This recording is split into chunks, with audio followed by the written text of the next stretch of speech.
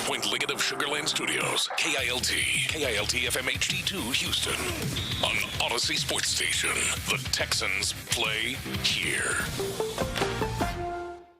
KILT FM HD2 Houston. Insider access, exclusive content, Sports Radio 610. The Texans play here. An Odyssey Sports Station. Sports Radio 610 presents Seth Payne and Sean Pendergast. We coming to H time. Let's get the work in, man. Let's go. Great day, great day. Oh, give me some juice, baby. Oh, yeah. Let's do it. Youngest head coach to win the Super Bowl. It's in the hands. Trevion Henderson trying to get to the sideline. Keeps going to the 29. And that will do it. Seattle reigns above them all in the NFL. The Seahawks, Super Bowl champions for the second time. Mike Tirico on the call, NBC last night, and there it is. Seattle reigns above them all, and I think that was probably the line he thought up. If Seattle wins, little play on words there. Rains a lot in Seattle. That's my guess.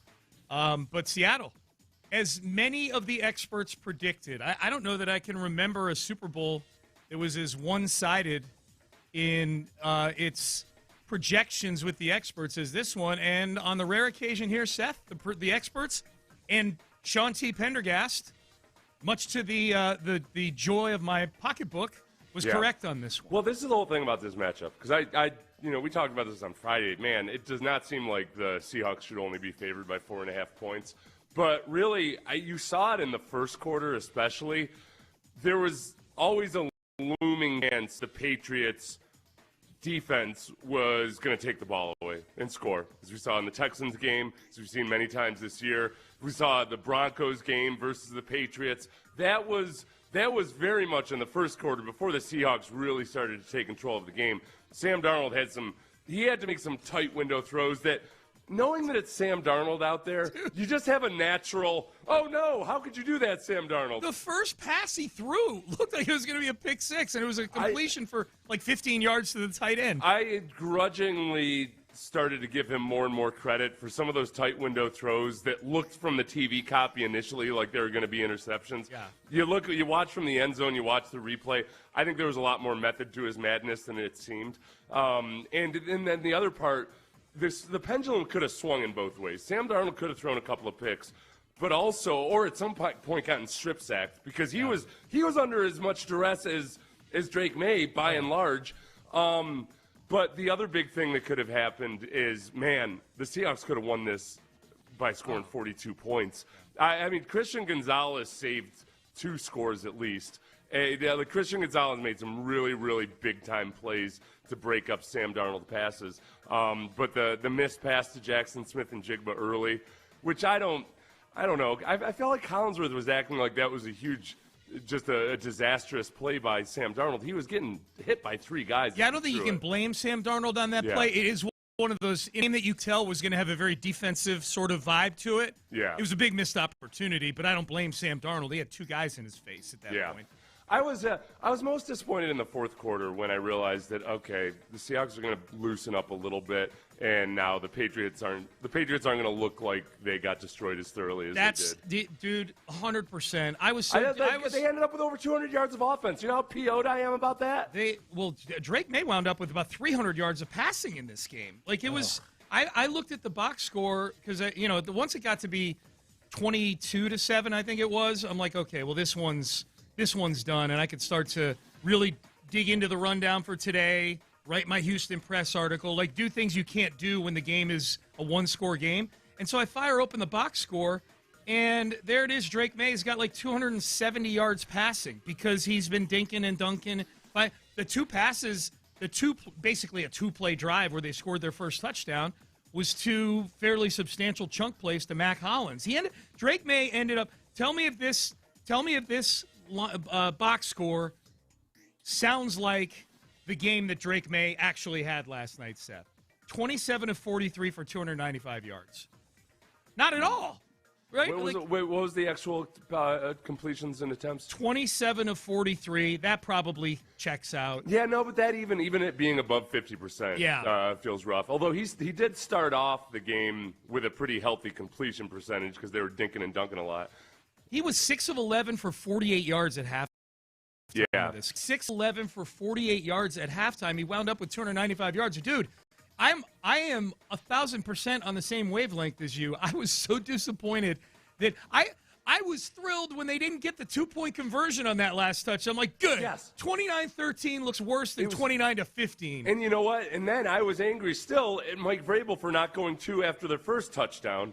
Because that would have put it. That was just dumb. That was dumb. Because and I know a lot of people said, well, you're still going to be down 3 scores. All of a sudden, an offense that hasn't been able to do anything all game long, people are acting like a field goal and a touchdown is just something you can classify as a score. Yeah. They're all scores. Yeah. They're all scores. No.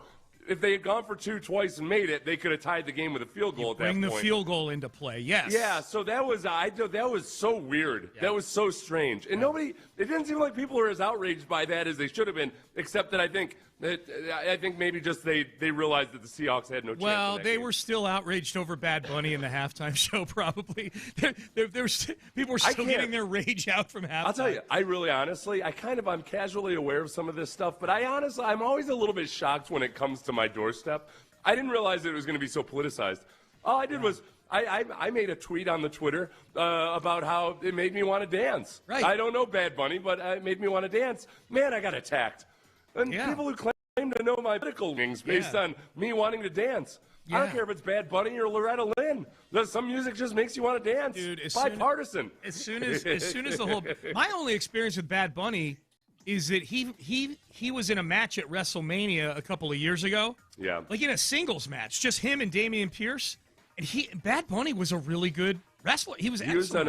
I knew him he was in a season of Narcos. Oh, was he? Okay. Yeah, I think it was the Narcos Mexico. Hey, I'm not sure. I can't remember. I'm going to put this out there. I don't know if I'll be accused of being political or whatever.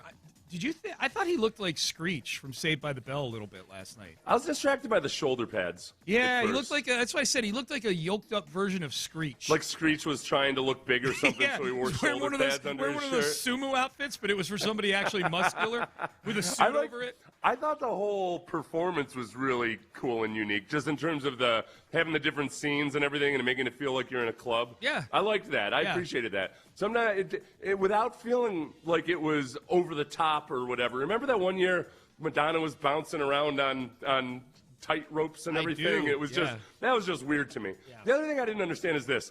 Listen, I know he's in Spanish, so people were complaining that they didn't understand the words. Could you please tell me all the times you've heard a band singing in English for the first time where you understood the words? Yeah, do you even like Pearl Jam? Right. I've loved Pearl Jam for decades. I don't know what the hell they're talking about. That's true. Yeah. Yep. It's that's a really good point. My old roommate from college, we used to joke all the time that exact thing, like listening to music and you just sing along with it, but half the time, especially like hard rock, you're just singing along with the cadence. You don't really know the words. And we were talking about what's the worst butchering of lyrics that you've ever heard anybody have, either you or amongst your friends. And my roommate from college had a friend in high school that thought the song Dirty Deeds by AC/DC, which is Dirty Deeds and they're done dirt cheap. Yeah. He thought it was Dirty Knees and the Dungeon Cheese. That's what he thought the lyrics were. Like Dirty what? Dirty Knees and the Dungeon Cheese. Dirty Knees and the Dungeon Cheese. That's what happens after you're in the dungeon for a while. Cheese. Yeah, lots dungeon of cheese. That's sounds like something that builds up in your crop. Yes, I knew where you were going with it. So anyways, other than the extreme amounts of sugarcane, which is giving me PTSD from the time my ex-father-in-law drove me into the sugarcane fields and essentially physically threatened me, you know what? I was entertained by it. Call me crazy. I was entertained by that. I thought the game was actually pretty entertaining too. Yeah, you're in the minority on that one. Yeah, I felt. And I don't disagree with you. I'm just saying everything I've heard from America is right. That sucked. And I totally get that. I'm not sitting here trying to be a football snob or anything. For my personal tastes, what I did, and part of it was just because of kind of the way I predicted that the game would play out, which is what we talked about earlier. Look, the Seahawks are a better football team on every level. Other than special teams, they're pretty even. but across the board, they're a better, more physically dominant football team. Yeah. But the Patriots defense does have the potential to really flip this game around. So as long as it stayed a field goal affair, I felt that tension. Like, man, we're one Sam Darnold. If Sam Darnold turns into Jarrett Stidham for one play, which he almost did several times, that one throwaway that he had looked perilously close to a lateral almost, or a backwards pass. Yep. So that was the part that still had me kind of the waiting in nervous anticipation. Yep. But yeah, by and large, when you're looking for fireworks and everything, they just didn't have it. And this is where I think I saw a lot of Texans fans last night saying, "Oh man, this should be us. We should be there. We'd be playing better than that." This is the problem with that. I honestly felt like this is what the Texans would have a really, really hard time with in the Super Bowl. And this is where the Seahawks are a better team than them. One, better quarterback play. Two, the Seahawks by the way, better quarterback play, and Sam Darnold wasn't great by any means in this game. Yeah, Sam Darnold was a 50% passer. He was Trent Dilfer in this game. So, but still, much better quarterback play than 100%. The way CJ was. Sam Darnold didn't turn the ball over in the playoffs. At all. CJ Stroud was trying to turn it over every other series. They didn't have the same quarterback. The Seahawks' rushing attack ended up winning the game for them. The Texans don't have a good rushing attack at all. Remember, for some of the improvements they made, they still were one of the worst rushing football teams in the league. Just to statistically frame what you're saying, Kenneth Walker had 27 carries for 135 yards. Woody Marks, that same defense, had 17 yards on 14 carries. Right. And the weather conditions change everything. I get that. But not worth 100 yards or whatever. The Texans have a bad rushing attack. Yeah. So we can assume that it wouldn't be as good as the Seahawks. And then third, it's that the one weakness the Texans have on defense is the explosive pass plays. And I know Drake May had gotten an injection in his shoulder, which is probably a separated shoulder, so he wasn't as good with the deep ball. But the Seahawks are better at preventing the big plays than the Texans are. There wasn't a FOMO effect for me on there. I didn't have a fear, like a feel like, oh man, boy, if the Texans could have just gotten there. I wouldn't have felt good about the Texans in that matchup. No, I don't think they would have won. I do think it would have been their kind of game. Like, I think it would. I would have liked to have seen it as a Texan fan, and as a football fan, I would have liked to have seen it just because the Patriots' defense is good. I think the Texans' defense is better. It would have had to have been with CJ having rectified his yips. Yep. Like, he had the yips. I know people hate using that word, but I don't know what other way to describe it. In the Pittsburgh game and in the Texans game, he was rattled, man. He was a shell of his former self the way he was operating. Yeah. It was also, though, really nice to see. I can say this with confidence. Ariante Ursary is a better left tackle than Will Campbell. Dude, I'm a better left tackle than Will Campbell. Will Campbell is, the biggest thing about him, and I enjoyed watching offensive linemen weigh in on this a little bit, because there's always been a debate about, Will Campbell's got short arms. Is it going to hurt him? And I saw a lot of offensive linemen, their souls. No, it's not his short arms that's the problem. It's his footwork and his pass sets, which is true. But that's what happens when you've got a guy who's got short arms playing offensive tackle. Having short arms isn't a barrier to being a good offensive lineman as long as you do everything else really well. Right. He operates as if he either hasn't been coached in the NFL or he's accepted zero of his coaching in the NFL because he plays offensive tackle like college kids do. And just taking all these vertical pass sets. He does, still in his short game, he tries to cut block people. He might as well still be at Alabama. What an atrocious abomination of a left tackle. Okay, let's pretend for a second that you and I are in Boston this morning doing the morning show on WEEI. Excuse me, LSU, I apologize. Oh my God. I am so sorry to LSU people. I don't know why I said Alabama. Go ahead. The LSU people probably aren't claiming him today. They're that's probably true. He went to Alabama. Oof. Yeah. I always knew he was on the take from Alabama. right. Which brings me kind of to my point. If you and I were doing morning radio up in Boston today, who are we blaming last night on the most? Who do you think is catching the most strays up in Boston right now? I would imagine it's got to be Drake May because they're going to be so angry that everybody listening, appreciate this now. The Patriots, for the next 6 to 7 months, before they go start playing their first place schedule next year, are going to have to live with the fact that the narrative was correct, that Drake May's performance was by and large a result of the easy schedule. Yes. He had one of the worst playoff performances over the course of the playoffs of any quarterback in history. He's done nothing for them. It's been all about the Patriots' defense, really. And when they have scored, other than a couple of those nice drives in the Texans game, it's really been about their defense setting Drake May up for easy scores. He's not as good as everybody wanted him to believe. They should be so happy he didn't actually win the MVP. This would be twice as embarrassing if he had actually won the MVP. Yeah. It was a big night last night for Tom Brady and Sam Monson. Sam Monson was the writer who voted for Justin Herbert for MVP, and people were pointing him out as, hey, boy, Drake May could have won the MVP if somebody had voted for him instead of Justin Herbert. Like, no, you guys should be thanking Sam Monson that Drake May didn't win the MVP. Yeah. He's a good young quarterback, but he's not the MVP. Did you see what Matt Stafford did to that Seahawks defense in Seattle? Yep. Thrashed them. You said Brady also. Is that just because he wins Super Bowls and Drake May loses Super Bowls? No. Because Tom Brady said he didn't have a dog in the fight, and everybody was lambasting him for it. You would think he wanted to attach himself to that? Yeah, good point. He saw what was coming. Good point. Tom Brady knew.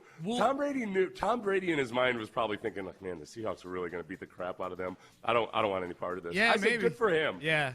That's a survivor. Absolutely. Well, we'll get to that. Tom Brady would be the first one on the Titanic to grab a woman's dress and a bonnet and put it over him and be in the lifeboat. Thank you, good sir. What? Oh, thank you. I almost lost my. What's your name, young lady? Tamina. Yeah. Deep baritone voice. I don't know where he'd get the deep baritone voice from. Deeper than a woman, I guess. He's like David Beckham without any testosterone. Deeper than a woman. We'll get to Brady backtracking in the next segment. We'll grade his attempted walk back on social media over the weekend. Kenneth Walker, deserving MVP, I would say, in this one. You and I were crowning him at halftime of this game. Yeah, he was. Especially when it was as close as it was really a matter of, okay, the dam breaking at some point. They're not the dam breaking. He was steadily chipping away at it. The big thing about the Patriots is that they're really stout on the interior with those defensive tackles. Once they got those three defensive tackles that they play, once they all got healthy, as Texans fans will remember, they're very, very stout. Kenneth Walker's a lot better running to the outside. Yeah. So when they lost Charbonnet, that became the cat and mouse game with the Seahawks offense versus the Patriots defense. It's like, all right, we know he's not good. They hardly ever keep him into pass protect. And when he runs, he's really only effective running to the outside. But he's not a great receiver either, as we saw last night. Right. Yes. So, but the Seahawks still, they tried to keep the Patriots defense honest by still kind of sacrificing some runs up inside. So that was a masterful job of play calling there. Yep. Good job, Clint Kubiak. Yep. Good job, Clint Kubiak. That'll be an interesting storyline next year. Sam Darnold without Clint Kubiak. He admitted to accepting the Raiders job after the game. I'm framing it that way. Yeah. I would write the headline, Clint Kubiak admits to accepting the Raiders job. And now supposedly the scuttlebutt is that one Derek Carr might end up coming out of retirement. I saw that. Because those two had been together in New Orleans, of course. I'm just pissed off. Yeah. How many Raiders fans are like, oh, we got our hopes up for Fernando Mendoza, but don't worry, the new coach is going to come in and trade back and bring in Derek Carr, who won 0 playoff games for them in however many years he was there. Oh, my God. That would be a very Raider thing to do, I would say. All right, off and running on a Monday here on Sports Radio 610. Super Bowl in the books. Seattle Seahawks are your Super Bowl champions. All right, we mentioned this. Up next, Tom Brady. We predicted he would backtrack on the no dog in the fight comment that he had. He did. We'll grade it. I don't think it was great. We've got it for you. And people are losing their minds over this Hall of Fame stuff. I mean, losing their minds. We'll have that for you coming up next. But first, Blue Chew, right out of the chute. Blue Chew. That game.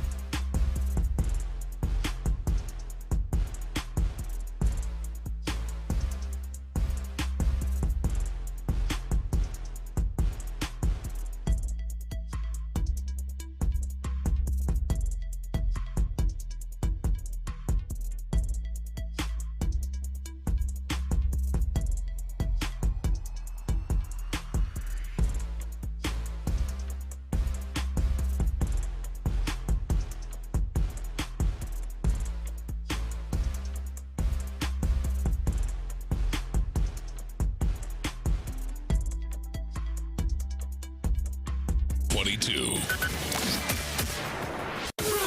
Sports Radio 610 presents live from the West Point Lincoln and West Point Lincoln of Sugarland Studios. Here's Payne and Pendergast. Payne and Pendergast with you on a, I guess we'll call it a Reaction Monday. It's not technically a sponsored Reaction Monday, but we're reacting for sure to the Super Bowl yesterday. We'll look at it through a Texans lens at the top of the hour at 7 o'clock. We did a little of that in the open.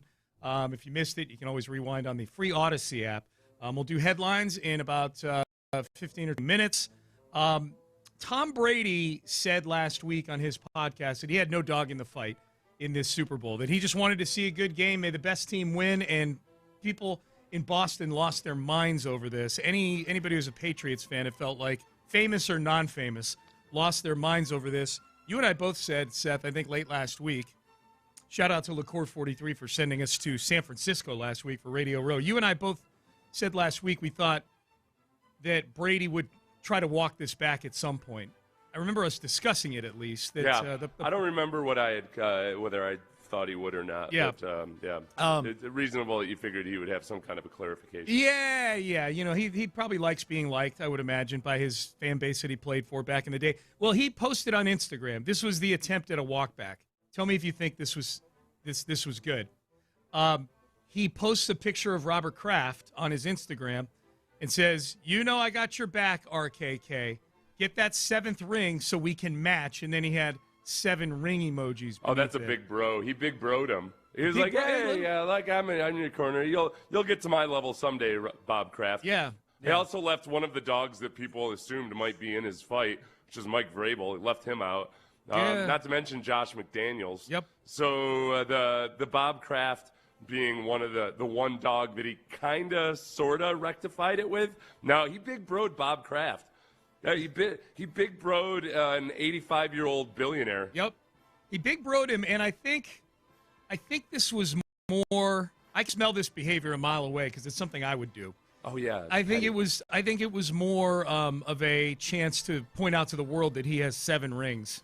Yeah. You know, like to me, there was definitely a little bit of big broing going on. I agree with you on that. I thought more than anything else, this was a way to remind the world that he himself, Brady, has 7 rings. It was a not so humble brag, I'll call it. Yeah, no, it was no, it didn't seem like one bit of an actual valid clarification. It felt like he was doing more of the same. Yeah. He was pointing out that, hey, you know, I went off and did it on my own with Bruce Arians in Tampa. Yeah. Okay? I didn't need to suck at the teat of this haggard old man. And even though he probably would pay a lot for that, to have Tom Brady do that he's just, nope, not me. I would be so miserable this morning if the Patriots had won that Super Bowl. And I think a lot of our audience would have been too.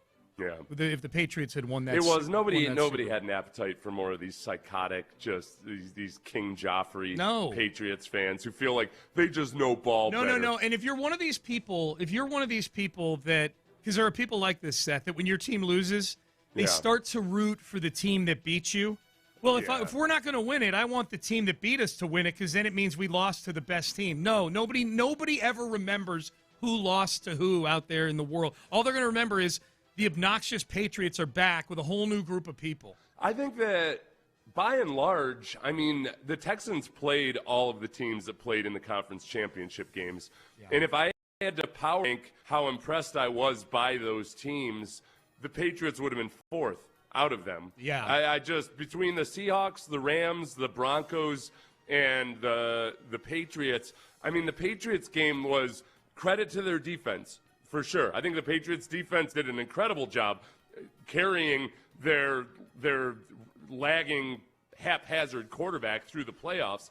Yeah. But as far as complete football team goes, they were by far the sketchiest one of those 4 teams. Yeah. And then, the Patriots go and play the Broncos, and it's Jarrett Stidham at the helm. Yeah. You know, it just the Patriots couldn't beat the Seahawks when the Seahawks didn't have Jackson Smith and Jigba for half the game. Right. Well, and he didn't do much. The rest, what did he end up with? How many catches did he end up with? I don't know, but he has a gravitational pull to him. Sure. So I know that it's I felt like there's a good chance that he didn't have a huge statistical game because I do respect the Patriots defense. Yep. But he missed a good chunk of the game. I don't know how long he was dealing with the situation with his foot on the sideline, but then he had to clear concussion protocol as well. So like that. But when he is on the field, there is a gravitational pull to him that opens things up for others. If I had told you before the game that Jackson Smith and Jigba would have 4 catches for 27 yards,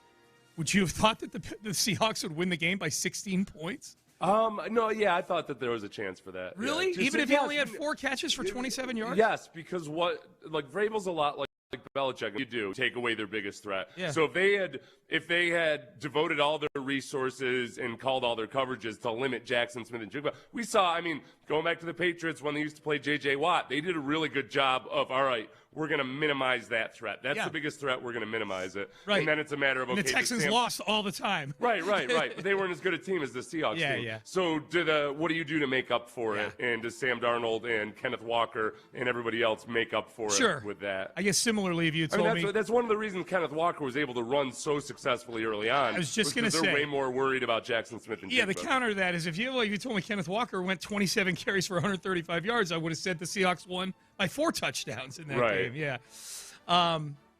So people are losing their minds over the Hall of Fame.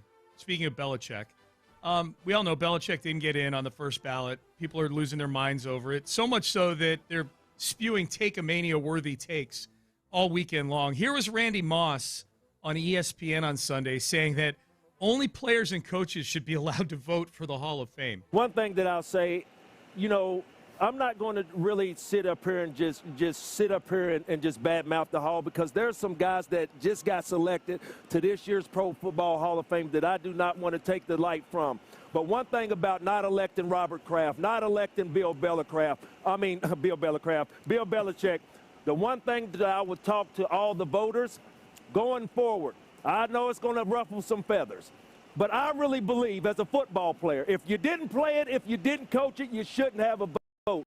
I don't care who you are, and I don't care how you feel about it. But like I said, I don't want to take no shine away from the guys elected today, and that's it for me. Okay, my favorite part of that is how he began the take and ended the take with, I don't want to badmouth the Hall and take away the shine from all these guys, but here I go. I'm about to badmouth the Hall for about 20 seconds. Every single one of them. Yeah. Your preface doesn't matter, Randy Moss. And he will not divulge whether he did or did not vote for Belichick, correct? Who? Well, that was Randy Moss. Yeah, that was Randy Moss. Sorry. I was jumping ahead in my mind to Dungy. That's okay. Yeah, that was. Yeah, with Randy Moss, it would have been a weird take from Dungy. Yep. No, with Randy Moss, that's the hard part I have with that is that I've been in Pro Bowl voting before, and it's such a popularity contest at times. Yeah. And the problem with a lot of the players who are in the Hall of Fame is that those guys they don't pay as much attention as a lot of the writers or anybody else does. And a lot of the people who are the Hall of Fame voters, they do a lot of due diligence, or at least I know McClain does, about talking to former players, talking to former coaches, all of that stuff, about just what a guy's impact was. Yeah.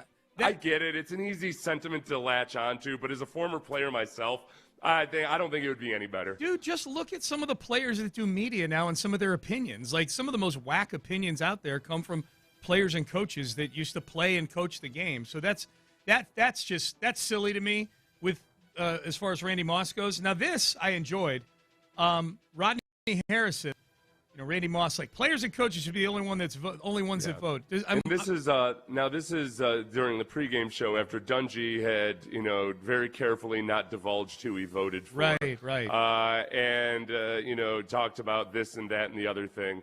But the entire time, Rodney Harrison was looking at him with disgust. He was. And most people assume that Tony Dungy didn't vote for Belichick. He was one of the voters that didn't vote for Belichick. So here's Rodney Harrison telling, and picture him pointing at Dungy, too, at the end of this. Yeah. Telling Dungy that you guys got it wrong. You just look at the players that he's impacted. He's been unbelievable. And when I look out throughout the Hall of Fame, and even a guy like Tom Brady wouldn't be Tom Brady without Bill Belichick.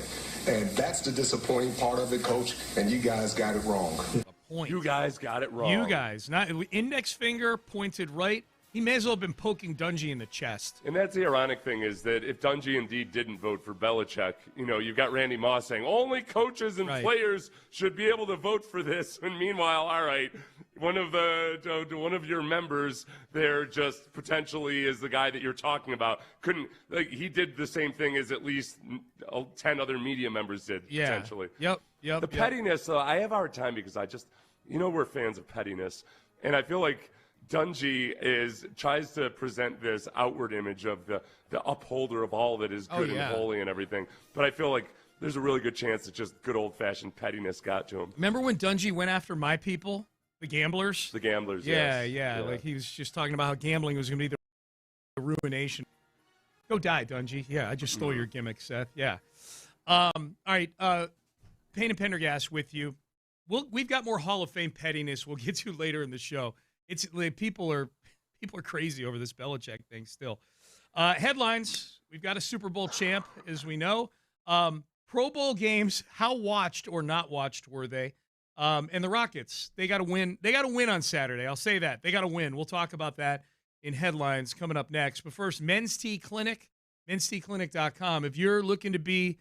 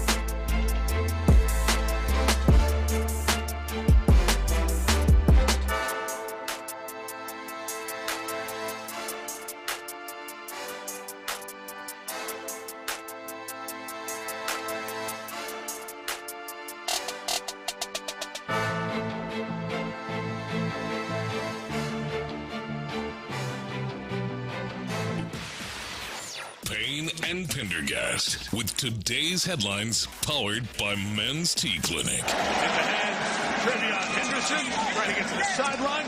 Keeps going to the 29. And that will do it.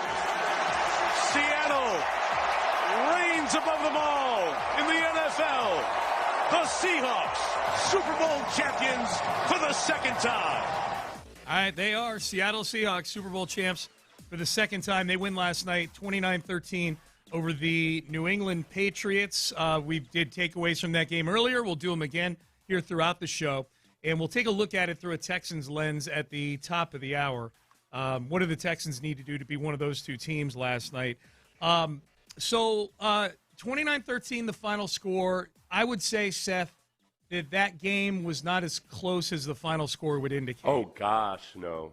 No, not at all. Which says something, because 16 points is a rout in the NFL. I mean, if you're a Patriots fan, the only thing you can do is say, well, the Patriots defense almost did come up with some takeaways that could have been big. Yeah, you know what the Seahawks defense did? Came up with takeaways that were big. Drake May has fumbled in every playoff game so far. Yep. And they were physically the superior football team. Yes. Throughout. Yeah. I mean, they just – at every level, in every position group, you could just see that the Seahawks were full-grown men playing against a smattering of quality players for the Patriots. The Patriots defense deserves a lot of credit. They were in that same boat where we felt as Texans fans at times defense is playing great, but at some point the dam is going to break if the offense doesn't pick up the slack. Yep. And the dam broke. Yeah, dam broke. In defense of the Patriots defense, we should point out 7 of those 29 points were I think it ultimately ended up being called an interception. It looked like a fumble. It was a big man touchdown. Yeah. And I'm watching it right. It's on the TV in the studio right now from Nwosu. But yeah, if I were in Boston this morning, boy, I mean, Drake May finished runner-up for the MVP, so he had an undeniably great regular season, which is a big difference between him and C.J. Stroud. C.J. Stroud is still catching it from Texan fans, but was catching it heavy after the loss to the Patriots. Do you think Drake May is catching it heavy today up in Boston? I think they're going to be making a lot of excuses about his separated shoulder and ignore the fact that he wasn't good in the playoffs right up until the point he separated his shoulder either. That he was carried by the defense. They'll blame They'll blame the weather on the first. The weather. Yes, they blame the weather for the first part, and then now they've got the shoulder. Yeah. It is. I mean, it's an embarrassment that he was the runner-up MVP. The biggest thing that we can take from all of this is that the narratives or the theories or the questions about the Patriots' all-time easy regular season schedule were very much valid. As much as they wanted to get their bloomers in a bunch over all of that, they had a ridiculously easy schedule. Yeah. They were a fraudulent Super Bowl participant who had an extreme stretch of good fortune during the playoffs because of the weather conditions. I credit them with turning CJ into a mess. And CJ had been a mess already. So, like, they were the better football team that night just because they had a less worse quarterback in that game. Yeah. But, yeah, I mean, if he had won the MVP, it would be really embarrassing, but it's still kind of embarrassing that's your second best player in the NFL out there doing that. Yeah, well, and it was a unique situation because we had clear comparisons to make, right? Matthew Stafford just played the Seahawks 2 weeks before that, and he didn't win the game, but it wasn't because of him. Like, Stafford, he tore up that defense. He did, and he did it multiple times during the year too. You know, they scored 37 in the game they lost in overtime to the Seahawks. So Stafford, I mean, you've got a clear data point for each guy playing that defense where Drake May looked like a mess, shoulder or no shoulder, he looked like a mess, and Matthew Stafford looked like the MVP. The thing that bothered me about people parsing things out with May versus Matt Stafford and saying, yeah, but look at when they played hard defenses, and if we just get rid of these performances, then it's not all that different. Like, you can't discount how much having an easy schedule throughout, how much easier it makes it for Josh McDaniels, how much easier. You don't have to put things on film as much. You can combat your own tendencies and everything. Yep. It was an absurdly easy schedule by the Patriots, and it was a bogus sham of an almost MVP caliber performance by Drake May. Let's skip down here, make sure we get this in. The Rockets over the weekend, they beat the Oklahoma City Thunder on Saturday, a little Saturday afternoon basketball. Now, this was not the normal Oklahoma City Thunder. There was no Shai Gilgeous-Alexander. There was no Jalen Williams in that game. Chet Holmgren did play. And look, Oklahoma City was leading for a lot of this game, or at least for the first half they were. And then the Rockets, Kevin Durant only took 3 shots in the first half. That might be the most frustrating thing about Durant to Rocket fans is he's almost a little too conceding sometimes to his teammates. He made all 3 of them, but he only took 3 shots the whole first half of that game. OKC did a nice job of taking him out of the game. Ultimately, Durant got it going in the second half. Now, the Rockets did play without Amen Thompson in that game. We should point that out. Yeah, and I'm always actually cool with it if a team's taking Kevin Durant out of the game. This is what we need to work on, right? Like this, I look at that as an opportunity to say, yeah, this is what's going to happen. And then if you guys can pick up the slack and, hey, Alperen Sengun has a triple. Yep. That's exactly what you're going to need to do in a 7-game series versus a good defense. It is still really hard to watch this team offensively. And against good defensive teams, boy, these good defensive teams take advantage of the fact that they have no point guard in this game. Yeah. At the end of the game, on the final possessions, in the last minute of regulation, it's Alperen Sengun bringing the ball up the floor like a point guard. If I get any kind of an inspirational Instagram post of Fred VanVleet working out and in the darkness, and he looks just – I don't care if they artificially speed up the footage or anything. Yeah. It just looks like, oh, my gosh. Just give me something. Looks incredible. Just give me something. That somehow Fred VanVleet is going to be the savior of this team. I'll buy into it, hook, line, and sinker. I'll buy merch. You hear me, Houston Rockets? There you go. Give me something to believe in. Yep. Alperen Sengun, point center, as I just described him, did make the All-Star team, Steph. He is actually replacing Shai Gilgeous-Alexander on the All-Star team for the World team.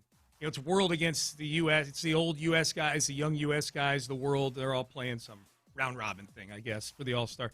The latest tweak for the NBA All-Star game. So Alperen Sengun will be on his way to wherever they're playing the All-Star game this year. All right, those are your headlines for today. Big thing is Seattle is your Super Bowl champ. So how do we feel the Texans would have done in this game? Seemed like their kind of game. Some big differences between the Texans and the Seahawks, but Kyle Shanahan said something before the game. He was on the NBC coverage before the game. He said something that, man, just made it hurt all over again from a few weeks ago. We'll let you hear what he had to say coming up next. Hey, fast breaks, buzzer beaters, block parties. This is what you need to focus on now that you've got a football void in your life.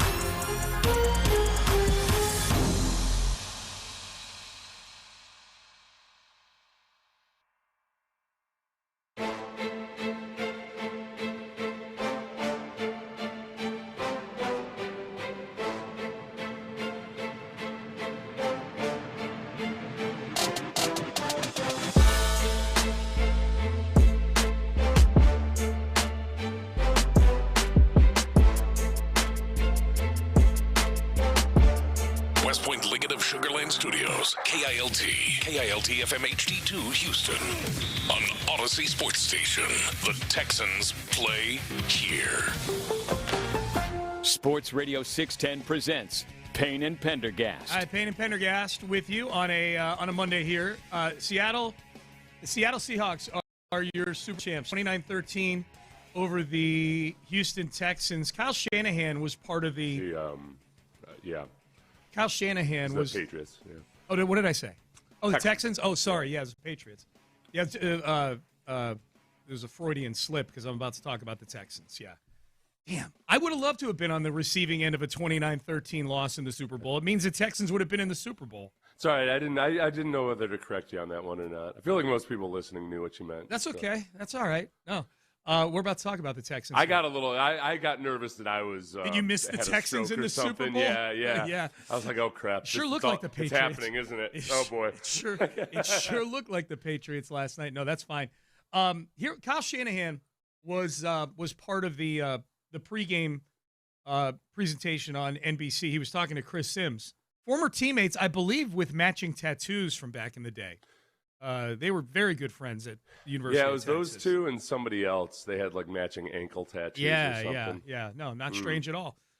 So this was Kyle Shanahan, said something that, as a Texan fan, I was like, I was just getting over this. And now you got to go say, hopefully you can hear it. The audio quality is not great, but take a listen. I mean, I think there's two Super Bowl defenses this year, and it was Seattle and it's Houston. And when I say that, it means they're capable of winning totally on their own if the other side of the ball, special teams and offense, don't mess it up. Okay, so he said there were two defenses capable of winning it on their own this year, Seattle and Houston, just as long as the offense doesn't mess it up. Right, yeah, and I think he added special teams in there. Texans don't have to worry about that. Texans did have a stretch during the regular season where the special teams was messing it up a little too regularly. Yeah. But by and large, it's mostly, hey, if your quarterback doesn't throw 4 interceptions in the first half, you got a really good chance of beating this team. Especially if the Patriots quarterback is playing just slightly better than your atrocious quarterback in that game, then maybe you'd have a chance to win. That hurt. Dadgummit, there you have it. That hurt hearing that, man. I mean, that's where if Drake May did one good thing last night, it was to highlight that the Patriots defense is really impressive, because that game felt like the Texans game. When that game for the Patriots defense last night felt like the Texans game felt for the Texans defense, in that you could just see at some point, all right, they can only keep this up for so long. At some point, the dam's going to break if you just constantly put that much pressure on your defense. Yeah. And the Patriots going 3 and out, and eventually you get a strip sack. It all fell apart. And the score ended up looking like a less impressive performance by the Patriots defense, because you can't keep it up for that long. No. I think a texter puts my feelings on it really well here. 1452 says, after watching the game, I feel like the Texans should have been there. I also feel like it would have been the exact same result in this game. Yeah, that's where it didn't hurt me as much to watch that game, as I know a lot of Texans felt like, man, look at this. Look at what happened to the Texans. They should have beat the Patriots. Because you can't leave out that minor little detail of your quarterback play. And CJ was not himself in the Steelers game or the Patriots game. I think ultimately what should have happened. And I wouldn't want, look, did I want to see C.J. Stroud versus that defense in that situation? God, no. That's the last thing on earth that I would want to watch. No. Not the way he was playing in the playoffs this year. No, I mean, I would have, because it means they're in the Super Bowl. But I know what you mean. Like, they would have gotten their heads handed to them. I don't want to live the social media life that Patriots fans have to live for the next 6 months. That it's going to be just thrown in their face over and over again about what frauds they were. Maybe. And being so confident that Drake May is definitely the MVP of the league. And if you're talking about weak schedules, it's because you don't know ball. Yeah. You know, would have been 2 more paydays for us doing pregame and postgame shows. That's true. You know what I mean? Like, I could be bought. I had a lot more fun. You're going to get all this social media heat because your quarterback isn't very good for the next 7 months. Oh, that sucks. Here's what your payday is. All right, that sounds good. I could take that heat. Sure. And I'll tell you the other thing, though, too. Ultimately, look, the Seahawks end up by a very slim margin, being the number 1 scoring defense in the league this year. Yes, we had to see that graphic again last night. Right, but I think that suits it too, because you know what the Seahawks are better than the Texans at defensively? Eliminating explosive pass plays. So against Riley Leonard. And that's exactly what did the Texans in defensively against the Patriots. Yeah. It's that they don't limit explosive pass plays. That's the one area of the defense that they're not elite, and they need to get better at if they just want to. Like the Seahawks, the Seahawks in that regard is a better defense. And at the end of the year, yeah, the Texans didn't play their starters in the second half, but some of those explosive pass plays and some of that scoring did come in the first half of the final regular season game when you were playing your starters. So, I think the Seahawks were a better defense. Mm-hmm.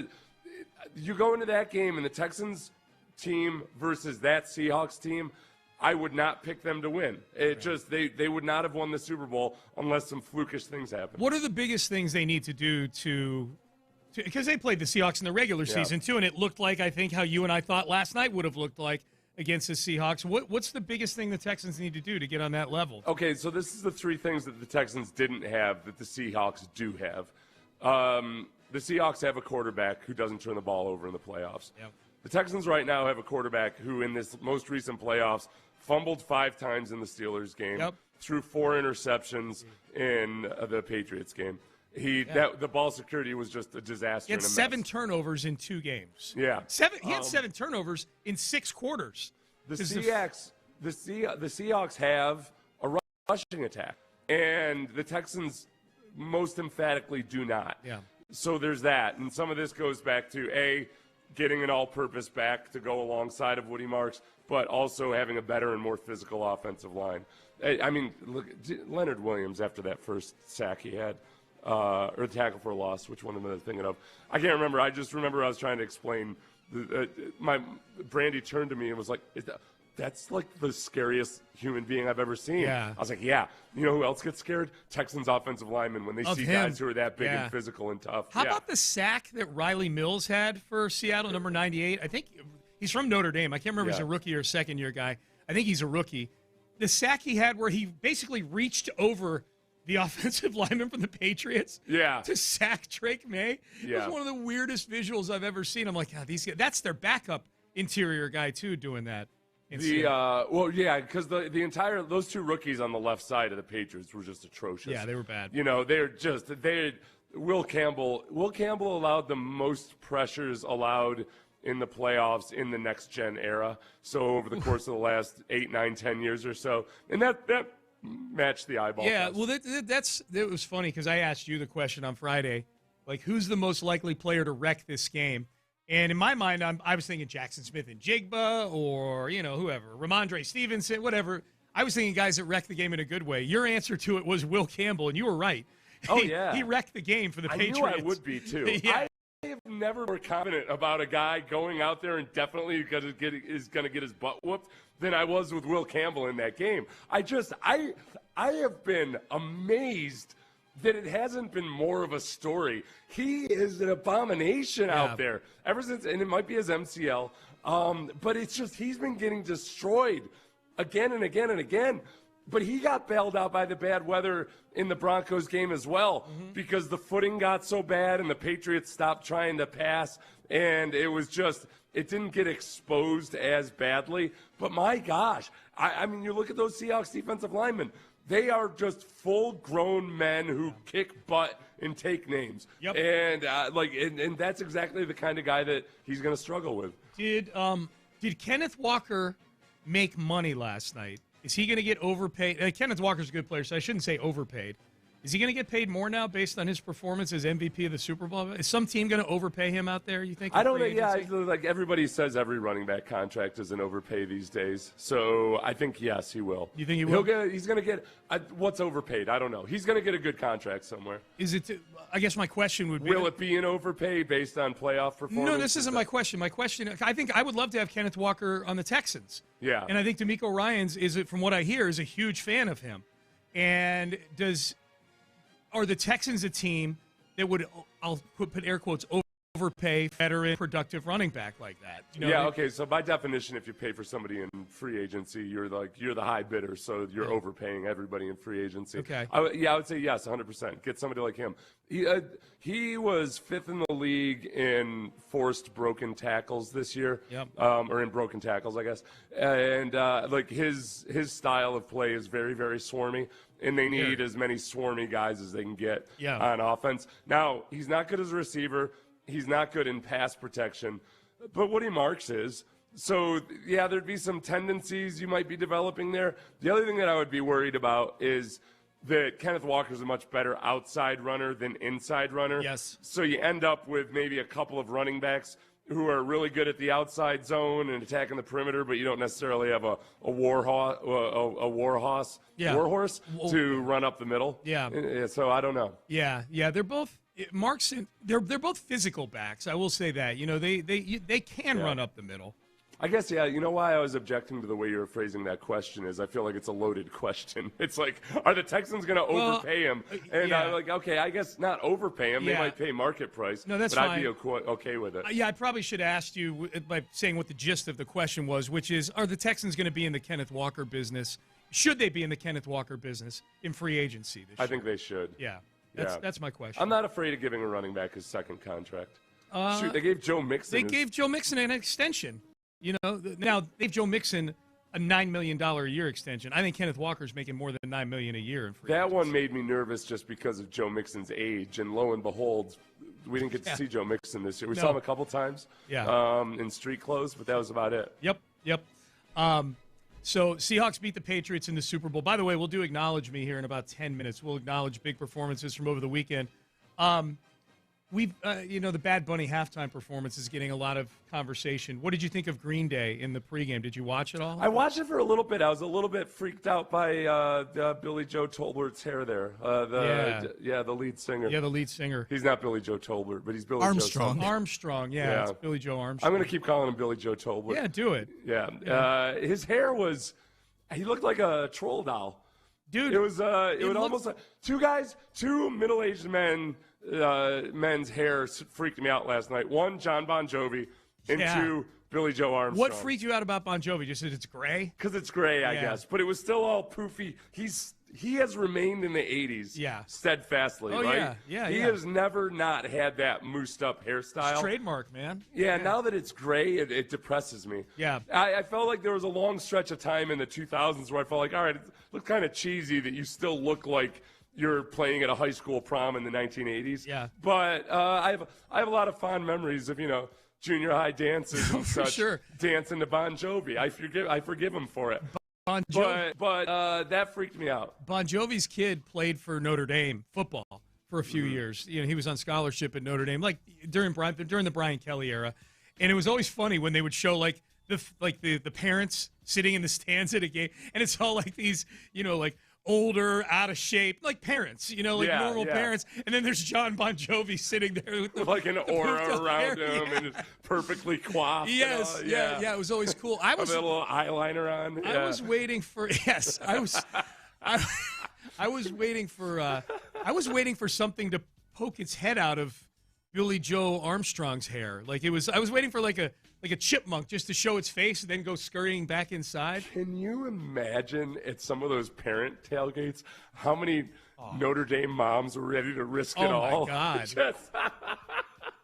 Dude, there's probably kids. They got their fat Seth or their fat Sean standing next to him, drunk, making stupid jokes about everything, and there sits John Bon Jovi. Just right there, so accessible. Can you sing "I'll Be There for You" in my ear, really soft, so my husband doesn't hear? Just the refrain, please. Oh my God, yeah, Bon Jovi. So, in the parade, okay, I was a little disappointed. During Green Day, they had the little mini parade of former Super Bowl MVPs in their Letterman jackets walking out of it. They're walking out of like a trailer, and they got introduced, and it was all a bunch of famous ones. It was both of the Mannings. It was Brady, Emmett Smith, Joe Montana, Jalen Hurts even got in on the act. Jerry Rice was there. I'm like, you know what, man? This is an elitist event right here. Give me some Dexter Jackson. Give me a little Larry Brown. Let those MVPs be part of this too, man. They're all MVPs in our minds. Okay. I liked right before the national anthem. Who they introduced? It was Peyton Manning, Joe Montana, and was it Lynn Swann? I'm trying to remember. Oh, I remember what you're talking about. I think it was Lynn Swann. Might have been Lynn Swann, yeah. Text line, and then Peyton Manning, and they were both wearing suits. Yeah. And then and they got to Joe, and Joe's just wearing just a black long sleeve Coolest T-shirt, guy looking ever, man. cool as hell. Yeah. He looked so comfortable. He just like, yep, this is my dojo right here. Super Bowl field. Who did I see? Oh, it was Dan Dockich, who's from Indianapolis. Yeah. He works for Outkick. He was on the afternoon show with Ron and Clint this week. That was a good hit. He posted the picture of Peyton Manning in the suit at the coin toss that you were just talking about, Seth, and said, this costs the NFL at least $50,000. Peyton doesn't do anything without getting a paycheck. Yeah. I was like, who cares? I remember thinking about that. I enjoyed that. I remember waiving my speaker's fee for something I did at a charity event once. Yeah. Where Eli Manning and Peyton were both there, Mm-hmm. and I remember thinking, like, am I a schmuck? Because I know these guys are, whatever their appearance fee was way, way, way, way, way higher than I was. But way higher. I feel good about the fact that I just I waived it. I felt so guilty when they told. It was right after somebody had given me a talk about how I need to start. Listen, be sure that people are paying you what you're worth and everything. Sure. So the first person who approached me to do something after that was a children's hospital. And I'm like, show them what you're worth. Seth. Here's my fee. Yeah. And and I felt awful for the next 72 hours. I was just like, I had a pit in my stomach. I couldn't sleep. So I called him on Monday. I was like, hey, I'm waiving my fee. Please, I hope if you haven't, don't have to check or anything. Please, I'm waiving my fee. Did they just say, okay, no problem? Or did they say, Seth, it's okay? They were very appreciative. Yeah. No, they didn't try to force the money on me or anything. Yeah. No, here. Yeah, no. Yeah. We're getting a lot of texts on the Super Bowl. Okay, this is the one I wanted to read to you. I already replied to this guy. Y'all better bring that same energy for Drake May as y'all did for CJ a couple weeks ago. What the hell, man? Settle down. You want to hear my reply? Yeah. Or what? Or what? Oh, y'all better keep that same energy. Yeah. Now, I'm assuming this is somebody who dipped in 27 minutes ago, so they missed the open. Like, if you're just getting into your car and your first thought is turn on 610, we appreciate that part. Turn on 610, or hopefully it's already on 610. And you open up your phone, and your first thing is, I got to text Sean and Seth and tell them they better have the same energy for Drake May. Better keep that same energy. Right. I will tell you that we had plenty of energy for Drake May the first 45 minutes of the show. You know what bothers me about that? What? Do you know how much heat I've gotten from Patriots fans for pointing out that Drake May really only played slightly better than C.J. Stroud? We've been in on the Texans hill Patriots already. Game? Right. We camped out. The whole damn that he's even runner-up MVP. And these Patriots fans were acting like it's the biggest injustice on earth that Drake May didn't somehow win the MVP of the league. Okay, he was just wildly overblown. Okay, that's a good one. Okay, so the 5 finalists for the MVP voting were the winner, Matthew Stafford, the runner-up, Drake May, runner-up by 1 first-place vote and 5 total points. Yeah. The runner, probably one of the closest MVP races in history. Josh Allen, who finished 3rd, Christian McCaffrey, and Trevor Lawrence. Who deserves an MVP vote more, Trevor Lawrence or Drake May? If you had a vote, you have to pick between those two. Just those two. You bastard. Trevor Lawrence. Yeah. Yeah. It had a higher level of difficulty. Against a better schedule. Uh-huh. Yeah. Trevor Lawrence, man. That's how Drake May, that's how fugazi you are. Trevor Lawrence, better MVP. I was thinking about which of those guys could have helped the Patriots win more in that game, and I would say all of them. I mean, the Patriots' run game was atrocious also. I mean, that was they another abandoned big part it of at one point. They just got destroyed, man. Yeah. They were awful in that football game. Yeah. Can you imagine just not showing up? You go to a Super Bowl, and you just flat out don't show up. Their defense showed up. Yeah. But their offense they flat out didn't show up at all. Yep. Until it didn't matter. I mean, this is the kind of game where if the Seahawks had remained only having 12 points offensively, that game would have ended 12-0. Right. The Seahawks only were done in by just backing off a little bit after the game was mostly in hand. It was 19-0. If it had to be 12-0, it would have been 12-0. That's right. Well, it was so bad that Collinsworth and Tirico, mainly Collinsworth, because it's his job to kind of talk about the game strategy and whatnot. Collinsworth is like, I could see why Seattle's just running the ball on 3rd and 12 and just saying, we just don't want to put Sam Darnold in a spot to turn the ball over. Yeah. Like, the kicking field goals might have been enough. And I know that's the point you're making right now, but they were making it in the game. Like, in the second quarter, Collinsworth is saying stuff like They're this. just conceding. This may be a game where they just need to kick 5 field goals. Look, when it was 12-0, Collinsworth is basically implicating that if the Seahawks kick another field goal to make it 15-0, the game's over. But then also that the Patriots were playing in such a way at times where they know that they got to be careful and just hopefully just keep trying to muck this up. Let's go back to that comment about the guy who says we better keep the same energy for Drake May that he had for C.J. Stroud.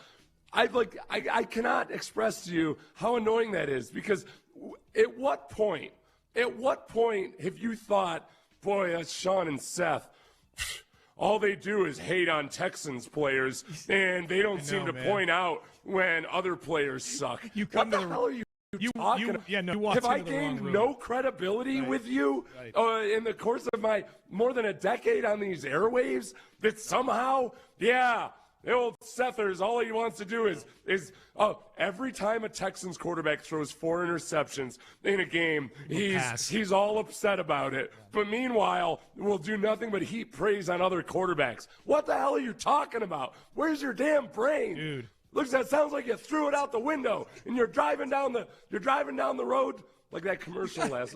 What was the commercial? Oh, there was that energy drink commercial where the people's heads had exploded. I didn't see that one. It was for Liquid Death energy drink. Oh, okay. I think it was because it's got a lesser amount of caffeine in it. Oh, okay. Yeah.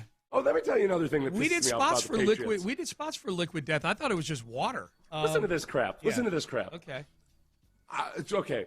I've been impressed with Mike Vrabel this season. For sure. I like some of the stories that are coming out and everything.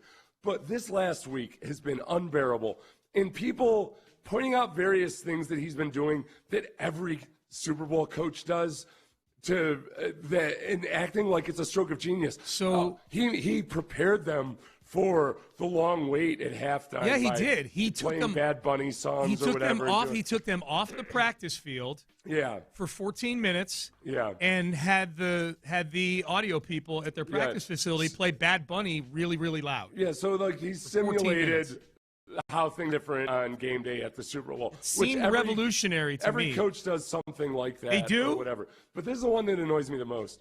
They're apparently a bunch of the Patriots drink that C4 energy drink. Yeah. And they're like, Mike Vrabel, he does what other coaches do but takes it to the max because he drinks 3 C4 energy drinks a day. Oh, yeah. He calls it C12. Oh. I'm like, all right. I look at it. It's like, okay, there's 200 milligrams of caffeine in a C4 energy drink.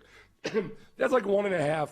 That's like 1 1/3 strong cups of coffee. Yeah. So basically, they're saying like, ooh, he drinks 4 cups of coffee a day. Yeah. Good for you. Yeah. Those are rookie numbers. Yeah. What the hell are you talking about? Yeah. That's this lauding of every damn thing that Mike Vrabel was doing. That was making you mad in the moment? Like you heard that and you were like, this is stupid. It made me mad as I was reading the article Yeah. that this guy was gushing over his caffeine consumption. Yeah. When that is like that. It's the norm. Dan Campbell does that before he gets to the facility. Oh, for sure. He's doing it right now as we speak, and they're not even working today. Yeah. All right. Let's do some acknowledgments. Let's do some acknowledge me's. And for those who are new to the show, Acknowledge Me is a segment we do every Monday to acknowledge fun things, big performances, stuff that entertained us from over the weekend. I will say a name. Ben will play the Roman Reigns sounder, Acknowledge Me, and then we'll talk about why it's entertaining or good or fun. Ocho Cinco. You like? No. Acknowledge me. Yeah. Acknowledge me. Thank you. Chad Ochocinco, that is, had great dating advice as he was walking down the street. I'm assuming this was in San Francisco because he was there like everybody else this week. Said he only dates moms with 2 or more kids. You like, dude, I do the same thing. No, listen, I have a 2-kid minimum. If you don't have at least 2 kids, I can't deal with you. Okay. Women with no kids never have food in the pantry. They never have snacks. And they always want to go out to eat. They always want to go out to eat. You know what? I ain't even realized. You ain't realize that, huh? No. Think about all the women you dated that didn't have kids. Did they have food at home? Nope. See? Guess what? They was always hungry. See? Oh, dude. Listen, a woman with kids, they're structure and discipline because they always have to have food. Or your kids would starve. Huh? They got to be able to live without you. You see? See what I mean? Okay. That's a fantastic take right there. I think the biggest thing too is you kind of get a view of what kind of a mom she is. Yes. You get if all of a sudden if she's got 2 kids and they're just awesome kids, polite, respectful, all of those things. I might want to procreate with this person. Or just take these 2 in. But then the other big one with that is the big X factor in that is, okay, what's the ex-husband or the baby daddy like? Yep. Because that can, I don't care how great she is and how great her kids are. I don't need drama in my life. I don't need some whack job ex-husband. So I would like by the 3rd date, I'd like to, if I were a single guy, I think I'd like to meet the maybe go out on a double date with the ex-husband and his significant other. Okay. Because then you can also find out if he's psycho or not. Right. B, you can start to read to see if she's got any emotional baggage from it. Yeah, I know she needs to be completely over him, obviously. I feel like you're having a little bit of recency bias here. We've grown to love Chad Ochocinco and his exploits on the Nightcap podcast. Yeah.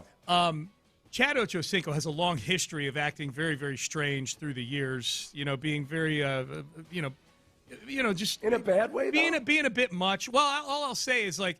The ex-husband is probably having some of the same conversations with himself about the new boyfriend, Chad Ochocinco, as Chad Ochocinco is having about the ex-husband. I know, but he's never had, like, run-ins with the law. Not that I can remember. No, well, I don't want to say never's a long time. I don't want to say, like. He just had run-ins with the officials for some of his celebrations. Definitely had that. I would love to have. I feel like Chad Ochocinco, given what I know about him now, it feels like he would, it'd be fun for your kids to hang out with, and B, it seems like he'd be pretty cool with that whole dynamic. Yep. I'm putting it in right now in Chat GPT. It's Chad Ochocinco. In the meantime, let's do another acknowledgement here. He's also very frugal too. He is very frugal. Famously frugal. He is famously frugal. Him and John Cena are my favorite roles for guys who live very frugally. Yeah, that I feel like John Cena, doesn't he still drive a Camry? He's been driving for 20 years. I don't know about that because he's the voice for Honda commercials now. But I think it's a Honda Accord. I bet he drives a Honda. I think he does. He drives a Honda Accord and he's been doing it forever. Yep. Dino Vasso. Acknowledge me. Defensive backs coach for the Houston Texans, who was a candidate for a couple of defensive coordinator jobs around the NFL, most notably Tennessee. I think Cleveland with Jim Schwartz leaving, he was a candidate there. Yeah. I think Arizona is still maybe looking for a defensive coordinator. He has pulled his name out of the running for all of those jobs and agreed to a contract extension with the Houston Texans. This is great news for Texan fans. It is, as a lot of people this year talked about the Texans' simplicity of scheme and everything, and there's a big mistake people make when they have that discussion is a lot of times they'll say, well, it works if you've got great players. Yeah. And that's only 50% true. Yeah. They have to be players who are talented enough, but they have to be really, really well coached and dialed in with their technique. And Dino Vasso, from before D'Amico got here, was working with Derek Stingley. He's worked with Jalen Petrie. Yeah. He's worked with Kamari Lassiter and Kalen Bullock. Those guys have gotten better every single year, especially when it comes to the discipline side of things. And, Dino Vasso's been a huge part of that. Huge. So it gives you at least another year, hopefully, with him before he goes off and takes a coordinator job somewhere. Maybe he doesn't.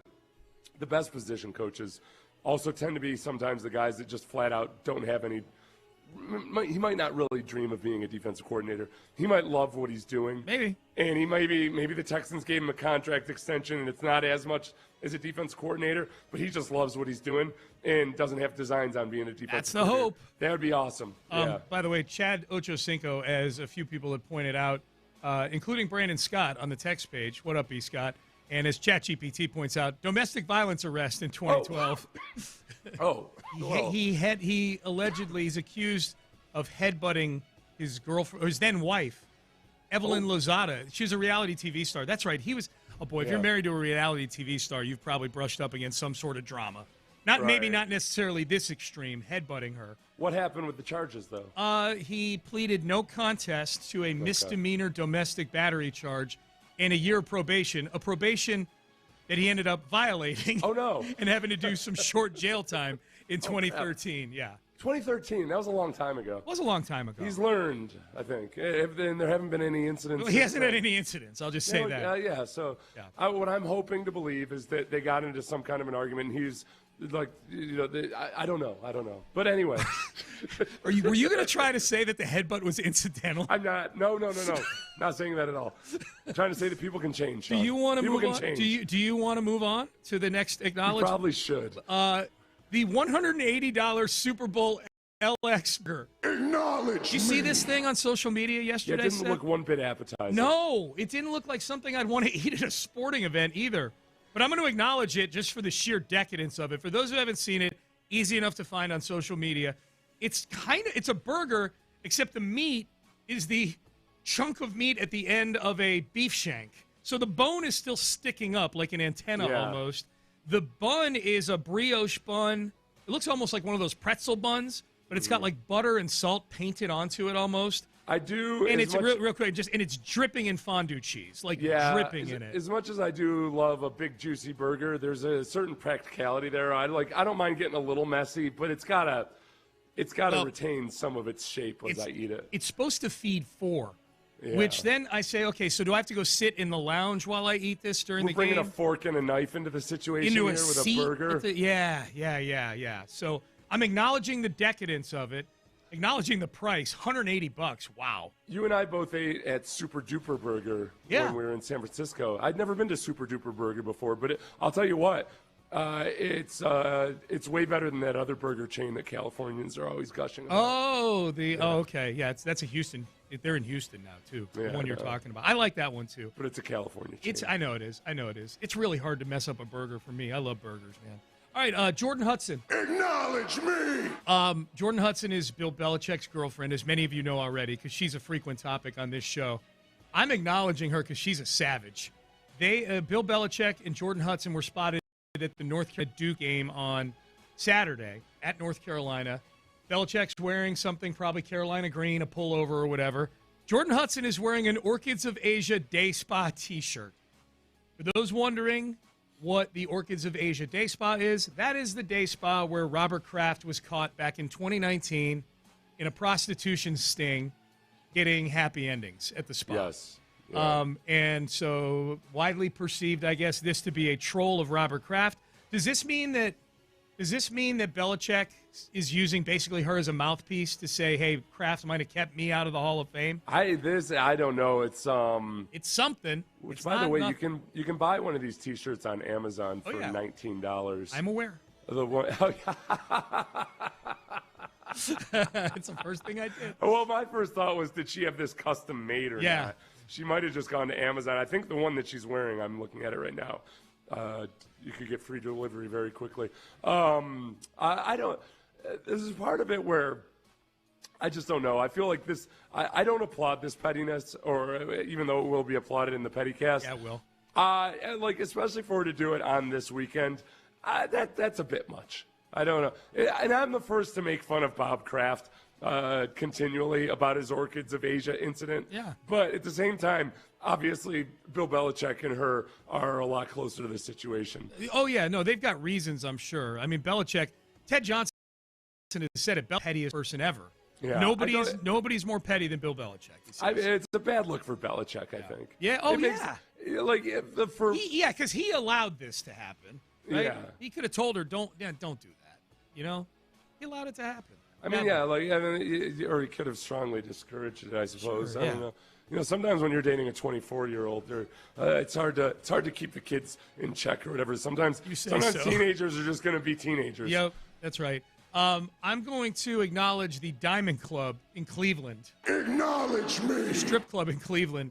They gave James Harden a classic hero's welcome there when he got traded to Cleveland last week. Oh, you know the sign where you slide all the letters on it outside these places? Yeah. Big welcome to James Harden from the biggest strip club in Cleveland. We all know that back in the day, that here in Houston, James Harden at the strip clubs was legendary. So much so that an unnamed strip club had his jersey retired. They hung his jersey because I forget who it was according to, but there was somebody who told a story on one of the podcasts about how Harden spent literally like $1 million there. And that's it's one of the things that they always put together in those packages when a city's trying to attract a sports team and they want to talk about all the revenue they bring in. Yeah. There's usually like $1 million or $2 million of, hey, look at all these athletes that are going to come in and spend all this money. Yeah, man. Oh, think of the sales tax we'll get off of this. It was the Joe Budden podcast, and one of his co-hosts revealed his story that when James Harden got his jersey hung in the rafters of that strip club, after a crazy night spending $1 million at a strip club. He's claiming he spent $1 million in one night at a strip club. I think that's almost impossible to do. Unless you're giving the strippers $100,000 for each lap dance, right? I mean, you could do it, I guess, but that feels impossible. That's $80,000 in sales tax revenue. That's you talk about James. He's really a philanthropist for the city of Houston, if anything. You know how many strippers he put through law school? I mean, those are the real winners, were the law schools around town. Yeah. There's a lot of times, like, you might have gotten yourself out of a pickle with, Yep. All right, Payne and Pendergast with you on a Monday. That was Acknowledge Me. We do that each and every week. I want a shirt that says Robert Kraft is a middle child. That's from Irwin. I don't get that joke. But all right, Payne and Pendergast with you. Up next, speaking of James Harden, there was, after the trade of James Harden to Cleveland, there was a big article deep diving into that trade. The Rockets said no to James Harden coming back. Should they have said no?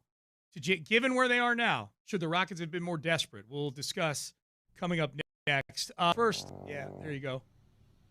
Can I acknowledge Dr. Ben Salento? Ben, can we hit can you do two hotkeys at the same time? Look at Ben Gary. I'm acknowledging Dr. Ben Salento for fixing.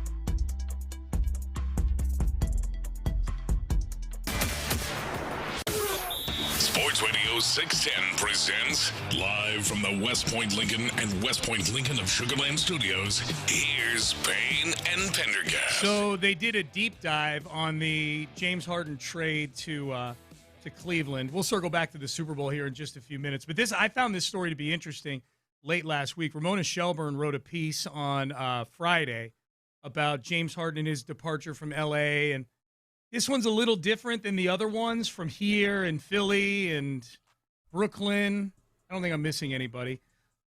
Where he essentially demanded his way out of those places. Like he, here he put on a fat suit for like 3 weeks to, he gorged himself to get out of here. Yeah, he did a wildcat strike too. He was out there and he quiet quit. That's what the kids call it these days. Yeah, he was out on the court. He was present, but he wasn't actually doing anything. Yeah. Yeah. He guy who averaged 34 a game or whatever for the past 3 or 4 years was all of a sudden averaging only 17 a game. It was amazing. How does that happen?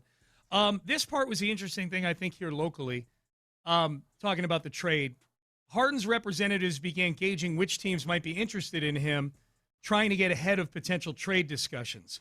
Harden was interested in reuniting with the Houston Rockets, sources say, a natural fit because their point guard, Fred VanVleet, had torn his ACL before the season, but the Rockets showed little interest in their former MVP. Cleveland did, however, and they go on to talk about how the Cleveland trade came to be. Obviously, the Rockets part is the part that we're interested in here. James Harden ended up getting traded for Darius Garland, who's been an all-star. So it wasn't going to be a nothing trade. It wasn't going to be like a Carlos Correa trade where you're just giving him a token prospect to take a salary off of somebody's hand. James Harden is still a really good basketball player at the age of 36. During the Clippers have been a much better team over the last month or two than they were to start the season. James Harden has been a huge part of that, and yet they still moved on from him.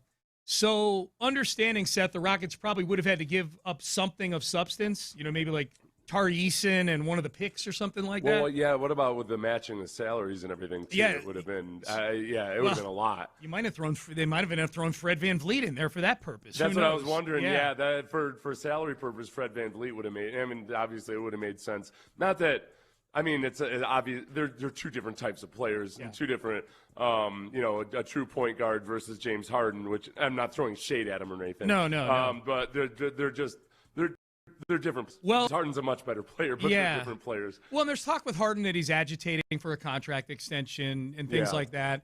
I would have been, I can't believe I'm saying this, depending on what the package is, obviously. If you're giving up some significant pieces and it changes the calculus. The thing with Harden and coming back here has always felt like it's been less about what you'd have to give up and what he would mean in the building culturally over there. And at least with fans, I think that's. I think this is the part where Udoka's done a great job of focusing on rebounding, and he's a defensive-minded coach, et cetera, et cetera.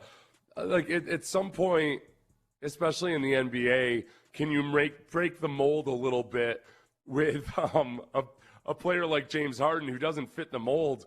But by virtue of everybody else operating a certain way and him being that wild card that does the James Harden thing, that can be beautiful at times. That was like Ginobili with the Spurs. Everybody fit the mold in San Antonio, except for Ginobili, who knows what the hell he's doing at any given time. That's a perfect amount of chaos added to the structure. And I can look, as frustrating as it is at times to watch James Harden dribble, wait, pass.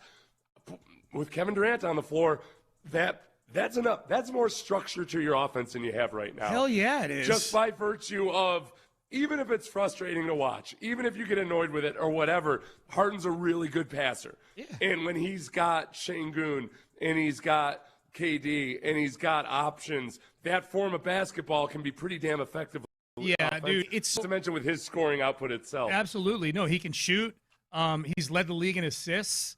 Yeah. Not in the conventional way that a normal point guard would, because he does so many other things. But I think you put it best, Seth. Whatever it would be with James Harden orchestrating the offense, you would actually look like something's being orchestrated, as opposed to right now where it is just so careless and haphazard. It's tough to watch, man. And of late, and I know they've been winning more games of late than they were. They had a bad stretch there, and they beat OKC on Saturday. No Shea Gilgeous-Alexander.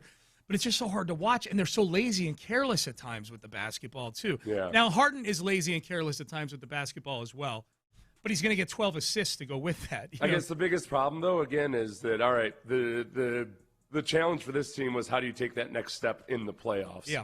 They're going to be a good regular season team. How do you take that next step in the playoffs? Yep.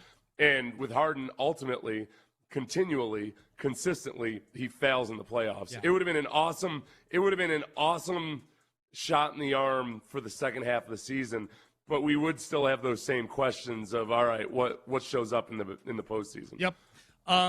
Text in. Would you have done a James Harden deal? Should the Rockets have been more desperate at the trade deadline, and should that desperation have been James Harden? This is a good segue, actually. Should the Texans have been more desperate at the trade deadline to do some things with their team that might have put them in this game on Sunday instead of the Patriots? You're thinking back to, C.J. Stroud, obviously, yes, in the playoffs. But I give him a break partially. I partially give him a break in that if you watch the Seahawks, hey, Sam Darnold wasn't doing anything spectacular, but they did have a rushing attack versus the Patriots. In the Texans game, they did not have a rushing attack whatsoever versus the Patriots. And it puts that much pressure on a young quarterback who's pressing and who isn't operating that well, and he ends up making decisions that are still his decisions to own, and they're his fault. But the degree of difficulty was that much higher because, you didn't have a Breece Hall, perhaps. You weren't aggressive in the offseason with the offensive line. If they had been as aggressive as teams like Chicago, for instance, would it have been different? Yeah, I don't know if CJ, I don't think you would have seen necessarily. It's not enough to say that, CJ would have been looking like the MVP of the league. But it's a lot easier environment to operate in when you can at least lean on the rushing attack. Yeah, they're going to have to obviously they're going to need to do some shopping in free agency, and they've got plenty of draft capital to go address some of these needs. And I think, running back is a huge need. The interior of the offensive line is a huge need. The secondary, if we're going to the defensive side of the ball, I think when Kamari Lassiter went out, even for just a few snaps in the Charger game, you got a feel for what it looks like when you lose either Stingley or Lassiter. The safety position was just next to Kalen Bullock, was just this rotating, poster of faces out there. So I think if you're starting to put your shopping list together, that's the shopping list. What'll be interesting to see, Seth, is free agency comes before the draft.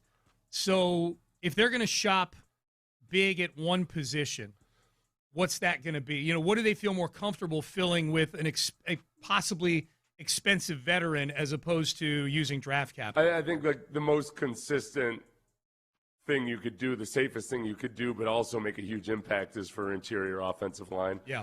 And, go back to that Patriots game. Titus Howard ends up having to play off at right tackle because Trent Brown is injured. And, you end up having Jarrett Patterson at left guard. I know they like the progress that Jake Andrews has made at center, but there's better players out there immediately, and Jake Andrews can continue to develop as a center, but with as a backup. I would really like to see them be aggressive there. And running back is always dicey because, we talked about this earlier. How much are you going to pay for a running back on his second contract? And when you're already also paying Joe Mixon right now, I would be 100% gung-ho over Kenneth Walker III. And am I buying hot or whatever? Yeah. But he also runs the way the defense plays. He's got a very swarmy element to him where he breaks a bunch of tackles. He fights for extra yardage. He's a bigger, brawnier version of Woody Marks, because Woody Marks has a lot of swarm to him too, but he's not as thick as Kenneth Walker III is. So I would right up the center line of the offense, interior offensive line and running back. That's what I want to focus on right now. We talked earlier about the signing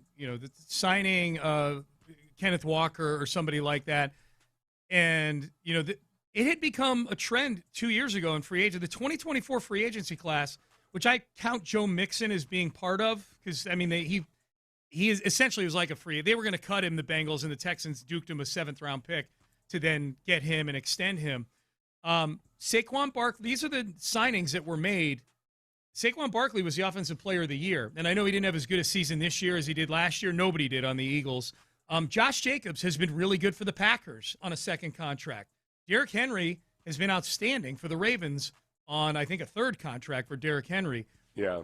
DeAndre Swift was good for the Bears this year. You know, it's worked out for a lot of teams. Well, that game last night was very much the reason that you can talk all you want about how the running game doesn't matter as much anymore. The Seahawks don't win that game without Kenneth Walker. Right. Well, maybe they do, but it's not an emphatic victory without Kenneth Walker. That's right. That when it comes down to being able to win in multiple different ways in the playoffs, then a running back at any one of those specific instances, that's the thing that gets you to a championship game or helps win you the championship. Yep. You can talk about how they don't matter as much as they used to, et cetera, et cetera, et cetera. The Texans are very much in that category of team now where you draft a running back in the first round, you pay for one in free agency. People say, yeah, I get it. It makes sense. That's a missing piece that can take them over the top.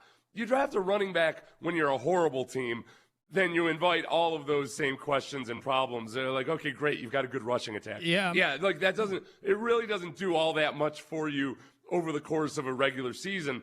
But in those key and specific games like this versus really good opponents and really good defenses, sometimes it can be the only thing that matters. All right, 29-13 was the final score last night. Game wasn't as close as the final score would indicate. Not a great Super Bowl for the NFL. I enjoyed it because I was rooting against the Patriots. But by and large, it was viewed as kind of a boring Super Bowl. Was this a metaphor for the week that the NFL had this week overall? Not a great week. We'll talk about that coming up next. Not a great week if you've been in an accident. Your life's been turned upside down.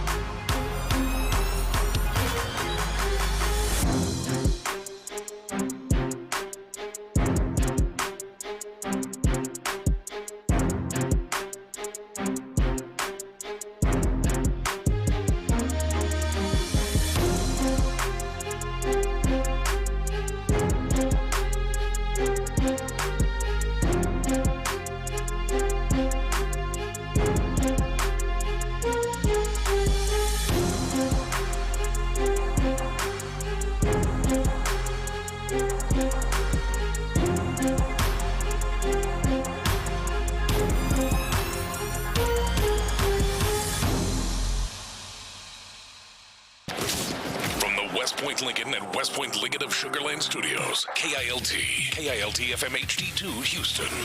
On Odyssey Sports Station, the Texans play here. Sports Radio 610 presents Payne and Pendergast. Boy, they're showing the highlights of this game on TV. They just showed that sack by Riley Mills that you and I were talking about, Seth.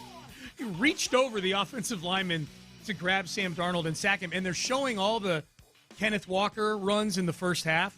Yeah. You and I texted at halftime, and we're in agreement, like, yeah, halftime MVP is Kenneth Walker, and he had 14 carries for 94 yards at the half. He was literally the only good thing offensively for either team in the first half of that game. And he had so many big runs in that game of just like 10 or 15 yards where he breaks one tackle, finds a seam, and boom, he's up the field. That's where the matchup was really good for the Seahawks, and the strength of the Patriots' run defense is their defensive tackles and their interior defensive linemen, and Milton Williams and Christian Barmore and Corey Durden, but Kenneth Walker's really good running it to the outside. Yeah. So, it might have been different if they had somebody that was best at running up the gut or something. He's going strength versus strength there. But by and large, the Patriots were trying to offset it by switching up their defensive fronts and doing a bunch of different things. But they were able to get the runs that they needed. And it was also Kenneth Walker a few times. I mean, Chris Collinsworth made the point at one point during the game, whatever his yardage was on plays after he had to run backwards or dodge somebody in the backfield, he created a lot of yardage.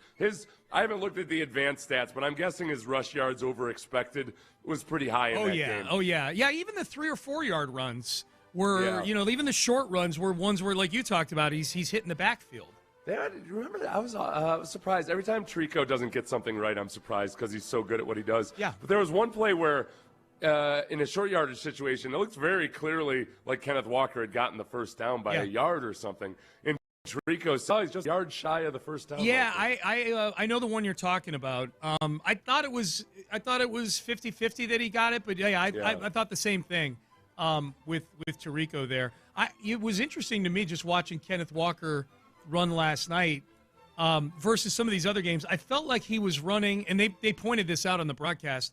I thought he was running a lot more kind of like Le'Veon Bell type, where he's kind of walking up he gets the ball, kind of walks up to the line. Yeah, walks up to the line and then sort of picks his spot. It must be a Michigan State thing because they're both from Michigan State. He's got a really fun running style because he's got a jump cut to him that you don't expect out of a guy who's as thick as he is. Yeah. Because I remember the first time I watched him play, I thought he was 225 pounds. He's not. He's about 210 or so.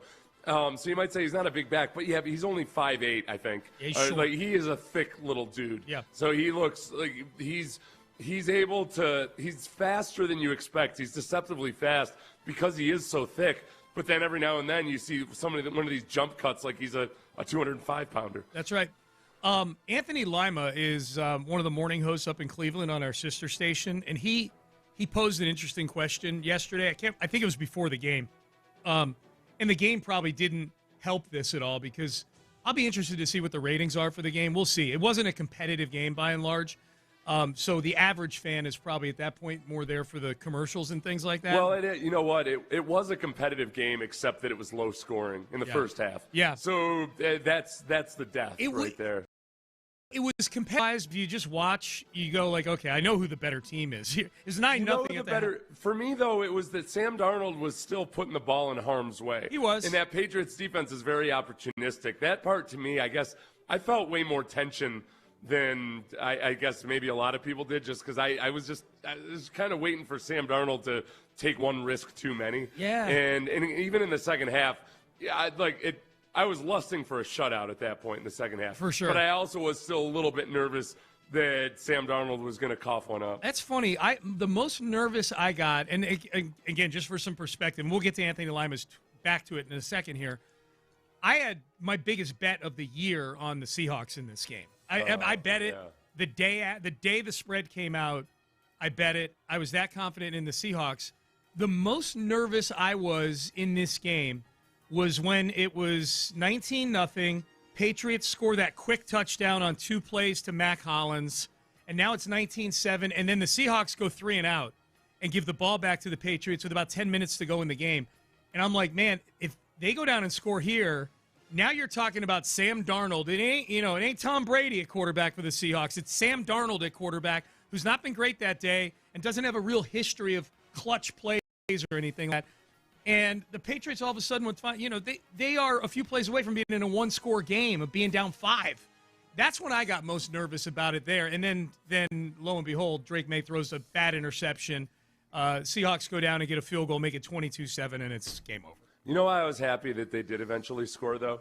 Was because I think it was on that first touchdown drive, that was when Stephon Diggs had gotten into it on the sideline. Yeah. And I just wasn't – I didn't want to have to listen to Patriots fans acting like that was the reason that they lost the game, was that the Seahawks weren't penalized for shoving Stephon Diggs and then Stephon Diggs flopping. Yeah. So the Patriots scored immediately afterwards, and I thought, okay, good. They're still going to lose, but I don't have to listen to Patriots fans act like that was the big injustice. Yeah. Here's what Anthony Lima said, the host up in Cleveland, said, I can't remember the NFL having this rough of a week. No Super Bowl buzz, ticket prices plummeting by 50%. Ooh. It is true. You could get in for under face value by the time. Now, the face value of these tickets are now astronomical. Now, and to be clear, that doesn't hurt the NFL's bottom line at all. That's just the ticket brokers. But in terms of buzz about the game, it's reflective about the buzz about the game. Buzz about the game, yeah. 2 of the league's worst-rated QBs playing in the all-time lowest-rated Pro Bowl. We haven't talked about that. The Pro Bowl games ratings, the flag football game and all the little other fun things they do, 60% the ratings try. Oh, wow. 60%. That one, yeah. 1.9 million. I feel like that's just maybe a more precipitous fall of a very expected fall. Okay. I don't know if the staying power of these Pro Bowl games is ever going to be. I don't either, but I know the league makes money off of them, and if all of a sudden they're extinct, that's one less thing they're making money on, I suppose. Yeah. And again, it goes back to the first bullet point too, just the perception. The perception, no Super Bowl buzz. Yeah. The nobody wants to watch a Pro Bowl. Belichick Hall of Fame fiasco. I would say that was the biggest topic of the week. Is probably not a great thing for the NFL. Yeah, if anything, that was good for the NFL. You think? Yeah, that's extra. That's extra conversation about the NFL. Okay. It's kind of whether you like it or hate it. It's still making the NFL front and center of people's brains instead of the other leagues at that point. Yep, that's true. If you're going to have a quote-unquote scandal or controversy, better it be about Hall of Fame voting than, one of the best players in the league getting hit with PEDs or something like that. That's true. Anthony Lima says Rooney Rule controversy. Was there a specific thing that happened during Radio Row? Well, just the absence, the lack of black coaches hired. As coaches were getting hired, then no black coaches hired and everything. But that was that adds to the pall of whichever bad feelings people have about the league. I can see where he's going. Yeah, just because he said can't remember having this rough of a week, and I'm like, well, I don't look at that as a this week thing. That was a cycling. Okay, this is a this week thing. 2 high-profile domestic assault cases for the NFL. So you're talking about Stephon Diggs and Christian Barmore, the Patriots players? Yeah, is that what you're talking about? That's not why. Oh, that's not it, because it wasn't mentioned at all this week by anybody that 2 of their key players are still awaiting charges for domestic violence. Yeah. Yep. But okay. Yeah.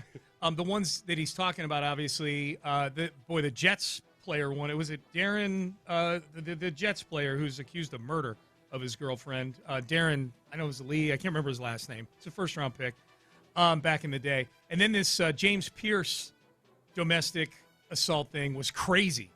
James Pierce was at the NFL honors he's a defensive end. He's an edge rusher for the Atlanta Falcons. He had 10.5 sacks this year. He had a really good year. The Falcons traded a first-round pick in this year's draft to move up and get James Pierce. They traded with the Rams. Yeah. So the Rams have the Falcons' first-round pick, and now the Falcons have James Pierce in a very much of a legal pickle here. James Pierce was arrested and charged with 2 counts of aggravated battery with a deadly weapon, which turned out to be an automobile. A Lamborghini. Yes. 2 counts of aggravated stalking of his WNBA girlfriend, Rickea Jackson. Also, you can tack on aggravated battery of an officer. Reportedly, he tried to hit an officer in the knee with his car. Fleeing or eluding police lights and siren. resisting an officer without violence to his person. Yeah, and based on various, reports during the draft and what have you about his character concerns, I don't want to say it wasn't a surprise, but there's very little skepticism over the charges right now. Yes. You're not going to find a lot of people saying, like, not him. I don't know. Let's wait until more details come out. Right. It's looking like this is a guy that was taken off of many, many draft boards. Yeah. I'm guessing the Texans, who have a very small draft board because they remove a lot of guys for various character concerns and everything. This was a bad one. I don't know about the Darren Lee one being all that black and eye for the NFL, just because this is the first time hearing of it. So at least for me personally, that wasn't on my radar. So the James Pierce, did you see the video of James Pierce getting arrested, literally cuffed by the cops? I just saw a still shot. Okay. I don't know why. What was notable about it? That there were like 7 cops that had to take him down. That, there were like a half dozen cops, and the tweets. The situation's not funny, obviously, but the tweets after, like, you can laugh at the tweets, I suppose. People saying, I can see how he got to the passer. I can see how he got 10.5 sacks this year. It took 7 guys to take him down and get him into his cuffs. And you know what? I had an issue with the statement the Falcons put out. The Falcons put out a statement that began with, "We are aware of an incident with James Pierce." It's that high profile, and it's on video, and you see how much effort it took to take him down, and it ends in a crashed Lamborghini because he's trying to get away from the cops. That's not an incident. That's the incident. Yeah. It should be, if it raises to that level, it's like we are aware of the incident involving James Pierce. Words matter. So of all the things that might show that this was a rough week for the NFL, I guess it's interesting. The most serious incident is one that I feel doesn't necessarily – it's not necessarily a reflection of how it was a bad week for the NFL, just because it's very notable these days when guys are involved in a high-profile incidents. It's much more rare than it used to be. Yeah. Like, by and large, like, the number of arrests of NFL players in general has gone way, way down. Yeah. So I don't look at that one as that's something – it didn't happen at the Super Bowl, because that used to be a thing too, remember? Oh, yeah. Eugene Robinson and players getting in trouble with the law at the Super Bowl. Guys, not just guys from the team, but guys who aren't on the participants. They're just there for the game, yeah. So I think the TV ratings of the Pro Bowl games, we'll see what the TV ratings were of this game overall were. It'll make sense. Like, I don't think it's – if they're down, I don't look at this as every year somebody's eager to point out that, look, the NFL is failing because they had bad ratings this one week. By and large, it's been steady as she goes on the business side of things. Oh, yeah. This was a boring Super Bowl for the average NFL fan. They'll be both in terms of the matchup and the actual play. Yes, I think they'll be down because last year's game had the Chiefs and the Eagles. You had the Taylor Swift factor with last year's game as well. It wasn't a competitive game. But I'm guessing a lot of people stuck around to watch the Chiefs get their teeth kicked in for 60 minutes. I got to tell you, Sean, that I thought of you last night when some clown Chiefs fan said this after the first half. Okay. This is what he said, Sean. The clear winner of the first half, Patrick Mahomes. Y'all wanted someone other than the Chiefs in the Super Bowl. You reap what you sow. Oh, my God. And I said, like, this – okay. This really resonated with people who didn't watch last year's Super Bowl. Yes. What on God's green earth are you talking about? How are you sticking up for Pat Mahomes without having watched last year's Super Bowl and the first 2/3 of this season? Okay. The Patriots, I'm going to give this person through you a stat. The Patriots had 51 yards of total offense in the first half. The only worse performance in the first half of a game this century in a Super Bowl game, Kansas City last year, 23 yards in the first half. Yeah. Send me that tweet. I gotta talk to that. Send me that. It's on my timeline. Okay, good. Oh, good. I addressed this. You said something to him? All right. Well, I guess I don't need to. The other thing about this James Pierce arrest, his poor mom. Her name is Kizzy Morris. Mm-hmm. I didn't watch the NFL honors, but apparently she got up and spoke. Yeah. And talked about her son, James Pierce Jr., 2 days before this domestic violence. incident? At the NFL Honors? At the NFL Honors. She got, Was he being honored for something? Well, he was a finalist for Defensive Rookie of the Year. Oh, that's right. But I don't. Okay. But when do they let people come up? And I don't think he didn't win. The kid from the linebacker. Yeah, it was probably like at a press availability before. No, it was up there, like at the. It was. Oh, like on stage. Yes, it was on stage. Here's what she said. But I'm even prouder of the man that he has become. James has a heart of gold, deep love for family and friends, and a true resilience in the face of doubt. Junior man, you have so much success ahead of you. I love you, son. Yeah. That's a rough look, man. That's tough. Get up in front of the nation and say what an awesome dude your son is, and then he's crashing cars. And yeah, well, more importantly, though, I mean, like, she honestly, like, if she feels that way, this is it's a rough swing of emotions there. Absolutely. Whether people are watching or say it or not, that's hard as a mom. I can tell you as a mom myself, who's had multiple children commit a vehicular assault with a Lamborghini. You know that I question some of my parenting choices. You know, should I have bought every one of my children a Lamborghini on their 15th birthday? You. Yes. You say 15th birthday? Yes. I would take them up to Montana and let them drive because they could drive at 15 and wide open roads. You want to be able to go 225, and the only thing you risk is maybe hitting some cattle. Is that the driving age in Montana? I think it was at one point. Okay. For a lot of those, that is a nuanced states, joke that you're telling right there. Well, for like farming purposes, especially.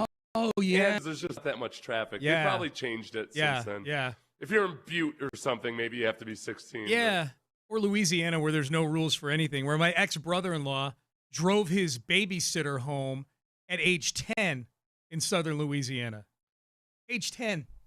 In Montana, teens can obtain a learner's permit at 14 and a half. Okay. A restricted driver's license available at 15, allowing driving between 5 a.m. and 11 p.m. with 50 hours of practice. That's what I would do usually, is when they turn 15, I would wake them up at 4:50 a.m. Right. Get them ready. Yeah. You know, I'd give them a bunch of energy drinks. Yeah. And then I'd get them in their Lamborghini at 5 a.m. That's right.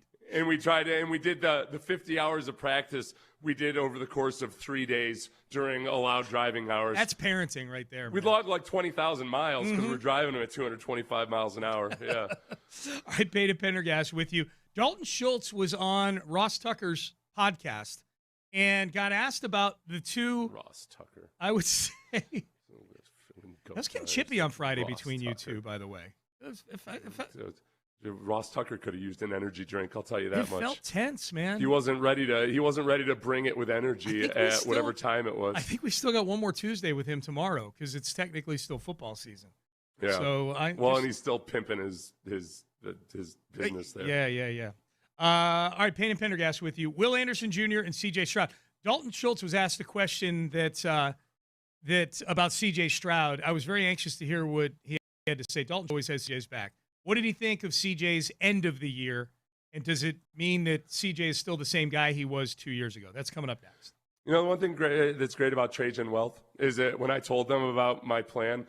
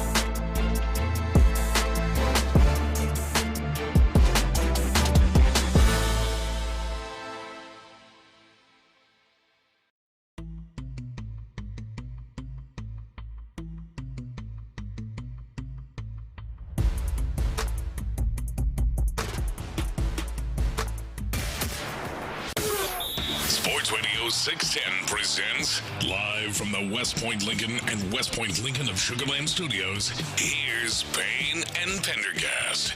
I hadn't thought about this. There were some unorthodox numbers in that game last night at the end of each quarter. Not a lot of nines on the squares end up hitting. Someone says that was the worst Super Bowl game I've seen, and the score kept screwing me on my good square numbers. Boy, if you had the number 9 on the squares, like for the Seahawks, they had 9-0 at one point. They were 19-0 at one point. The final score was 29-13. That's true. 9 is a bad square number, except last night it was a good square number to have.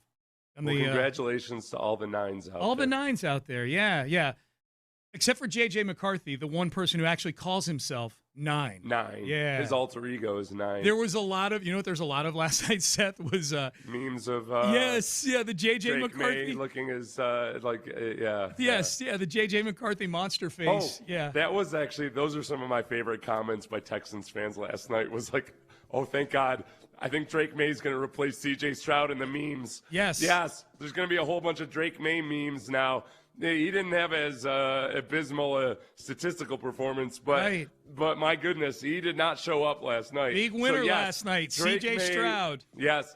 Drake May will be the butt of jokes finally, displacing C.J. Stroud this postseason. That's right. Don't worry. C.J.'s will make a comeback as we get into the bulk of the offseason. But Drake May, front and center, very much struggling all night long in the most highly viewed game of the year. Thank you, Drake May, for Absolutely. Hey, Ben, let's hit the C.J. one with Dalton here first then, since we're talking about C.J. Stroud. Dalton Schultz was on Ross Tucker's football podcast out at Radio Row, and Ross asked him brought up C.J. Stroud's performance really over the last 2 years, particularly the last 2 weeks of the season or the postseason for the Texans. And predictably, Dalton Schultz had his guys back. I don't think that's valid, dude. Okay. Like, CJ's been the same guy, since he's been in the building. And, like, at the end of the day, dude, that's my quarterback. I'm defending him till I freaking die.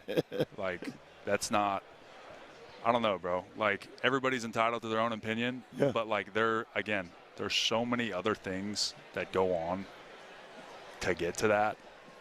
Like, he's got the ball in his hands, so, again, he's going to get scrutinized. He's going to get blamed. But, no, I don't think he's a different player. I don't think he's trigger shot. I don't think he's taking his foot off the gas. Like, if anything, he's grown, like, significantly as a player and evolved significantly as a player. I think people come in the league and, like, light it on fire and have a ton of success, and it's easy to get caught up in, like, well, that's just that all right, that's the standard. Like, that's it. That's what we're getting every year. Like, dude, it's ball, bro. The part that I was for those of you watching on YouTube, I wasn't laughing at what Dalton Schultz was saying. I was laughing at how much Ross probably loved that Dalton was calling him dude and bro. Dude and bro. The guy I felt like he's just a normal guy. Just like me. Ross, I'm guessing, loved that. Yeah. I do think the one that Dalton touched on there is it is 100% true that in the regular season, CJ did grow a lot in terms of operating more like a mature NFL quarterback, understanding exactly when not to press, understanding when to take the easy completions, all that stuff. On the game management side of things, he really made a lot of improvement. And I say that in the positive sense of game manager. Same way Tom Brady or Peyton Manning or anybody else knows that there's times in a game when you take risks. There's times when you play it safe.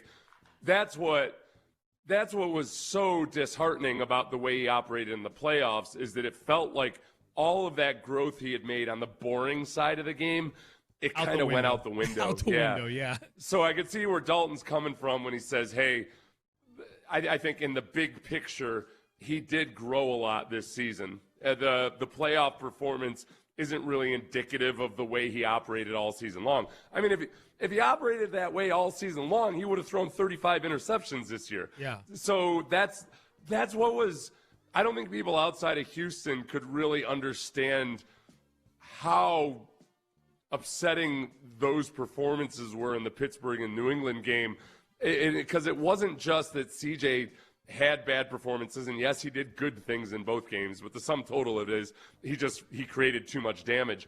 It's that's not who he was for 17 games, and certainly not a back half season. That was the frustrating thing. Yep. Here is Dalton Schultz asked about Texans' other big draft pick 2 years ago in the top 3, Will Anderson Jr. Everything that DeMeco wants out of his team as a head coach is literally embodied in Will Anderson. Like, from on the field to off the field to process to, like, everything is literally Will Anderson as a walking representation of exactly what that looks like. Let me ask you. Dude, it's a walkthrough in training camp. Wearing shoes, T-shirts. Will Anderson is a tilt 9 trying to tear your face off.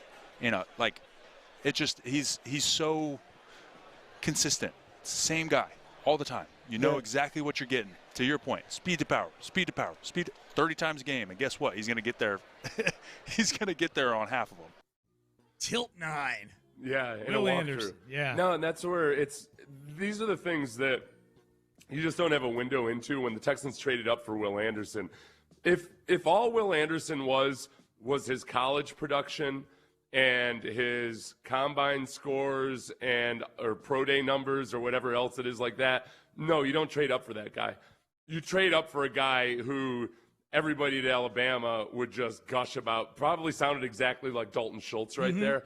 And then DeMeco obviously has ties to Alabama. That he's going to be getting his reports from people he trusts there. That you only trade up that aggressively for a defensive end if he's that guy. And that's been the cool part to watch. Is there are a lot of guys that have come out with Will Anderson's profile who are guys who are really raw as pass rushers in college, but they have all of these traits that just they end up being okay, but they never really develop it and become refined pass rushers. That's been the really cool thing to watch these last few years. Oh, no doubt. Will, and dude, we were staying at the same hotel as the Pro Bowlers, and the last day we were there, the Thursday or Friday, like Will's in the the little convenience store at the bottom of the elevators right there. Yeah. He's in there like holding court with like 3 or 4 people, they're talking to him. I mean, he's just, man, he's a big personality too, in a good way. I did my part, by the way. Did I tell you? Yeah, we tried to tamper on behalf of the Texans when we were in there. Yeah. I tampered with Jordan Mailata. How'd you do? I think I did pretty well. We'll find out, I guess. Because Jordan Mailata, the offensive tackle for the Eagles, who's the largest human being I've ever seen in my entire life. Yeah. Remember, I've been in and around the NFL since 1997. Right. I've never seen a person put together like this, ever. Not even close. Really? He's 6'8", Sean. Yeah. Which is rare. Yeah. Most 6'7" is kind of where most offensive tackles cap out. Yeah. He's 6'8", 365 pounds, but he looks like, if you just saw him from a distance, he looks like your standard 6'5", 310-pound guy. Yeah. He's just blown up. He's freakishly big. Yep. But I talked to him a little bit about we were having a conversation. We were in an elevator, and there was some tourist in there who was just gawking at him. Mm-hmm. And he had he was a tourist. He had a foreign accent, and he kind of asked basically, are all you guys this big? Yeah. And Jordan's friend said, no. He's kind of an exception. He's really big. His friend was Samoan as well, I think. Okay. And so they started talking about Samoans, and I was like, here's my chance to mention the thriving Polynesian community we have in Houston. Yeah. Especially on the football team. I tried to paint a picture of Houston as being a Shangri-La for players of Samoan ancestry. Was he buying it? I think so. Okay. I think so. I'm trying to check out his contract situation. He was born in Australia to one of his parents is Samoan. Okay. But I don't. They're not going to let him go. No, he's under contract. He's under contract for 3 more years. There's time, Sean. There's time. Okay. And he's got voidable years. My other. I'd already talked to him a couple times before. Yeah. Because his offensive line coach, Jeff Stoutland, your guy. is stepping away. Yeah. And he was not happy about that. No, he was not. He looked like it looked like he was mourning it almost. And meanwhile, what's his name? The other offensive tackle might retire. Lane Johnson. Yeah, Lane Johnson might retire. So who knows what happens in Philadelphia? Landon Dickerson, one of their interior guys. Who knows what happens in Philadelphia? That's true. They might dismantle everything after next offseason. Okay, yeah, well, maybe. So I need to have this human being on my football team. Sean, it's the most impressive. I thought I was in Game of Thrones. I looked at him the way you might look at the mountain. The mountain, I don't know how I would kill this man. Yeah. You like to think, you're watching the movies and you're thinking, oh, yeah, I'd hit him with a roundhouse kick or something. Right. Yeah, the bigger they are, the harder they fall. Nope. He would grab my head with one hand and bash it into the wall. He'd put his thumbs in your eyeballs like the mountain did to Oberyn Martell, and he would squeeze your head into it like a grapefruit. But he would apologize as he's doing it because he was also very soft-spoken and polite. Well, that's fine, but you'd still die. Yeah. I see you got an apology right before you died. No, but even with big offensive linemen, I'm usually like that. I'm like, I'd get up under his pads and no, not with this guy. No, I'd retire. Can I just tell you, if you were going to go tamper in the lobby at our hotel with free agents, it would have been nice if you had printed out the contractual situations of all of them and not waste time on a guy who's got 3 years left on his deal. Sean, listen, in the art of seduction, it's not about picking up a girl at a bar or something. It's the little kernels that you plant along there. Okay. Just, where a girl or a 6'8", 365-pound offensive lineman just kind of thinks, No, and then it kind of resonates for a while and it grows and blossoms. I'm impatient. And then you just go plucking and you create a steady supply of crops. Yeah. All right, top of the hour. I want to go top of the hour. We'll do 4 winners, 4 losers for this Super Bowl. I do want to circle over to the Astros real quick because spring training starts later this week. Pitchers and catchers are reporting. The trucks have left. The equipment is headed to Florida. Are they done making moves, the Astros? Because Chandler Rome reported over the weekend maybe there's something heating up with the Astros. We'll get to that coming up next. Oh, but first I want to tell you, West Point Lincoln, the OG location.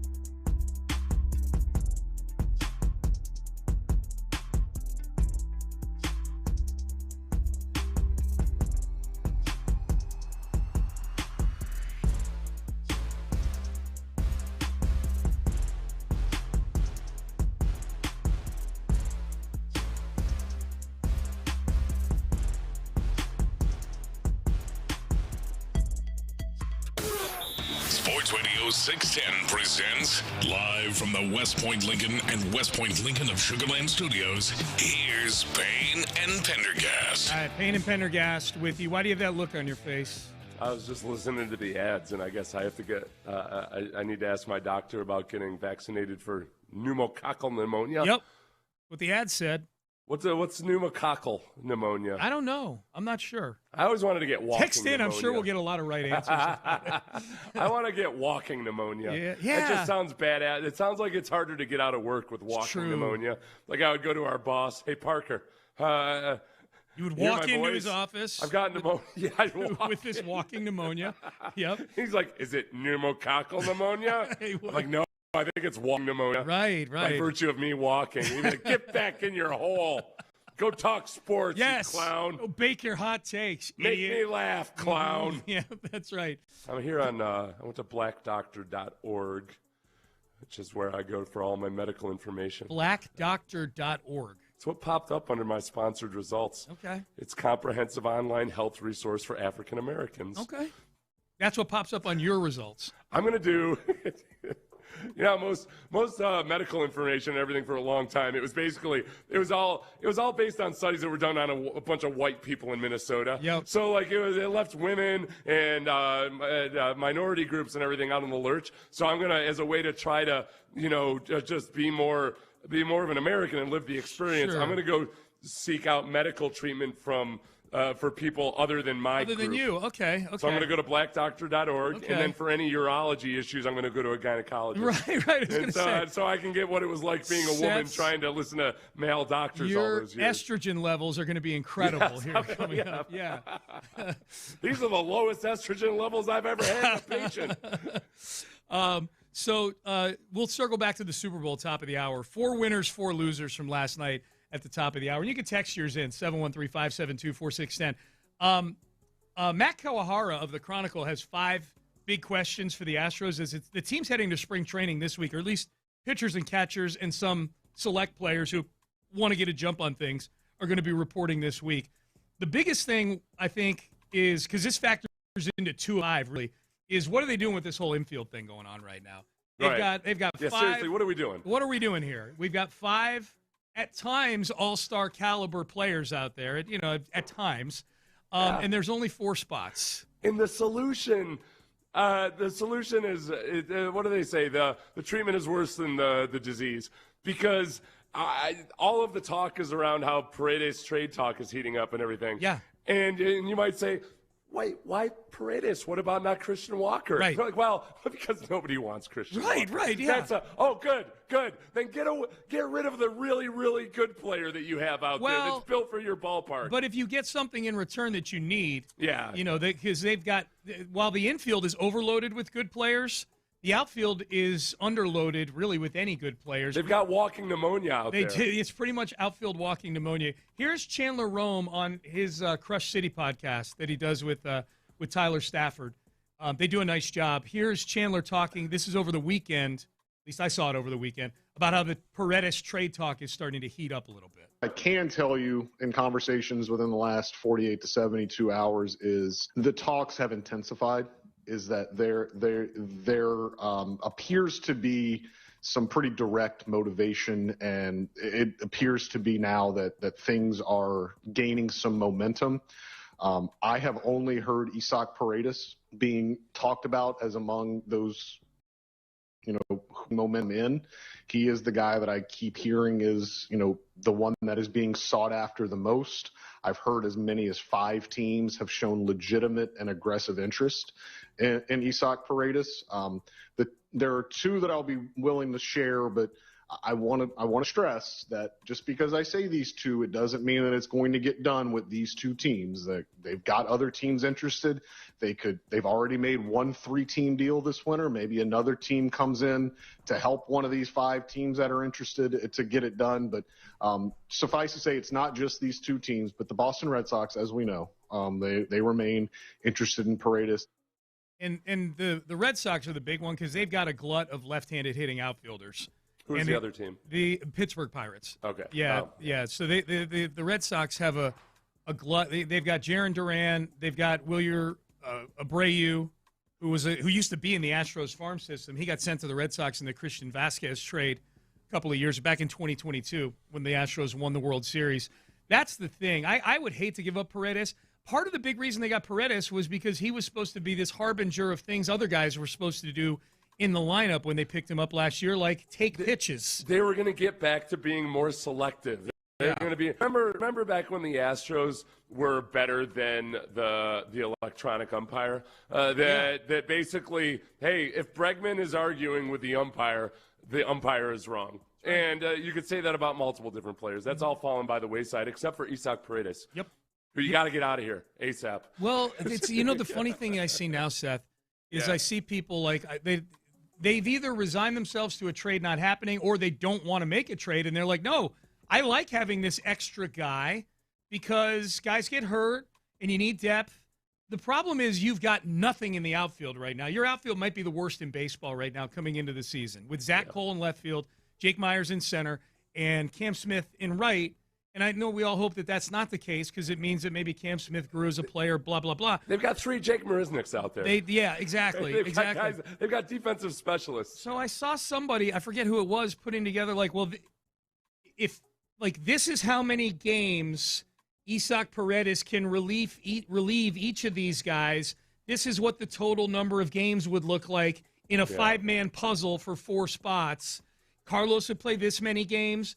Jeremy Pena would Jeremy Pena play this way. If Paredes plays some second base, he can take some of the load off of Altuve. Oh, here's how many games Yordan will DH. And I'm like, you are putting together a puzzle that is going to get thrown against the wall into a million pieces 2 weeks into the season because someone pulls a hamstring or something like that. It's just you've got an overload of talent in the infield. You've got underwhelming talent in the outfield. Find a spot for one of these guys. When you say underwhelming talent in the outfield, let's talk about that, though, because Cam Smith is still very much an unknown in terms of talent is right. Yeah. And Zach Cole also, because Zach Cole has, people have gushed about him and his potential to be a 5-tool player and all of those things. So that's the part that we just won't know. And you shouldn't be sitting here right now saying, well, yeah, but if Cam Smith and Zach Cole take off, then all your problems are solved. We just don't know that at that point. If you go into the season based on the unknowns with Zach Cole and likewise with Cam Smith, you can't bank on that level of production for an entire season. No. Obviously, they're talented guys. I should have said underwhelming solutions. No, and I know what you meant. I just wanted to clarify, because that's where I'm headed with it, is that, whatever the optimism is about Cam Smith's development with new hitting coaches, Zach Cole's development potentially, and Jake Myers is Jake Myers. Okay, whatever. That it's not nearly as bad. But we know just by Dana's comments himself, he's not banking on those 2 guys being revelations. They need to balance the roster out a little bit. The very fact that they're trying to trade or might trade Isaac Paredes tells you that. Yeah, as of right now, that's your starting outfield. And that's my point, is that, you can do all the machinations you want to with, you got these 5 guys. Hey, guys get hurt. Hey, this allows you to manage and things like that. You got big problems in the outfield right now. Well, and more in adding lefties as well. And a left-handed bat. That's the biggest thing about last year. Remember, it wasn't – you can look at guys' individual stats and numbers and everything, but the fact of the matter is there were teams that were just resting their left-handed pitchers the entire series. The Astros would go long stretches of time without seeing a left-handed starter because teams just didn't give a damn. So they could it was a real issue. As much as you might want to say that doesn't matter or what have you, when it's extreme, it matters. And because they can't platoon their lefties because they don't have enough to platoon, it's an issue. All right, 4 winners, 4 losers for last night's Super Bowl. Text yours, it's text 4. But winners and losers from last night, who are the biggest ones? I've got 4 in each category that we'll do coming up next. But first, Beck's Prime went to see my guy.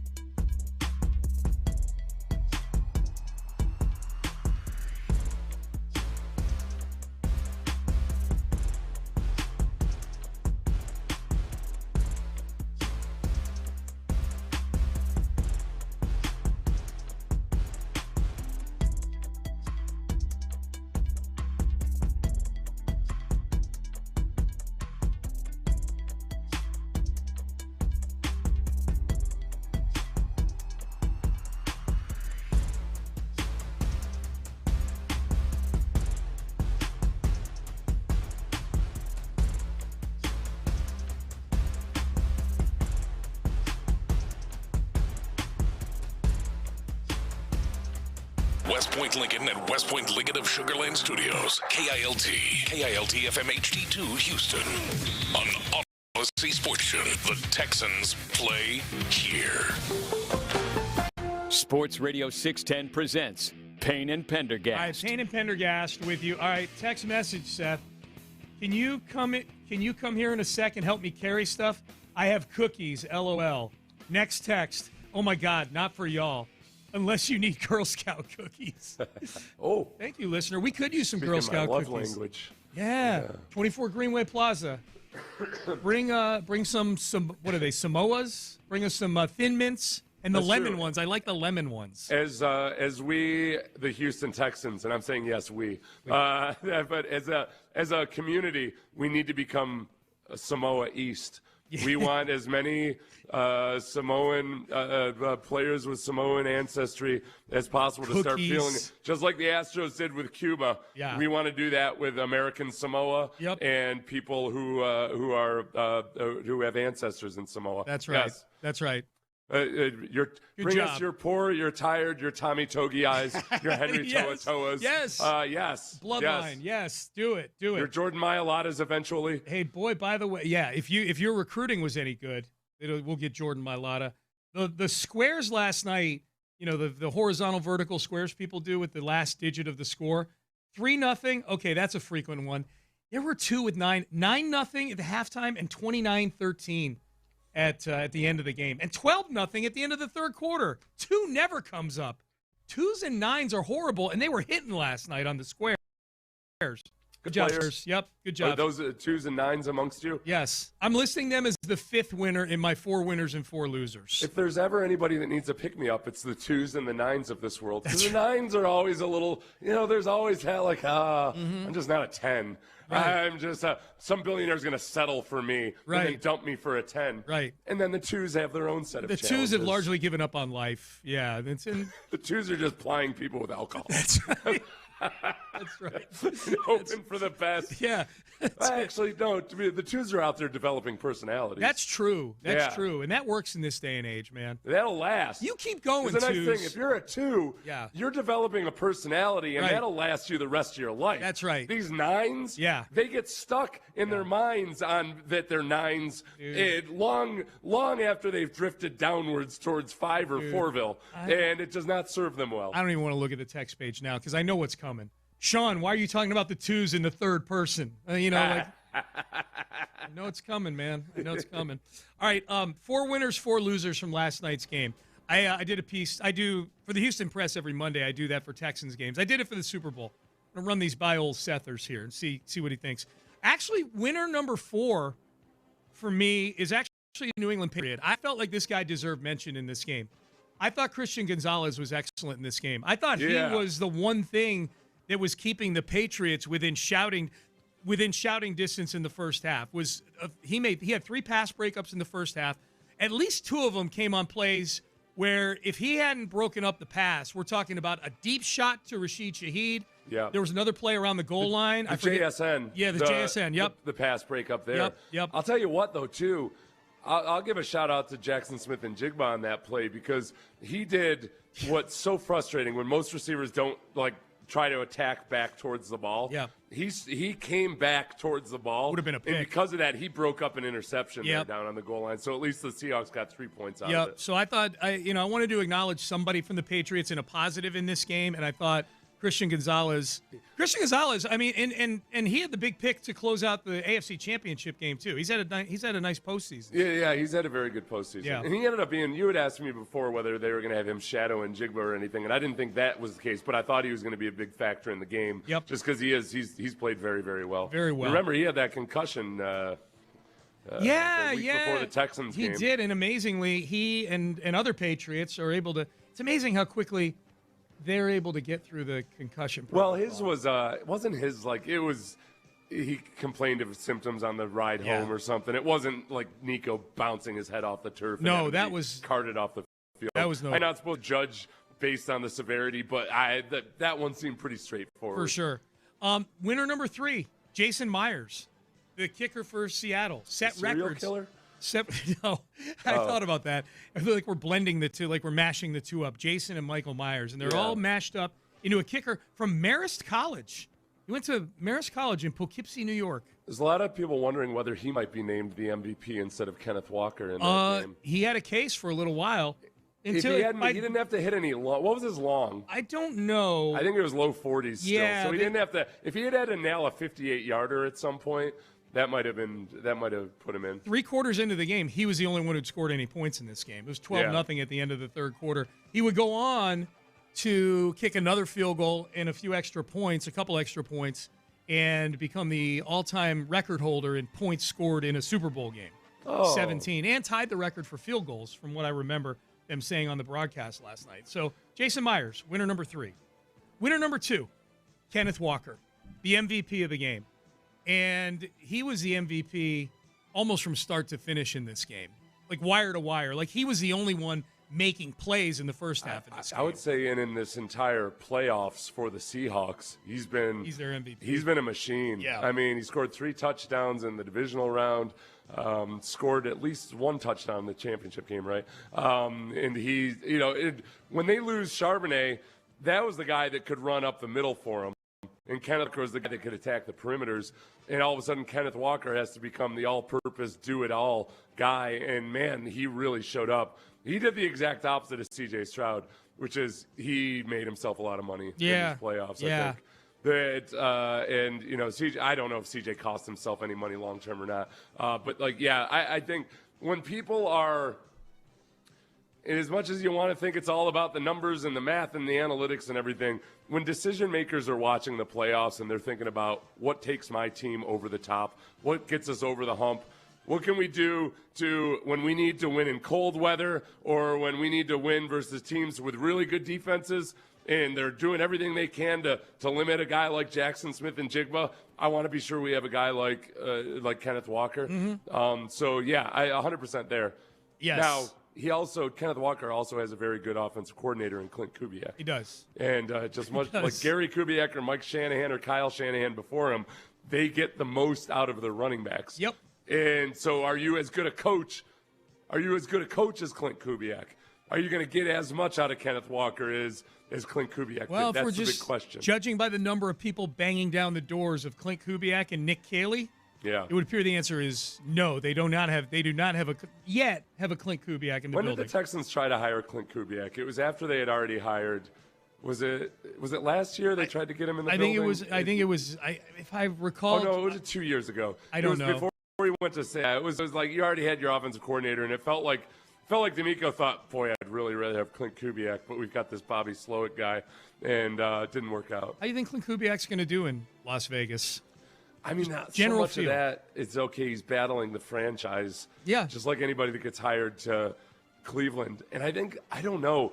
It's going to be really interesting to watch the Fernando Mendoza draft process because right now he's the emotional favorite. Sure. But it's not like was regarded throughout the season as a slam dunk number 1 overall type of pick. No. I could see Tom Brady, who has a voice in all of the Raiders operations, I could see Tom Brady looking at Fernando Mendoza as a guy that might not have all of the classic tier 1A physical traits that you want. Yeah. Yet he operates kind of like a hungry 6th rounder. Yes. Yeah, I was just gonna say. All right, kind of like with Will Anderson. All right, is he a guy worth trading up that much for?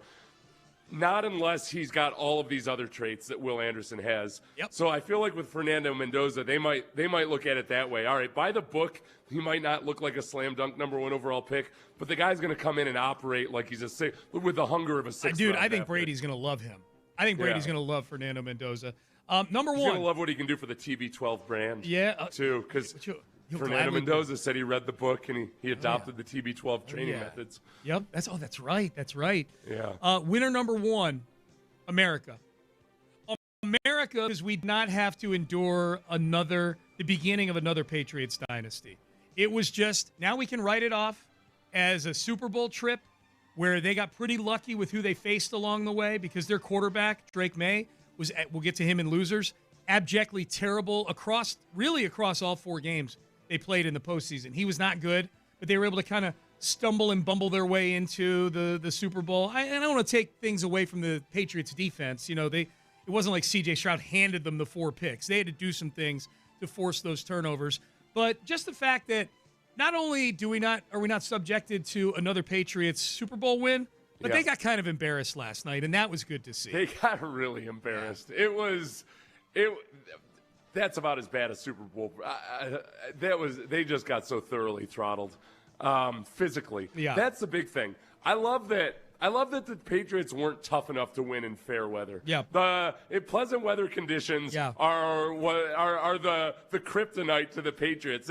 As long as they can play on sloppy fields with wintry mixed conditions or flat out blizzards, then they can keep the game close enough and just kind of muck their way through and hope for Jarrett Stidham to hand them the game. When it comes to pleasant weather, they're not quite tough enough. Maybe they need a dome in New England. Maybe you'd have a chance then. Let's get some experience playing against good teams in pleasant weather conditions. Drake was failing miserably in this game. I'm going, okay, well, what weather excuse are the Patriot fans going to come up with? And then right at that moment, they had that graphic on NBC where they had all the blue arrows showing the direction the wind was going in the stadium. I'm like, well, there it is. They're going to somehow blame light wind on Drake May's performance. Speaking of America, the Budweiser ad where the horse is running with a little baby bird on its back. Yep. And you could see where it was going. You knew it was going to end up as a bald eagle. Right. Pretty cool, though. You liked it? I got excited when I saw the eagle fly off the horse's back. But then even better when they cut to the actual live version of it, the horse standing there with the bald eagle on its back. Oh, yeah, that's pretty neat. At the stadium? Yeah. I like the Dunkin' Donuts commercial that had all the celebrities in it with Ben Affleck playing Good Will Hunting. Did you see that one? Yeah, that was funny. That was pretty funny. That was pretty good. I like that. A little risque, too. Yeah. Jennifer Aniston does I don't even want to say it on the radio. Yeah, for our listeners' virgin ears. A little something. Yep. We have a lot of bald eagles up at our property up north. Do you really? A lot, like 3 or 4 at any given That's time. a lot. I mean, there aren't many of them. It's down on the Allegheny River, and so there's a couple different eagles' nests down there. They usually stick down to the river, but they'll come up on our property. And the thing about a bald eagle is they don't give a damn. Right. You can walk out, and they just, other birds get a little skittish or whatever. Yeah. You could be like 30 yards away from the eagle as it's eating a snake or something. Yeah. And it just kind of looks at it. What like, up, bro? What? Yeah. You can't eat a snake? Yeah. Okay, losers. We'll do these quick. 4 losers. Boston Chowderheads, number 4. Basically all the people who aren't in number 1 in the winners. Yeah. The Boston, all of them. They all thought this was the beginning of the new thing. And then, look, it may be the beginning of a nice new run here in New England where they're successful. I will say this. They are posting the Patriots' schedule for next year on TV quite a bit this morning. Oh, Drake May ain't finishing runner-up for the MVP next year. I'll tell you that right now. Not with who they've got to play. Oh, yeah, the first-place schedule. Yeah. Oh, please. Yeah. Please. Yeah. I'm going under on the wins, I'm telling you. So that's number 4. Number 3, Mike Vrabel, the game manager. This is a small thing, and in the end, it probably didn't really matter because they lost 29-13.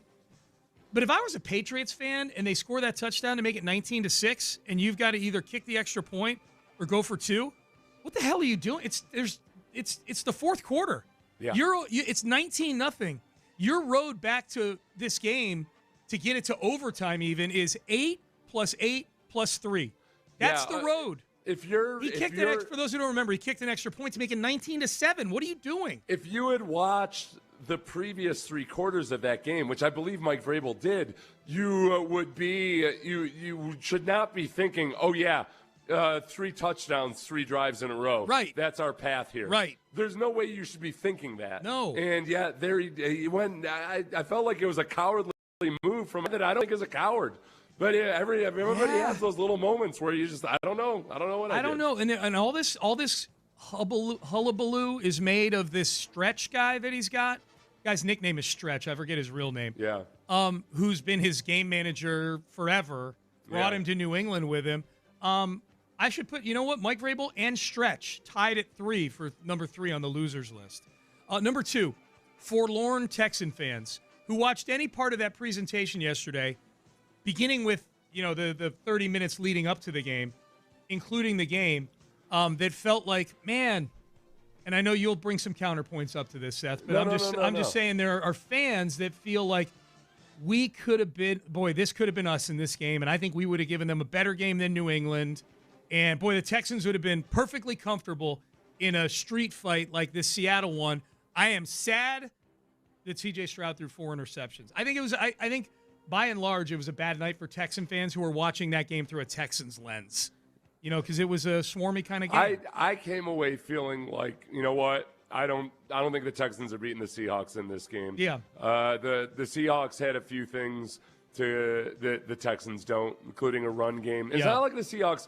The Seahawks weren't a great rushing attack during, like a formidable rushing attack during the regular season, but in the playoffs, they've been able to run the ball when they need to run the ball. Yep. And they ran the ball really effectively last night, whereas the Texans in the playoffs did not run the ball well.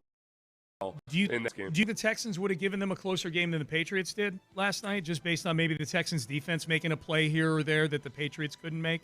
Would the Texans have made it a closer game? Would it have been a closer game? I can't take C.J. Stroud out of it. No, I don't. C.J. didn't really show us anything in the playoffs this year that looked like, oh, yeah, that's the guy you want going up against a studly defense. Yep.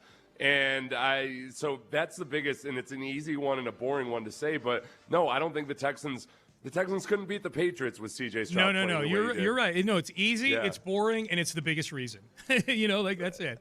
Going back to the game management, what was the score when he decided not to go for it? It two? was 19-0. They scored a touchdown to make it 19-6. Okay. And thanks. so they kicked the extra point. I just know at that point too, because it doesn't make any sense at all. There's no reason to not go for 2 there because 1970. You put it into the 3 touchdown. If he's kicking a field goal or kicking the extra point, he's basically saying, "Okay, we need 2 touchdowns." Yeah, and it doesn't make any sense. 19-6 and 19-7 are the same right there. I'm trying to make some kind of an argument for it, but they're the same. They're the same, and he didn't go for 2, and it was stupid.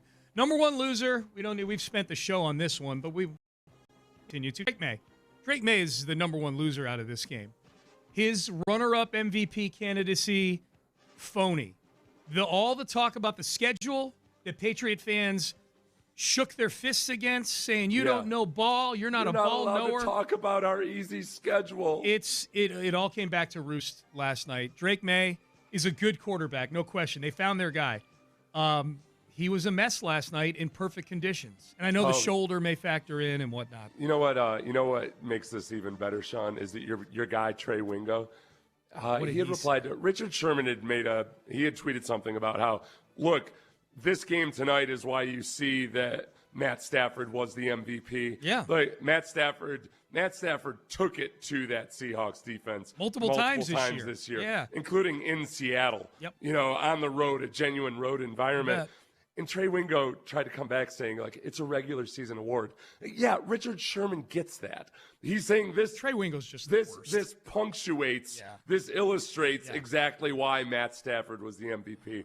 People, they're the most annoying people on earth. The people that think that they're making some great point by pointing out that it's a regular season award, which is sometimes you do have to make that point because some people don't understand it. Yeah. But no, he just jumped in with it thinking, I'm going to be clever here. Yeah. No, you're not as clever as Richard Sherman. No, you're not. You're annoying.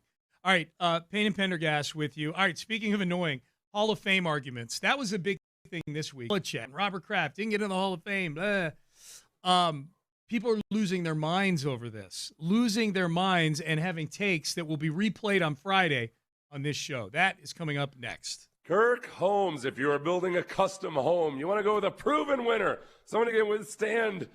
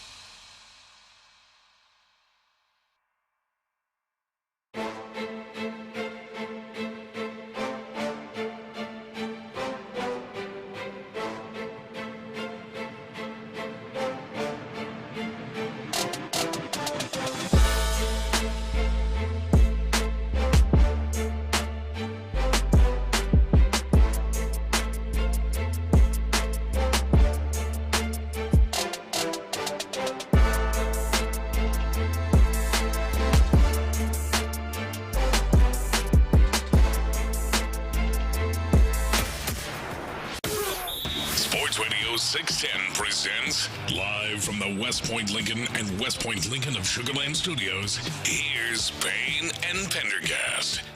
Real quick, we'll get to the Hall of Fame talk in a second, but we just finished up 4 winners, 4 losers. So I've got one of each on the text page. And this is a Texan fan, I'm assuming, texting in. It says, unfortunately, my loser is D'Amico. The comparisons to Vrabel were unfair because Vrabel had previous head coaching experience, but Mike McDonald is in his year as a head coach. He was a DC previously. He hired the right OC, and he won the Super Bowl. Yeah. And I think that's still the question mark with D'Amico Ryans. Good head coach, really a great defensive coordinator / head coach.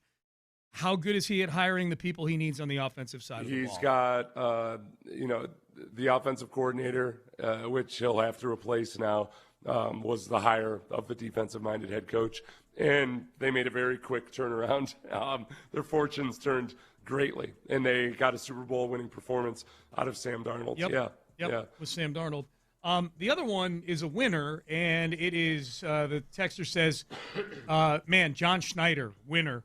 Built and then rebuilt 2 eras of Seahawk football with similar identities. So you had the Legion. He built the Legion of Boom. Yeah. Then hit a, kind of careen, not off a cliff. They were the most impressive thing is winning the 2 Super Bowls, obviously. I'm nearly as impressed by the Seahawks never collapsing in between. Like the Patriots, between their dynasty and whatever it is they're starting now, collapsed. They were picking in the top 3 or 4 for a few years in a row.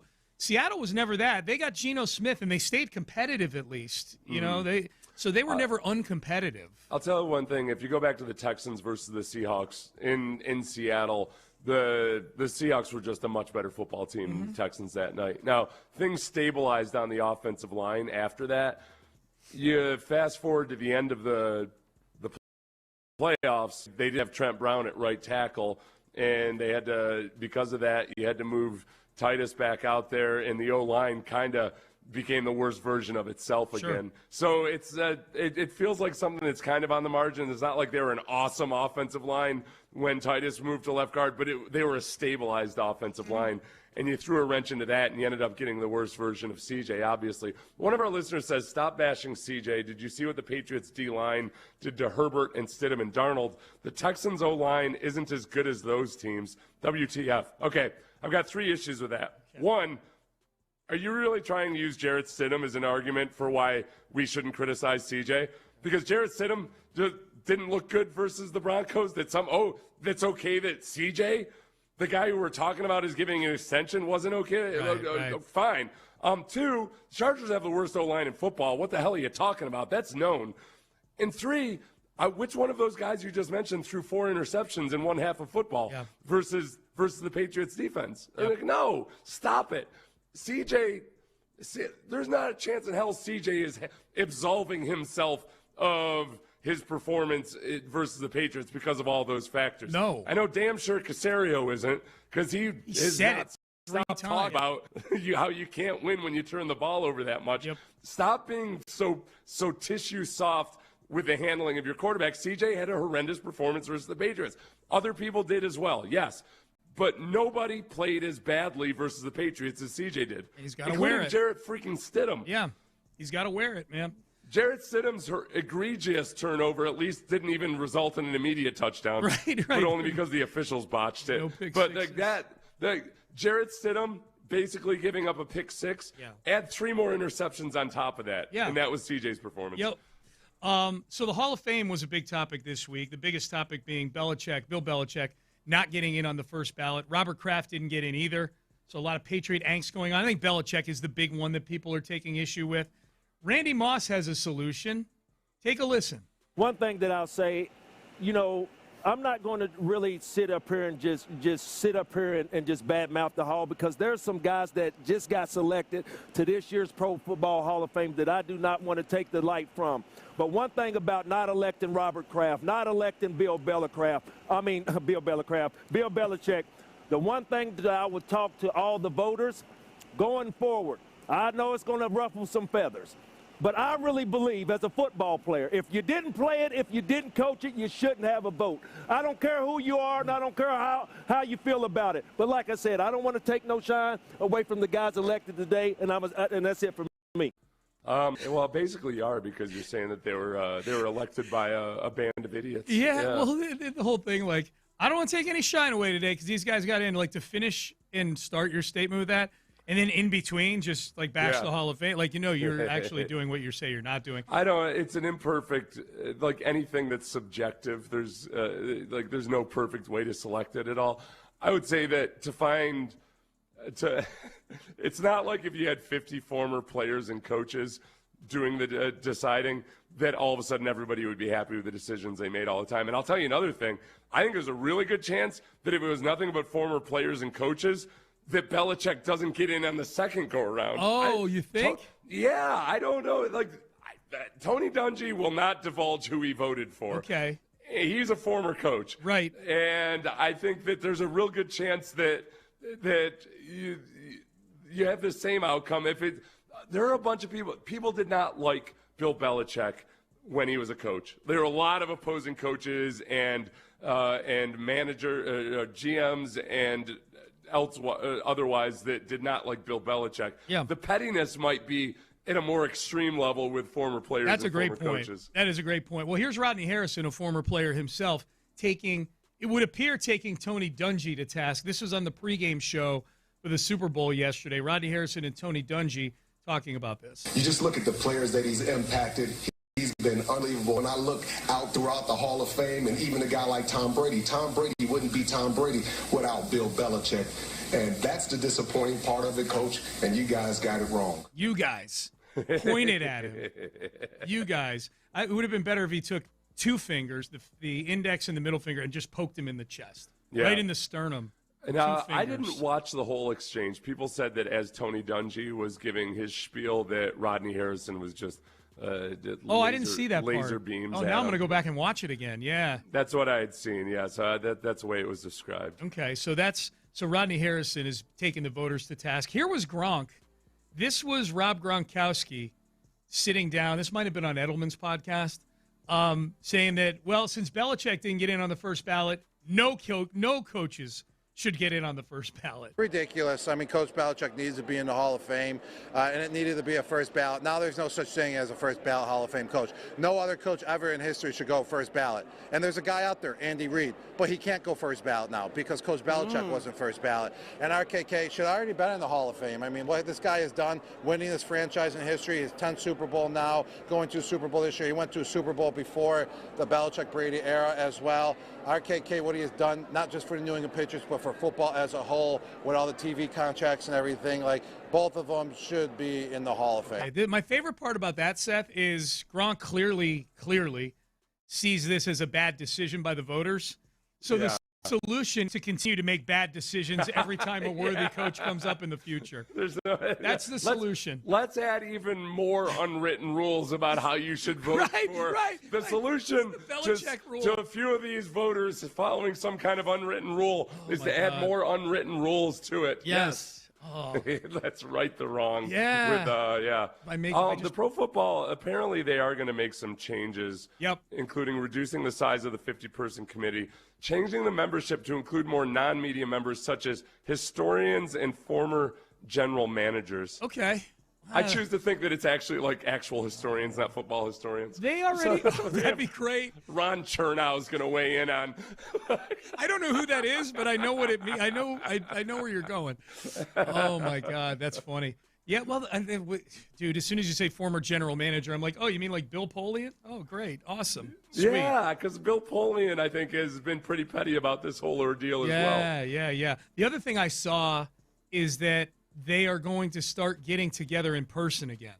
The committee. They haven't done that since COVID. I think that's a big deal. Yeah, there is. I mean, as much as it's cool that we can do things remotely these days, there's still not a replacement for being in the same room together. I agree. With everybody paying more attention, and also just being able to have conversations afterwards and all of that, where I think maybe you can come to a better consensus. Some people, people's blind spots can get checked better, absolutely, and more immediately. I think that's with face-to-face dialogue. I think that one is more important than any of the other ones you just listed about changing the constitution of the voting base and whatever. Like it's because good and bad opinions come across all. Genre of vocation. Players have good and bad opinions, coaches, GMs. Historians are interesting. I'm anxious to see who they add to this thing. Joe in Minnesota texts us, Sean, the last 2 or 3 Christmas parties and Super Bowls, Liqueur 43 and Catajillos have been hits, giving these bland parties up here some excitement over the years. You're welcome, Joe in Minnesota, and thank you to Liqueur 43 for sending us to the Super Bowl last week. There was a Radio Row. One of our guests, I guess I shouldn't say his name because I think he didn't want to, he realized he shouldn't have said how much he loves Liqueur 43. But one of the guests from the drive was a big fan of Liqueur 43, got really excited when he saw us sitting there on the table. But he was also speaking for some kind of a health-related company. Oh, at the time, while sitting there? Yeah. I know who you're talking about because I've sent that audio to the Liqueur 43 people. Yeah. They're aware of his fandom, by the way, is what I was told.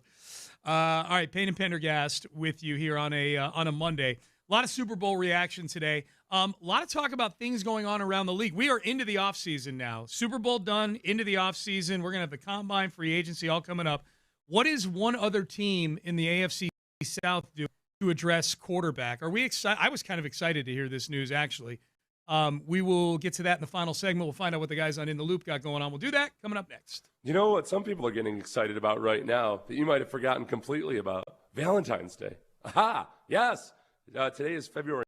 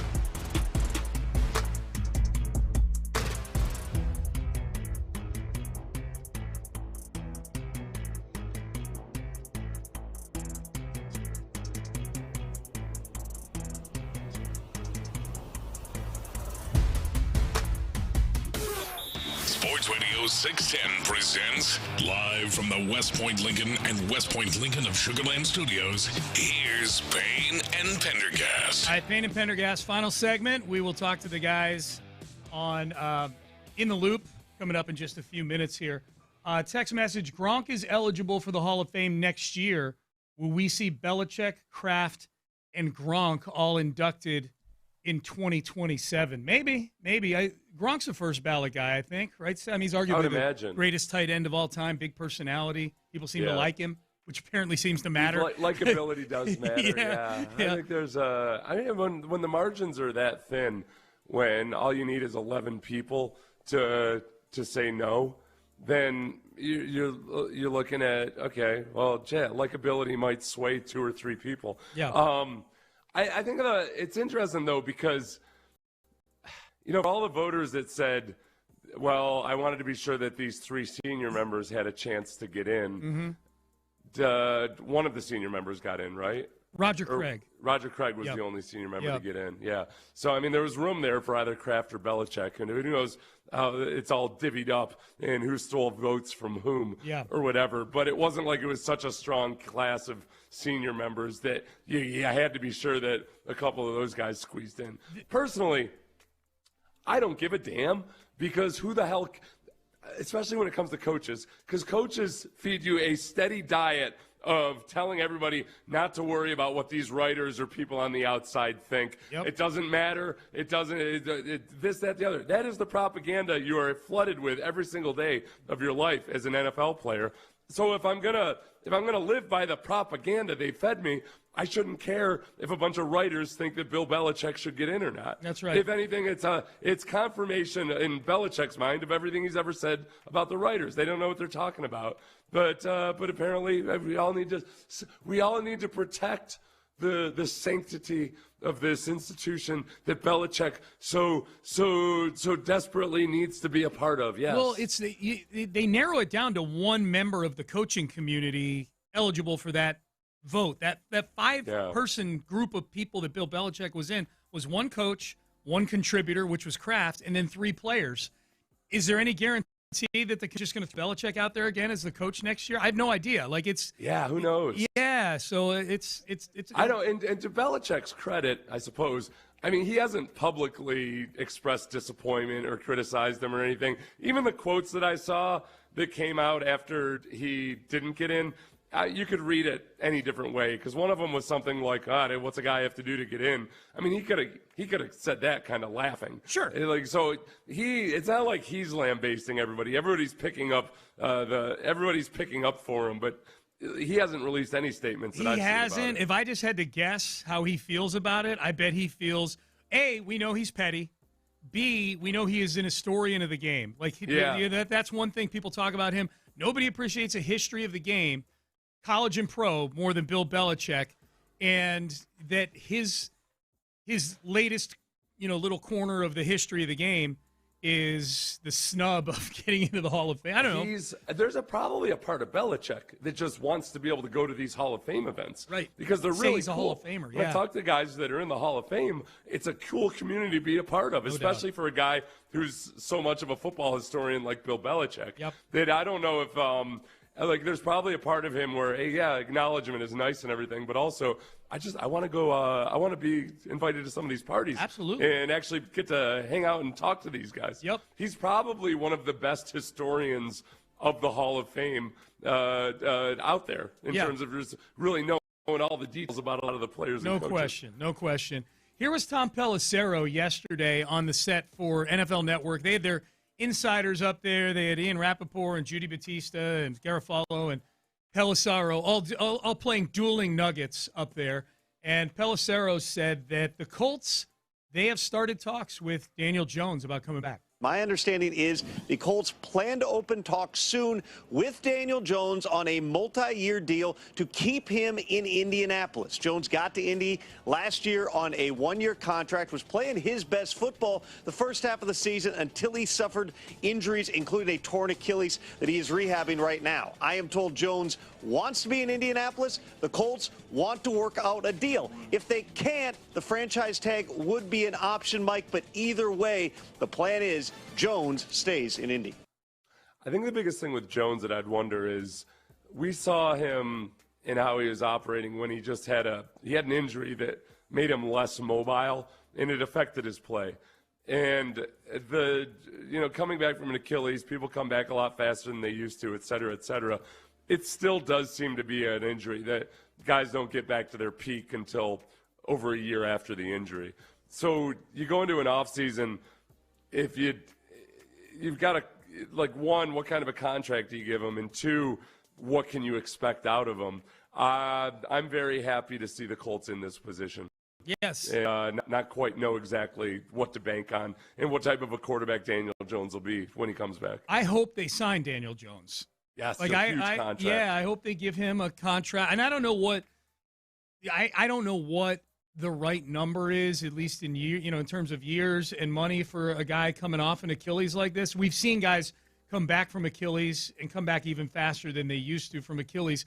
The thing with Daniel Jones is that his mobility and his ability to run is such a crucial part of what he does. And I know the example I'm about to use is a guy who's much older, but Aaron Rodgers has not moved the same since coming back from that Achilles tear. Right, yeah, and that's a tough one because he was so old. He's in his 40 that season, wasn't he? Yeah, he was. He's 42 now. So. Okay, so Sam Darnold signed a 3-year, $100.5 million contract. Yep. That feels like the one you would be working off of. For Daniel Jones. Yeah. But reduced either in terms of guarantee or maybe with protections for injury. Because Daniel Jones was kind of going through the process that Sam Darnold did last year in Minnesota when people were willing to say, oh, okay, this is a different version of Sam Darnold. I think likewise they might be saying, okay, this is a different version of Daniel Jones. But Sam Darnold didn't have an Achilles tendon tear. No. So let's tweak this thing a little bit. The irony of all that, Seth, of what you just said, is that Daniel Jones was in Minnesota with Sam Darnold that year at the end of the year when after the Giants had cut him. So, add to the Well, that was one of the mistakes that the Vikings made this year was they kind of thought that, sure, we'll be able to get Daniel Jones. Of course he's going to want to be our quarterback. Right. No, he liked the Colts better. He liked the Colts better, and it was the right move for him. So we'll see what happens there. Speaking of Rodgers, this is Pelissero talking about there could be a chance that Aaron Rodgers comes back for another year with Mike McCarthy. Rodgers has not yet informed the Steelers whether he will return for a 22nd NFL season. But my understanding is the odds are increasing. I am told Rodgers has spoken several times with new Steelers coach Mike McCarthy, who, of course, helped Rodgers develop into a 4-time MVP and a Super Bowl winner in Green Bay. Rodgers also has spoken with wide receiver DK Metcalf, who wants Rodgers back at age 42. The plan is for Rodgers to take a little bit more time, and everyone hopes comes to a decision prior to the start of free agency in mid-March. Now, this is Aaron Rodgers, Mike. Only he knows ultimately where this is going to go. If he's going to come back, they need to work out a contract. But at this point, it would not be a surprise if Rodgers is back in Pittsburgh. Here we go. Here we go again. Rodgers is going to take a little time. Like, you know what a little time is for Aaron Rodgers? In 2023, it was Aaron Rodgers couldn't be gotten a hold of, partly because he was on his darkness retreat, partly because he claimed that he doesn't have good cell service in Malibu, and all of these other things where he just kept the Packers waiting and waiting and waiting. And if Aaron Rodgers has genuinely become more of a likable dude and everything, he'll understand at the very least that the Steelers they've to sit at some point, and they got to know with some clarity what Aaron Rodgers is thinking. Okay, do you remember how long it took? Take a guess at what the date was that Rodgers signed with the Steelers last year.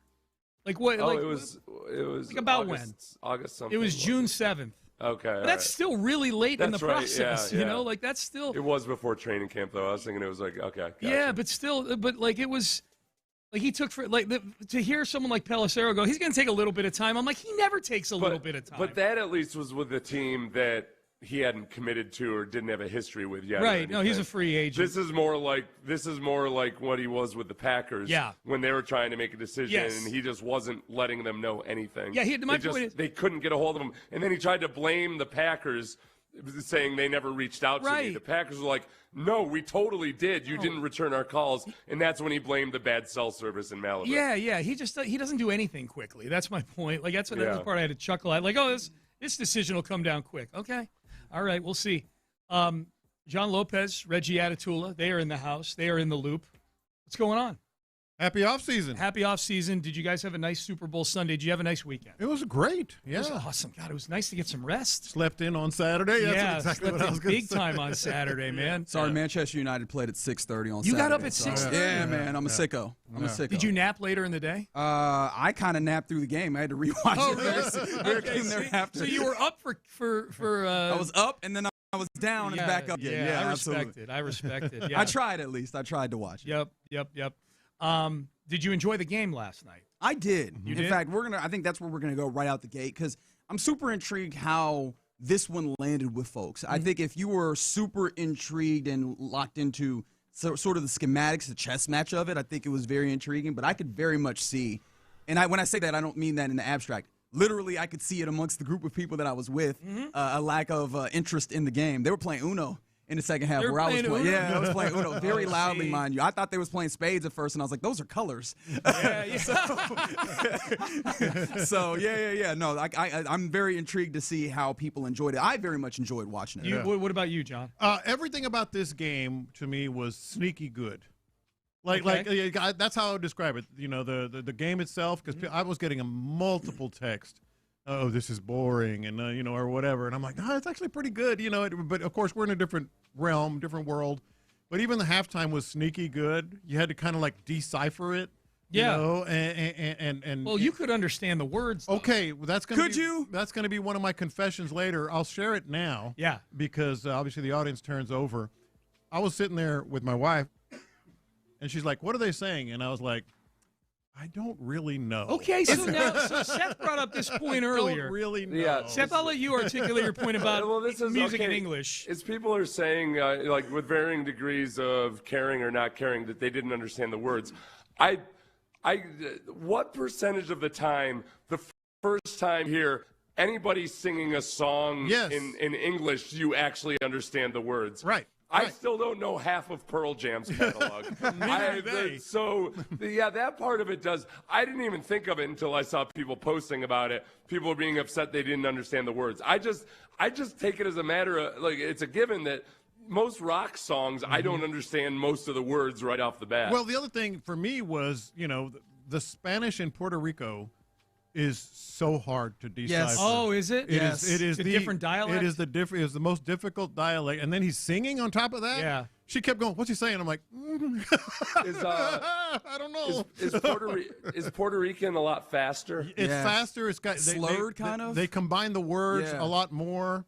Which I'm sure it's easy for them, but most Spanish speakers have a hard time with Puerto Rican dialect and Cuban. Because Cuba is real choppy, their dialect, So it wasn't even so much that it was embedded with all this music that you couldn't understand it. It's just that if you went to El San Juan and stayed there, and the El San Juan, it's a hotel. I know the name of the city is San Juan. Yeah. And you stayed there, and you were just talking to the folks in the hotel. I would have to understand their mouths. You would, okay. Yeah, because I've done that. I've been in Puerto Rico. I've been in Cuba. Those are the two places that were the hardest Spanish to understand. Okay. Which dialect of Spanish is the easiest to understand? Spain. Oh, okay. Spain so is Spanish. beautiful. It's like the OG. Yeah. It's like talking Spanish. to someone who went to Cambridge or something. Really? Yeah. It's beautiful. Okay. And Mexico's King Spanish. It is the King Spanish. Queen it really Spanish. is. Yeah. Nice. Also to answer your question, Seth, I was thinking the same thing, and this is going to sound bad, but I didn't understand a lot of what Kendrick Lamar was saying either. Anybody. I hardly ever, I just don't try until I listen to a song a bunch of times. It starts to become clear, or you just look up the lyrics. Right. Back in the day, that's why we would buy magazines with song lyrics. Yeah. Or they had them on the album. Yeah, you got the insert as well, right? Right, but if you didn't want to buy the album, there were magazines. Yeah. There used to be these things called newsstands, kids. Where you could go and you could buy, you can find them at the airport these days, but you could go and buy, books of all the lyrics of the top songs. I didn't understand the lyrics that Billy Joe Armstrong was putting out there at the Green Day because I was focused on that tumbleweed on top of his head. I was waiting for some rodent to poke its head out and look around and then go back in. No, I'll tell you what. Born in the USA. most people still don't understand that that's not like a gung-ho go America type of song. But they'll sing it at the top of their lungs. Nobody pays attention to the lyrics. Exactly. No. That's actually a conversation I have amongst friends when, we're talking about music. Are you a listen to the actual music or beat or whatever first person, or do you listen to the lyrics first? I'm a lyric as you're person. trying to. I'm a lyric guy. I'm a really lyric okay. person. Yeah, the lyrics are Except what last move night. You. I tried. Well, I knew last night I wouldn't be. Yeah. No, because I that is very interesting. Because if you come to music that way, then a different language is going to be something that kind of changes the way you view it. I'm very much a versus vibes music portion of it first, then I want to pick up the lyrics. No, that said, I enjoyed the presentation last night. It was fantastic. It was very It was intriguing. impeccable. It was unassailable. Down, the whole down on the field, walking through the tunnels of sugarcane and things like that. I thought that was pretty cool. The sugar canes were people. I know. I didn't realize that until So I saw them all walking off the field. Someone posted on Twitter about the fact that the people that are walking off as stalks of sugarcane are probably people who aspire to be more than that at some point in the music world, and they're like, "Yeah, I was in the halftime show, not just Super Bowl 60." Not just that they aspire to be more. I love that they're probably all dancers and choreographers that have a lot of skill. And it was like, what did you do? Waddled out there. I stood there. Yeah, I choose to believe that they were all the kid that in middle school or high school, they wanted the lead in the play. Yeah. And the drama teacher said, no, but you can be a tree. Right. And so they're like me. So take that. Yes. You were a tree once? I was an inanimate object. Now I'm a tree at the Super Bowl. No, you know what I was? I wasn't a tree I was a knight. I was a guardian knight. We did Aladdin and the magic whatever. Yeah. Aladdin and the Magic Lamp, and I auditioned for the role of Aladdin. Certainly. I wound up a guard standing there doing nothing. See? But You could have been at the Super Bowl halftime. Yeah, I could have been a sugarcane Did you stalk. steal the show at any point by having a fake fight in the middle of a scene? Oh, my show stealing days hadn't started yet. So you're listening to KLT AM, KLT FM HD2 Houston, and Odyssey Sports Station. Crosstalk brought to you by D&M Auto Leasing. Question of the day, fellas. Question of the and this doesn't necessarily have to be football related because a lot of mine were not. What are you going to remember most about this game? About the Super Bowl. About the Super Bowl. Okay. Trees might be one of them. Yeah. Yeah, I don't know. I don't think we had a left shark moment though, right? We didn't have a particular tree. Although, do you guys find I thought that Bad Bunny looked a little like Screech from Saved by the Bell. He did, now that you mention it. He looked like Screech. The Hispanic Screech. Yes. It's because of the shoulder pads, I think. It made it look like he was wearing those 90s, baggy 90s. No. It was. I mean, that's part of it. But it was his hair and the beard and his face. The shape. His face. It had a very Screech-esque. Now I'm not going to be able to not see that. And Screech was part of the Super Bowl broadcast too, because he was in that Dunkin' Donuts commercial. Was he? Wasn't he? Is he still with? I don't know if he's. Oh, did he die? I think Dustin Diamond is no longer with Oh, you know us. who was in there? I was thinking of other nerdy guys. The Urkel was in it. Yeah, Urkel White was in it. Yeah, we Alfonso lost. Ribeiro Common was in mistake, Urkel and Screech. We getting lost confused. Screech. Everybody does that. We lost Screech February 1st, 2021. If you didn't know that Seth doesn't see color, that one happened. All right. Yeah. Screech. I was actually kind of I was happy with myself because I had to misidentified a black gentleman in the lobby of the hotel when Ron was sitting next to me, and I was like, "Oh, great, this doesn't look good." But then later in the elevator, I was standing behind a guy, and for the life of me, I could not figure out if it was Aiden Hutchinson or Trey McBride. So I was like, "There we go, I'm exonerated." It's like I'm not racist. I'm just face blind. Come on now. Yeah, there you go. That's way better. I cannot remember people's faces whatsoever. So yeah. I'm with you though. That was the weird thing about where we made for Radio Row was seeing all these people that you know or somebody, and I go, damn, I can't place them. It took me like a day and a half to remember who Mike Singletary was. I was like, that's who that was. Oh, That's right. Yeah. My answer to your question is I will remember this Super Bowl for rooting like crazy for Drake May to stay under 100 yards passing. Crazy. I was so pissed off when they scored their first touchdown. And all the dinking and dunking. He wound up with 295 yards passing. Yeah. Was that what it was? Yes. It didn't feel like that at all. 295. As you can tell, I watched this game without a box score in front of me. Right. What? 295. Yeah, if you had tried to get me before you told me that, yeah. I wouldn't have guessed anywhere near 295. 295, yeah. My memory would be how excited I got when Kenneth Walker reeled off his first couple chunk runs. Yeah. And I thought, yes, this is the way. Yep. And then really also a couple of the one big Leonard Williams play in the backfield where he got up just looking like a terrifying machine of a human being.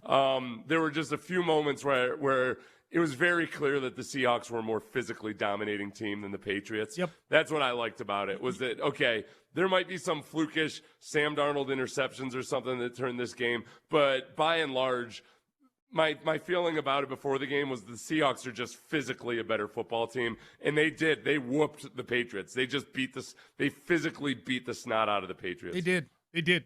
All right, boys. Have a great show. Thanks, man. Talk brought to you by TNM Auto Leasing. You're welcome. Crosstalk brought to you by TNM Auto Leasing. Seth, antibodies to you, my friend. Antibodies and crap. Well, hold on a second, everybody. No, now we have to wait. Yeah, no, yeah. The longer it goes, the better it needs to be. Too. Yeah. No pressure. Seth's like an impasse here. Yeah, see, this might be our last it's not so show easy. ever. Not so easy. Well, when all you can do is just huck something at my face. That's what it is. That's what it is. Antibodies, and may you not be hit by a Lamborghini on your way home. Thank you. Appreciate that. Yeah, no, James Pierce is far, far away. Yeah. All right, we're done. We are out of time. Reggie Atatula, John Lopez, Figgy Fig. They are in the loop, and they start now. Yeah, you indeed are in the loop here on Sports Radio. I enjoyed that a lot. Oh, I did. I wanted to jump in with like a chamomile tea and honey because I'm just like, man, Seth, we gotta get you back on the up and up. But what a day, man. Good to be in the friendly confines of the West Point Lincoln studio here in the greatest city in the world, Houston, Texas. John Lopez, how you living, man? Damn glad to be back, that's for sure. Boy, it was nice. It was a terrific trip last week. Boy, it was a nice night just sleeping in my own bed. I bet. Saturday night. That was great to be back. Great to be back in these studios. Yes, absolutely. Yeah. It's weird, though. I was walking to work today, and I was like, man, it feels so nice out. And I was like, it was nice in San Francisco. That was great. But there's something different about it being nice in Houston. Yes, sir. And so we're very happy to be back with you once again here in the loop on Sports Radio 610.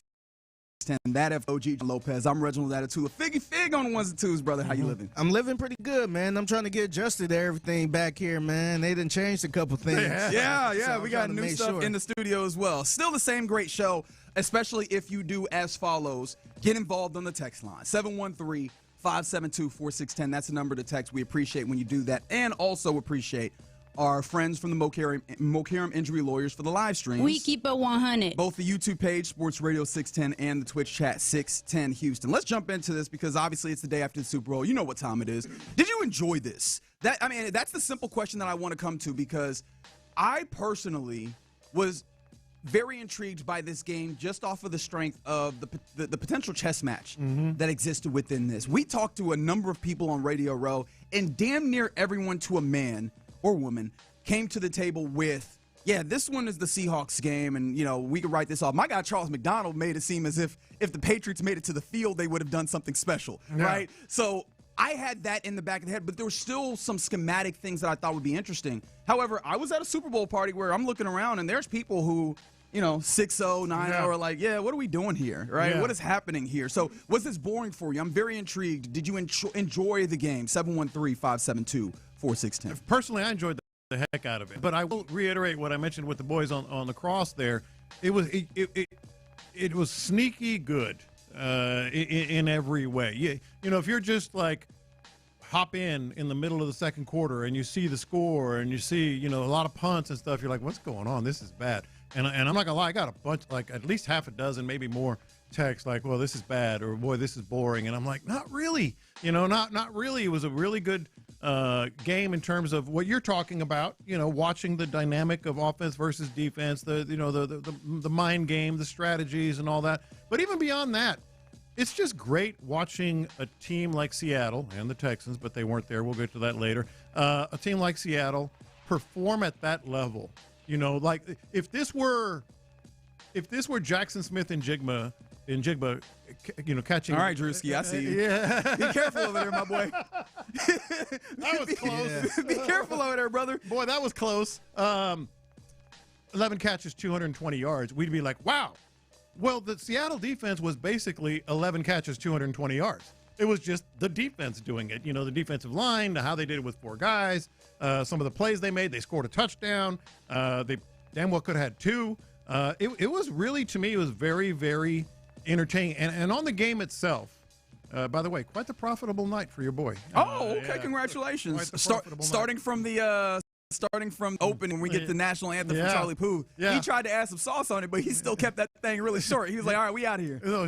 Sean kept saying, but it was texting us about the over-under. I was like, under. And then he texted again. I said, under. Then he texted again. I said, under. Yeah, I was wondering if you were if it was the same text just coming through later. No.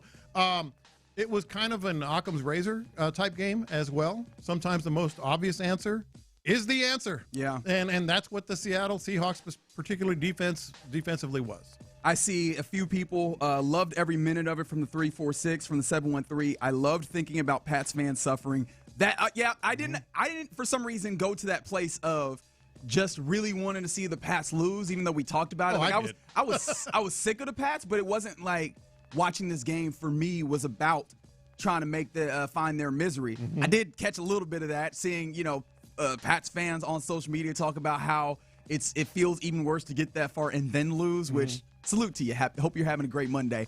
But yes, I guess that was probably a fun part of it, just knowing that not only did their team struggle, they didn't have no points for a long period of time. They scored a touchdown that ultimately showed itself to be futile. I do appreciate that. For me, it was, especially if you watch this Texans team this year and found a way to appreciate that, I think you should have been able to look at this Seahawks team and go, and not even just the Seahawks, Patriots even early on in this game, and go, oh, this is really fun to hear. These defenses were incredible out the gate. Yes. And it was very evident that the defensive play callers were running this game to start. Just very good on stopping the run on both sides, very good on being able to manipulate things and not allow it. And I give the Patriots credit as well, because Sam Darnold was not able to get off early because those wide receivers were like, we are sitting on these breaks. We're not letting you get anything. Christian Gonzalez did a fantastic job of that as well. And you can say the same with the Seahawks, who they manhandled. They did all the things that, schematically you imagine. They were able to get pressure with 4. That is one of the, if you want to sound smart, especially headed into a Super Bowl, like, oh, what's it going to take to win? If they can get pressure with 4, right? It is technically correct, and it makes you sound smart, but they ultimately were able to do that. Get pressure with 4, bottle things up. It was one of those really, really good games defensively. And when you talk about those schematics, I thought that was really fun, especially from a lens of a team, in the Texans that you watched do similar things. Yes, and that's how we feel about it on one level. But it was also very entertaining, somewhat heartwarming, because of the storylines too. The Sam Darnold thing, I don't think we can overstate that.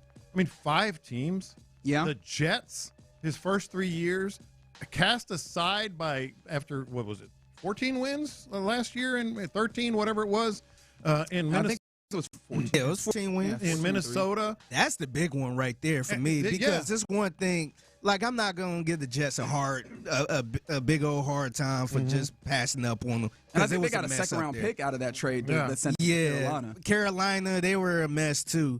But the big one is the Vikings. They got to feel silly right now. Yeah. Letting them walk out the door for J.J. McCarthy. Do you feel like that was the case in a game in which he went 19 of 38 for 202 and 1 touchdown?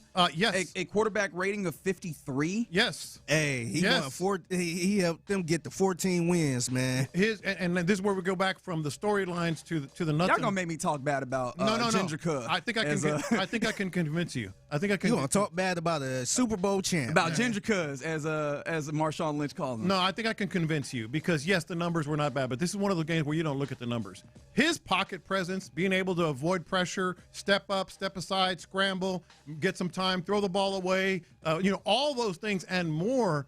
That was elite. Now the numbers, no, not at all. But you saw what happened to Drake May. The exact same thing could have happened to Sam Darnold, but his presence, his between the ears acumen, his ability to move the team, to make good decisions.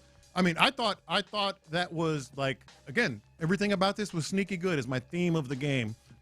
He was sneaky really good. Yeah, he really did. Yeah. He was good in that regard for sure. The management. I don't want to do this. Please understand I don't want to do this, but I have to say this intellectually for what we're talking about.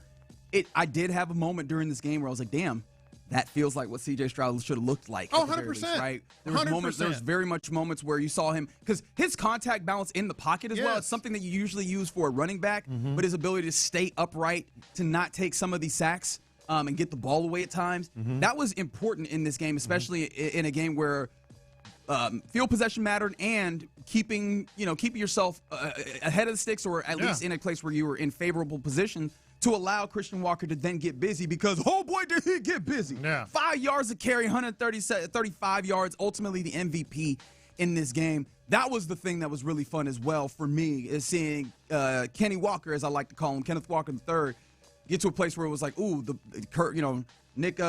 Zach Kurz is doing a great job of keeping him in, bottled, and all of a sudden here he is bouncing it out. And it felt like Joe Mixon of last year, where there's nothing there, here he goes bouncing, there's that 10 or 11 run at yards. the end where he was just like standing still in the backfield until the hole opened up. Great, that was the thing. He just stood there. Incredible patience, great feet to make sure that, okay, when I do see something, get to that hole, and then he just ran with power. Those are the things you want. I see someone who's up there on the text line saying, I really want Kenneth Walker on these Texans. I ain't mad at you. I feel like that price tag gonna be big. The price of the brick went up. The price tag gonna be big. What's funny is it didn't even feel like you got a lot of him in the pass game. Actually, he caught two one passes. real big one. Yeah, one big one for 20 yards. But that's the type of running back that you really want to see. Woody Marks gave you a little bit of that. I wonder how much you get there, but that's one of those things when you're thinking back to the Texans where I go, I would love one of those. You saw the game plan. The Texans, I think the platonic ideal of the game plan that the Texans wanted played out in the Super Bowl. This game was, and that's why I totally agree with your point on the Texans. To me, this game was what the Texans see themselves as with the filter. That's such a great way of saying it. And what the Texans are without the filter. Like the Patriots were the Texans without the filter. It was just like, good defense, decent enough, but really couldn't hold up, for 4 quarters against a quality opponent, and a quarterback that was just fumbling and bumbling, the game away. Versus with the filter on, that defense was just overwhelming, and the quarterback made every right decision. Like, this was the Texans with a filter versus the Texans without a filter. Broadcast said he can't catch or block, though. Kenneth Walker. That's what I was about to bring that. Yeah, I was about to bring that down. I'm like, really? Yeah, well, that's the funny thing is I think coming into the season, you probably would have for Chris some reason. Collinsworth said that. Yeah. Collinsworth, I sometimes wonder how much the meeting coming into it impacts what he's thinking, because one of the things he said, and one of the things that was a big impact for the Seahawks, I thought that Mike McDonald did a great job of holding some things off, so that there was stuff that did not have tape that they would unfurl in this game, and that chiefly was using Devon Witherspoon as a blitzer, actually blitzing him, coming through the B gap and stuff like that. And when he blitzed him, Collinsworth was like, they like to do that. And I was like, they actually have not been doing that for a number of weeks. This is a new development if you've been watching them closely. But I think that was him sitting down with. And I wonder, we're bringing it. Yeah, I wonder if the coaches told him in the production meeting, we expect to be able to bring Devon Witherspoon in this matchup. But I wonder how much that was. And I didn't get enough of that because, again, being a Super Bowl party, I was either close or far to the TV at various different points, and I didn't get very much of that. How did you feel about the broadcast? Little mini confession here. I like Chris Collinsworth. I do as well. I really do. He has. Now here's a guy. But he has like a feel for the game. He does. Early, I think it was the second or third possession. It was that early in the game. He's sitting there going, "This is going to be a defensive game." And this is after the Seahawks kind of moved the ball down the field.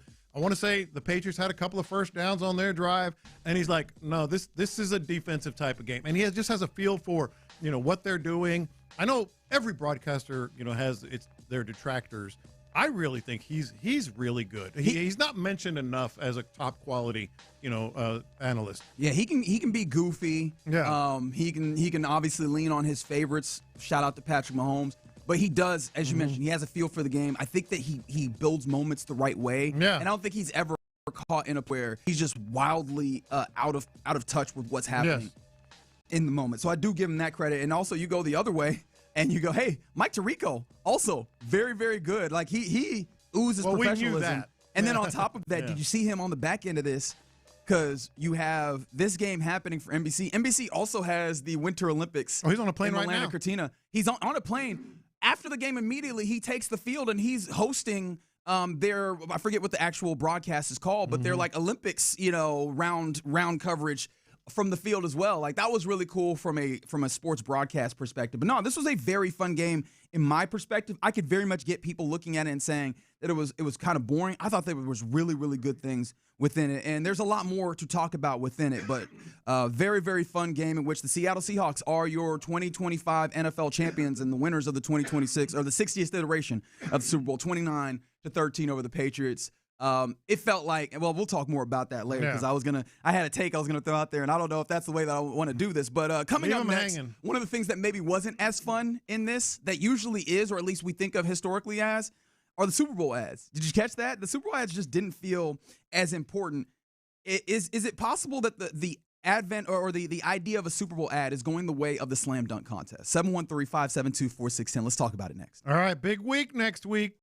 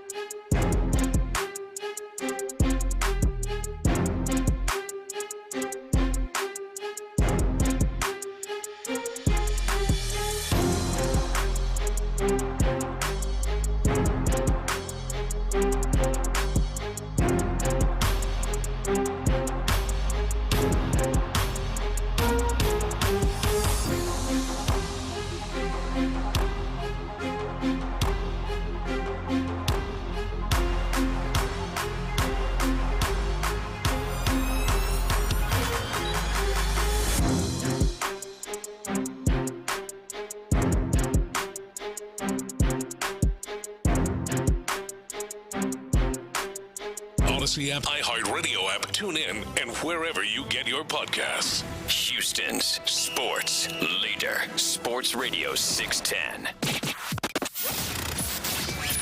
In the Loop is powered by Mokaram Injury Lawyers. Heard in an accident? Call Mokaram Injury Lawyers at 212-2222. Figgy, let's hit him big time. Houston, let's get in the loop. You better get ready because we're going to show up and show out. With John Lopez and Reggie Atatula. Always live, always local. Seemed like they got off the off the slide. Oh, if you, God, if you listen to Lil Kiki. I was cringing. Hey, no, Lil Kiki is a legend in these cities. No, if Lil Kiki said it's off the slide, then it's off the slide. You're in the loop on Houston Sports Leader, Sports Radio 610. Yeah, you're in the loop here on Sports Radio 610. Happy Monday to you. That's the OG John Lopez. I'm Reginald Atatula. Figgy Fig on the ones and twos, and you rolling with us as we continue to bask in the glory of a completed 2025 NFL season now, and we can jump into the offseason of it all and start thinking about the next time football is available. I do think I saw Champ Slice on the YouTube page making mention of saddest day of the year. Longest time that you'll have till you see NFL football again, and I get that, but still have a lot to enjoy and appreciate here in the great city of Houston. I don't know how you watched this game, John Lopez, but I watched it with a group of probably like 30 people. Oh, that big? Yeah, it's pretty. Did you go to a bar or something, or was it personal? It was a person's house, and it was a watch party, and it was fun, man. Had a lot of fun. Good eats. Great wings, homemade wings with homemade sriracha honey sauce and everything. Man, it was great. And it was one of the things I enjoyed about it as well is there was a few people that were really invested in the game. I mean, if I'm going to say I was most interested in the game, there's a few people that were interested. Laptops and tablets. No, I didn't do that. I kept. He shows up at the party with a notebook. Yeah, I kept it to the phone. I kept it just to the phone. I would have gone. Like if the Texans were in this game, I'd have been full laptop up. But I was like, we would have been there. Yeah, that is true. That's a great point. God, don't remind me of that. Yeah. But there was also people at the party that were, just here for the vibes. But in a weird way, if I had told you that I had people there at the party like that 15 years ago, you'd have said, "Oh, they were there to watch the ads." Mm-hmm. Wasn't none of that at the party here. It felt like the Super Bowl ad. I wonder how it was in other people's houses and where they were watching it, because it felt like the Super Bowl ads caught nobody's attention really and truly. I think I'm interested in what your thoughts are, Figgy. I think the last 2 or 3 years, that's been really obvious. A lot of times people say, "Oh, wait, I can't get up. I want to watch the commercials." Yeah, because it was, people was going to the restroom like a mug. Everybody was good. No. I forgot about it, man. I was cooking on the grill. Yeah, and I saw the kickoff, all that stuff. When went to commercial, I dipped out. Went back to the grill. And I did a lot of that too. I feel like for about, like I said, about 3, maybe even longer, 3 or 4 years, that's been the case. People kind of checking out on the commercials much because they haven't been as good. Here's where I am with it. I agree. I think we did our thing at our house, and I made some homemade wings too, as it happens. And of course, they were OG sauce spicy. OG sauce spicy. Yeah. Oh, word. Yeah, but I caught myself doing that. But once I saw the commercials, I think they're making a comeback. You think so? I think there was some really average to below average commercials.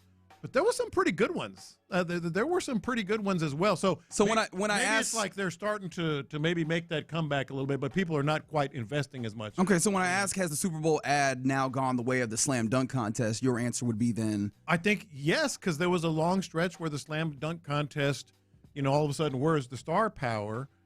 And there's still not a lot of star power, but I think people wanted to make a comeback and try to encourage these guys to do it. I think the ads are starting to do that. There were a couple that I liked. I liked the Dunk. Talk about star power. I mean, they had some. No, that was a good one. Nostalgia. Yeah. It was tight star power. I respect that people really liked it. I'm not going to lie. It reached a level of nostalgia where I was like, damn, this feels icky to me. And I understand. What felt icky about it to you? It just felt. It felt so blatant in the amount of nostalgia. That's the whole idea. And I get that, right? And I might be me, out here alone on this, but at that point, it took me to a place where I was like, damn, this feels like begging. Damn, get up, man. Have some self-respect. No, I get it. To me, watching it in real time, like, oh, that's so-and-so. Yeah. Oh, that's so-and-so. Right, that's where I was. To the point now I'm standing up like, who else am I going to see? And they threw Tom Brady in at the end because apparently you got to throw Tom Brady in your Super Bowl ads. Yeah. No, so that's kind of my point. Like, yes, it's not just a 1 year lull. It's been a lull. Yeah. With the commercials, but I think they're starting. I thought the Pepsi Bears doing the Coldplay thing was pretty funny, pretty cool. You enjoyed that? Yeah, that was good. And then what was the one? Was it Lay's potato chips? The last harvest. I'm not gonna lie, man. Kind of got me. Tugged at the heartstrings. Kind of got me in here. Yeah, the one that got my wife was the karaoke one for crypto. Oh yeah, singing that. Was it Backstreet Boys? Yeah. She was singing the whole time. And next thing you know, she over here singing, "Yeah, crypto like that." Wait, what? I saw a lot at the very end. I saw a lot of millennials on social media that were singing along. Very much so. She was singing along. Got her good. So yes, it's taken a step back. It's been very dunk contest like. But I think they're trying. Where you just you get a Zach LaVine here and there. Yeah. Or some of them were just bad. I was like, oh brother. Yeah. Whatever. I feel like did they do the most interesting man commercial in there as well? Or because I was trying to go on YouTube and go back, and I was like, damn, I don't remember how many of these actually made it, or how many of these were just ones that people put on social media, or rather on YouTube or what have you. But I saw the most interesting man commercial, and I was like, did that hit for the youths? Yeah. For those of us that were inundated in that ad campaign back in the day, I was like, oh, this is cool. This is something that is memorable that I already have, right? I guess in that nostalgia vein, but brought to a modern era. And I was like, I wonder how many people were like, this is stupid. This does not hit me. No, I agree. I agree with you on that. I did think of you several times. There's a lot of AI commercials out there. Yeah. I was like, oh, boy. Yep, we are here. We are here, and Reggie's going to have an aneurysm. Yeah. And here's the thing about the AI commercials that really get me, and I think the Google one is the one that did it for me. Why do you not show AI being actually useful as opposed to being lazy? Yeah. Right?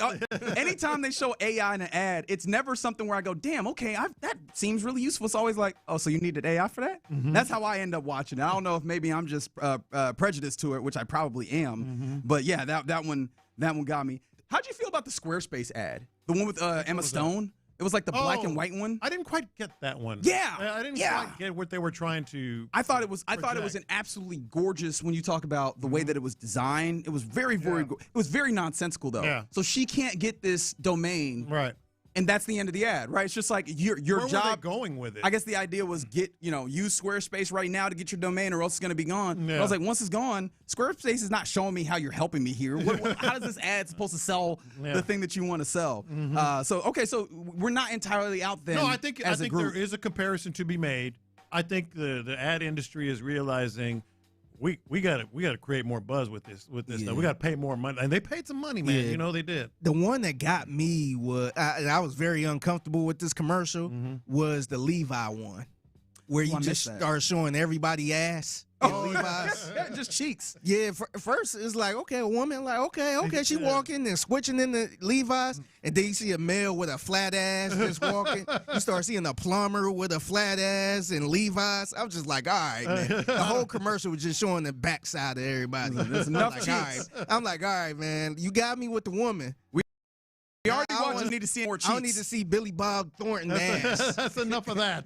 So one of the theories that I heard, and I want your take on this to hear if you agree with this, if you think this has any level of validity. But one of the theories that I heard on this is, in the heyday of the Super Bowl ad, when it felt like it landed with us as a general populace, short video was not as prevalent. It was not as easy, especially entertainment.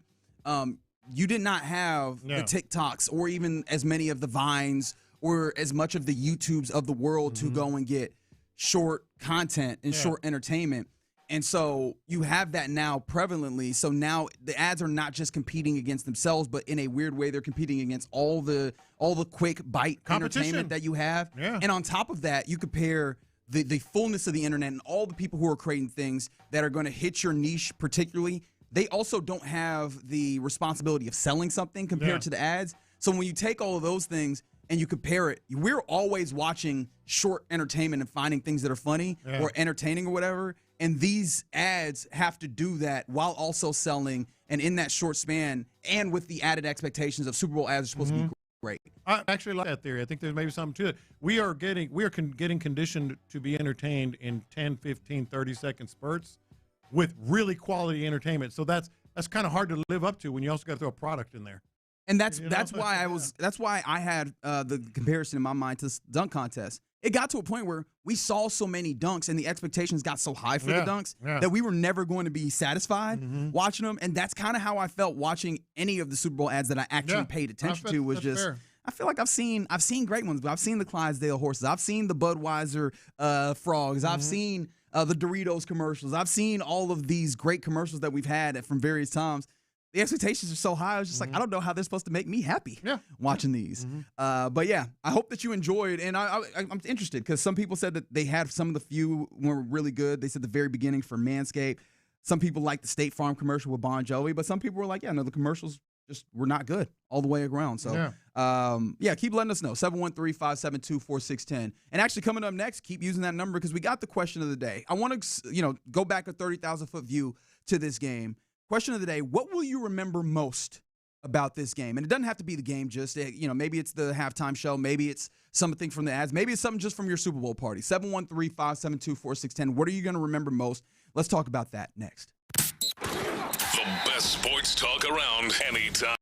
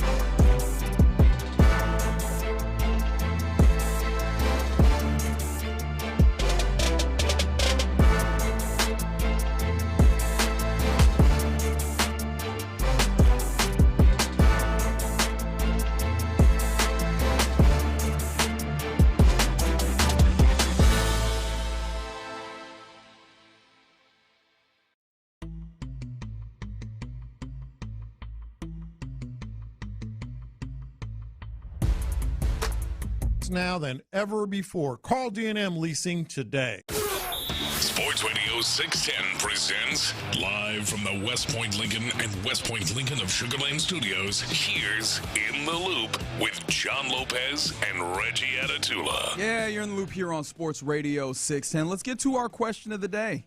What will you remember most about Super Bowl 60? Whether it's the game itself, commercials, halftime, Super Bowl party, something to that effect, let us know. 713-572-4610 is the number to text. Somebody said, and they're not the only one, they said that I remember the fact that I was broke and my numbers hit in the third and now I'm up $400. I saw someone else say that they hit for $750 on their squares. Yeah, okay. And John, you did squares yourself, didn't you? I did. I got the first quarter 3-0. It wasn't that big of one. It was only $150. A little. Hey, it's $150 more than you had at the start of the game. But I don't know what it is about these last two Super Bowls. I've hit, man, my little play money bets have come through nicely. Not the only thing that hit. You talked about the under. Did you end up putting in the Gatorade prop? I did like not do the Figgy told you? Gatorade. Figgy would have won you some money. Yeah, I did not do that. I did the Anthem, which was just an easy, straightforward luck. I did AJ Barner was. Boy, that was a big one. Did you do anytime touchdown there? Very nice. It felt like we talked to Christian Faria, and what he said was, yeah, man, tight ends are going to be. Remember, I was talking about and something. you were right. I'm feeling AJ Barner in this game. I'm feeling it, so I backed it up. I did an alternate point spread. I was so confident in the Seahawks that I didn't take the 4.5. I bumped it up to 10.5, which is better odds. The only one I lost was I bet it all the time just for fun. Anytime safety. Anytime safety. They got Patriots were in the shadow of their end zone a couple times where it could have happened. I was like, sack. No, for sure. Sack. Some 100%. But that's not what I'm going to remember most about this game. Yeah. On a personal level, and then just in an at-large level. Personally, every time I saw the Patriots, it just hurt more, man. It just hurt again. I should say it hurt again. That should have been the Texans. Not only could have, should have.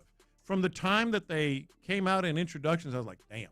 I was like, damn. You and I talking about that. Yeah. Do you think the Texans would have had a chance in this game? No. I think it would have been negative scores on each side. Okay, because honestly, I think the score would have ended up being, I think that probably would have been the same score. Yeah, probably if the Texans was in or the worse, Super Bowl. Presuming C.J. Stroud would have been rattled. Hell, if the runner-up to the MVP got rattled like that, C.J. Stroud definitely would have. But it should have been the Texans. For sure. So that's kind of the personal one. You're not alone with that. 7-1-9. Yeah. What I remember most of the Texans should have been playing that game. Somebody else said the similar, right? 7-1-3. The Texans could have looked that good, and Fairbairn would have kicked 6 field goals. I did also feel that the Texans wouldn't have beaten the Seahawks there. I thought the Seahawks were incredibly well situated. I think it was halfway through the season when I said it here that the Seahawks are the best team in football, and they ultimately landed as that. I think that might be my takeaway, is that you did actually have a year in which what felt like the best team in football actually won the Super Bowl, because that's not always the case. No, for sure. And frankly, from the at-large point of view, I thought the halftime was really, really fun and interesting, but you kind of needed a decoder ring to really appreciate it. I didn't start appreciating a lot of stuff until after the fact. It's like a Jordan Peele movie. Yeah, I was like, that was a real wedding? Oh, that's the lady from New York that has the lady that gave him the little shot? Mm-hmm. I guess it was coffee or whatever. She's a legend in New York, a Puerto Rican woman that... New Yorican is what they call them. Juanita is her name. Just everything, like Lady Gaga shows up, like, that's Lady Gaga. Yeah, there was some cool moments where you could see, that's Khabib and Pedro Pascal, and why is Alex Earl up here? Where did she come from? Boy, buddy, I still couldn't tell you. Also, shout out to Jessica Alba being part of La Gente, right? Like, I appreciate her doing that. That was pretty cool. She's still going strong, man. Buddy, is she? Man, still got her fastball. Fastball is still in there, baby. She can still play in that movie, Honey. She can get back into the league right now. Yeah. Right now. Mm-hmm. No, I thought that if you're talking about the halftime show, I get how it would not be everybody's cup of tea. Mm-hmm. Again, it was a party though, man. It was a party. That's what he said he wanted. Yeah, the unequivocal joy that is exuded from it was really cool. Yeah. The production value is unassailable. I thought it was shot beautifully, and they did a great job of, like, the feeling was great from the bottom up as opposed to, like, shooting down on it. Yeah, I thought that was really, really cool. I thought it was good energy, good vibes. Even if it wasn't your cup of tea, you can't deny that he put on a really good show. Yeah. Like when it comes to that. Some other ones that come in here from the text line. Let's see. Somebody said, what did I? Oh, from the 832. Will Campbell is food. Buddy, that left side of the offensive line for the Patriots, we talked about it all playoffs. It showed up in a big way. I still remember one play specifically where Jared Wilson the left guard, just gets walked into Drake May's lap. And I was like, oh, God. For a sack. Yes. Yes. It was so evident. I think it was, let me make sure I get this stat correct so I don't misrepresent it. But there was a stat that points to the idea that this was one of the worst. Will Campbell allowed a career-high 14 pressures in the Super Bowl. The 27% pressure rate, which is tied for the most by an offensive lineman in a playoff game since 2018. This was a decade-long type of you got whooped on the offensive line, which is really tough for Will Campbell and I mean for the Patriots because they've jumped in a rookie into their left tackle spot, and the idea was, oh man, you've got a guy who's going to be there for a long time, and I am not sure anymore. The way that his rookie season is gone. Yes, it was a rookie season. Yes, he's been dealing with some injuries. That might be one of those where you go, damn. Yeah. What not a good number 4 overall pick there ultimately. No, he probably needs to be a guard, huh? He got worked. Figgy, do you have anything that just stood out just in terms of like, I'll remember this from that game? Yeah, honestly, I think the one thing that stood out to me was, damn, the Texans should have been here, man. Right. But I think the other thing was I kind of came to grips that they probably wouldn't have won the game. And this Seattle team was for real. The defense was for real. Yeah. But I think it probably would – the way this game turned out, it probably would have been the same thing, just a different team right there if it was the Texans. Yeah, and Texter brings I would have been fine with it. Oh, yeah. I would have been fine with it, yeah. Texter brings this up. We were talking about Jessica Alba. Doesn't seem to age. Ricky Martin. I didn't even know that was him. I didn't know because I said I thought it might be Ricky Martin. I'm like, well, he's older than that guy. But it was him. I was like, hey, he hasn't aged either, man. Puerto Rican boy. I think the other thing that stood out with this game, too, was just looking on social media and all the different memes about Stephon Diggs and where he's going after the game. Yeah. I'm like, man, y'all is crazy, man. Did you see? Sorry, I'm gonna dive into the Chisma. I guess with the way that Chisma is the way that I go for it. You see that him and Cardi B unfollowed each other? Oh, yeah. And weren't they commenting on each other's? Yeah, I wasn't sure if that was real or not. They have unfollowed each other. That might be real. What are we ultimately going to do with that? I don't know. Like, it goes even further into the gossip where it's like, oh, is that his best friend that got hotel access? Yeah. Is there something else happening there? I don't know. But that was a part of it as well. I think I'm gonna take the low hanging fruit is that this really and truly might be some level of reinvigoration of defense in the league because we've talked about it. We talked about it last week. Well, we're going to get into that. And I don't know if that's a good thing or not. We'll get deeper into it as well. But, man, the way in which the Seattle Seahawks defense won this game. Now, Kenneth Walker III had a large part to play in it with the way that he was able to run the football and ultimately the way that they were able to get into advantageous position. But for the longest part, this game was won with field goals. I know that you ultimately get the A.J. Barner touchdown to seal this and really put it out of reach for the Patriots. But this game was won with defensive players and not even a defense where you go one guy specifically shows up. It was a multitude of guys. They had 3 or 4 guys with 2 sacks or whatever. You had just a full defensive effort all the way around, not necessarily individuals, win the Super Bowl outright in the year of our Lord 2020. Well, after we would have thought that everything would be geared towards offense. Could this possibly be something that pushes forward into further seasons for the Texans and the rest of the NFL? Yeah, I think the answer is yes. It's a copycat league. We'll see if that's a good thing or not, and we'll talk about it today. But, the other thing that really stood out to me is, we spent a lot of time, talking bad about Roger Goodell and the NFL, and it's easy to complain. I thought you talked about the production value of the halftime, which was awesome. I thought the whole show was good, man. The entirety of the Super Bowl process? The entirety of just turning it on early. I mean, they just know how to put on a show. How much of that did you feel was NBC themselves, and how much of that did you feel like was the NFL? Well, I think NBC had a big part of it, but from Green Day to the flyover to just the field was gorgeous, the production was gorgeous. Just everything was about it. We can complain about the NFL, that's fine, and we do, but they put on a show. That was a beautiful show. I think NBC had a lot to do with that, too, the look of it. I think they got some of the best production out of the main, I guess, TV companies outside of the CBS. The CBS is the Foxes. Yeah. I think NBC is number one out of those. Yeah, the quality, video quality specifically, they do it. They do it up really well. All right, you're in the loop here on Sports Radio 610. Coming up next, let's go around the NFL. There's more news and notes coming out of Super Bowl for the Super Bowl, but also there's a little bit of Texans news. Your staff seems like it'll remain a little bit more whole. We'll talk more about that next. NFL legend Darren Woodson shared.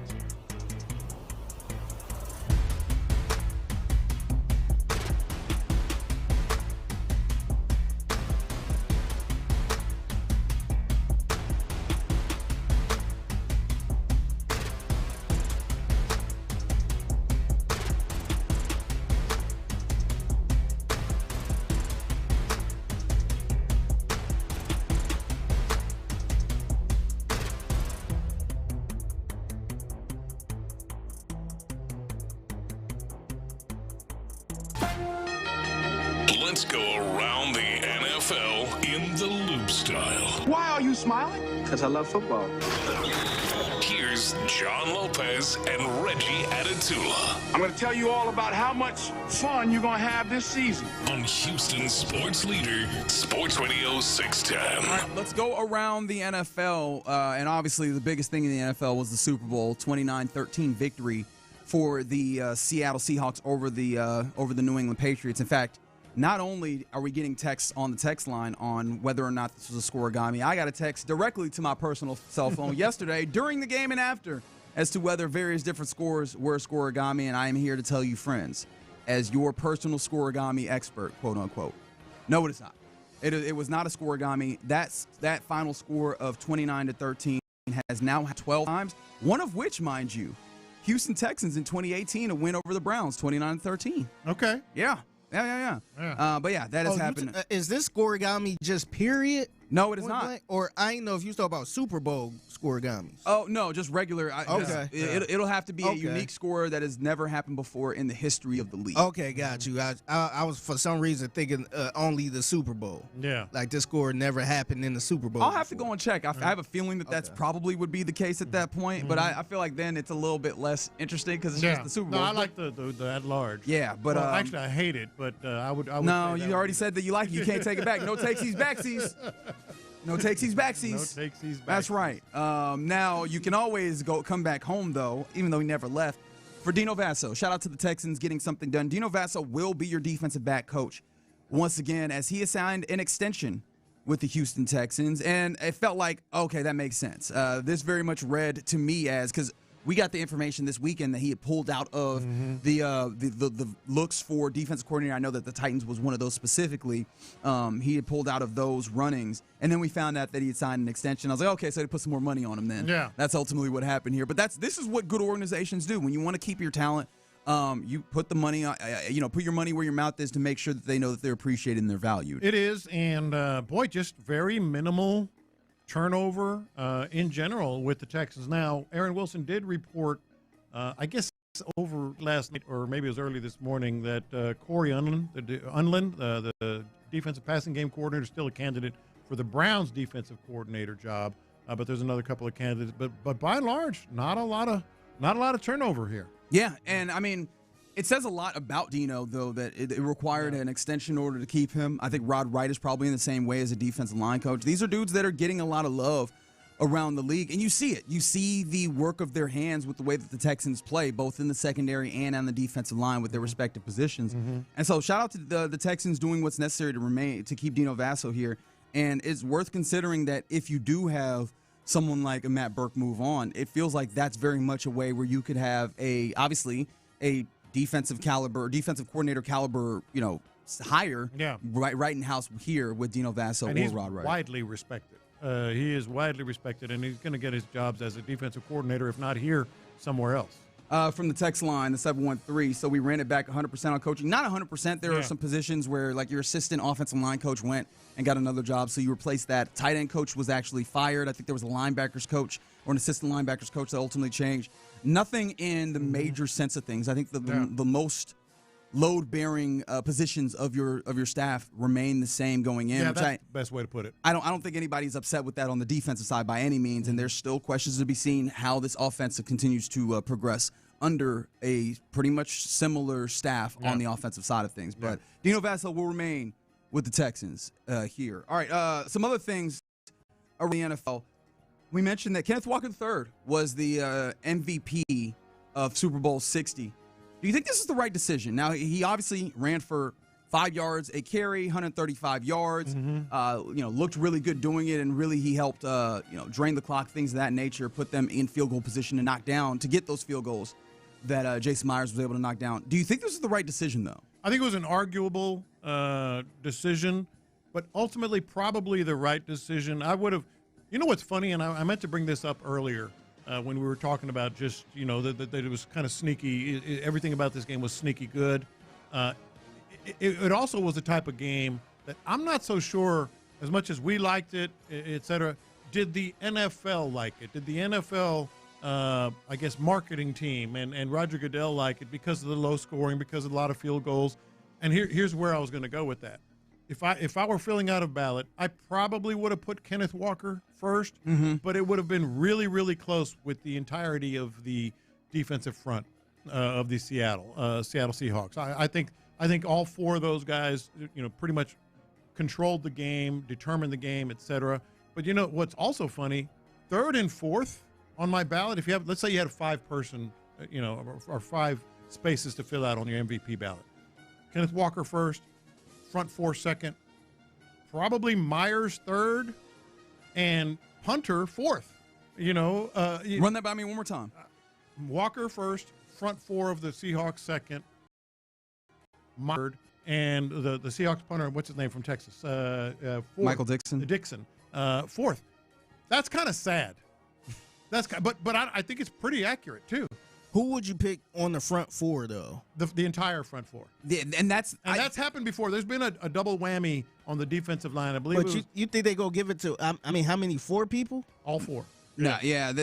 That was the thing that I kind of hated about this game is that you had so many good performances on the defense that they kind of cannibalized themselves, and there wasn't going to be anyone that popped up as an individual. I thought that you very well probably could have and should have given it to Devin Witherspoon, because he showed up in a big way. He causes, as we're seeing on our TV here in studio, he causes that the defensive touchdown that is scored there. He had a sack as well. He had a number of quarterback hits, was able to blitz. He was one of the big schematic changes that happens in this game for Seattle that represents the opportunity for them to jump on the Patriots. I thought that he was really good, but there was a lot of guys you could mention. You could talk about Ernest Jones getting all the tackles and a tackle for loss. You could talk about Josh Jobe, the third cornerback. I thought, if you're getting into the mud with me on the schematics of the way that this game went, I thought that Josh McDaniels had a very bad game, in part because they wanted to go wide with with the team that was going to get after with 4 and be able to get pressure. But even then, I understand why you try and get wide. You try and get Josh Jobe, the third cornerback for the Seahawks, on the field and see if you can attack him. He had 10 targets, and he was beautiful, gangbusters in those targets. So even in the places where you go, that should be the weak link on the defense, they were able to knock it down, and that makes it tough for you to swing that around. Here's where I would argue otherwise. All those players on the back end benefited because of the 4 dudes up front. Certainly. Because all they did was pressure and collapse the pocket. Couple sacks from Derek Hall, couple sacks from Byron Murphy. Yes, and it is not without precedent. I believe it was the Cowboys-Broncos Super Bowl back in the day. The MVPs plural were Randy White and Harvey Martin, defensive linemen who controlled the line of scrimmage. So I'd probably put Darnold 5th, even just as a game manager. And mind you, I feel like if this was available to you, which it clearly isn't, you know who an MVP could be? General Manager John Schneider for the Seahawks. Because I talked about Derek Hall, 2 sacks, Byron Murphy, 2 sacks, Devin Witherspoon, who I think only goes down as 1 sack.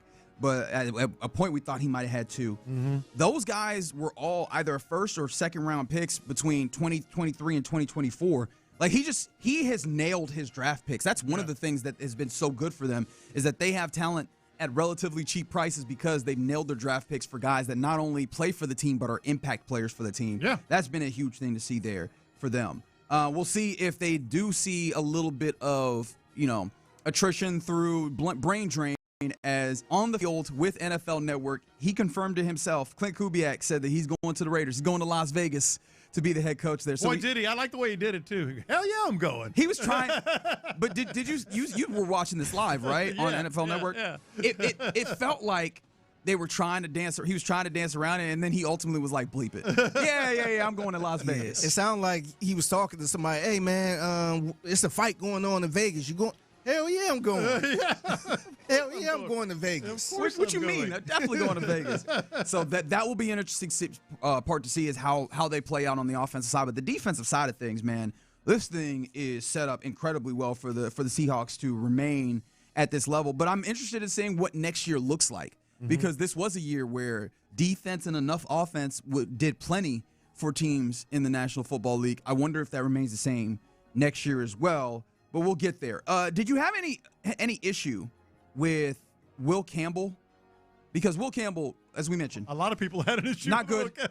No, Seahawks fans didn't. People were like, Will Campbell should have been MVP the way that he was letting them boys walk past him. He declined to speak after the game, and I know that you, as media man, would have opinions on this. Did you feel any type of way about Will Campbell saying that he did not want to speak. Yes, but not necessarily as badly as some in the past. I mean, it was one of those where after the Super Bowl, you generally get like access to everyone. Everyone has, and by everyone I mean mostly starters, but there's 25, 30 podiums that they put underneath the stem, and everybody has an access. So they had a podium for him. It was a bad look, but boy, that poor bastard. It was the most humiliating effort for a lineman that I can remember in the Super Bowl. It was rough. Yeah. And I mean, Jarrett Wilson next to him wasn't that good either. Yeah. This is where it felt like, I think it highlighted how easy the AFC landscape kind of was for them, especially. And I guess I shouldn't say that because they were getting their asses handed to them. And I don't know how we have not brought this up. Hey, Drake May was bad in this game again. Yeah. We did not get a single good Drake May game through the entirety of this through these 4 playoff games for them. And no weather to blame. No, can't blame weather this time. It was icy. I think he just got rattled.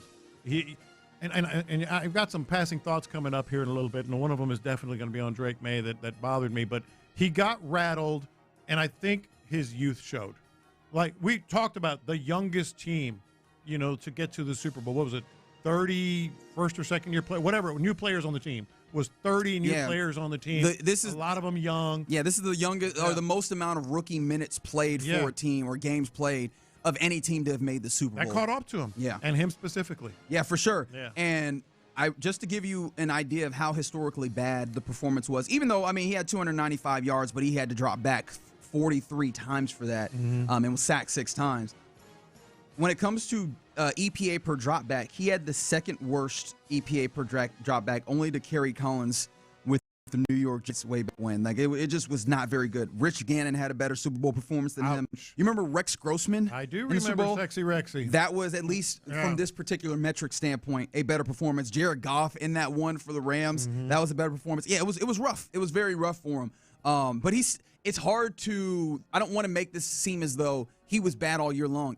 I think what he did this year was still good. I think it then illustrates, one, the youth that exists in there, and two, how good this Seattle team was. But three, I also think it indicates how bad of an offensive game plan the Patriots brought into this. Does this at all make you, I don't know, stop and think? When you think about the Texans having not necessarily the same offense, but offense that has some similar principles. Not necessarily not the same offense. Yeah, that's fair. That's fair. But seeing that quarterback have his fall off when the pressure got big. Yes, I think you're fooling yourself if you think otherwise.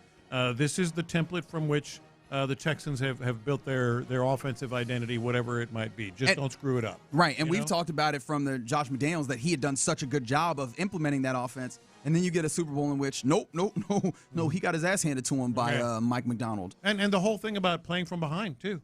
It, I think came into play. And it was only, 6-0, then 12-0, 9-12, and et cetera. And you still were up against it with this offense when you're facing a defense that's any good at all. A fair point going backwards here on the text line from the 713. Will Campbell pick made Casario's pick of Ursary look amazing. That's a fair point to make, right? Ariante Ursary was also a rookie playing left tackle, and early on in the season you saw some rookie play. But other than that, he really matured well into that position to where I think by the end of the season you could absolutely look at him as league average at left tackle at worst. And that's saying something for a position on offensive line, particularly that one on the blind spot of the quarterback. That is usually not one that you expect to be easy on the uptick for a rookie. No, I totally agree. And it also speaks to how many times have we talked about with this Texans offense, you got to have someone to chip. You got to have someone to help. I thought they tried a little bit, but not a lot to help Will Campbell. I mean, that's they didn't try enough. They really straight out of the Texans book too. Yeah, same thing. I will say, gave me a little bit of pause, and I don't know. I'm still working through how much I actually want to weigh this as we move into the offseason here. You had 2 rookies on the left side of that offensive line for the Patriots, and we talked about it up and down, and it ended up being a factor. Have we not kind of talked about the idea of them drafting a couple of rookies, the Texans drafted a couple of rookies for their offensive line? Could that be the right side of your offensive line? And not saying that definitively they would be bad as rookies, but is that not the cautionary tale that, we're just going to get ourselves a right guard and a right tackle out of the draft, and then boom, here we're going to go? Absolutely. That could be problematic if you handle it that way, and it happens to go And they're playing in the Super Bowl. This isn't even just like you can't be successful with it, but that did feel like a cautionary tale to some degree, in where you probably need to add some veteran free agents in the way you go about your offseason, not overhaul, but bettering of the offensive line, I think they will, but then it goes back to just how good is the is the particular rookie that we're talking about? Well, no, just how good, but how good is the analysis? The grades from the top. So, yeah, no, I think it's absolutely true. So as we get ready to turn the page, right, coming up in the NFL from the 17th to March 3rd, the window to use the franchise tag. So we're in that time now where figure out what your franchise tag situation is from the 23rd to the 2nd. NFL Combine. We've got a couple weeks till the Combine is here, baby. And then March 9th to 11th, I know Texans fans will be hugely interested in. That's when legal tampering period begins for the free agency period. So we're only a month away from really and truly getting into the free agency muck. And then from the 11th, that's at 4 p.m. Eastern time, free agency starts April 23rd. We're a month away from actual free agency. We are not that far away from it, man. It quickly is upon you. So that is the schedule as it stands ahead of us. And I'm getting ready to I think we're getting ready to jump into it. In fact, we'll turn the page here shortly in this program, In the Loop on Sports Radio 610. That's around the NFL here on this Monday. Coming up next, I don't want to ignore some of the other stuff that happened this weekend, including the Rockets getting a win on the road in Oklahoma City. Is this just a victory over a team that was a little bit hurt, or was this an encouraging point and an encouraging outcome for the Rockets? 713-572-4610. Let's talk about it next. The best sports talk around, anytime, anywhere. Hear your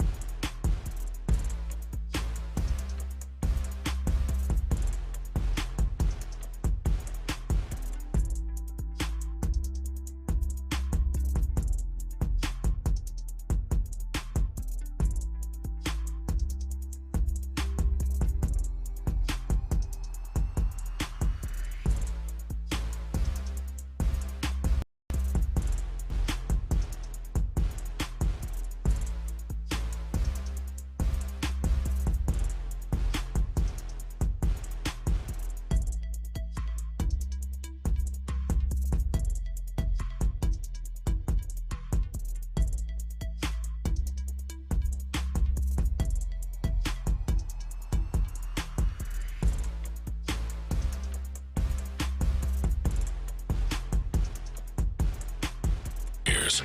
Heard in an accident? Call Mokaram Injury Lawyers at 281-222-2222. You're in the loop here on Sports Radio 610. We were just actually talking about Will Campbell a lot because he was bad in this Super Bowl. Talking about how Will Campbell made Ariante look. A text came in referencing something I saw, but I feel bad that we did not bring up at all during Radio Row. ESPN put out a redraft of the 2025 NFL draft, obviously last year's draft, and in that, Ariante Ursery and Jaden Higgins, remember the two second-round picks that the Texans ultimately had, both go in the first round. Higgins going to the Buffalo Bills instead of Maxwell Hairston. And you could see it, right? The Bills needing a wide receiver, throwing in a Jaden Higgins. I could see them needing him, especially like a strong ex-receiver, and having the opportunity to do that. Ariante Ursery would go number 25 to the Houston Texans. How about that? To the Houston Texans? I was like, wait. So what ESPN has the Texans do here is not trading back and getting that additional pick. Yeah. And then just take Ariante Ursery up front there, which I get it. The value is there because of the way that he played. I'm looking at it, and he's probably the third best tackle of the tackles that, and even that is debatable to some degree, right? Yeah. But I was like, I think Nick Caserio still would have wanted to use that, get that additional draft capital and such. But hey, it's not his call right now. Yeah, I guess so. That was cool. All right. This weekend wasn't just Super Bowl weekend. Also, the Rockets had a big-time matchup against the Oklahoma City Thunder, although Thunder were missing their two best initiators and players, or maybe not in players because depending on where you view Chet Holmgren in all this, but no Shai Gilgeous-Alexander, the reigning MVP of the league, no Jalen Williams, that secondary playmaker that they've had, he's missed a lot of time. Yeah. But the Rockets get a win, 112-106 in this game versus a 41 Thunder team. And the question I have for you, Lopez, was this just a win versus a team that was bruised in the way that they were? Or was this an encouraging development for the Rockets? I think the answer is we've asked variations of that same question for 6 of the last 8 or 9 games? Yeah. Does it mean something? Yeah. Well, when you're asking the same question 6 or 8 times, then the answer is no. The answer is no. Until you, and we said it last week, even from Radio Row when we were talking about the Rockets. It's like, don't you want to see 2 or 3 or 4, of these types of games in a row? And I think it compounds itself just because there has been so much hard to figure with this team offensively in particular. I'm pretty sure you follow Binkley Hoops. Yeah, Lashard Binkley. Who we probably need to get on the show here soon. I was like, we all know the offense has been something different, right?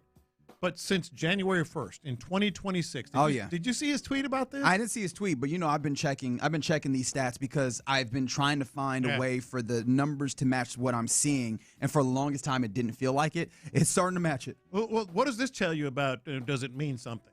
Since January 1st, and here we are. We're in the second week of February now. 29th in points per game. Correct. 29th in field goal percentage, 30th in three-point percentage, 30th in free throw percentage, 29th in assists, 30th in true shooting, and 26th in offensive rating. Is that good? Find anything good. I guess 26 is not as bad as awful, but this has just been just falling off a cliff. Yeah, the shooting has been really poor. And that's one of the things that was encouraging in this game was I think they did a better job of finding one, Tari Eason, who knocked down 5 3-pointers in this game. He had 26 points. He led your team, and if I remember correctly, he led all scores. Yes, he did in this basketball game. And that is in the stead of Amen Thompson, who had an illness all of a sudden that popped up. I was like, damn, did I miss something? Nope. Illness popped up all of a sudden, and he was available. He just did not play in this game. And Tari Eason slid in and did those things that Amen does, like trying to add additional rebounding and things of that nature. But then knocking down shots, especially for a team that has not knocked down shots very well, where they've gotten some open looks. And I know that, probably Ime would say this is things that we created. We created open looks and we were able to just not able to convert. I would probably say that you're being left open in some ways because teams are trying to see if you'll knock them down. Tari was knocking them down. I thought that was encouraging just in a larger scale, not just Tari. A lot of the guys that you look at as quote unquote the others outside of Kevin Durant and Alperen Sengun, they showed up to some degree. Jabari Smith Jr. had 22 points in that game and gave you some other stuff, including a nice little 3-man lineup that I thought was cool. I found some encouragement in this game, I'm not going to lie, in seeing that there was a different way of getting it done without Amen Thompson and without like a super great game from Kevin Durant and Alperen Sengun, in part because the Thunder were just trying to take KD out of the game entirely. Well, he only had 10 shots, I believe. Yeah, they did a great. Yeah, so that was a scary thing though, that you see that there's teams, and we've seen this time to time, teams can just take him out of the game by just roughing him up and not allowing you to enter the ball to well, him. and then what the answer is, are the other guys going to knock down shots? And they did. But in terms of like big picture, what does it all mean? I'm going to say the same thing I said last week. You have to be able to do this consistently, and it's been very, very inconsistent. Yeah. I thought that there was some more playmaking for Reed that was interesting, but in the same way, I thought he was also very food in various different places. Yeah, I think that there's some things that very small are interesting, but yeah, this probably isn't a huge development for them, but if it's a confidence booster, maybe that's enough. Against a Thunder team that, that's fair. Without their primary ball handlers and their primary creators, I think that this win does not mean as much as I would have wanted it to. But it's a win nonetheless. They need to get them, man. 32 wins for the Rockets, and they move on to face off against a Clippers team that is waving the white flag in the way they're going about things after the trade deadline, having traded James Harden, but maybe more importantly, Ivica Zubac, who is a really good, still relatively young center, offensively and defensively. I think the Clippers are in a place where they're very much waving the white flag, and so that should be another opportunity to, I guess, build some of your belief, especially maybe knock down some shots to get yourself going in a good way. But yeah, I don't think that was it was as much of an encouragement as I was hoping. What is an encouragement? Alperen Sengun, for the second year in a row, will be an All-Star. He was an All-Star replacement for none other than Shai Gilgeous-Alexander, who is hurt right now. So, does it feel like we can reverse all the hand-wringing that we were doing, or does the idea of him being not just a replacement but also an international replacement, because of the way that they did this, Shai Gilgeous-Alexander's replacement had to be an international player, and so Alperen Sengun, the next man up, does that take away at all from his appointment to All-Star again this year? No, I don't think so. I mean, it's not like the Pro Bowl, where you're putting in Shedeur Sanders or something. I mean, he was. He's no Shedeur Sanders.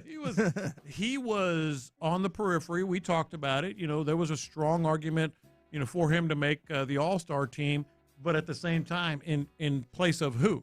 Because there were some players that were deserving in front of him. So that falls out, and so he's it's well deserved, and he should be there and deserves it. Yeah, I think that this kind of worked out for the best in my opinion, because I do see a little bit more from Alperen Sengun since the, I guess, snub, and then he still gets to be an All-Star. Even in this game we were just talking about, that's a 17, 11, and 10 triple-double. 17, 12, and 11, rather. Triple-double for him in this game. And you saw the defensive awareness, something that Ime had kind of called him out for in previous games. I think that you're seeing him lock in. You're seeing him play harder, which I was hoping that the snub would get for him, and he still gets an opportunity to be an All-Star this year. You have two guys who are All-Stars. I think that that's good to some degree, and I don't know exactly how much you want to. A while. I think Harden and Westbrook were the last. Yeah, which would have been, 2020? Yeah, something like that. So, yeah, it's been a number of years since the Rockets have had this, at least that in particular. But I'm glad for him. I'm happy for him. I just need to see more of the fullness of an identity and a way of getting themselves together. And I don't know that the game tomorrow will do much for that, but at least they got a win against the Oklahoma City Thunder. But and they did do pretty well in crunch time. I do want to go back though. There's a weird disparity starting to happen where they score a lot in the third quarter, but not in the second quarter. And I want to see what what that means with the rotations. Yeah. Is that just Kevin Durant is taking a seat and then everything falls off a table? That's got to be it, right? And that's not a good thing because we've talked about that as well. There's Kevin Durant, the reliance on him, and especially. This the one positive thing we touched on, when he was taken out and taken out of the game while on the floor, the guys were knocking down shots. So you just got, that's the big thing for them. I hate to be negative on the way out, but there is one thing that it felt like broke me in this game. I've been very high on the possibility that this one player has to impact this team, and that guy has been Dorian Finney-Smith. This game made me go, I don't think it's working. I just don't think it's working. Yeah. And what's funny is it felt like he was going to be the trade piece if they did make a trade. He was mentioned. Yeah. They didn't make it. And so he's going to be here. Hopefully he can get that He went 1 of 6 from 3. He's not knocking down the shots that you typically want as, shot created for him. The defense, I saw, and now it's Casey Wallace. Casey Wallace has been a very good guard ever since he jumped in the league. Casey Wallace went right by him one point, and I was like, ooh. Yeah. The defense isn't as good as I want it to be. The shot making isn't there in the right way. Damn, this feels like this is a swing and a miss. A swing that I think they should have taken. But as of right now, and maybe this changes up in the next month or whatever, the Dorian Finney-Smith edition does not feel like it's doing what it was supposed to. It hasn't worked well. But really, he's not alone. Maybe you can spotlight him right now. But there have been all the role players have not taken steps forward that you wanted to see. I believe. All right. You're in the loop here on Sports Radio 610. At least congratulations to Alper Sengun being named to the All-Star game. That'll be on the 15th. And this Rockets team feeling like they might need to get to that rest as much as possible. All right. You're in the loop here on Sports Radio 610. Coming up next, let's get into what's popping, including the Astros seem to be very serious about the possibility of trading Isaac Paredes. Is it going to happen? We'll talk about that and more next. All right. Let's talk about ability trees.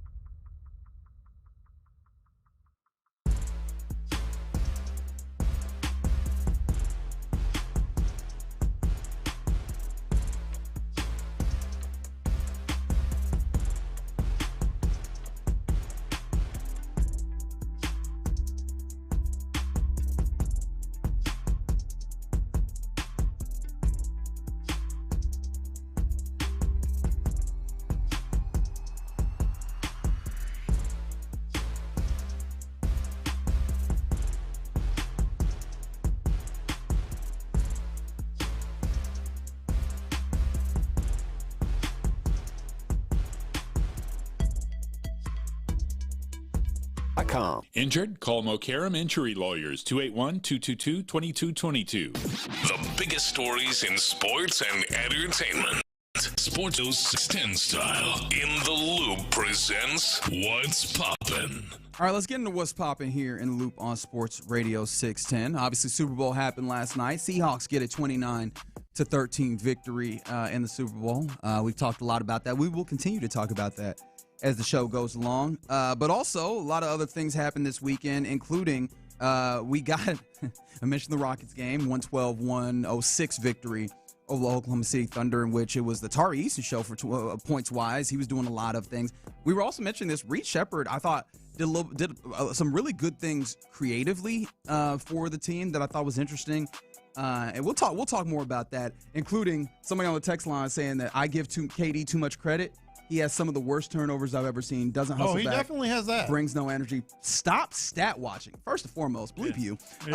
But secondly, no, KD absolutely. Some of his help defense is a little lackadaisical. The turnovers have been very evident. We've talked about that. You can't ignore, though, that he has been the constant, especially scoring-wise on this team. Is that a good thing? I've said I don't think so. I think that you need to have a more consistent offense where other people can factor in, and it's not just Kevin Durant getting into his spot and knocking out shots. But how dare you accuse me of just stat watching? Well, no, but KD, I mean, that's the least of your worries right now. Yes, turnovers bad. Turnovers too many. But that's like, it's almost like Brett Favre. You know, you're going to get some turnovers. and especially when you have the ball in his hands a lot. I also think that there's something to be said for what is clearly he's vocal leader. There's a number of times that it filters into the broadcast, even the places where he is challenging his guys in various different ways. There was it this game or the prior one where he was asking out for Şengün, like, hey man, I need you to try. Don't be defensive stuff. Yeah, it was defensive instance where it's like, hey man, I need you to not get driven right by. I think that those things matter when we're talking about this. So KD, just like anybody, has his ups and downs. I think there's a lot more ups this season with the Rockets. The Astros are just 2 days away from pitchers and catchers reporting. Only, I think, over a week, or maybe not even a week, until you get the full squad in the first practice, which I think actually is next Monday.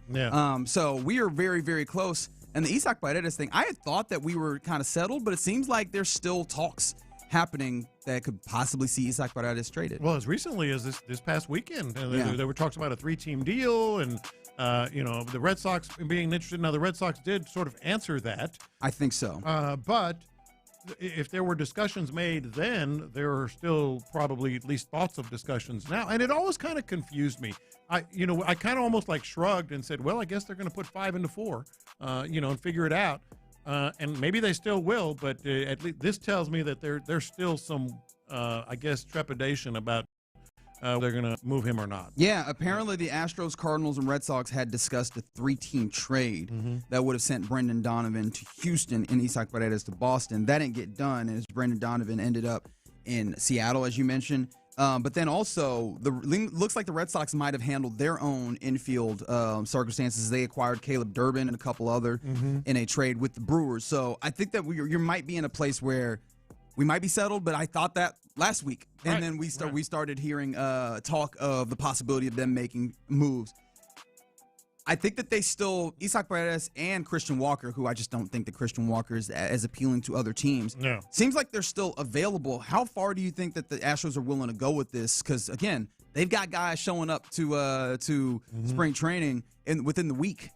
Well, I think it could be ongoing, not just now and into spring training. I think into the season. Certainly maybe all the way up to the trade deadline, depending on how the Astros are doing. But it just seems...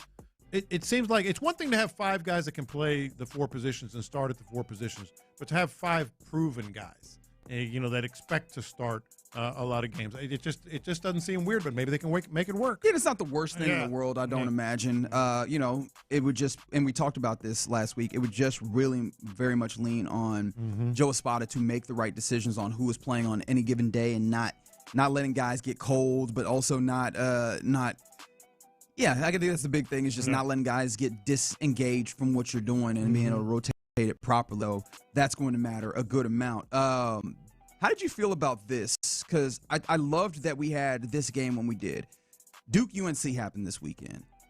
Did you get a chance to pay attention to it at all? I saw the very end. I saw the whole thing. Yeah, saw the whole thing. Just the end of it, though. Yeah, there was a huge game winner for UNC over Duke, which haha Duke.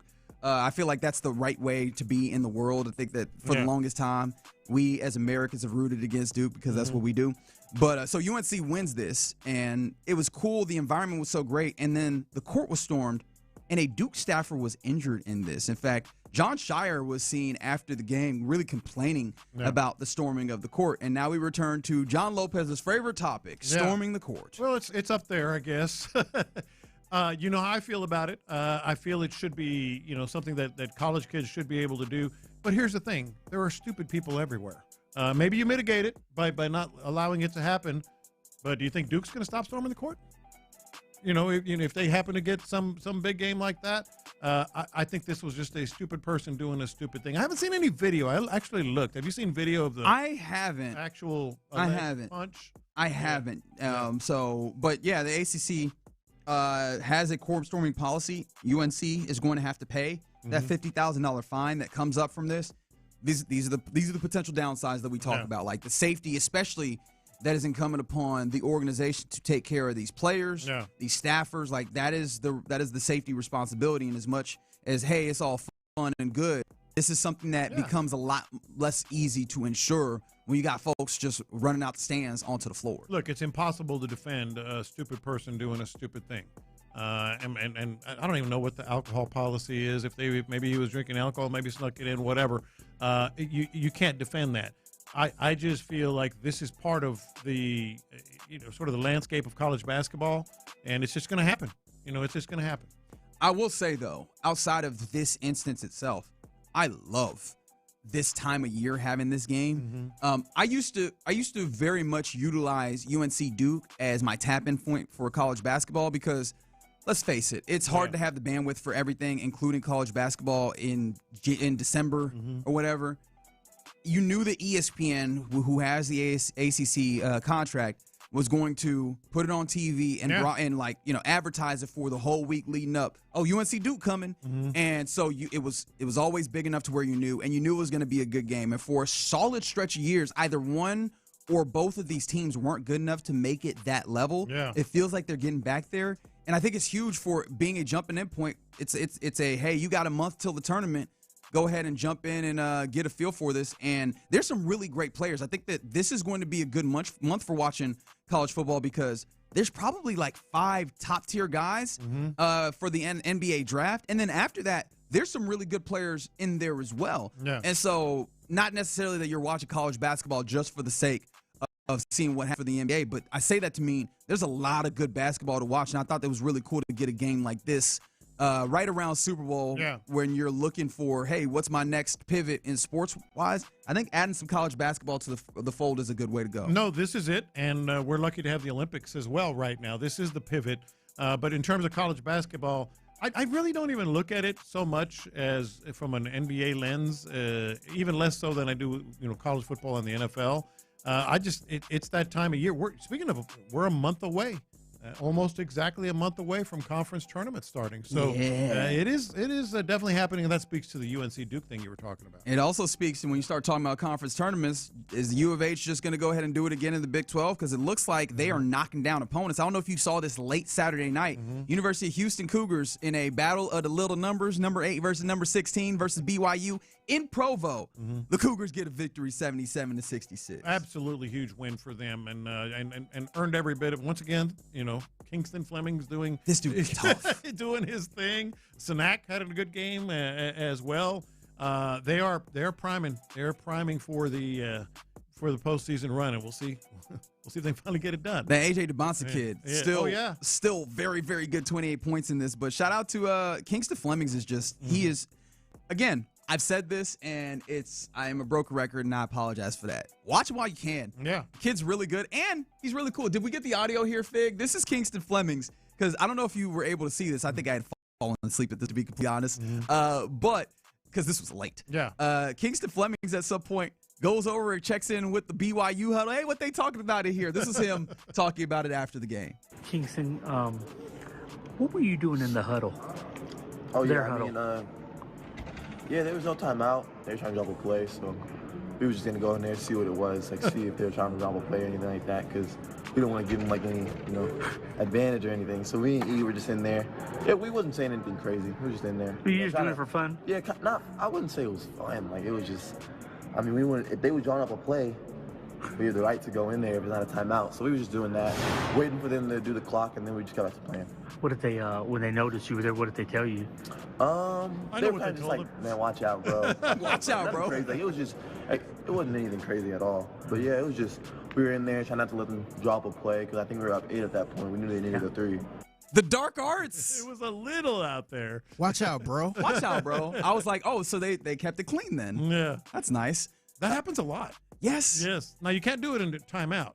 But it was a there's no timeout. There was a stoppage in the play. Yeah, I love this because the whole idea of gathering your players over the side and not a timeout, that is already kind of trying to work around the rules. Yeah. So it's like, I can stand on here. I'm on the court. I'm right so here. if you want to drop a play, I'm gonna see it. Kind of speaks to his maturity too. You're not gonna tell me that that's not Kelvin Sampson coaching the hell out of them all the way down, right? Knowing the circumstance, knowing your person, I guess to say, and using every advantage to you. And I think those are the types of things that you need. But speaking of what you're talking about, you use the word mature. Yeah. Those are the type of players that you need in March basketball, right? Yeah. And if you're getting into April even with a national championship.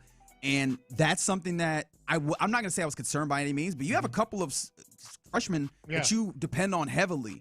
And you get to the NCAA tournament and you go, ooh, if you're dependent on freshmen, what happens? These guys are pros. These guys are different. They're pros, man. You cut different, mentally, more sharp and mature. No, these are getting it done. Man, I just found $1 in my pocket. I'll take that from you. How about that? Appreciation to Joseph Duarte of the Chronicle for that audio. And then real quick, Winter Olympics going. I don't know how much you've tapped in, but we have been very tapped in at the very least. And tomorrow we'll get a little bit deeper into some other things in the Olympics, in the Winter Olympics. But we've been really tapped in on Lindsey Vonn.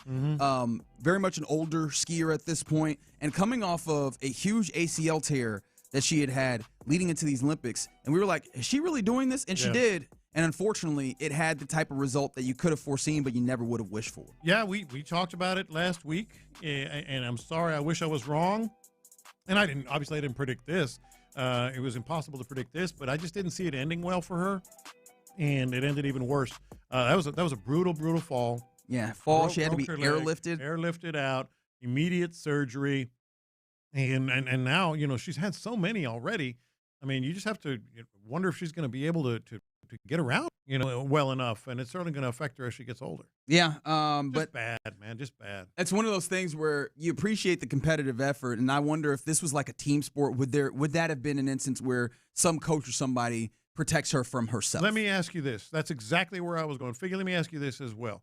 I cannot respect the guts and the ambition more for her, but is this one of those situations where you go, where was her family? Yeah, where are your friends? Where was her family? Where are the were her people? Friends? Yes. Or what we like to say, what's up with her team? Yeah. Her team ain't stop her. We do that all the time with boxing. We do all type of different sports where it's like, hey, where's their PR person? Or where's their team? Yeah, because she had a torn ACL.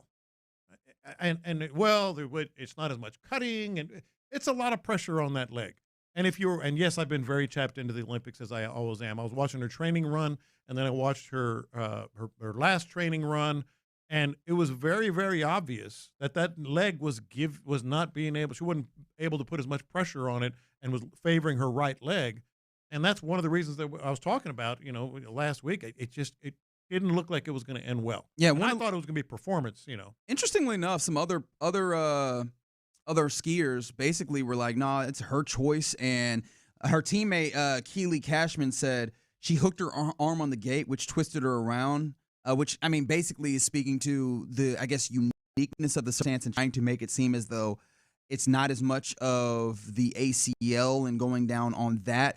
But I think those are the things that you worry about, right? What led to that hooking her arm in that so gate, skier Frederica Brioni, I believe is how you say that, of Italy, said it's her choice. If it's your body, then you decide what to do. And it seems like that's the way that people are going. I would hope, though, at least I'll say this from my perspective, John, Figgy, if y'all see me doing something where you go, man, it's his choice, smack me. Yeah. Just hey man, this is not a good idea. I need friends like that in my life, not the friends that are like, hey man, if you like it, I love it. Go ahead. Yeah, but sometimes some of those people be so aggressive where you be like, no, I'm doing this. I don't care what y'all say. Yeah. This is my body. Yeah. Sometimes it's but so much you can do. I just hope that I hope it wasn't that type of situation though. And my big thing is ultimately it is her decision. I hope that there's no regret on the backside of it for her. That's really the big thing because I know that she wanted to go, but one of the things I always think about with any of these sports is when you're trading on your body, I hope that you don't get to a point where you go, damn, and you're losing something on the backside of it. That remains to be seen. Would she do it again? Right. And I don't know that there's going to be a good answer to that anytime soon, but we'll watch out for that. All right, you're in the loop here on Sports Radio 610. Coming up next, we return to the Super Bowl and what it says about the league. I feel like the NFL is all about it's a copycat league. It's all about trends. Was the Super Bowl trends about copycats, and is it good for the Texans? 713-572-4610. Let's talk about it next. Yeah, it's Figgy Fig holding it down. Houston, if you're looking for an easier way to get around town, you got cook-off coming up at the end of the month. You got soccer starting next week. You have to check out the Ride Metro fare system. It's super easy. All you got to do is tap your Ride Metro card, or you can scan the app before you board. Whether it's the bus, Metro Rail, Park and Ride, it all works. And plus, the easiest thing about this is you can pay with Apple Pay, Google Pay, debit card, credit. It's all good now, man. It's not just straight cash. The Ride Metro app is free to download. Cards are just $2. Plus, you get that free 3-hour transfer. That's very clutch. And you can learn more about this. Go to ridemetro.org/fare system. That's ridemetro.org/fare system. Ride smart, Ride Metro. The best sports talk around anytime, any.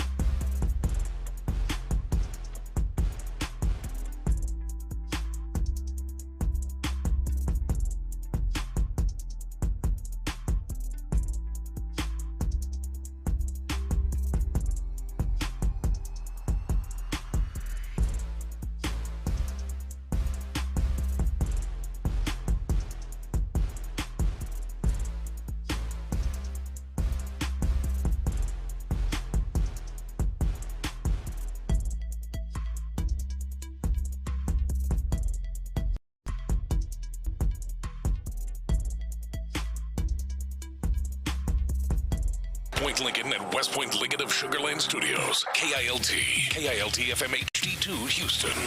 On Odyssey Sports Station. The Texans play here. Sports Radio 610 presents In the Loop with John Lopez and Reggie Atatula. You're in the loop here on Sports Radio 610. Happy Monday to you. I guess Super Bowl Monday, that if Lopez had his way, would be a holiday. Next year, do you hear about next year? No. Super Bowl is on Valentine's Day.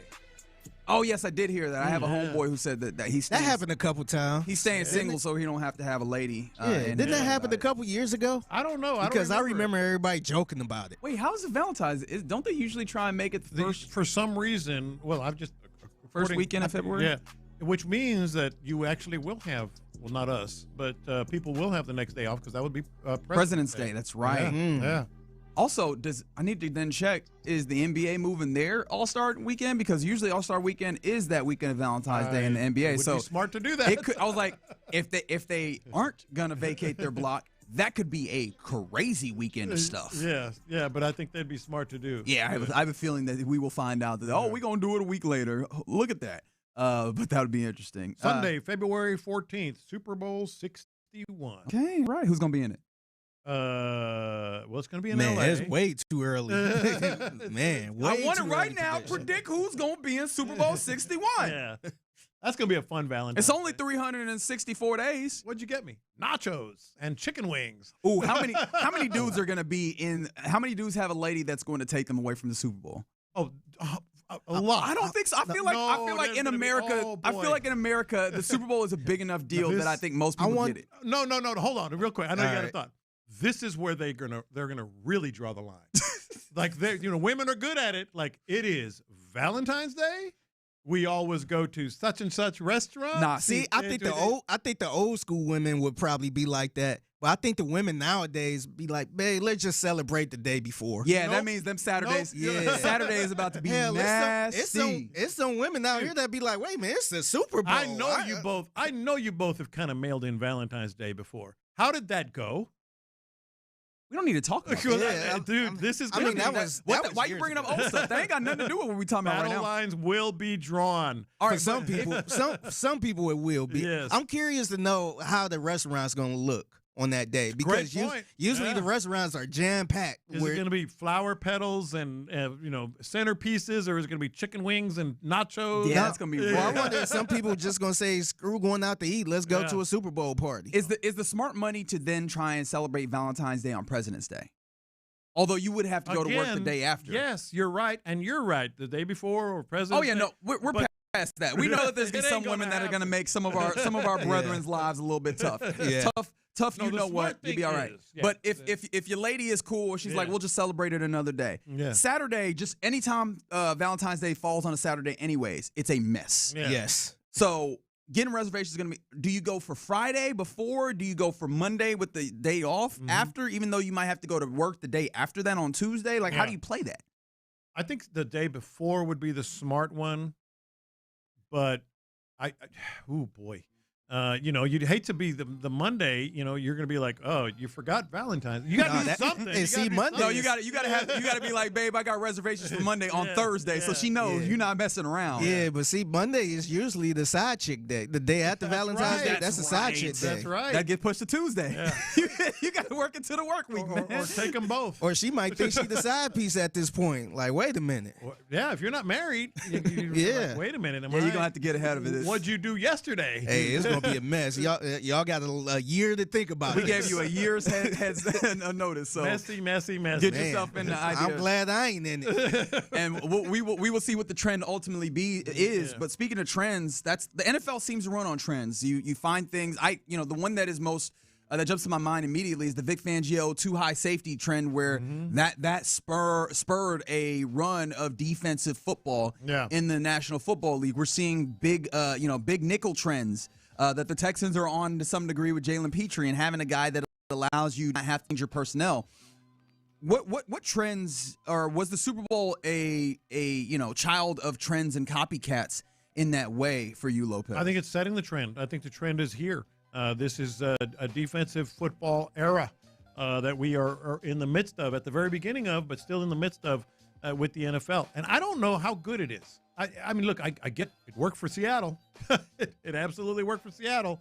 But they had Sam Darnold making some really big plays, no turnovers, like perfect football in the postseason.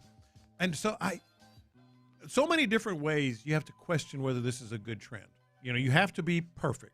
How many offenses are going to be perfect and have a defense to complement it? That's number one. Number two. Well, thankfully, you don't have to worry about that. Got that. Yeah. Right, there's two teams. Who was it that was saying it on the broadcast? It was Kyle Shanahan who jumped on the broadcast for the Super Bowl, or not the Super Bowl, but like on the pregame desk. Thank you. And he was giving a lot of praise to the Texans, as was due. There was two defenses that were Super Bowl caliber. And it's not just Kyle who said this, but he's such a good mind in football that it's cool when he says it. It was the Seahawks and the Texans.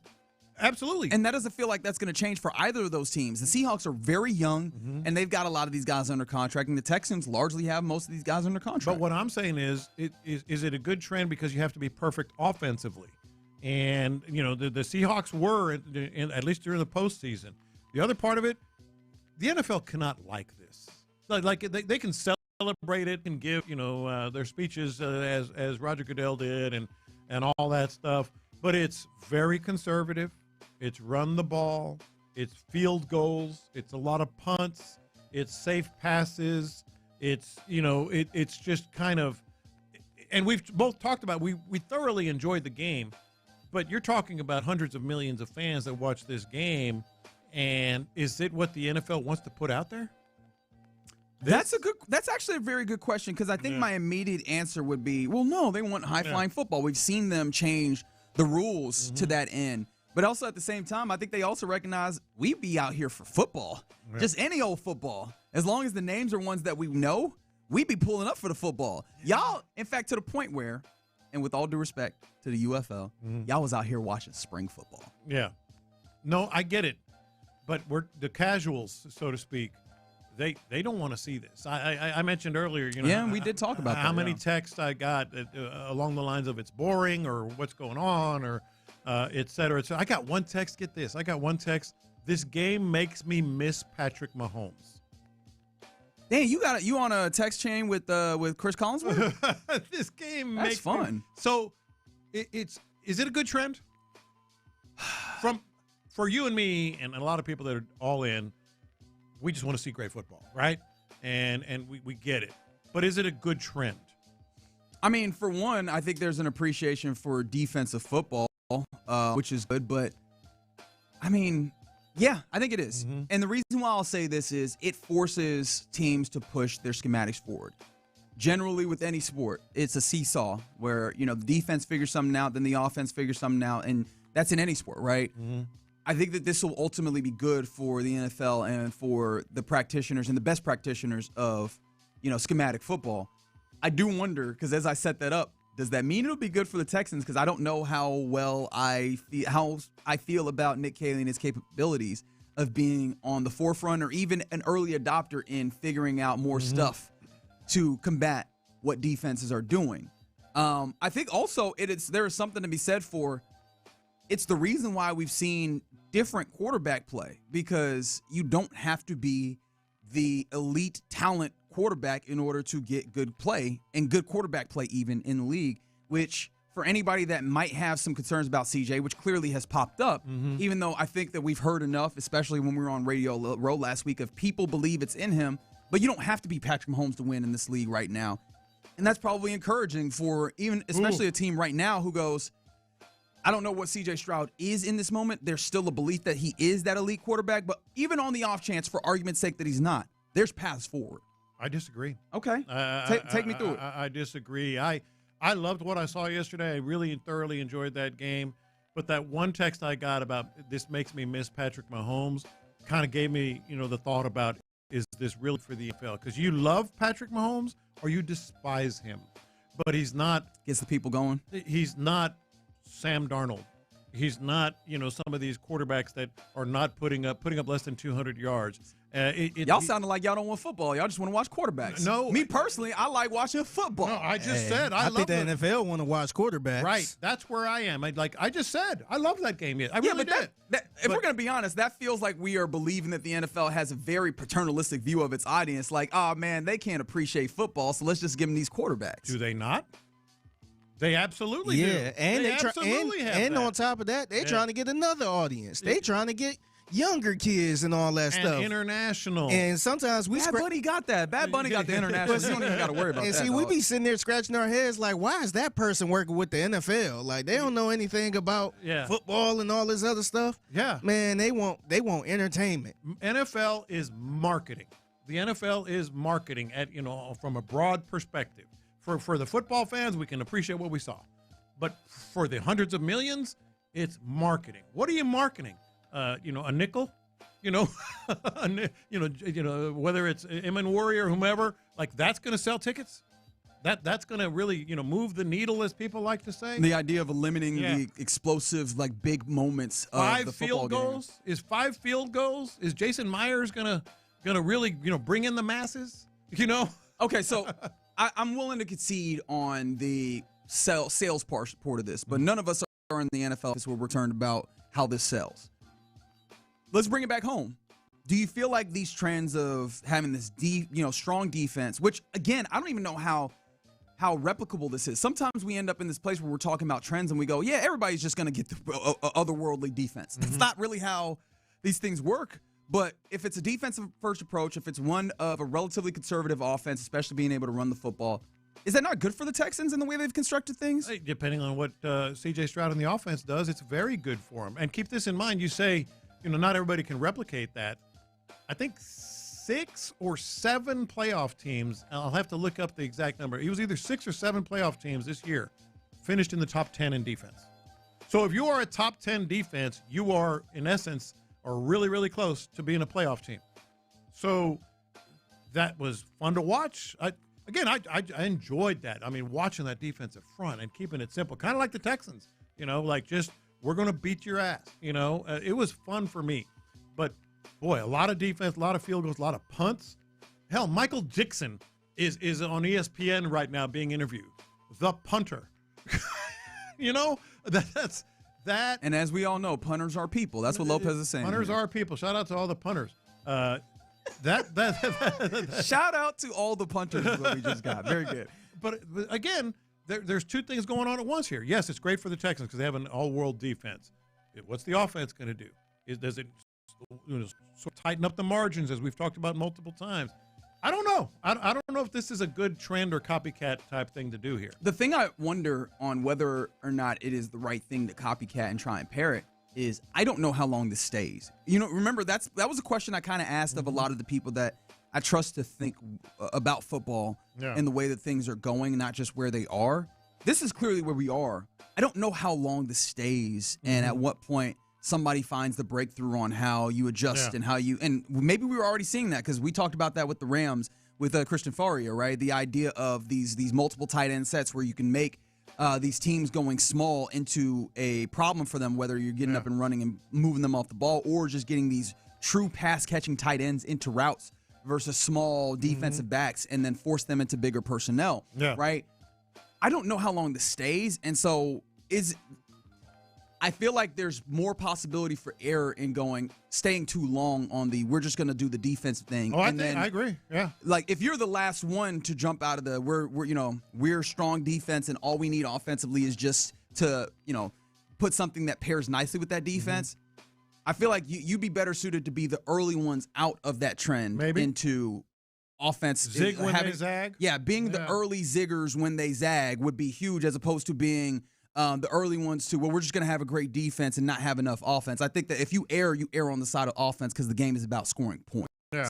So in a larger trend issue, I think that's the thing. I think you bring that back to the Texans and I go, this is why I need to see you be, be aggressive in the offseason because as much as this feels like, not even feels like, you can look at the Seattle Seahawks and go, that was a winning formula. I go, for how long? Yeah. That is the question that I ask, and I'm not certain what the answer is there. Mm-hmm. All right, you're in the loop here on Sports Radio 610. Appreciate you rocking with us on this Monday after the Super Bowl. Coming up next, let's get our lunchtime confessions, as we typically do. We do that on Sports Radio 610. All right, let's get to the Low T Center. Senator next and Low T Center. A lot of people, hey, what's the...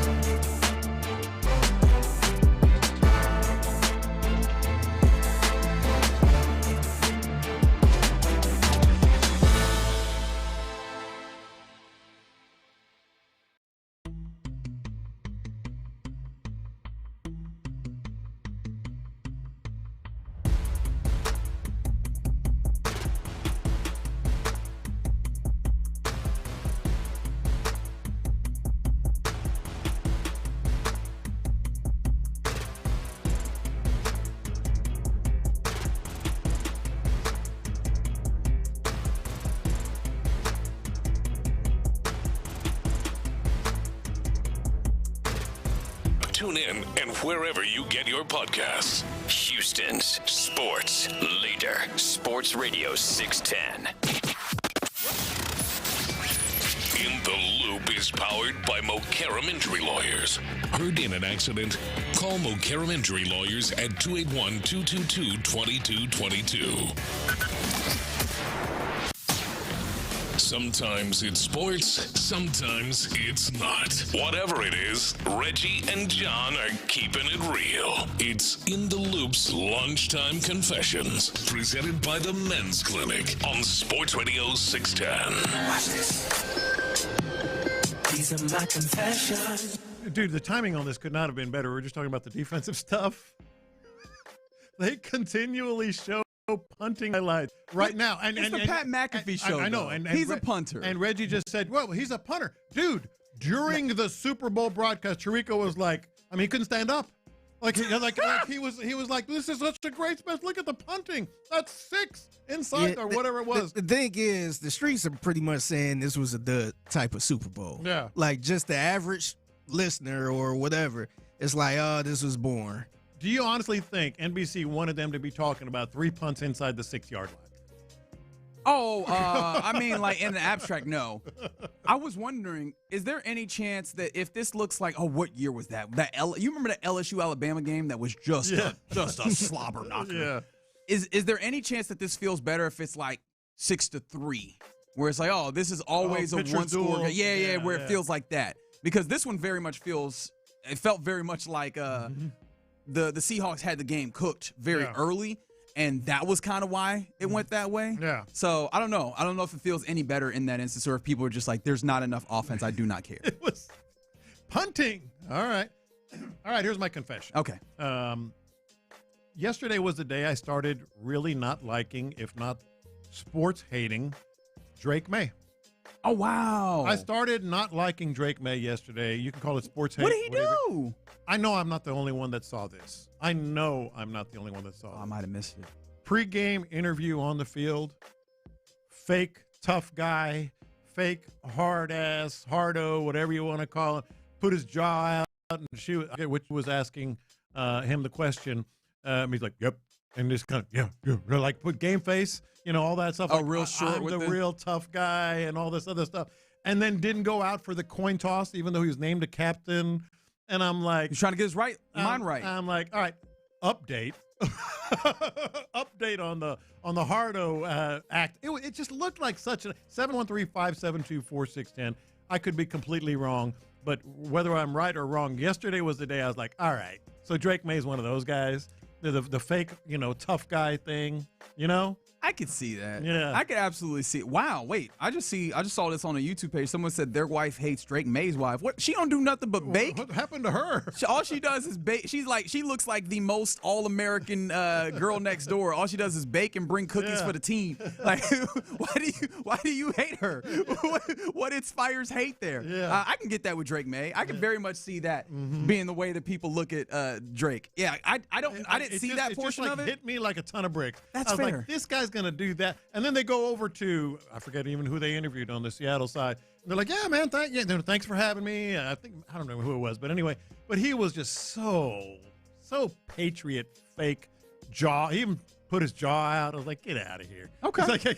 Look, I respect it. Sometimes you don't even need a good reason to hate people. Yes. Sometimes you just got to hate them for however you want to. Yes. That's sports hate, of course.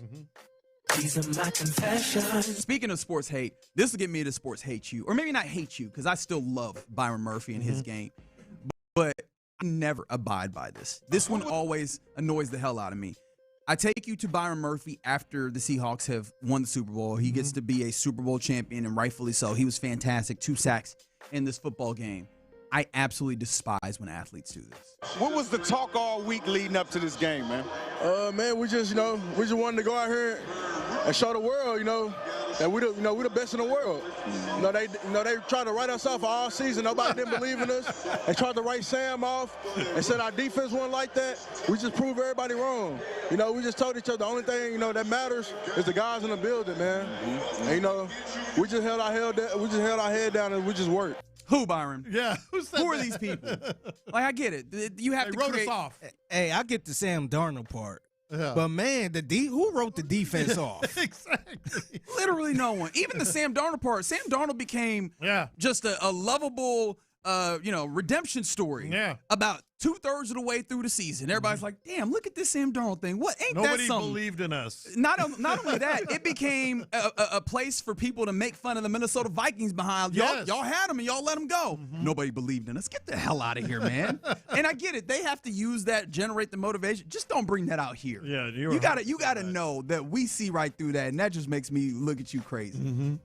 These are my confessions. So I was watching the halftime show yesterday.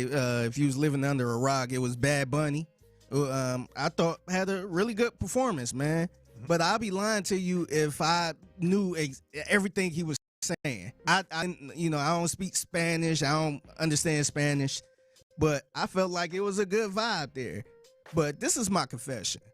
I feel like people that were complaining about this, saying, I don't understand what he was saying. They couldn't just put a translator right there. I feel like they ain't got no rhythm. I feel like those people ain't got no type of rhythm. Man, I did not need to know what that brother was saying. Yeah. I was just looking at all the beautiful young ladies that was up there just having a good time. Hey, that's all I needed. It looked like he was having a good time. I was having a good time. Look, this is not the first time I heard any Spanish music out and about. Right. And a lot of times when I hear it, people get up and start doing some salsa dancing and just start vibing and all that stuff. I start vibing too. Of course. I try to dance. I don't know how to salsa, but I try to do a little something. And I feel like people that was just complaining, just trying to focus on, I didn't know what he was saying, so this was bad. Man, you probably ain't got no rhythm, man. There are an element of people that are just going to say, speak English, no matter what. All right? And I'm not going to go there. It's the one that got me, Figgy, is he's not even from here. And I was just slapping my forehead like, great. Look, my thing were you the person that was giving people civics lessons and letting them know that Puerto Rico is an American territory? And even that, even if you're saying, well, whatever. It's not one of the 50. Even if you, which is wrong, he would fall in line with a number of people who are not American citizens who had performed the Super Bowl. That's where I was going. Yeah. Did you complain about U2 when they did the Super Bowl halftime? Did you complain about Shira? Did you complain about The Who? Did you complain about the Rolling Stones? Rihanna? None of them were, quote, from here. Hey, when somebody's up there grooving. The answer would be, yes, I complain about all of them. Hey, when somebody up there grooving, I'm grooving too. It's rap songs. I don't even know what the hell they saying. I could. Because the beat is nice and it got a little groove to it. This could be interpreted in a bad way, but I'm not afraid to say it. A lot of rappers, I don't know what they were saying. I don't know what they're saying. Sometimes it just needs to be the vibe. As someone who was at a Super Bowl party with a lot of nice, attractive young women, the hips started shaking. I was happy. You were good. I was very happy. Okay, I'm gonna be honest. I was very pleased. The playlist changed in the party too, and we was all grooving. Yeah. I was learning about some more Bad Bunny myself. Yeah. Go ahead. Another confession, real quick. I think I didn't realize. I was thinking about somebody else and thinking it was Bad Bunny because I did not recognize not one song from Bad Bunny, man. I must have been thinking about another Spanish artist. I'm with Reggie. I recognize one and a possible. That's right. But my next confession ties in exactly with yours, Figgy. These are my confessions. So I do speak Spanish. I do understand Spanish. Oh, really? Yes. And I was sitting there, and my wife asked me at least 3 times, and maybe more, what did he say? What's he saying? And I went, I don't know. I mean, it was such a revelation, not only because they're singing, and oftentimes it's hard, especially if you don't know the song, it's hard to understand what they're saying. But the Puerto Rican dialect of Spanish is sometimes like a foreign. It's like trying to talk to an Irishman. Trying to speak English with an Irishman. You're like, what? It's just so hard to understand. I know some of our listeners are going to relate. To me, Puerto Rico is all like I can't. Like Carlos Carrera starts talking Spanish sometimes. I'm like, huh? I'm like, what? What was that? Like it's hard. Cuba and Puerto Rico are really, really hard to understand. So I didn't have. Yeah, don't ask me. By the way, that halftime show drew an estimated 133.5 million viewers. That set a new record for most watched performance in the game's history. following the record setting of Usher in 2024. And I think that that's the point that ultimately not everything has to be your cup of tea, which I can respect. I'm not going to say that you have to like a thing because that'd be an absurd way to go about life. Yeah. I think that you have to appreciate that the quality of it was really, really good, and it did what it was supposed to, which is the NFL wants to be more international. The NFL wants to draw in more eyeballs. It sure as hell did those things. So I think you have to at least acknowledge that. Yeah, I'm totally fine if you didn't care for Bad Bunny. Like, that's not my argument at all. But if your argument is, I ain't understand what he was saying, so it was trash. Like, come on, man. Like, I don't understand this right here. Well, you get it. Hey, I'm dancing. If the ladies are dancing and moving, you know what? Isn't that something that they say is that music is beyond language? Like, isn't that the idea that's supposed to be there? It's its own language. I respect it. Yeah, all right. All right, you're in the loop here on Sports Radio 610. Those are your lunchtime confessions. Coming up next, we welcome back a very well-respected man and one that I'm very happy to have on the program. During this Black Month, it's about a documentary that he put together, the PVIL Story, separate but equal, ?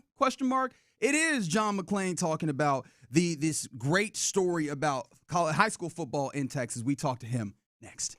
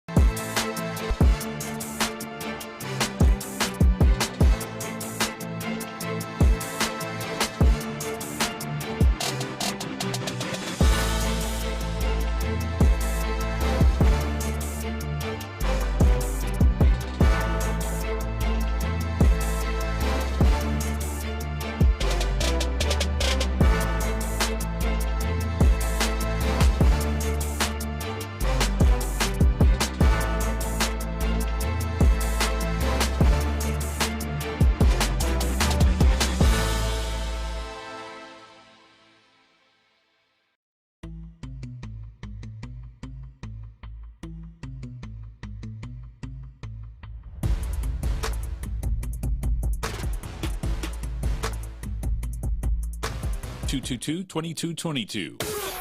Sports Radio 610 presents live from the West Point Lincoln and West Point Lincoln of Sugar Land Studios. Here's In the Loop with John Lopez and Reggie Atatula.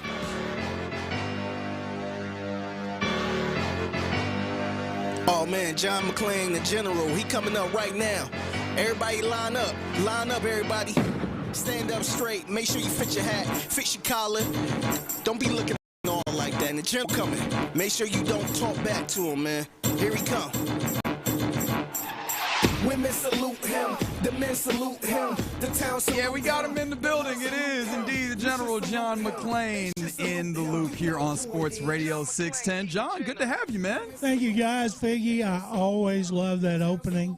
Hey, I miss playing it. Thank you very much. I really miss playing it. Thanks very much. I guess you had to dust it off, get the cobwebs off, but thank you very much. Well, it's Black History Month, as some may know, and you invited me very graciously to watch a very interesting documentary that you put up, or that you worked on, and so I felt like it made sense for us to get an opportunity to make more people aware of this. The name of the documentary is the PVIL Story.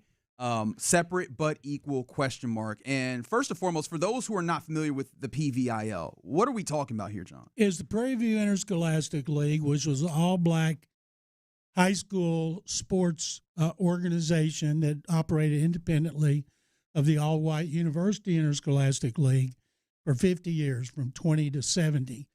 And then when LBJ signed the Civil Rights Act in 64, it took a lot of school district extra time to comply, but eventually the UIL absorbed the PVIL. Rob Lynch, who's one of our producers and historians, it was his idea. He and Mark Burns, the director, Scott Nethery, executive producer, those guys have worked their asses off. And so we had the premiere, and Reggie, we had 370 in that VIP area over at the Marquee, Edwards Marquee, and we thought it went great. We had former players, Kubiak and Wade Phillips were there. We had a lot of media people, politicians. I thought it couldn't have gone better.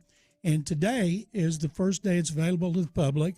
The producers are still working on streaming network theater, but they had a company give us a website, and you can get it at Mad Dog, MADDOG, MaddogEntertainment.tv. It's $4.50. It's about 90 minutes, and it is the final cut from what you saw. Mark Burns done a lot of editing on it, and we think it's in a better version. John, I know you'll check it out since you're a Texan. There's so many things that I learned that I am ashamed that I grew up in Waco. And I knew we had a all-black high school called Moore High School. Didn't know anything else about them, didn't know where it was, got no attention in the papers, TV, radio, nowhere. Turns out they won 3 PVI state championships. And as I went along and learned about it and became more fascinated about all the great players and coaches that played in the Prairie View Interscholastic League, I was just blown away. Of all the Hall of Famers, only 3 are still alive. Me and Joe Green, Kenny Houston, and Emmett Thomas, and Joe and Kenny are a big part of it. They've been with us from the get-go. We didn't do any Zooms. We traveled all over the country, went to Canton, shot the bus. And the best of the great stories is the one that the 1960 Corpus Christi Miller team, led by a great running back Johnny Rowland, spent 35 years in the NFL. Johnny couldn't go to college in Texas because he didn't take black guys, and wouldn't for another 5 years when Jerry Levias, who's also a big part of it, became the first black athlete to get a scholarship in the Southwest Conference. So Johnny went to Missouri, but when he led Corpus Christi Miller to the first integrated state championship, his head coach, Pete Regas, is still alive, 98 years old. We went to Lubbock, where Pete had retired, and he's in better shape than me. Drove himself to the hotel. He comes in, gives me 2 pages of notes because I did almost all the interviews. And I'm like, wow. And out of 2 hours, he only had to take 1 sip of water. And he told us about that whole season, what they went through, racism, fans, and why that team was special.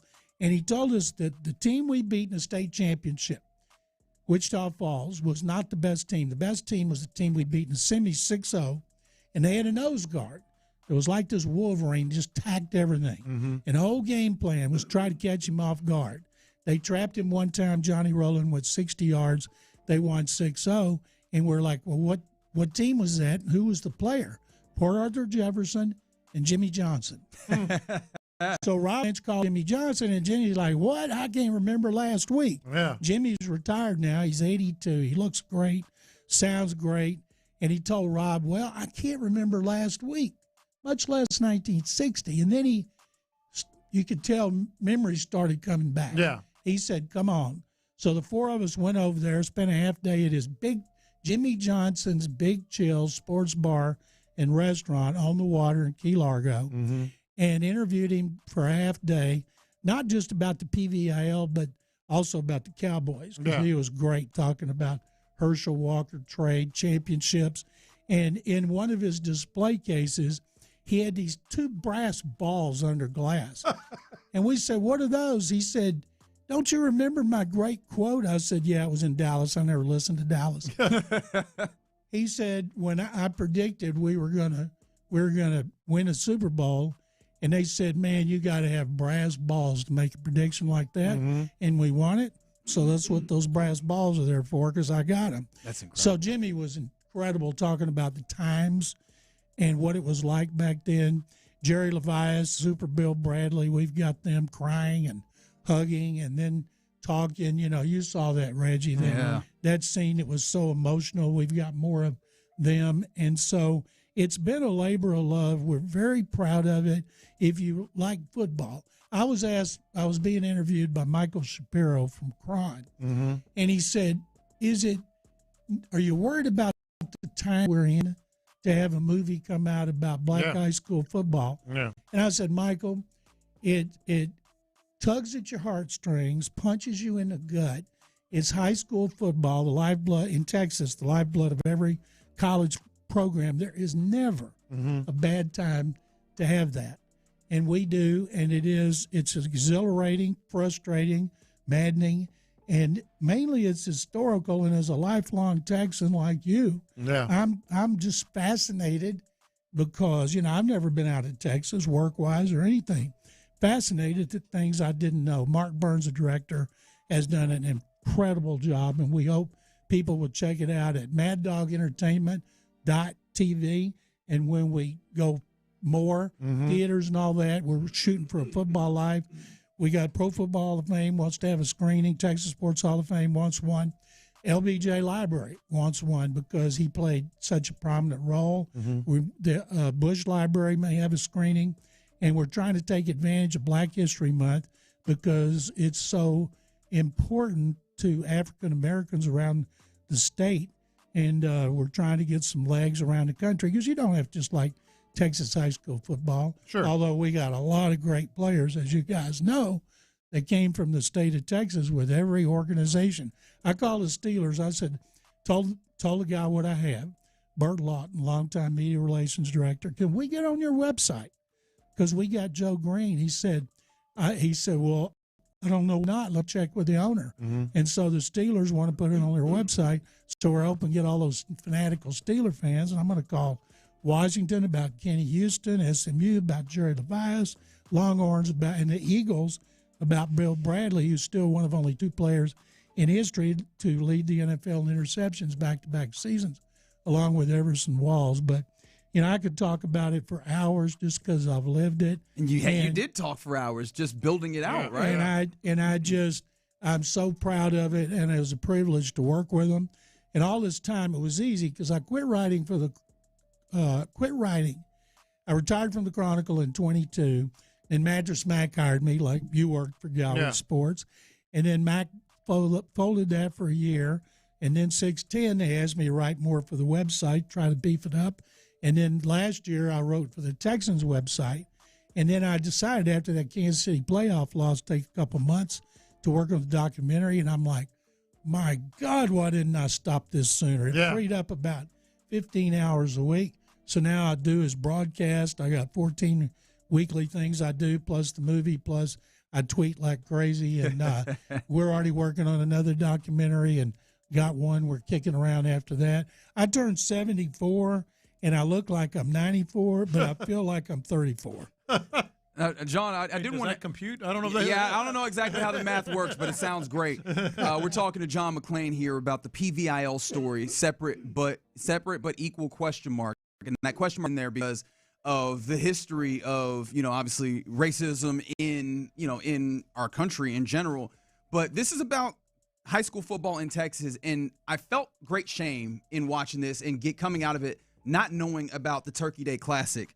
That had happened for a long time here in the city of Houston. Can you tell us a little bit more about the history of that game here in Houston? And one of the things on this MadDogEntertainment.tv, at some point, we're going to edit the interviews, like edit Joe Green down to 30 minutes and put it on there and hope people will want to know. There'll be all the Turkey Day Classic interviews will be on there, and we'll charge maybe $2, something like that. Because there's so much more to tell about the 60 Corpus Christi Miller team, Eldridge Dickey, the greatest PVIL quarterback who could be a documentary himself, in the Turkey Day Classic. And I've got to tell you, Reggie, I was embarrassed. I've been here since 1976 when the Chronicle hired me, and I never knew about the Turkey Day Classic, which once the UIL absorbed the PVIL, it went under. Mattress Mac, who came to our documentary, and I still do a weekly podcast talk video with him, he said we should revive the Turkey Day Classic. I'm with him. And I thought, man, if I'm going to talk to him about it tomorrow because we tape every Tuesday, and who better to get behind something like that revival that he did. And so it was Wheatley versus Yates, Jack Yates, and it was a week-long thing in which black people in the wards over around the schools treated it like it was a national championship game, and the competition was fierce. Halftime was a huge deal to see who won halftime, almost as important as who won the game.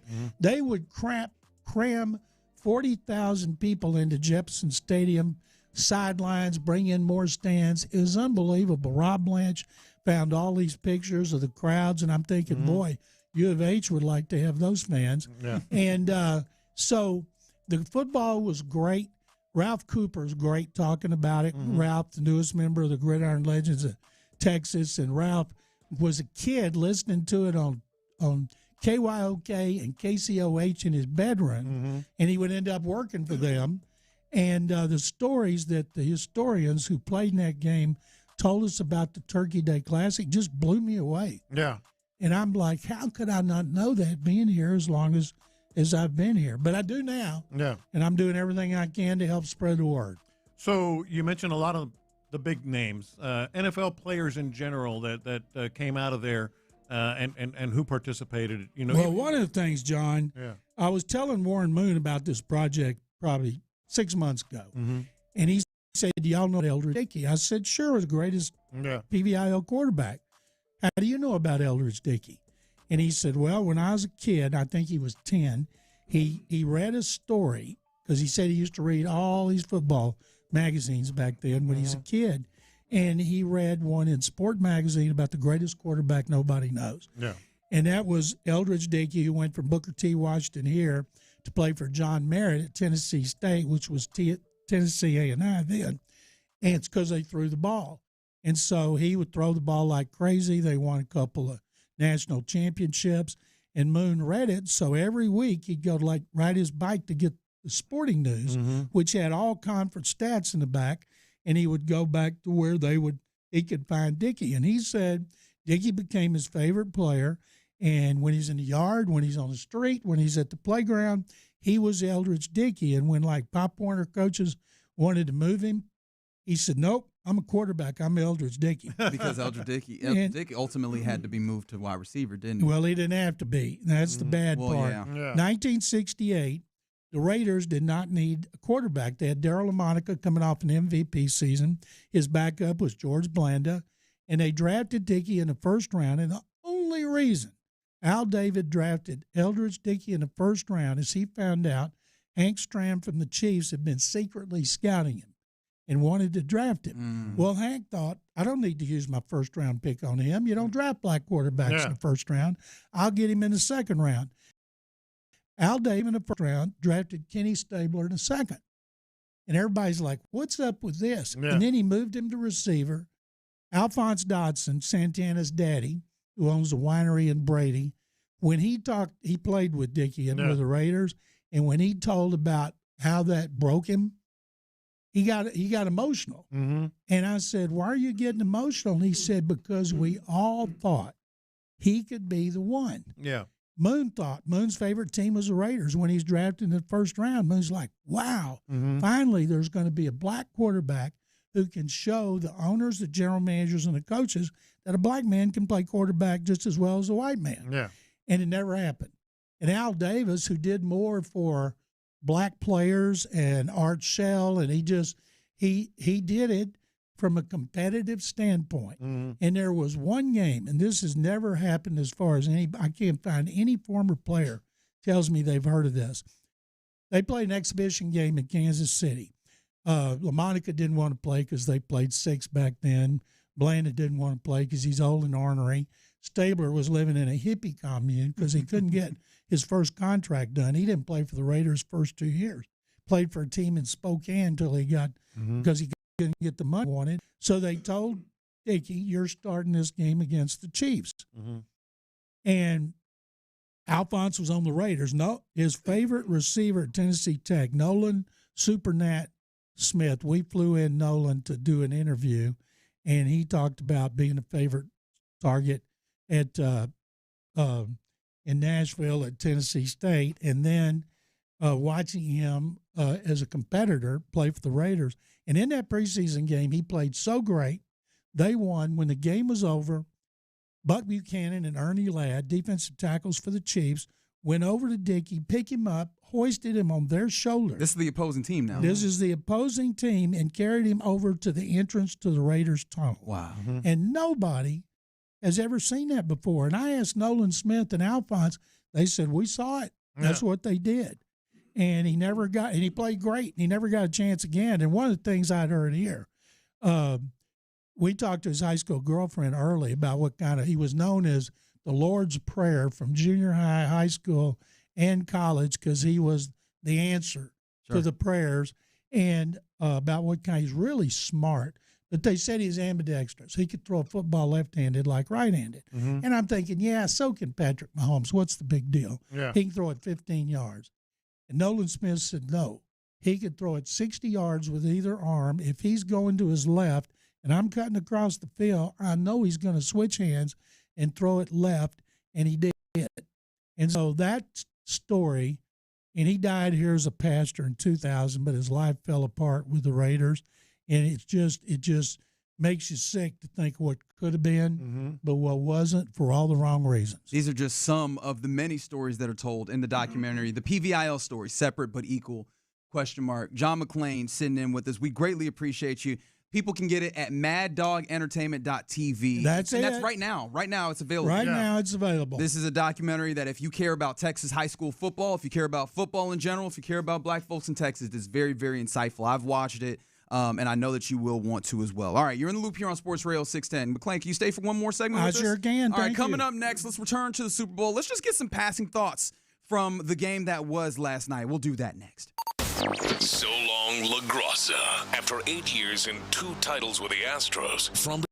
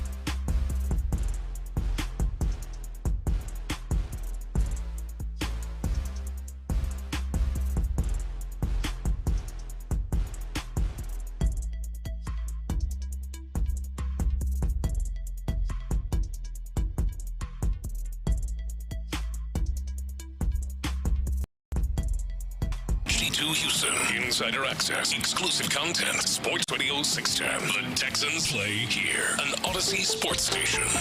Sports Radio 610 presents In the Loop with John Lopez and Reggie Atatula. Yeah, you're in the loop here on Sports Radio 610. Appreciate you rocking with us on this Monday after the Super Bowl, after Super Bowl 60. John Lopez, Reginald Atatula, Figgy Fig, and for one more segment, the OG, the General. Hey, copyright infringement. He's the original General is what's happening here, John McClain. Just telling us even more stories about the PVIL Story, separate but equal, MadDogEntertainment.tv if you want to get a chance to watch it. Just a number of very, very interesting stories about high school football way back when it was still segregated here in this state, but always great football in Texas. All right, let's turn our attention back to the Super Bowl in which Seahawks got this victory, but there was a lot of other things to talk about, and we love talking about it in this way. Let's do some passing thoughts. Experience, wisdom, opinions, barbecue sauce. Our guy Lopez has it all and shares it with you. I used to go into the clubhouse and I just It's time for the OG's passing thoughts. Tell me a story, OG. All right, John McClain here. So I want you to weigh in on all these. This is just stream of consciousness sort of things that I think of as the game is progressing, as the day is progressing. And the first one, the reason I say that is I think it's important because the first one I had is before we even know what happened in the game. I saw the Patriots running out onto the field, and it just brought back that lamenting pain. Oh, yes. That lamenting pain of, boy, did C.J. Stroud and this offense screw it up. I'm curious on your thoughts, and we talked about it a little bit in San Francisco. I'm starting to believe that this is one that's going to linger. Maybe not exactly, but like 35-3. Every Texans fan watching the game, and I think leading up to the game, was thinking the same thing. Stroud picked the worst possible time to have the worst game of his career. But if Sam Darnold can bounce back, he can bounce back. But I thought that, and as I watched how bad the Patriots were and how Drake May, how bad he was, and, the Stroud gave the Texans gave him the game. Yeah. And then they could have beaten Denver with Jarrett Stidham and been playing Seattle. I'm not saying they could have beaten Seattle, but I was thinking the same thing. It's a lingering sting. Makes you sick. And we've seen them choke and lose and blow leads. Just stings different, this one. Remember this, guys. We'll hear all these great things about Stroud through the offseason camp, regular season, but till we see him in the playoffs, we're not going to go. Right. Yeah, that's the worst part about it is he can come out and look great at the start, look like he has a great handle, and there's just going to be that little voice in the back of your head that goes, show it to me in the playoffs. And so he would love to start with him having a great handle of the offense come August and September, but he's going to have to also answer it next year. Well, they better get him some help in a running game because they were great when they ran for 100 yards. Casario's got to do a better job with the offensive line, and he's got to get a really good running back. Another passing thought here for you guys. I really believed, we talk about the style and the defense first, and they were very conservative, especially after a while. They had a couple of field goals talking about Seattle. I still think Clint Kubiak had a marvelous game. With in certain moments, some of the plays he called, the little pass completion to Walker, the touchdown to Barner, it just makes such a difference to have that guy that can dial it up when he has to. Gary and Rhonda were there with Clay, the 49ers offensive coordinator, and they were in the stands. And I told Gary, I said, people are going to recognize Clay or you, and y'all are going to get bombarded. And I haven't talked to him to see if they did. But I'm so happy for them. I like Vrabel because I liked him when he was here, and I covered him for 4 years.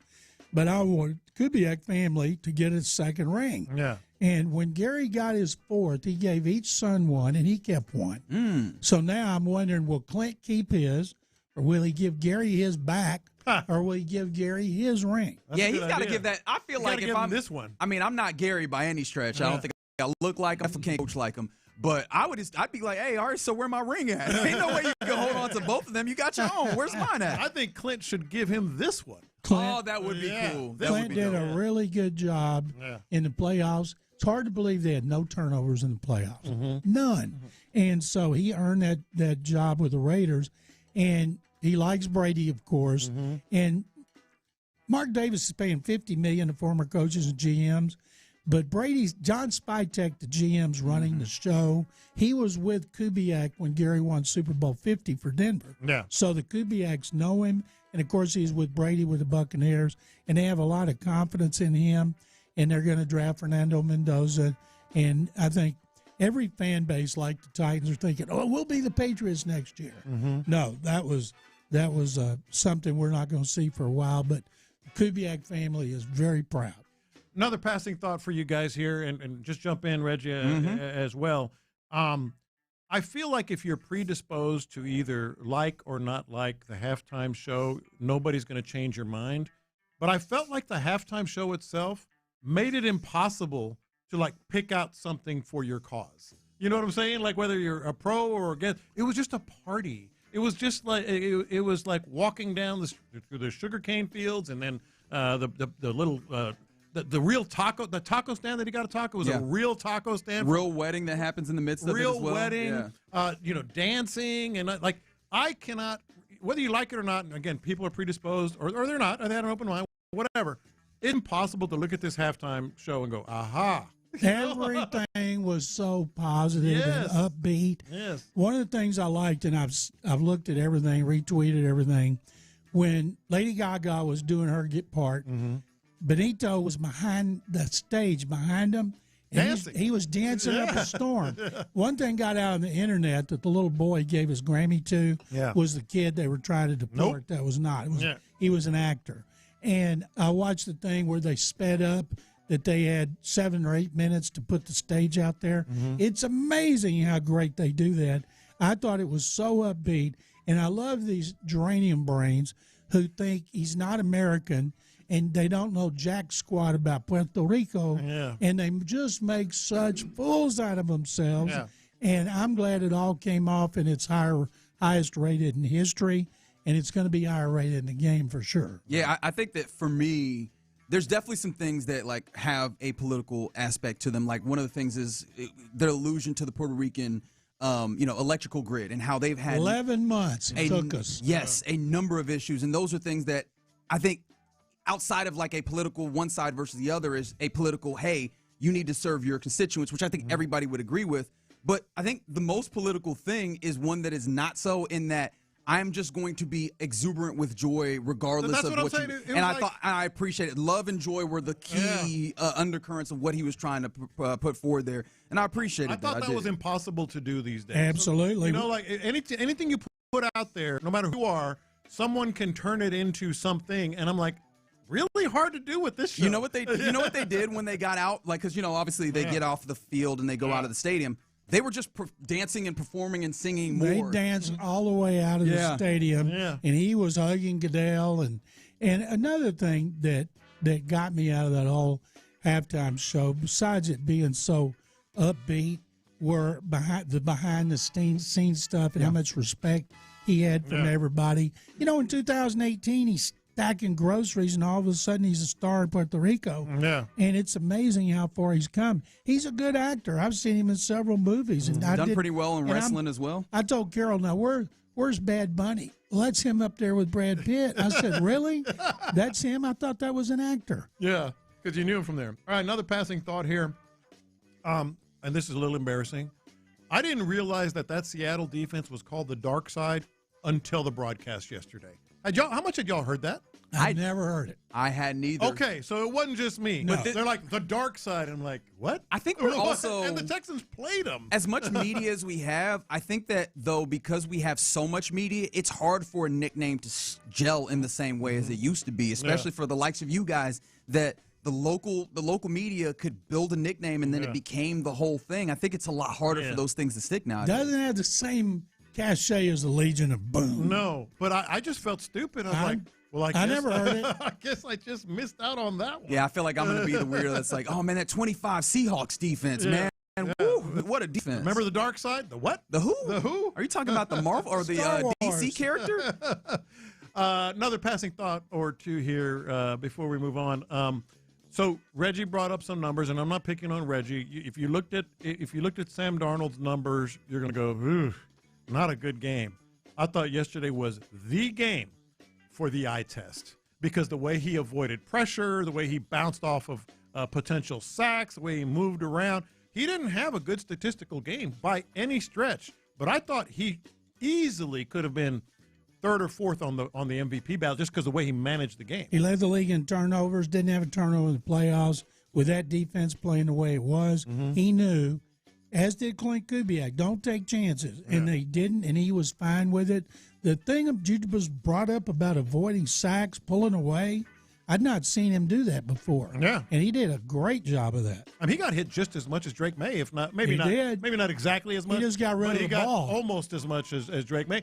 And got rid of the ball. And just great contact balance. I want to give him the credit for that. He was strong in the pocket as well because there were some times where he got hit and I was like, there he goes. Oh, he's still up, and he got the ball away. Yeah. But, I'm sorry. I'm still going to lean on the idea that Kenneth Walker was out there creating offense by himself. A quick shout-out to Mike McCagnon, who lives there, who was a general manager, drafted him third overall in 2018 for the Jets. And then Mike got fired after the season, and they brought in Joe Douglas, and they got rid of him.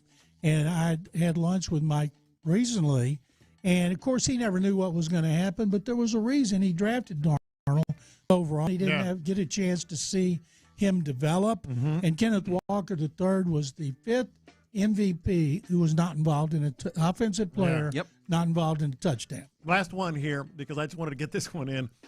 Very predictable, very sappy, just works. 2 seconds into the Lay's commercial about the last harvest, the old dude with his daughter and all that. I knew exactly how that commercial was going to go. And I was still by the end of it going, I got choked up too. I did too. I think that's an old OG thing for us. Maybe it is, but Reggie probably didn't get. He's young. No, I don't have any emotions. He never gets choked up. Formula has been the formula for 80 years. I knew exactly what was coming. The last harvest, Lay's potato chips, and I'm like, okay. Hey man, it's an emotional connection that we all have with parents. Obviously, not everybody has a good relationship with their parents, but by and large, that emotional relationship will always be there. That's one that you can go and get without question. But talking about Darnold, always been a talented dude, and one of the things that he talked about was the idea of one of the quarterback coaches in San Francisco when they were bringing him in trying to gauge his idea for being a backup. He said he always liked himself, right? So he always had that confidence and that belief in himself that he was going to make it, similar to Bad Bunny, and see where he is, Super Bowl winning quarterback now, no matter what you think about I him. liked Shanahan. Kyle was asked on the pregame show about their defense. Why are you asking me? We didn't score a touchdown. I know. Last 2 times we played them. Yeah. I love the self-awareness. I appreciate you, John McClain, for sitting in with us again. Thank you guys very much. It is the PVIL story, separate but equal. You can find it on maddogentertainment.tv. And hopefully we'll have even more news about it coming up soon. But a great documentary. Thanks for making it, and thanks for stopping by. Reggie and John, Figgy, thank you guys very much. Yes, sir. All right, coming up next. In fact, you mentioned Figgy. It's the time where we turn things over to Figgy for the mixtape. What you got, man? Yeah, so I got to talk about a story I saw on social media, and it kind of brought me through a lot of different emotions. Funny, sad, and kind of scary. Oh, okay. I feel like those are the best ones. Let's go through it next. All right, D&M Auto Leasing. Look, D&M, that's not a rookie.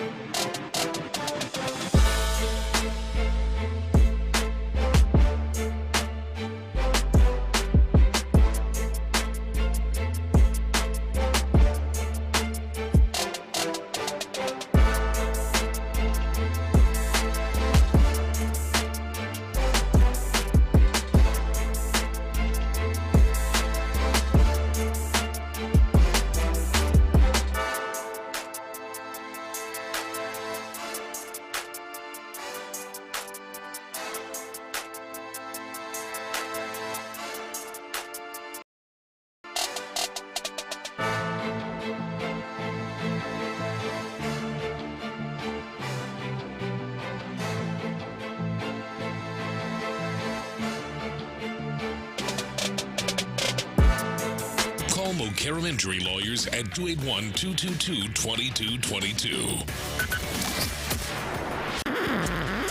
Pass the aux cord and crank up the volume.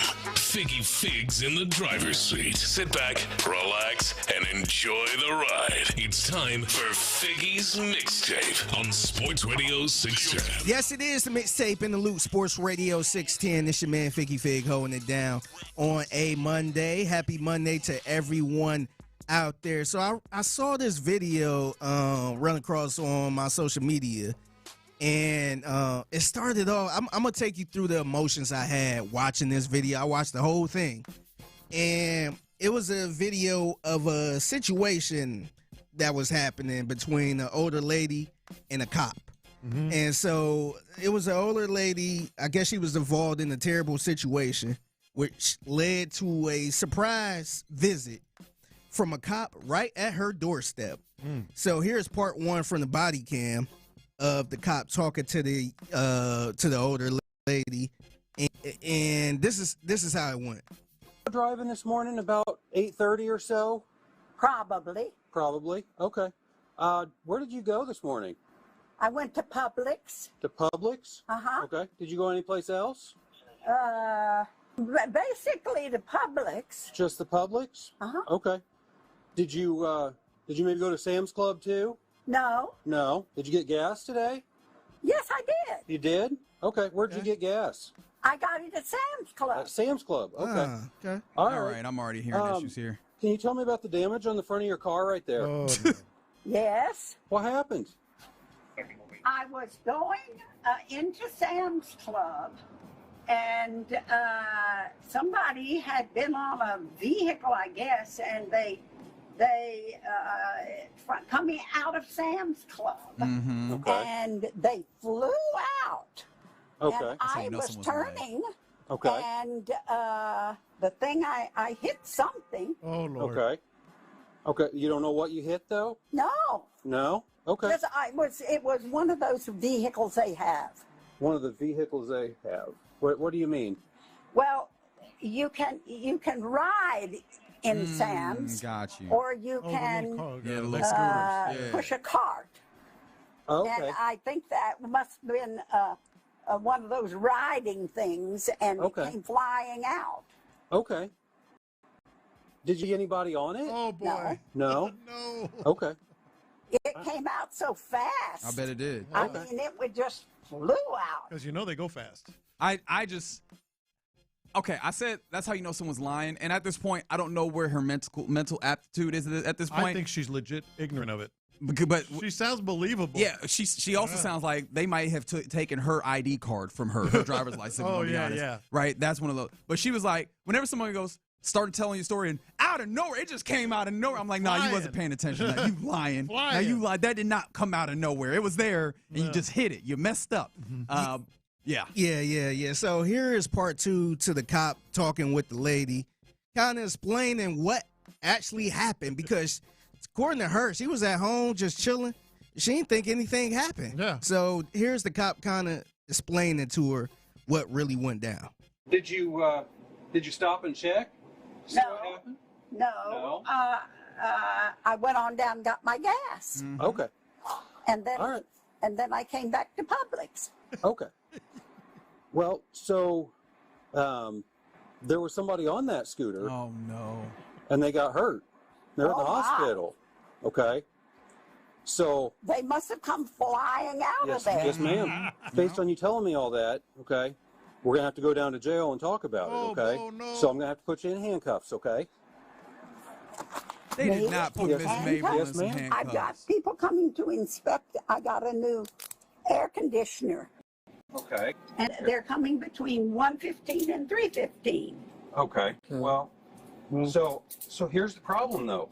You hit a person, okay? She's in the hospital right now. Oh God. She's gonna have to stay overnight. Okay. Well, she must have just come flying out She's of there. sticking to her story. Mabel, no. She is sticking to her And story. she came out, but she actually stopped and tried to avoid a crash. And then you came around the corner and sent her about 20 feet down the road. You hit her so hard. No. Oh my word! Oh my word. So that was the scary part for me. I'm like, oh man, she not only did she hit somebody on the little scooter thing, she didn't even know it. Yeah. She had no idea, and obviously, if she didn't have any idea, she didn't even stop. Yeah, Miss Mabel, really. She went to the crib. Yeah, we need to get somebody. She can't be driving herself around. Also, what is up with the AC inspector? Give me a set time. What are you Yes. talking about? Yeah. When are you going to be at the house? By the way, I'm changing my mind on this. At first, I thought she's believable. She didn't really know what happened. You're thinking Miss Mabel lying. I think Miss Mabel. She keeps going back to that same line. They came flying flew out of there. They came That flying thing flew out of there. Came flying out. No, I think she may have realized. I'm starting to have my doubts you think she's putting on the affect of a little old lady? Oh, really? Okay. Oh no. Starting to feel that. Oh Okay. no. Yeah. Okay, here's the last part to the whole situation. Now they actually did put her in handcuffs, but the handcuffs was in the front. I don't know if that make a difference. Yeah. But they did put her in the handcuffs. They put her in the car. They took her to the police station, and here's what it sounded like. The lady going into the police station. They're very nice in here. They are? Right in here, yep. I can't imagine ever being anything like this. Come on in, man. Come on, man. Do you have any drugs, weapons on you? Nothing. Body piercings? No. Possibility you could be pregnant? What? I'm 88. I don't think so. She said, I mean, I'm 88. Don't ask that Yeah. question. I know you got to air quotes, but if you don't, that's a problem. So you got Yeah. He said, I'm 88. I don't think so. I don't think so. But she didn't say no. Yeah. Yeah. I mean, so- Miss Mabel out here active. Yeah. Yeah. She's still active, just not pregnant. Yeah, so that kind of took me through a whole bunch of different emotions. It started out funny a little bit because she just sounded so innocent. And then it ended up scary. I'm like, whoa, she hit somebody on the car and didn't know it. Yeah. And then at the end, I was just like, this is kind of sad now, Yeah. especially if she really didn't have a clue that she hit somebody. And I'm like, why y'all got to put her in handcuffs, It man? is sad. It is very bad. But you think she's trying to pull one over? Starting to have my doubts about old Miss. Is it actually Mabel? Or? Oh, I know. I just decided she sounded like a Miss Mabel. Yeah, I don't know. I'm sorry. You know, I'm a good Southern boy. She got to be Miss something at this point. So I just decided Mabel sounded right. Yeah. See, I feel like whoever Miss Mabel's lawyer is going to have a good case on the mental acuity side. Sure, it just feels like Mabel's son or daughter is going to have to drive her around exclusively. No, they got to get. She can't be behind no They wheel. got to snatch that license and snatch her keys away. Yeah. She cannot be on these streets driving like that. Miss Mabel didn't even know she went to Sam's Club. Yeah. She's Public. like, no. Public. Oh, you mean the No. Did you get gas? Yes. Yeah. Where? Sam's Club. Nah, Miss Mabel, we just going to need you to come over with us. All right. It's the Mixtape and the Loop Sports Radio 610. We've been talking about the Super Bowl all day, and we was in Radio Row last week. And during the time in Radio Row, I don't know if you guys seen this, but a Seahawks player by the name of Nick is Emawari. So his mom was there, and the news station decided to catch up with his mom. Can I press pause on this real quick? I need you to know, Nick Emawari and, of course, his mother, they are my people. Yep. This is Nigerian. So I want you to understand that with the context when he plays. Oh, we don't need that contest. What you talking about? No, I'm just playing. But yes, Reggie, she is Nigerian, and she didn't really understand the hype about this whole Super Bowl thing. Just what are you expecting to go over there to San Francisco to watch this game, to watch your son? To be honest with you, I don't know. Everybody keep asking me, do you know what what they are going for? I said, Super Bowl. They said, do you know how many people died to go to Super Bowl? I'm like, how? I don't know. I have an opportunity to go there. So I'm like, okay, maybe this is something big that I don't know. Maybe. It's big. Maybe.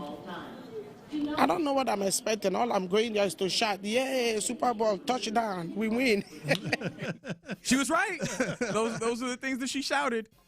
Listening to that, you know what the first place my mind went was she would still, at this point right now, even now that her son is a Super Bowl champion, she would be much happier if he was like, you know, Mom, I think I'm gonna go to law school. Yeah. She'd be so happy. Like if he became a doctor or a lawyer. Yeah. He is a Super Bowl champion, one of the best nickelbacks in the NFL, and I bet she would be even happier if he was like, I think I want to become a lawyer, Mom. Why didn't you finish school? Yeah. Why didn't you? Yeah. I know a few Nigerians who, that do music and all this other stuff. Yeah. And like, man, my parents wanted me to be a doctor, man. I did not want to be a doctor. Yes. I like music. She still don't understand why I'm doing music. Wanted me to finish med school. I was just like, dang. That's right. And the reason why I think that is there are Nigerian parents that eventually like, okay, Super Bowl. Yeah, you're playing football. She was like, Super Bowl? Whatever, man. I'm just going to be happy. Whatever that is. What does it do? Is it big? Is it big? Is it a big thing? I don't know. This Super Bowl thing. I don't know. I just hear people, hey, Super Bowl. He said, all right, I'm going. Yeah, touchdown. Yeah, I'm Super cool. Bowl, we win. I'm just here for my son as long as he's happy. I don't know what the Super Bowl thing is a big deal for. It's a mixtape in the loop. Sports Radio 610. Got to give a special rest in peace to Brad Arnold. 3 Doors Down. He passed away. I want to say a couple days ago at the age of 47. Wow. Young. Yeah. So I'm not sure what was the cause of death or anything like that. Well, according to USA Today, it was kidney cancer. Oh, no. You hate to see it. Yeah. I mean, not that there was a good way to pass a 47, but, cancer, F cancer, and so on and so forth. Yeah, so I definitely want to give a special rest in peace. I know a lot of people were fans of 3 Doors Down. So rest in peace, gone too soon. And, prayers up to the family, the friends, the fans. Right. Yeah, so this one was a big loss. According to my timeline, it was a big loss. Yeah. All right, I'll get y'all out of here on this. I got to clear out a little bit. I'm going to make it a little personal about me. So so I've been working on some things, and shout out to Lily's Toy Box. So I'm doing something cool with them, which is a nonprofit in Houston who is focused on helping kids get toys, books, other gifts during difficult times. So one of my goals this year was to, do more stuff with nonprofits and just kind of get my time. And I think we talked about that earlier this year. And so I'm doing that. And I'm also launching my own nonprofit called the Pat Eve Baby Foundation, which is named after my mother. My mother's name is Pat, and she was born on Christmas Eve. She always went by Eve Baby. And that's something I kind of wanted to name it after her. I didn't want to be selfish and call it the Figgy Fig Foundation, all that type of stuff. Yeah. But she was truly somebody that just loved helping people around the holiday, and she just used the holiday, which is her birthday, around her birthday, just as a time to get together with family and stuff like that. And the last time we got together was on her birthday, just past Christmas Eve. So that kind of inspired me to come up with that name for it. And she passed away a couple weeks ago. And I didn't get a chance to even tell her about this. Yeah. But I know she's proud of, I know she would have been proud to be doing this type of stuff. But to get back to Lily's Toy Box, something we got going on is we're doing Easter baskets. So we're doing Easter baskets for the kids. And you could donate. You could go to liliestoybox.com and just hit the donate button if you want to contribute. And or you could just go to my Instagram at @thefiggyfig, or any of my social medias. I put the link up where you could just go to it and you can buy some toys and all that stuff for the kids. So first of all, awesome for you, and certainly liliestoybox.com. And by the way, Lily is awesome. I saw your video. Awesome. She was so she started, I want to say in 2017, it was around Hurricane Harvey. Yeah. She was 8 years old. Yeah, I was like, when she she's started not this. that old right now. Yeah, I think she's 16 right now. She's still in school, and I'm telling you, she's doing the Lord's work. That's crazy. And the other thing is, we want people to, to get involved with this. However you laid it out. But Eve baby, she's a Christmas Eve baby. She's a Christmas miracle. Yep. So she's born on the 24th, and people always called her a Eve baby. Yeah, that's fantastic. Yeah. So good for you starting that foundation as well. Yeah. So just hit me up if you have any questions and all that stuff. We still getting some stuff together. Still need some toys and all that stuff to make the baskets, the materials, and all that. And eventually, we probably going to get some people together to help make the baskets, and then around Easter we gonna give them away and all that stuff. So and not too early. Yeah. This is not too early. We want to get this done as soon as possible. But yeah, just go to Lily'sToyBox.com. It have all the information there. You could donate and all that stuff. And I appreciate it. Yeah, absolutely. It's something that we're gonna get behind you on this because your heart for people shows through in a lot of ways, and of course. Doing it in the name of your late mom is huge, and we want to support you, support her, and of course support the great city of Houston. And whenever you do things like that, you got us behind you, not just myself and John, but all of our listenership, because they love you, man, and they love you and the way that you go about your business and the way that you take care of folks. So appreciate you a good amount, and know that there's a lot of love coming from behind these mics, and also from the people that are listening to us. I'm already seeing it on the YouTube page and on the text line. So. We got you, my boy. We got you in your way of loving on Houston and the children of Houston. So appreciate that. That is Figgy's Mixtape. You catch it every weekday, 1:20 p.m. right here on Sports Radio 610 at the Figgy Fig. If you see something mixtape worthy, or if you want to get involved with the Pat Eve Baby Foundation that Figgy is starting up, and the efforts that he is undertaking right now. All right, you're in the loop here on Sports Radio 610. Appreciate you rocking with us. Coming up next, we get ready to hand things off to the fellas of the drive. And now that the Super Bowl has been played, what's objective number one for the offseason in your mind? 713-572-4610. We talk about it next. NFL legend Darren Woodson shared his thoughts on the CJ.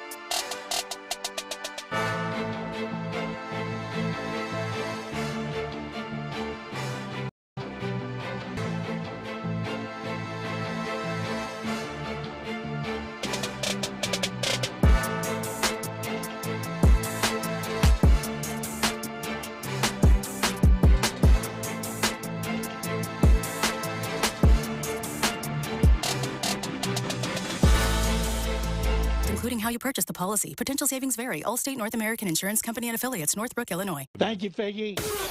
Sports Radio 610 presents live from the West Point Lincoln and West Point Lincoln of Sugar Land Studios. Here's In the Loop with John Lopez and Reggie Atatula. Yeah, we appreciate you rocking with us on this Monday after the Super Bowl here on Sports Radio 610. Getting ready to hand things off to the fellas of the drive here in a moment. And great appreciation to all of you rocking with us, and to John McClain for jumping in on this Black History Month, the 9th, and giving us a little bit of insight into the documentary that he put together, the PVIL Story, Separate But Equal. That one, and not just him, obviously him and some of his other staff Rob as Lynch, well. Rob Lynch was yeah. part of it as well. It's available to anybody, maddogentertainment.tv. I thought it was really cool to get a little bit more of the history of football, Texas high school football, especially from a black lens. I didn't even realize that there was, it made sense that there would be a separate league back when segregation was still active, but it very much was interesting to get that perspective on it. So I appreciate him coming and talk a little bit about that with us. I just realized something. I just saw that we're already getting the way too early power rankings. Oh, boy. Are you at all interested yes. in how this falls? You were like, oh, but yes, tell me, please. Absolutely, tell me more. I'm sure it'll be hard for you to figure out who's number one right now. Seattle? That is correct. Yeah. Seattle Seahawks, number one in the power rankings. Their offseason in 3 words: break the bank, because they've got Jackson Smith and Jigba, Devin Witherspoon. They're eligible for extensions. I imagine that happens. Rashid Shaheed is scheduled to become a free agent, so if they want to keep him, they have to pay him. Kenneth Walker III. That's the one. Big money coming for him. Kobe Bryant as well is up there. So there's some money that might need to be spent, but I do wonder, maybe they feel so strongly about John Schneider, the guy who's been able to bring those players in. Maybe he continues to be able to put more together. I don't know. Number 2? I'm going to say not the Rams. I'm going to say... You'd be correct in that. I'm going to... Oh, boy. It's not going to be Buffalo, is it? It is not. Good. It's going to be the New England Patriots. Really? Do you agree with that? No. I was like... I actually would put Buffalo ahead of the New England Patriots. I just feel like it's like almost like a default. Well, Josh Allen, and they just need to do this, and they could be right there. I found that to be very interesting that maybe they just went, let's default to the teams that made it to the Super Bowl. But if you're, and they purport this to be gearing up for 2026, I can't imagine that you look at Patriots, especially without the benefit of the schedule that they had, even though they do have talent and they do have some good things. I'm not trying to make it a bad roster. I don't know that I would go 2 there. Rams would be the 3rd. So I'm missing 2. You want to go through? You want to get 4 and 5 here? Yeah, 4 and 5. I bet you the Texans are 4 or 5. They are neither of those. Wow. But these teams did play championship weekend. Broncos. There you go, is 4, and then of course, Rams. No, Rams was 3. Sorry, and then the Bills was 5. Oh, Bills. Okay. Bills was 5. Yeah. So there you go. 9 or 6. Tell me when it becomes becomes offensive. Now. Lions 7. Still offensive. Lions. Well, I get it. Eagles 8. Ugh. Jags 9. Put a big old chip on their shoulder, weren't they? Packers 10. Whose list is this? Bears 11. Man. Kansas City Chiefs 12. Oh, it's starting to hurt. Man. Texans come in 13th here. 13th. The offseason, in 3 words, improve within the margins. Texans aren't operating with a lot of cap space, so this year, more than everything, is about getting past the divisional round. They're 0-8 in those games historically, but at least they have draft capital to improve the roster with 4 picks in the top 70. The offensive line and running back positions will be key spots to focus on, along with adding to the safety room. It's a question I actually asked you, and this ties into the question I asked coming in. Maybe we'll dig into this deeper tomorrow. Now that the Super Bowl's played, what's number 1? What's objective number 1? Because DJ in that mentions offensive line, mentions running back. He mentioned quickly there something that I asked you about is, do you think that you'd be good with just allowing the strong safety spot on defense to be one where you let the battle internally take place between the likes of MJ Stewart coming back healthy and Jayden Reed, battle for that? Is there another place? Is it one of those places that you think is objective number 1 on trying to get themselves ready for the 2016 on the defensive side for the team just generally? Well, we know 1, 2, and 3. Pick your favorite 2 and 3 because 1 is C.J. Stroud. But I was like, how much of that is off-season work for the team, and how much of that is off-season work for C.J. himself? The C.J.'s separate, but in terms of for the team, running back and offensive line, the safety position is interesting to me because you almost have to pick your spots of where you're going to be somewhat frugal. Correct. And I think that's a good spot to pick it because they've got success with it already. To a degree, the secondary was very strong, but I still think you need to bring maybe another mid-level type player, young player, to also compete there while you're doing it. The funny thing is, I was listening. Now, where are the Jags on that list? Oh, I remember they were 9. 9. Yeah. Okay. Remember back during COVID, people could blame everything on COVID. Yes. Why were you late? COVID. It was great. And then even after that, or was that before that? Did you remember blaming everything on the supply chain? I did that a whole bunch. Man, the supply chain. Things that didn't even have anything to do with commerce. C.J. Stroud is the supply chain / You can almost blame everything you hear about the Texans on C.J. Stroud. Man, if C.J. Stroud didn't turn that football over. Why are they 13th instead of 8th or 9th or 6th? C.J. Stroud was turning that football over. It's because you be on that phone. COVID. It's and I don't necessarily either disagree or blame anyone, because it is that big of a deal. But there are little places where you can certainly tweak, and I think safety's one. Yeah, I'm interested because I think Jonathan Alexander wrote kind of a 10-step plan for the offseason for the Texans that I thought was good. And one of the things that he highlighted, which it's not the sexy portion of it, but it gets you to some of the sexy portions of it. I think creating more cap space ends up being one of the answers here. Yeah. They don't have a lot of cap space, and they could probably flip some switches on some players, especially ones that you anticipate being here. I think that's going to be objective number 1 because offensive line would be my general objective number 1, making that more solid because that helps you either with the run game, if that's the way that you want to do this and you want it to look kind of like the Seahawks did in this Super Bowl where it's, Kenneth Walker, whoever the equivalent of it, or if it's just Kenneth Walker who's here, right? Yeah. Allowing yourself to dream. Whoever that running back is that's running back 1 here, even if it's Joe Mixon, you want an offensive line that's able to create some things for them. Or even if you want it to be a C.J. Stroud that is empowered to throw the football in a more beneficial way, in a more effective way, you need an offensive line to be even better. And I don't think that you can just go, hey, we're going to add 2 or 3 rookies and this is all going to be hunky-dory. I think you need to make sure that you go on free agency. Really, if you want to be competitive free agency, especially offensive line, because I think that one there's a steeper learning curve for offensive linemen just dropping in. I think that you need a free agent, and I think that's going to be a competitive market. So having the money free agency-wise to go in and be competitive in getting that guy. Because remember, last offseason, Nick Caserio said that they was out here talking to guys. They just didn't get them. I don't know what the deciding factors would have been in those circumstances, but money better not be one of them this offseason. I think that you need to make sure that you add a veteran offensive lineman to step in, not bargain bin. They haven't money whipped the lineman yet. Yeah, they haven't money whipped an offensive lineman yet. They'll pick their spots to pay some people. Yeah, usually short contracts, but are they gonna is this the time? Is this time to maybe do exactly that? Do you think? Because I mean, there's potential answers, and again, we'll circle back to this and talk about it a little bit more tomorrow. How high up in the priority list do you think Will Anderson Jr. extension is? Oh, very, very, extremely. Because it's one of those things that technically you can hold off until next year, but you want him. You got to reward that dude. No, this is a merit system. And that's why CJ is going to be, just pick up his option, and that's why he's going to get paid. No, this is merit system. Okay, all right. We welcome in the fellas of The Drive, courtesy of our friends at D&M All-Lisa for giving us an opportunity to chat with them. We always appreciate that. Clint Stoerner, we're on the show, Hughley here, back in the great city of Houston. Did y'all have the same feel that as I did stepping into the office today, where you go, damn, it's nice to be back. It just feels good to be back in familiar confines. Yeah. Yeah, man, it's always good to be back in the city, baby. It's always good to be back in the H. I mean, I feel so good about being back in the confines. I forgot my damn headphones. Somebody, I guess them old team headphones done walked off, huh? Yeah, I think so. There's something in here. Okay, we got you covered. Yeah. Figgy got you covered. Fig for sure. got me. I appreciate it, Chief. Yeah. Stepping up. Was that game? Yeah, it's good to get back. Good to get back. Yeah. Very much so. Was that game fun for you guys? That was one of the things that I was asking myself later on in the game, because I enjoyed it, but I'm also a sicko that I'm going to be looking at the chess match of it. Was it enjoyable for you guys from your perspective? Because I know that there's been a number of people who have said that it wasn't very enjoyable, the Super Bowl. Oh, no. He said no.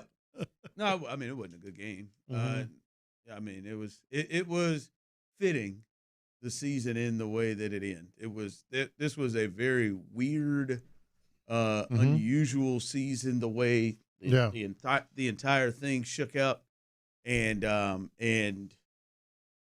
it was not entertaining. Like there wasn't even any interest. Like it was even the ass kicking wasn't even as much of an interest. At least last year, I think a lot of people really were enjoying and loving the fact that the Chiefs were just getting absolutely destroyed. And then there was even a thought always like, well, I don't know, man, this thing may not be over. Yeah. We've seen, yeah.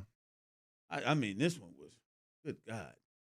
By the way, shout out to Josh Jones. I can't believe I forgot this the whole time. Houstonian, right? Houston boy, U of H guy, winning him Super Bowl. But the reason I thought about it is Josh Jobe, the cornerback that they had out there for Seahawks, getting into it with Stephon Diggs. Were you surprised that they ain't throw no flags there? They just let them boys do a little bit of tussling? Yeah. Well, no, I mean, that should have been a flag. Yeah. That's just dumbass silly. I mean, that should have been a flag. But, I mean, we'll just add to the boring game. Even though you think the refs were boring, they were like, hey, let's keep this thing going, fellas. Let's move. I mean, it was awful. I mean, throughout, really, if we're being honest, I mean, the NFC side of things were interesting. The NFC Championship was fun to watch. But I mean, the AFC side of things, boy, you talk about a real opportunity to get to a Super Bowl. That was, I mean, because that's just wasted. Yeah, I mean, the truth of the matter is, we saw a New England team make a run that 2 of the 3 playoff games that they did win were somehow affected by a huge number of turnovers and weather. Yeah. Right. Or weather. And they get there, and then Seattle was never even uncomfortable. Their coach can't even go for 2 to make it a touchdown field goal game. Why would he do that? That was a weird one. That was really weird. He was asleep, just like the rest of us watching that damn game. That was wild. So yeah, that was coach of the year, mind you. Yeah. Yeah. Well, look, I mean, the turnaround was great, but damn, how do you not? I mean, I thought in a moment, like, you got to be kidding me. Yeah. Like, I don't think you have a chance. No. But if you do have a chance, it's touchdown 2-point field goal. It ain't touchdown. No. And that's one of those ones where we're not going to have everybody, split on, folks who were more traditional versus folks who are like deeply analytics. Everybody was looking at them like, Word? That's how we're playing? Okay, all right. Texter coming in, that game wasn't boring. You are. What did you enjoy, Texter? Please. Yeah, look, I enjoyed Kenneth Walker running the damn ball. That's what I did personally. Oh, yay. My thing with that game is I'm worried, and I say worried, but I brought up the question of I don't want it to be a trend. 6 of the teams in the playoffs were all in the top 10 in defense. Run the ball, be safe, don't take chances. It was a template for the way I put it earlier, like the Seattle Seahawks were that picture of her with a filter, and the Patriots were the picture of her without the filter. That's great. I mean, look at the AFC. It's dangerous. Look at the AFC side of the playoffs this year. Yeah. What matchup and what game going into that game? If you're a participant on either side, do you go, hey, man, just don't turn it over and play good defense, and we might get a chance to win this game? And what, maybe the Josh Allen? I was going to say any of the Josh Allen games. Yeah. Maybe Jacksonville and Denver. Maybe, right?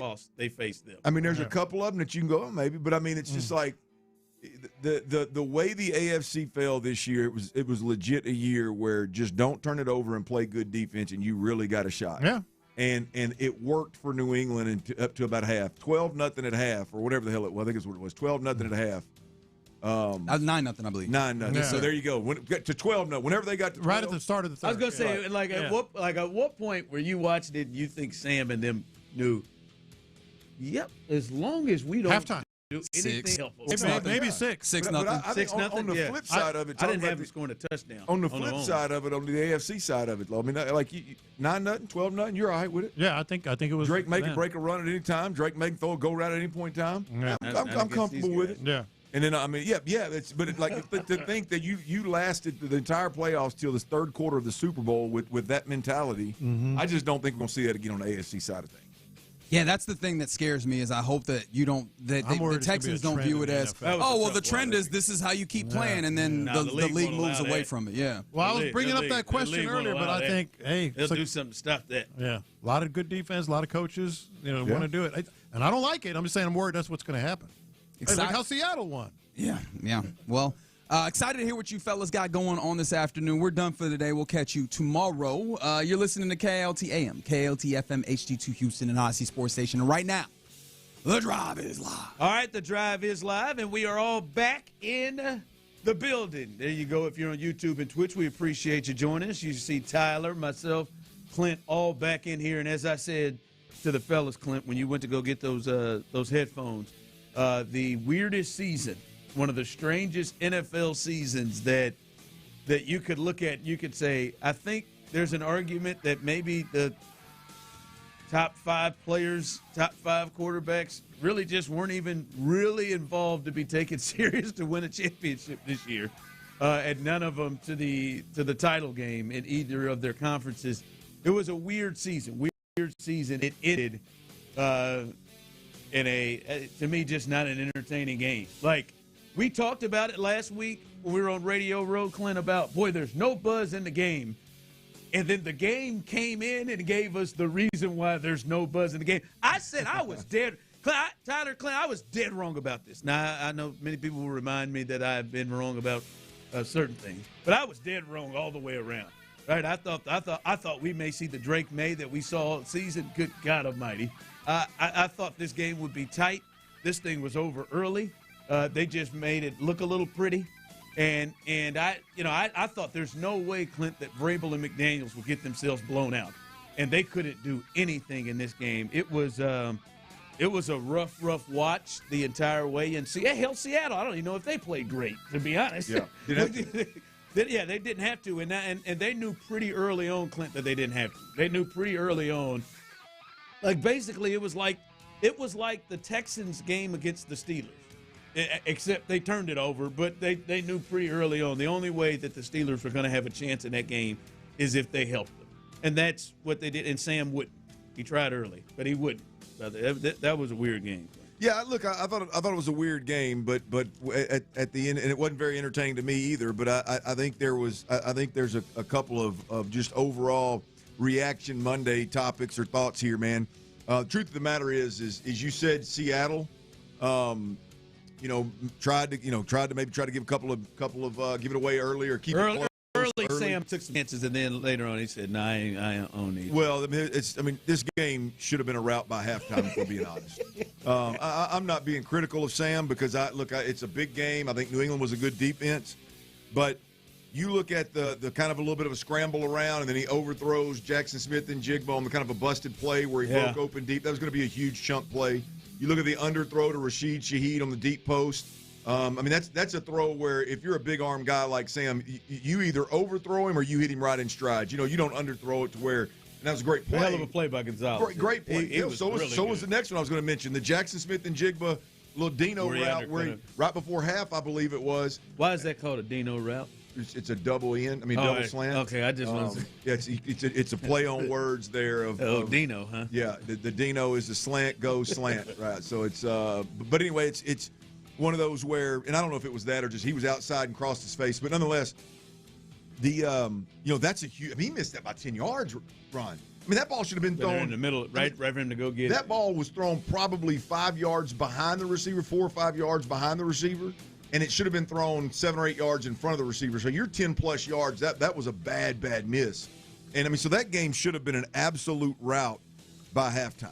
A 3-score game by halftime with all of the momentum going into the locker room. And then we know that Drake May turned it over coming out of the locker room, so that was even a bigger plus. So the not being critical of Sam Darnold, but the game could have been significantly worse than it was. But at that point, the misses were field goals, not interceptions. Yeah. And so you got away from it. And then in the meantime, your defense is out there just suffocating. It was suffocating the Patriots. And that brings me to the reaction to the Super Bowl on the Patriots side. This one hurts, Houston. This one hurts because it's the same scheme that we got going on down here. And that is the absolute best to ever do it when we're talking about McDaniels, the offensive coordinator. In that particular scheme. In that particular scheme, he's the best to ever do it, the most successful to ever do it. And I'm going to tell you, man, that scheme and that plan, I'll put it nicely, was super suspect. And again, the pressure which we've talked about this till we're blue in the face around here. The pressure that this offense puts on a quarterback is absolutely scary, especially young quarterbacks, right? Because you don't know if they're capable of doing Brady-like things, right? You're just hoping, and the whole game is dependent on the quarterback sitting at the line of scrimmage and figuring out the perfect protection versus that blitz, while this defenses in 2026 are unbelievable at disguising. The scheme and the plan was suspect. Again, tap me if you've ever heard this before here in Houston. Not having answers or help for your tackle or your offensive line that's getting their ass kicked. Yeah, they never seemed to adjust what they were doing. We saw that as well. And the lack of creativity.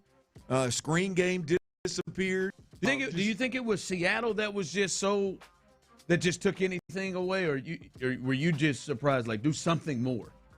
I'm just surprised that there was never an effort to counter the fact that you weren't prepared for what Seattle's defense was throwing at you. The reality of it is the screen game is a dangerous thing if you're good at it and if you lean into it. And these are systems, both in Houston and New England, where there's more of an emphasis on wide receivers blocking than wide receivers being playmakers. And so that should be a really strong suit for your team. Right? And then the other part of it is that I thought was interesting. This is where I was dead ass wrong, Ron, was I think to some degree maybe it's kind of what led your thoughts of the Patriots. I thought Josh McDaniel would have a game plan that was lights out, and I'm talking about specifically for Drake May. We talked earlier about the year that he spent, year or two, whatever it was, with Cam, and being able to do some different things. This is a game where you leave it all on the field, and you're not worried about injury. I didn't see one design run. I thought this was a game where you run your offense, and if Seattle is as good as advertised and they've got answers and they've got problems and they're posing problems, then you lean into that screen game and the quick game. You protect your young quarterback. Don't just keep getting him hit. And then you also have the dynamic with Drake May to use his legs. And there was never an attempt to use even Ron in a like 911 type fashion of, hey, man, we're not going to have any success versus what they're doing. Whether you look at the left tackle getting his ass whipped or you look at the quarterback seemingly, again, being rattled, not quite as much as CJ was, but definitely in a rattled state. A way to slow all that down and a way to give yourself a chance to run the football better is to use your quarterback's legs, and they didn't do that either. I thought New England. It was very similar to the Texans game offensively against the Patriots. Against the Patriots. Yeah, it was very just how the quarterback. Now maybe he didn't throw 4 picks in a row like that, but I mean he threw 2 and 1 was taken back and he fumbled. Right, so like but just the look of. Damn, like he's not feeling any pressure, right? There's moments where, they got to him 7-8 times, but I mean, there was points he could slide in the pocket. There was points he could escape, run. He was just getting drilled. He wasn't feeling anything, and it appeared that Josh McDaniels and the rest of the guys didn't respond well to what happened. It's very similar to what we saw with Caley and C.J. Stroud against them. But to your point, Ron, is like, at what point do you realize, like, hey, man, my quarterback, he ain't seeing it, right? This defense has got our number right now. And they couldn't run it. They couldn't do that either. I mean, what do you do? It was like where I was wrong was I thought Josh McDaniels would come in and with 2 weeks to prepare and an athletic quarterback that's young in this system versus a really, really good defense. I thought there would be some wrinkles that maybe worked, maybe didn't work. I don't know if they. But to think that we watched that game, man, and there were never really many adjustments in the game. If from my perspective, it didn't seem like they did the things that they normally do. Like we didn't see he throws a lot of fades. Like he throws a lot of just like quick go route back shoulder fades. Him to booty like the touchdown they caught against Stingley. I don't remember seeing much of that at all. And he just it was like he didn't know how much time he had. Like he was just sitting back there holding the ball. Just it was all around bad. And that was really surprising to me how dominant that defense was, and then how easy it was for them to kind of take care of the Patriots. That was that one caught me off guard. That was rough. That was rough. Yeah, and the interesting thing too, Ron, is it damn near worked out for him. After all of that we just talked about New England. I was listening to Teddy Bruschi. He said, I think that was the plan. The plan was just to try to stay close. Yeah. Stay close all the way into the end. Yeah. And then, like you said, maybe Drake can break out. And play it tight to vest and let Sam Darnold turn the football over. He'll give you a couple early on is what the thought was. Or hold him to field goals, which they did. You're sitting at 9-0 at half. You're sitting at 12-0 in the third quarter. If Drake May throws the long touchdown at the 12-0, at 12-0, it's a different ball drive game. Coming out of half, right? If he doesn't turn it over coming out of half, and they go down, I can't believe that they throw the touchdown, I guess to Barner, the tight end, to make it 19. To make it 19 at that point in time. But really, the play before that is what it was the strip. Yeah, the fumble, fumble just kind of messed up the whole. That's whole right. thing. That's right, because they were somewhat driving that. Had the go route was as bad as it was, if he hits that go route at 12-0 and all of a sudden it's a 12-7 ball game, then this whole game, we're talking completely different about this entire game. But the fact that he wasn't able to hit the play, hit the go route or break a run, he wasn't able to do that early enough. Because Seattle has kind of shut it down offensively. They kind of moved to the let's don't lose this sucker. They were on a 3rd and 5 in the red zone and just handed it off like a 3rd and 7. We'll take the field goal. Yeah, man. Yeah, so then you would make them have to potentially move it, because it almost happened at 19-7. They scored the touchdown. I don't know why they didn't go for 2, but they scored the touchdown and they immediately get a stop, and they're driving. Finally, Drake uses his legs. He gets on a 3rd down. It gets 15 yards, and then we saw CJ make a lot of bad throws. That interception that he threw to seal it. Middle field. What the hell was that? That's one of the worst throws I've ever seen. I mean, so much so, my man Chris Collinsworth, and you know how it goes up there. You've called some games. They will have that they will have the what just happened. You get to watch it a little bit quick, and then you get to kind of give your comments on it. Chris just sat there and then said, "Yeah, Mike, I ain't got nothing for you on that one." That's got to be one of the most embarrassing things for a quarterback. Yeah. That throw, who was he throwing Well, that I to? think Drake He wasn't even really pressured. Well, he lost it late. I mean, but before that, he threw the damn he threw the damn jump ball to Mac Hollins. I mean, I don't know what we're doing there. Oh, with the 3-on-1. Yes. That one almost bit him. He did. CJ got hit on his jackpot throw. He did. He just threw a jackpot throw up there. Yeah, I thought he panicked too early. I thought he panicked way too early. I thought once they went to that spread, it was obviously something he, at this point in his career, is probably a little more comfortable with and using some up-tempo stuff. And he had a little success. But within that spread is, there's a unique ability of being in spread and being in a little bit of a tempo mode, but your quarterback is still working in slow motion, right? And this young quarterback, I think he got caught up in being down 3 scores and or 2 scores. Was it 2 scores at that point? 19-7. Yeah. And I guess it's 3 scores, right? So he's he's in that mode of hurry up, and I think he got the best of him. And he made a couple of really poor decisions to throw the football up over the middle of the field when he needed to. The game didn't quite dictate that yet, but. Again, it was credit the defense, man. Seattle was good. Yeah, they were really good. But boy, Drakelet, that was every bit of what we saw from CJ, like against the Patriots. That was everything. I think he just threw 2 less interceptions, and his came in a fumble. I got this boy. What did he have? 20. He had over 20 turnovers. I believe, or fumbled, and he had a ton of turnovers. In the playoffs? Drake May did in the playoffs. Or it was turnovers or sacks. I know he was sacked over 20 times, and he had a ton of turnovers in the playoffs. Boy, that was rough. That never got better. I don't know if it was more rough for him or Campbell, because it never got better for either one of those two.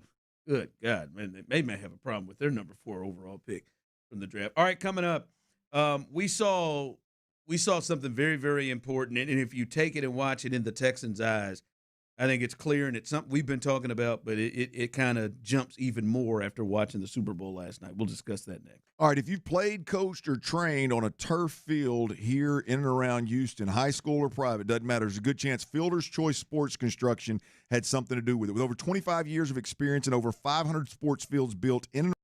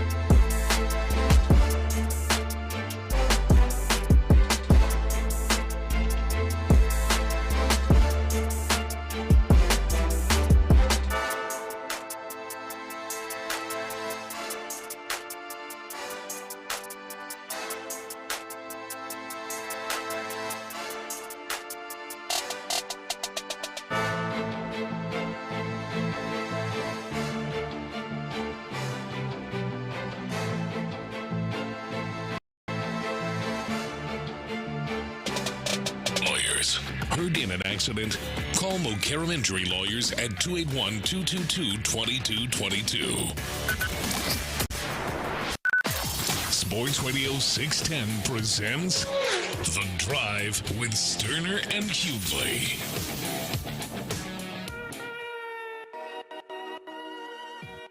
Champion is crowned. Who had it? The Seattle Seahawks. They are world champions led by Sam Darnold, 37 and 8? Or what is he?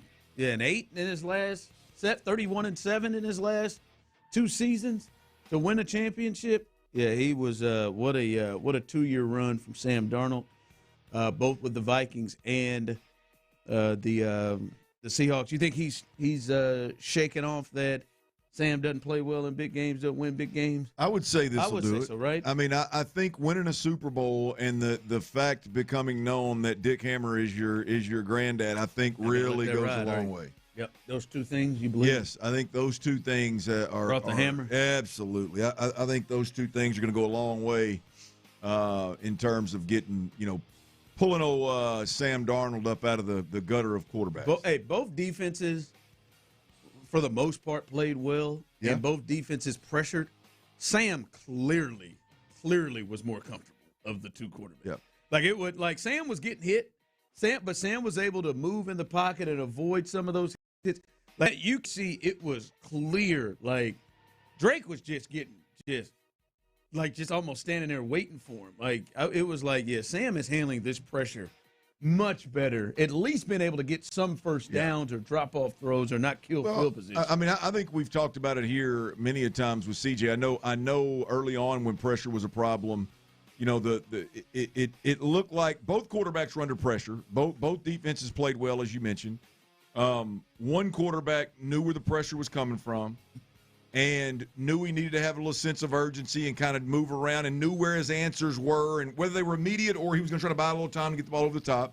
He knew exactly, for the most part, what he wanted to try to get accomplished. One guy had no idea where the pressure was coming from, and one guy had no idea where his answers were going to be if that pressure got home. And so it definitely Sam Darnold was the one. Now, again, if Sam Darnold, if he just makes one of the 3 throws that I mentioned earlier in the first segment, again, this game is further out of reach than it was before. So it's not like he played great, but to your point, I think he was very comfortable for the most part. Oh yeah, especially compared to what Drake May was going out there with. Well, you could see it; it was written all over his face. But I will say, if you watch this and kind of connect this with the Texans, first off, any dreams of Kenneth Walker that we could probably go ahead and.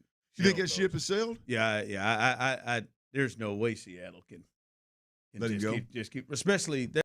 The backup they had, that 1-2 punch, Charbonnet. Yeah, he's at ACL and ACL last week or 2 weeks ago in the NFC Championship game. So obviously he's going to be a while into next season. And now you go in without anybody. And another guy got 2 carries yesterday. Yeah, I understand you find running backs, but he's the Super Bowl MVP, and to be honest with you, he was probably their best weapon throughout the postseason. This is his second huge game and had another good game in the passing game and running the football in the NFC Championship game against the Rams, but he went off against the Niners and then went off yesterday. But you could clearly see how much that helped Sam, and then the lack of running game hurt Drake May and hurt Josh McDaniels that they couldn't turn to that. We've been talking about it. You've been talking about Joe Mixon. You've been talking about there needs to be a running mate with Woody Marks. That was on full display how much a running back can help and is needed, especially Clint. If we look at this and reassess C.J. Stroud as, he ain't the dude that can just drag everybody. He needs help too, and he maybe needs more closer to Sam Darnold type help than maybe he needs to Josh Allen or Mahomes or Lamar help. And so I think that was very, very clear. Yeah, no, look, the running game is obviously, if you can strike gold, if you can capture lightning in a bottle, if you will, and have a passing game with a leading receiver in football, with the hottest offensive coordinator in football, and a run game, and a run in the biggest stage is at its best, then you're going to win a lot of football games, obviously. I think I agree with you. Kenneth Walker is a guy that I don't know if he played so well down the stretch at such a moment where Seattle needed him the most. Like, I don't know how you lose Clint Kubiak to Las Vegas, and then you say goodbye by choice because he's a free agent. You say goodbye to your Super Bowl MVP and then go, hey, Seattle, 12th man, whatever it is. Sorry, Tyler, no disrespect. Hey, Seattle, don't worry about it. We're going to be okay. We don't have our offensive coordinator. We let our Super Bowl MVP go. It'd be one thing. It'd be one thing if the guy they drafted, who ran pretty well in Charbonnet, was healthy. But hell, he's got an ACL. Yeah, I mean, but that's a different. I mean, I think Walker. I'm not a. I don't know Charbonnet like the back of my hand. I don't study him, but Walker is clearly the better back. Oh yeah, but I'm just saying even more now. Even more with him being out. Yeah. Like that. Well, you just look up and that guy, the fact that guy's a free agent, now the fact that they're only paying their quarterback $30-some-odd million and not 60 is going to play into their favor. I would think, I agree with you. I would think that Seattle's a place that he wants to, Kenneth Walker wants to be, and they probably want him just as bad as he wants to be there. So I would be surprised he gets out. But that screamed out. Even in this playoff run, and we saw the difference, right? We saw the Texans and CJ play games against the Steelers and the Patriots. And we talked about how surprising it was against the Steelers how much they just ran the football at will in that game. They gashed them. I mean, it did, like Woody was untouched 4 or 5 yards. That was it felt like the best run offense we were able to see from the Texans. And it even helped that CJ had turned the ball over multiple times, but to have that running game just completely changed everything. And then we saw the next week, and they couldn't run it worth a damn against the Patriots. And then it even went worse because they couldn't turn to that. And when you have a guy like C.J. Stroud, who it is clear, at least we have to be at this pace, 3 years in, 3 seasons in, Clint, that, all right, this guy, you can't just put cats out there. Yeah. Right? Like he ain't, maybe after year one you thought, wow, you got a quarterback and maybe he can uplift some of these guys like he did before. No. You gotta have a good back, you gotta have good dudes around him that are real weapons that can take some of the pressure off of him. Yeah. And we saw the running game, how it took the pressure off of Sam Darnold and Clint Kubiak, and they just call the game however they wanted to. Yeah. And I think that is why I'm with you. Whether it's Mixon, somebody like that has to be a priority because they need something like that to take pressure off CJ. Well, and the play caller. Yeah, look, I think you need something like that, and on that same tier, if not better, than in order to make it happen here. You're right. In this particular offense. Yep. In this particular offense, where it doesn't look like, they are going to play to C.J. Stroud's strengths and really unleash, or at least attempt to unleash the best C.J. Stroud, then if you're going to play this, minimize the mistakes, establish the run type of football, and play action with your quarterback, I just believe that you got to make a serious attempt this offseason to acquire a back of that Kenneth Walker or better ilk. I think that I agree with you. I think that's big in Houston. Yep. And really, before this playoff, Drake May got a lot of help with their running game to them. And it was absolutely non-existent in yesterday's game because Seattle took everything away from them. All right, the other part, maybe the most entertaining thing, or at least the most interesting thing of the game, we'll discuss coming up next right here live on The Drive.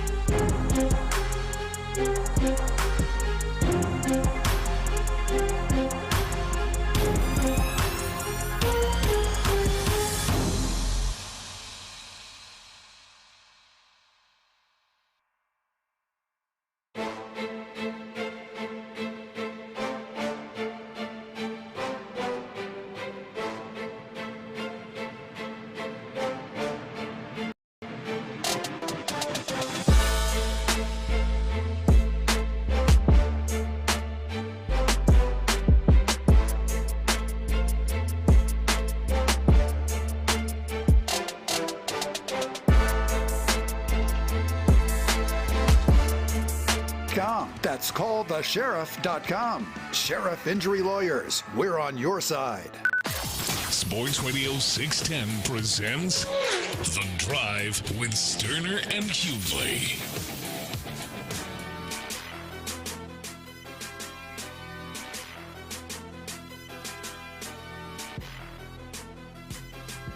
Guess I could turn my mic on. By the way, anybody have any problems with Kenneth Walker being the MVP?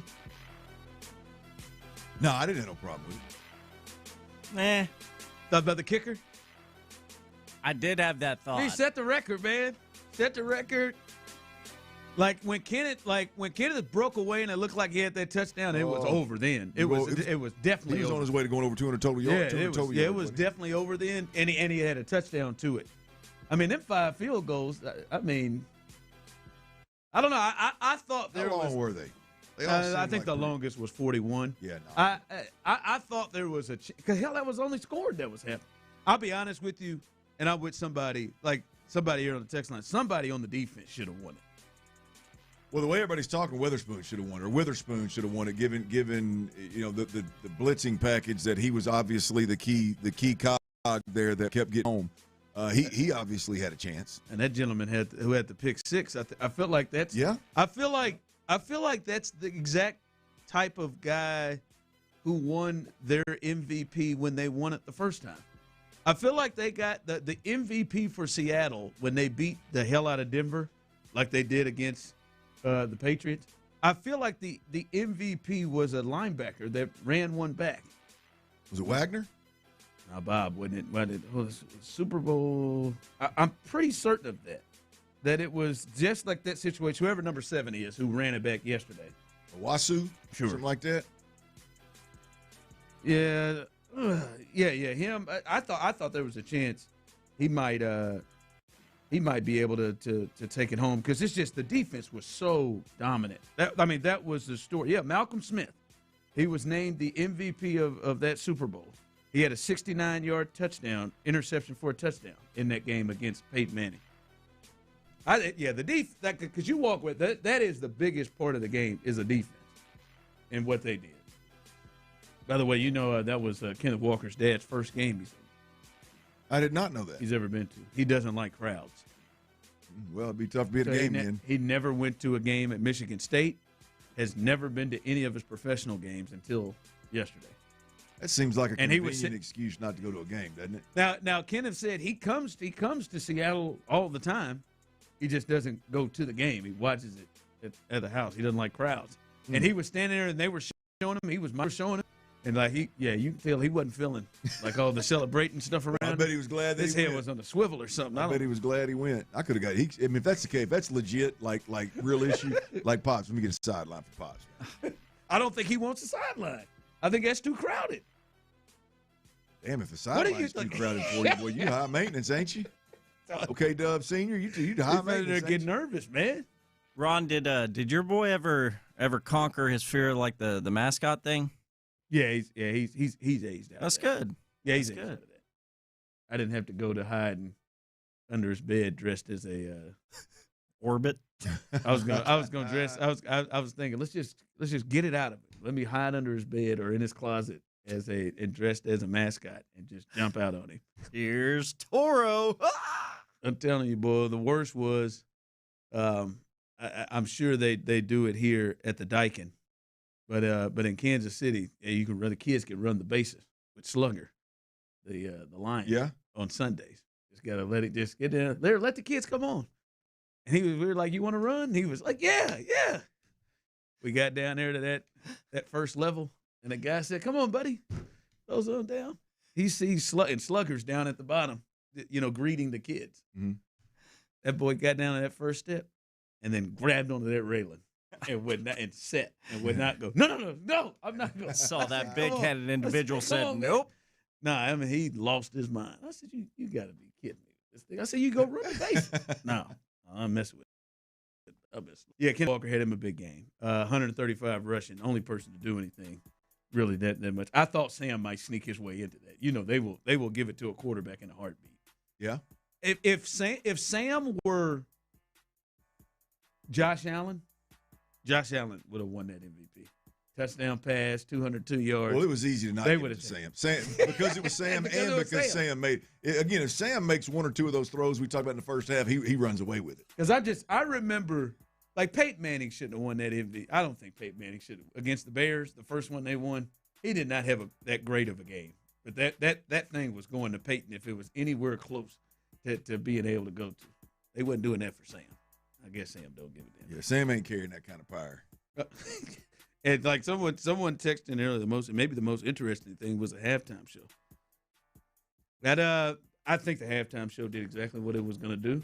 Art, prideful for some people, really polarizing, and then next thing you know, Roger Goodell and company are happy because Bad Bunny's Super Bowl halftime show officially becomes the most watched halftime show of all time with 135.4 million views, breaking the all-time record from Kendrick Lamar last year. It was wild.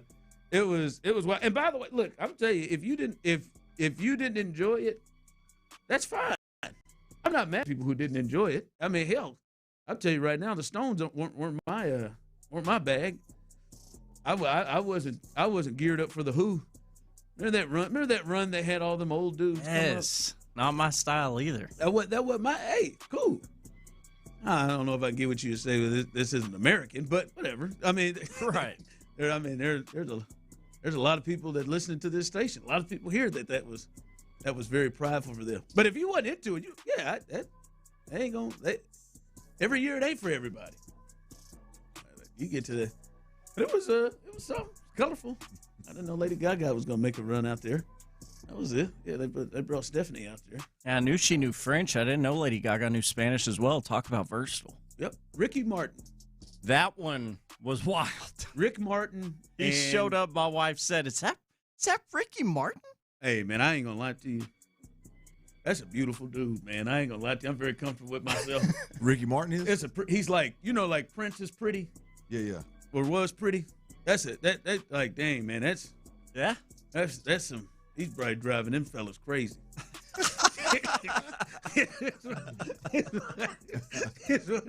It's what Ricky is doing. Him and what's my man that did the other performance? Kid Rock. They the same age. Poof. You take a look at Ricky. Ricky and Kid Rock. He'll take a look at those photos. One of them is aging a lot better than the other. Look like they lived a hard life, man. And I feel like Kid Rock has been doing pretty good. Somebody look like that. Detroit got the best of them out there. Who is it next year in L.A.? Where do you think this thing rolls to L.A. next year? Because you can't spin this thing around and give it to Kendrick again. And then you can't do the Dr. Dre thing that they did before. Yeah, you got me. Shoot, I mean, anybody, I guess. Taylor refuses. Why is that? Taylor just won't do. I mean, they have tried on multiple occasions. I don't know. I just wonder the direction. I think it's always an interesting thing of where they go next. Taylor refuses. It's an interesting development. In L.A., we'll see where they go. But no, man, that was a little bit more interesting than the game than what I watched. For sure. Watched last night. They could go Red Hot Chili Peppers for LA. And maybe they do go back, because I'm trying to think what's the artist that's big enough. Somebody texted in is Jelly Roll big enough? They have got to steer this thing white at some point. Is Jelly Roll big enough? Is he big enough to take? Now maybe he could do something in a year. But does he have because you got to have upbeat feel, and I think Jelly Roll does have some upbeat music. Is he big enough to roll? I don't know if Jelly Roll can carry it by himself. Yeah. Like to be the headline guy? I think it would have to be a crew to make it happen. Because you're going Jelly Roll level. Yeah. I think they could really go, if they go old, like an old back, maybe they can roll in.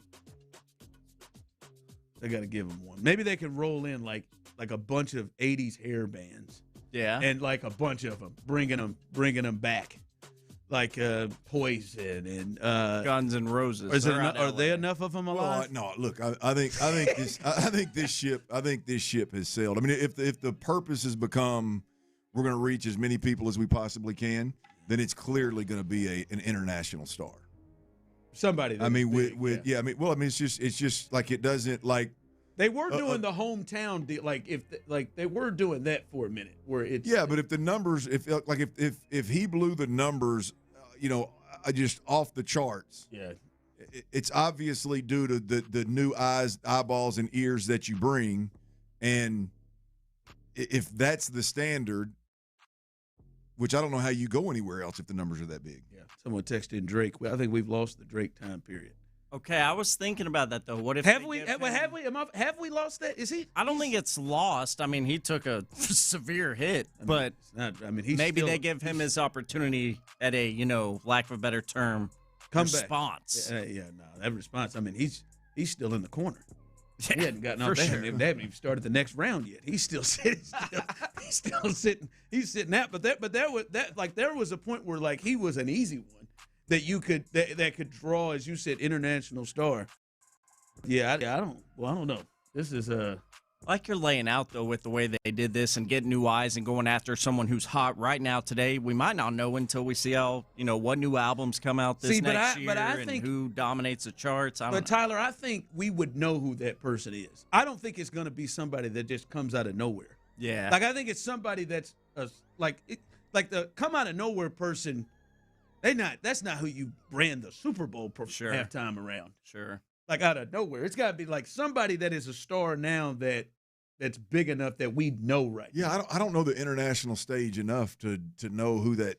Well, I mean, it could be still somebody here that's just like Taylor is an international star. Well, yeah, outside of Taylor, who do you know? Yeah. Who is it? Because the last ones Usher was one in Vegas, and he's got a residency there, and Rihanna was one before that. That was I don't know. Sabrina Carpenter's everywhere right now. Can she rise? Can she get there? I ain't got Sabrina Carpenter. I don't really can't pick either. Out a lineup, but I ain't got no name. I know. I know. Bad Bunny was the same way for me. But you had heard of Bad Bunny though, right? I heard the name, but I couldn't have picked him out of a lineup right now, or a song. I don't think you've heard. Have you heard of the name Sabrina Carpenter? No, I have not. See, I'd heard the name. I didn't know how big she's been lately until I was seeing her in all them Super Bowl ads yesterday. Yeah, text line. It's not going to be Destiny's Child. They'll settle down on just one of those members. they'll move on with the other two. I don't know. Her husband does have some pull. I guess he could throw whoever hell he wants out there. All right, coming up, we want to hear from you. We want to hear from Drive Family. It's a Monday, 713-572-4610. I know many believed after that Patriots game that the Texans were close. They were close. They were going to get to a Super Bowl. They were close. They were there if CJ did just mess it up. Now that you watched this thing shake out and you watched that game yesterday, do you still feel like the Texans are close? 713-572-4610. Jump on the line. Tyler will have it open. We'll hear from you next. All right, y'all. Look, breathing is one of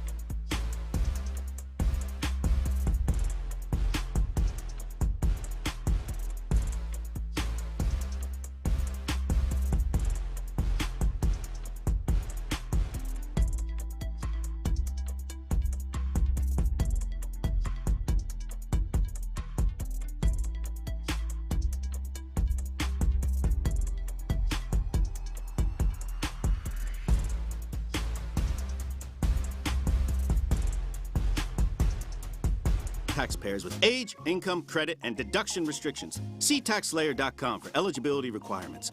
TaxSlayer. File fearlessly. From the West Point Lincoln and West Point Lincoln of Sugar Land Studios, KILT FM HD2 Houston. On Odyssey Sports Station, the Texans play here. Sports Radio 610 presents The Drive with Stoerner and Hughley.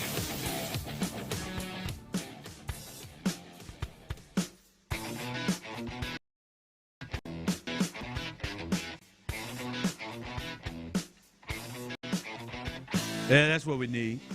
That's it, right there. I wouldn't turn my nose up to some Aerosmith. Oh, what you want, some Aerosmith? That'd be cool. Take it back, baby. Are they all alive? The two, for lack of a better way to say it, important ones are.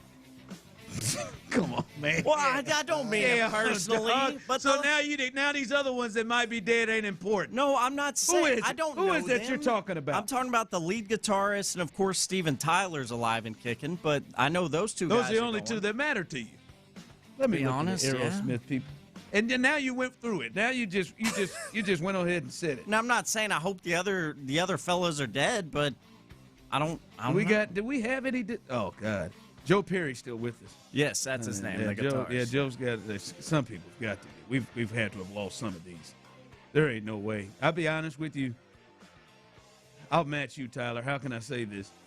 I don't think they did it right if all of them are alive. I'm just saying. I mean, I think Steven Tyler did it right. You've had to have partied. You should have. They hadn't partied hard enough. If you hadn't lost a couple of them. Right now, they started in the 70s. Some of them are just aliens, man. Like Steven Tyler. What's his name? You ain't lying. None of these bastards are dead. I thought they really did it. Damn. I mean, there were a lot of drugs and alcohol, but Steven Tyler, I guess, has that money for the right medicine to keep him alive. You know. Right. What's my man? The lead guitar guy, Keith Richards. Exactly. He's got 12 lives. That's the shining example of what I'm trying to say. Let me shut up. He's been lacing his stuff for years. Straight up. Before it was popular. Damn. Okay. All right, man. I'm sorry. I'm a little disappointed that every member of Aerosmith is still with us. The hell's that about? Were you disappointed about it? I mean, go pull up Guns N' Roses. I bet all of them ain't there. Yeah, I mean, that lifestyle just doesn't seem to. I'm just saying. A long, I mean, if we life. got, I'm just saying we got. I mean, you two, I can get like, and they gonna be. But I mean, I'm just saying, like some of these guys getting up there. Some of these guys, you look at them, you like as hard as the stories I've watched. Somebody got to be gone. Somebody had to not make. There's plenty of them gone. I think Tyler just happened to pick one that they're all the members are still with us. I mean, and the Stones don't. I mean, Keith Richards is. I don't know how he's it's not like he hadn't tried. Nobody does. Nobody understands. I mean, we've lost somebody from what's Stairway to Heaven? Who is that? Oh, Led Zeppelin. We've got to. They're a little further back though. I know. I'm just saying, like if all of Led Zeppelin. I know Robert Plant's hanging on, but if all of Led Zeppelin is still with us, done something wrong. Mm-hmm. Man, we've got to have some kind of a liver anyway. That's what I kept thinking. That liver's got to be rough. AIDS, maybe. And I mean, like, hey, Ozzy fought the good fight, man. Oh, man. He can't be the only one out that group. Did lose. All right, 713-57. You're right. Text line, YouTube show went a little dark. I apologize. I did. Sometimes we get a little too honest, and Tyler stepped out there and got real honest and just said, as long as those two are still with us. Yep, Foo Fighters, nope. Pearl Jam, nope. Yep, Taylor's gone. Foo Fighters. Mm-hmm. Yeah. All right, 713-572-4610. Lines is open. Tyler will get you on. As I said on the tease, I think many people were so hurt by the Texans' loss because they thought they were close. I think even last week, coming into the Super Bowl, we were in San Francisco. Many people talking about they were close. That's why it hurt so much. Damn that CJ. Yeah. You still feel that way? You still feel the Texans are close? You still feel like close to watching that Patriots team that that really beat you in a game that wasn't real close just get absolutely dog-walked in every manner by Seattle? Like, do you get a chance? I'll let you answer first. I see some people texting in. Do you feel like they're close now after the season has ended and what we've seen now in the Super Bowl? Oh, yeah, I think they're close. You do? I think they're close. I think they've got to make a serious push on the offensive side of the football to sign difference makers. I don't know that you can do both, keep your defense together and do that. I don't think they're Super Bowl contender worthy right now, but I think if they add the right pieces on offense, I think they could be. Yeah. Yeah, so you didn't watch that, because I watched that and I was like, well, they're not close to Seattle. No, I don't think either one of those teams. Or the Rams, to be honest with you. That was I just watched it. I'm like, if that is who they gotta beat to win a championship, I'm like, whoo. Yeah. Well, the NFC is significantly better than the AFC, and of course that is just this year, but yeah. But I think right now, I think the NFC, the teams are better. Overall, teams are better than the AFC right now. But do I think in this present AFC right now, as it appears to be down, I don't know if it was just a year or if the trajectory's downward. Could with the right moves this offseason, could they be absolutely? I think the Texans are a couple of moves, and if it's star power type moves, it'll swing the national media in a major way. I think they're a couple of moves away from being real, like giving them, even with the warts that they have. You know, I think they're a couple of moves away from being definitely AFC championship caliber and back in that conversation. Yeah. 713-572-4610. Jump in. Tyler will get a line for you. Larry, after watching the Super Bowl, do you get the sense that the Texans are close? Go ahead. Oh, yeah, I definitely think we're close. I agree with Clint. You know, it all depends on what we do in the offseason. Now, if we try to just run it back with what we had, then no. But if we make some moves, especially on the offensive side, yeah, we right in the mix, especially AFC champions. All right. Larry said right in the mix. I watched this season, and I felt like this was so unique and almost maybe their best opportunity right now, just because the way that it's set up. And and there's nothing saying that they won't get better. I just had a hard time feeling like, all right, that these other teams that we're seeing are going to come back into the fold, and they are going to rise to the level to get to that. Because I think they were very fortunate, because as you said, there was no Seahawks or Rams lurking on this side of the bracket all season. I don't know that that's going to be the case. I would say they're probably, Clint. I think they're there in the AFC right now. I think you could at least say that. But to win a Super Bowl, I don't know about that. And it's like, and that's what I'm saying. Like the things you're talking about, like what things are you saying? Like this is, if they get this, now here we go. Now I can see them competing with the best of the best. Well, I just don't think you have to be great offensively. That's the thing that's changed for me. Like I definitely, I think they're. I mean, be honest with you, I think they're just a regular old Nick Caserio, D'Amico Ryans offensive offseason away from being competitive in the AFC. When you talk about complete teams, I think the one in the AFC, correct me if I'm wrong though, Ron, I may be leaving somebody out. I think the one complete team in the AFC was the New England Patriots in terms of how they played in the regular season, and then it became obvious that offensively they weren't quite what the regular season told us they were. No. Yeah. Because they've got a younger quarterback, and obviously I think they're limited on offense. I think yesterday takes out the scheme stinks. Yesterday takes the weather part out. Yeah. I mean, I think we saw who New England is yesterday against that level of talent. So I think the best overall team in the AFC, I think was the Patriots. And you look at the AFC, Denver's got a great defense, young inexperienced quarterback that's learning. Right? I mean, maybe Jacksonville, you can say veteran quarterback, great play caller. Good defense. Maybe they're the second best overall team in the AFC. Buffalo struggled defensively, and then he ended up messing the bed in the playoffs. And Texans, obviously, we're headlined by the defense. And so the overall teams that are better, I think, are on the defensive side of the football. Everybody else is one-sided. And I think the Texans are, again, I think they're a couple of quiet moves away from being good enough. Oh, you don't even think major. You don't even think major moves. I don't think you're winning a Super Bowl without major moves, but yeah. I do think you bring Ed Ingram back, right? You bring Trent Brown back. I think you get Joe Mixon if he can play, or somebody of that ilk. But that's more. Position. That's probably a major. That's if you're getting the Joe Mixon that just. Well, yeah, was a Pro Bowler. But I'm not saying go out and get somebody else. But I'm saying you get a Joe Mixon back, and they think he can play, and he can play.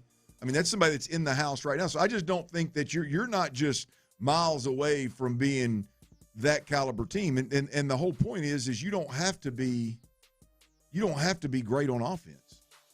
I don't think the landscape of the AFC is changing that much next year. I just, as good as our defense is, I think an average offense, and let's say average is not, because how do you determine average, right? Let's say a offense where the play caller and the quarterback seem to be on one accord and bought into each other and really doing the best that they can together, and everybody's working together, and it doesn't seem to be a struggle to fit.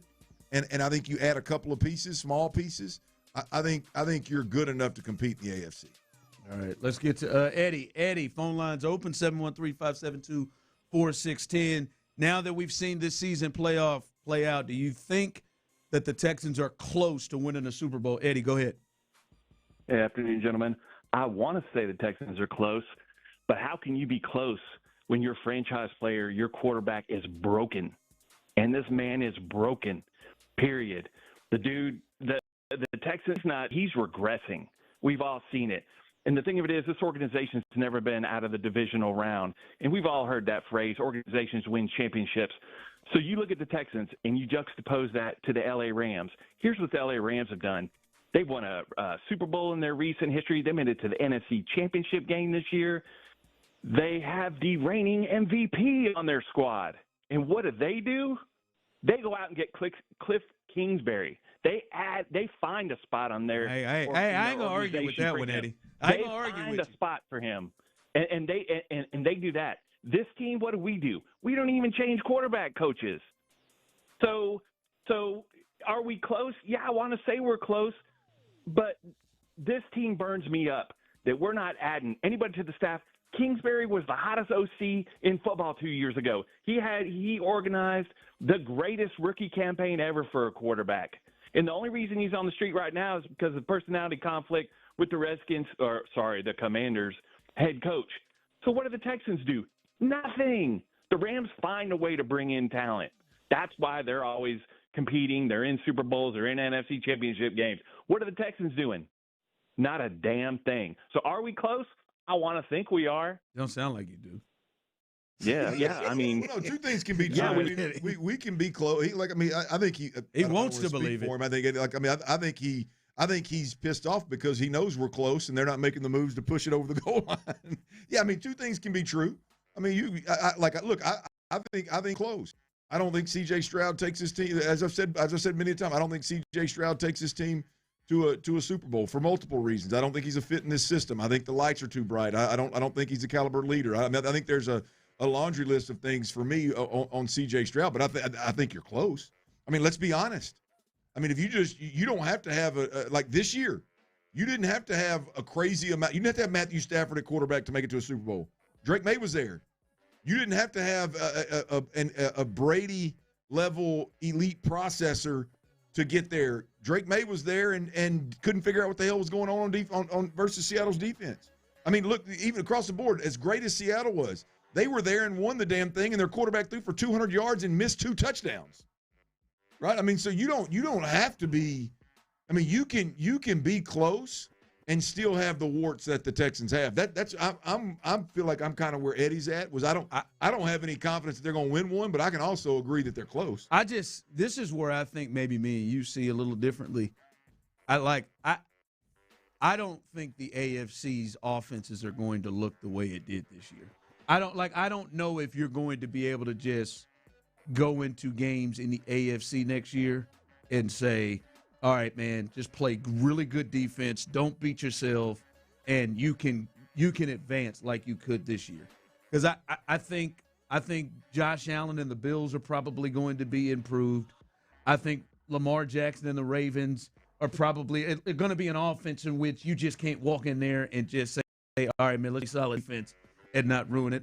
I think the Chiefs with Mahomes when he gets back and Andy Reid and what they're doing, I think you're going to have to score against them. I think the Bengals probably are a team that could come back.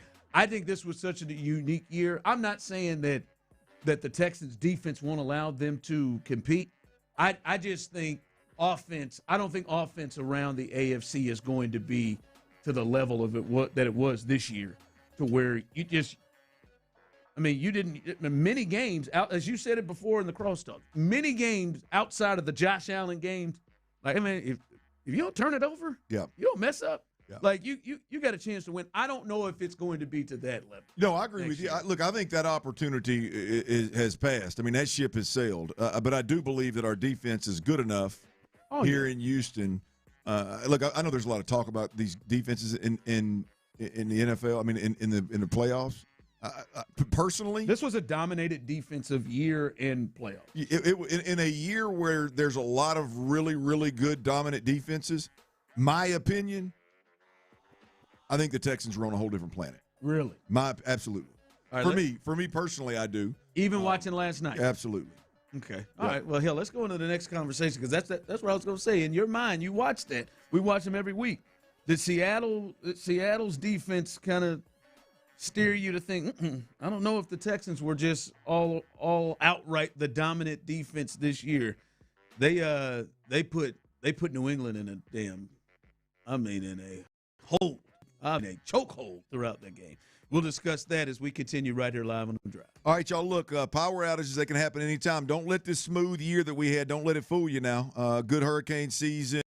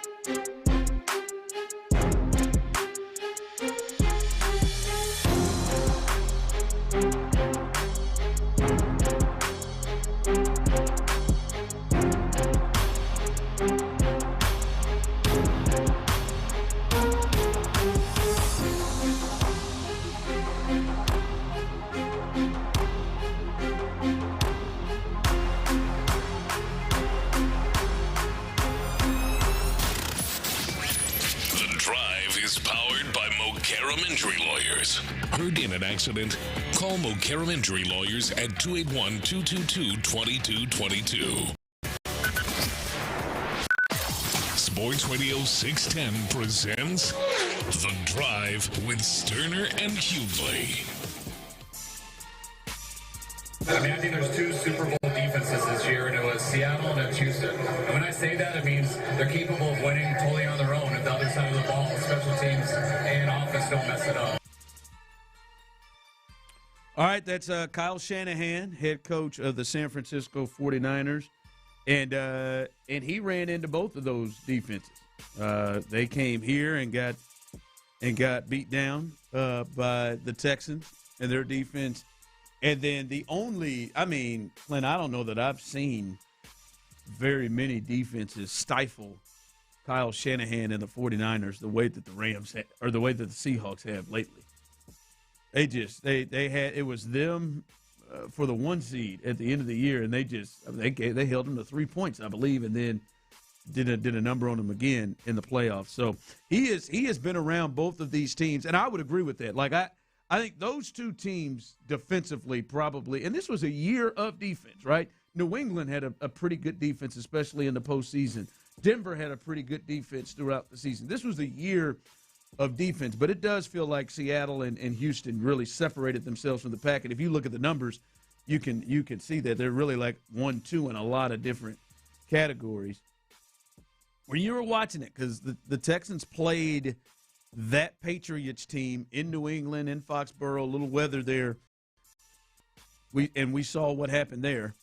Both defenses gave Drake May and McDaniels problems, but obviously Seattle gave them more issues. When you watch that yesterday, and I know we've had the chance to watch the Texans every single day, any way that you think Seattle may have been there as the best defense in football this year when you watch what they did in the postseason, you watch what they did to this like opponent, New England, maybe it was Seattle and not Houston this year. Yeah, no, not for me. I mean, look, I mean, we're splitting hairs. I mean, both defenses obviously are really, really good. But I've said this before. I think what separates, like the way you establish yourself as a top defense, obviously the numbers have to be there. But I think you have to have great scheme, and I think you've got to have a great play caller. And then, and let's say you got to have great players, obviously, as well, that play together, and you got to have that chemistry and that unity and all that kind of stuff. I think both defenses have that. I think what sets Houston apart from every other defense is you've got the ability, play in, play out, to create chaos up front, and you've got the ability in the back end with the two corners in particular to absolutely lock down not one but two receivers, if you so choose to, depending on what, schematically what you want to do. I think the Texans are the most elite defense in all of football. Yeah. Not knocking the good ones. Yeah. Not knocking. I think Philly's a good one. I think the Rams had a good one. I think obviously Seattle's is being viewed as as one of the, like, I think they're all good. I don't think any of those teams have the ability to create chaos the way that Danielle Hunter and Will Anderson do. Seattle is the first defense that I watched was like, oh, they are in attack mode like the Texans are a lot, especially in yesterday's game. They were downhill all the time. Yeah. From safeties, we're downhill. Now, they also, like the Texans, have the ability to rush forward, like they did all night last night, to get home. But the thing with them is they're coming right here interior-wise. Yeah. They're coming with Leonard Williams and Byron Murphy right there on the inside. Now, they've got some guys that are coming around the outside in their blitz packages, but their dudes are coming. They spent their money inside, and the Texans spent their money outside. And that's where you're really seeing it. And I think it's similar because I think they have capable outside guys too. And just like we started to see Sheldon Rankins, and we started to see when they move Autry in and Tommy start to come alive too. I would give them the edge, the Texans the edge, just because I trust the combination of Stingley and Lassiter a little bit more. But hey, their corners are nice too, right? Witherspoon is really, really good, and so their secondary is really good too. But I think we know they got one All-Pro. I think Kamari Lassiter is playing at times at that range and that level throughout. So I would give them the edge. But Seattle is the close. I mean, it's close. It's like this. The one thing I definitely came away with was this was not it's Houston and everybody else's defense. Seattle's defense is right there with them. And I think the secret is both teams have exceptional play callers and guys running the thing. I don't know who their defensive coordinator is, just like I'm sure many people don't know who Matt Berkey is. But at McDonald, he is something else just like D'Amico is. Both of them cut their teeth as defensive guys, and it shows. Because, I mean, it's one of those deals. That's the thing. If the Texans ever make it to a Super Bowl and D'Amico gets to get 2 weeks, like McDonald got to get 2 weeks on Drake May and company, whoo! Yeah, like they will do a number on guys, but it's really, really tight. Seattle just has a bunch of dudes that just like they got no weakness. Everybody they're running out there does something. Well, you mentioned to me the difference. There's some differences. Now you can decide whether they make them better or the Texans. Like you mentioned, the two interior defensive tackles, like their ability to stop the run, and Mike McDonald, the quarterback, the head coach for Seattle, spoke about this. The ability to stop the run and keep two safeties on the roof, which then allows you to disguise your coverages. It allows you to be a little bit more safe. You don't have to close the middle of the field. You're not putting your corners on a complete island. I mean, it just really not simplifies, but it allows you defensively to be really comfortable if you can keep two safeties on the roof. And the fact that they got those two interior presence that can stop the run, particularly the inside run, that's the difference with the Texans. The Texans' defense is edge-related, both in the box as well as outside at the corner position, where I think the Seattle Seahawks are more that interior presence. You always said that interior presence is the. Hey, for me, yeah, I'm with you. I mean, as a quarterback, that's a problem. But if you just now, if we're talking about one individual, now if you say, Clint, I'm gonna put one horse in the middle, or I'm gonna put them two horses the Texans got coming off the edge and them two corners, like it gets real difficult real quick. Yeah. So they're all good, but I to me personally, I think this Texans defense is the best in the league, and I don't think they're going anywhere. In fact, if I was D'Amico Ryans, we can talk about this down the road, but if I was D'Amico Ryans, I would either spend money or like top draft pick on an interior defensive lineman, and I'd be even better. Next line coming through. I got to go with the Texans. They can do more. Someone else texted in. They pressured May more than we did, Clint. Come on. The Patriots looked a lot worse against the Seahawks than they did the Texans. Yeah, I do think Seattle's game plan yesterday was I don't know. That was weird for Drake. I don't know. Drake said he had an elbow thing where he got a shot. I don't know. Something happened in the game where Drake didn't trust something, and he looked thoroughly confused and overwhelmed in a way that he didn't there. Well, I mean, look, Drake hitting, and I think Seattle caused a lot of it, but it was just when you show Drake an all-out blitz and zero coverage behind it, and you before the ball's ever snapped, you show him Kalen Bullock on your slot receiver, he hits it for a touchdown, you go up 7-0 with his defense and our offense, then you get real comfortable. The truth of the matter is the Texans never really put New England Patriots in a spot where they felt pressure, and he hit us early, and at that point in time, you get real comfortable. Yeah, he hit the go route, which is an amazing catch by Boutte. Yeah, hit the fourth down shot. I mean, he hit a few plays against us. That's fine. I just believe that. I mean, if you want to just go tit for tat, I mean, you look at common opponent. Now it was the first of the year. What we hold Stafford to? 14 points. Yeah, 14. Right now, again, it was the first game of the season. But if you just want to throw numbers out there, would Stafford? How many did Stafford score against Seattle? 30. I think in their 3 matchups, he threw for almost 1,000 yards. Yeah, I mean, so touchdowns. We can't just look at common opponents and go, oh boy, that was just that's. I'm just telling you, those two defenses. I personally believe that the better defense is the Texans. Yep. All right, coming up, it's Monday. We do a little weekends best, weekends worst. Text in what's your weekend's best, weekend's worst, and I'll get to some of these callers in who's got some thoughts as well. That is as we continue right here at Sports Radio 610 on the Drive. All right.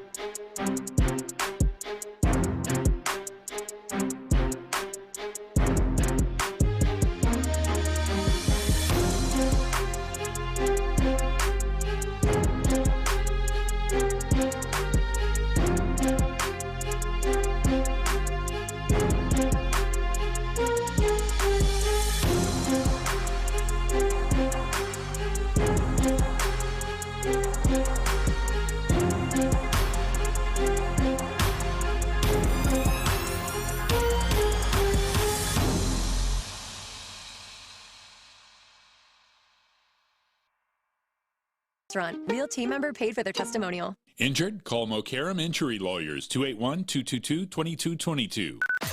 Sports Radio 610 presents The Drive with Stoerner and Hughley.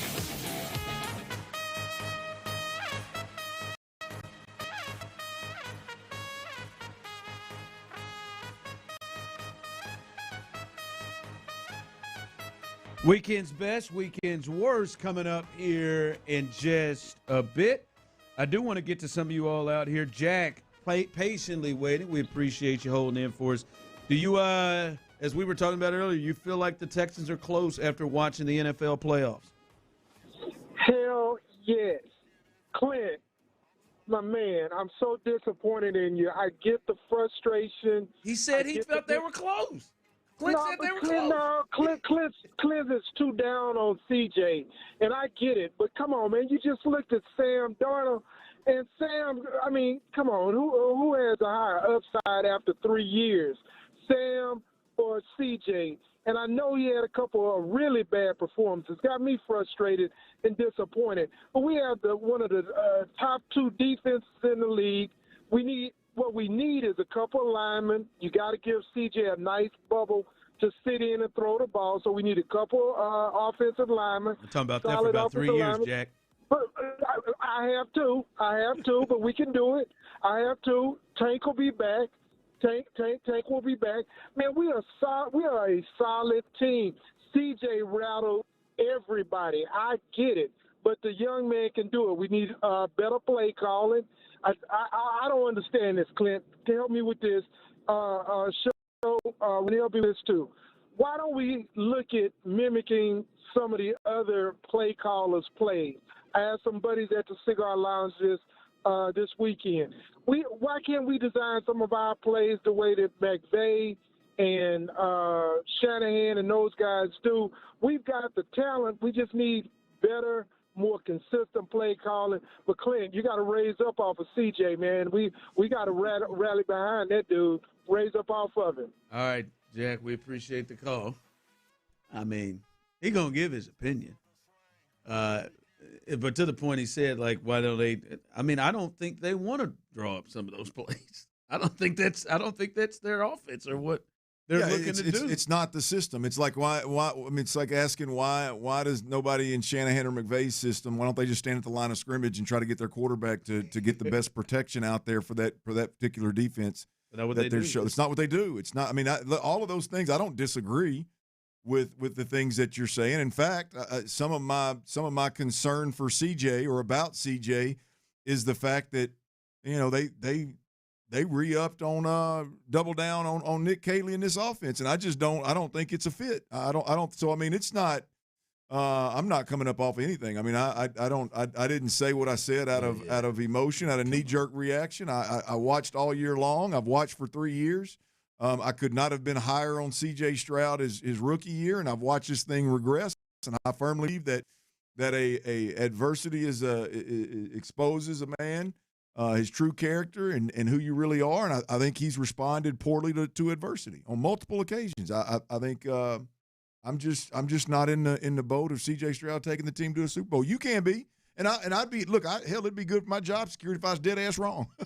I mean, it'd be good for us, be good for ratings if I was dead ass wrong. I hope I'm wrong, but that's just where I'm at. CJ, I'll let you take the last one. Go ahead, man. You believe they close?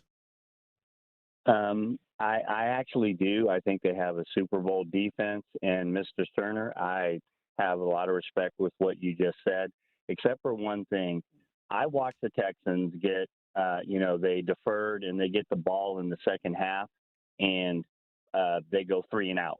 Like they had the whole halftime to figure something out. And I know that's during the regular season, not the playoffs. Things are faster and everything like that. But we just watched a quarterback win the Super Bowl that was the leading, turnover quarterback in the NFL. And what did Clint Kubiak do? He actually, coached him up, taught him, guided him. He had no turnovers in 3 games in the playoffs where it's faster, harder, and meaner. And what do we have? We can't even go to halftime and have the football kicked off to us in the second half and just 3 and out, and we just turn it, back to the other team. I think the defense is Super Bowl ready. I think the offense is not whole C.J. Stroud's fault. I think it's Kaylee, and we made a big mistake by bringing him back. Appreciate the call, and we'll see on that. I did not love that move either. At least shaking something up. And they've got some moves, but I didn't love that one either. All right, let's do a little weekend's best, weekend's worst. Clint, what's your weekend's best this week? Oh, we've talked about it. I think it's Sam Darnold. I think just people can debate, how great the story is and how great the story, where it ranks. But when you're mentioning Sam Darnold's story and his journey with the likes of Kurt Warner, who was stocking shelves at a grocery store playing arena football and then obviously becomes a Super Bowl champion, or the Johnny Unitas story. When you're mentioning those stories as you're debating whether Sam Darnold's journey is the best ever, then he's in pretty good company. And so I just think this weekend for me, man, I love to see redemption. I love to see a guy that's had the hell beat out of him, been doubted, had every reason to just kind of go into a backup mode and make millions of dollars being a backup that's super talented, take some risk, bounce around the league a little bit, land in 2 really good franchises with San Francisco and now Seattle and Minnesota, obviously 3 really good franchises, I guess. And now the story's told and it ends with him being a Super Bowl champ, man. So I gotta ride with Sam Darnold. Good for Sam. My weekend's best, the Pro Bowl ratings were way down 60%, and hopefully they get rid of that game. Get completely rid of it. I want them to. That is like nobody wants to play in it. We saw people in that hotel room, that hotel lobby that didn't have any reason to be there. I think it's a cool honor after football is just not built for it, right? They're just not built for it after the season. And if you're not playing it the same way you had before, and everyone sits out. Let's just give the name recognition of who it is and put them out, and that's it. I just hope the only reason why I think they kept playing this game is because the ratings were so high. Why would you not just throw this on if you're ESPN or ABC? And now people are like, nah, man, I'm just out.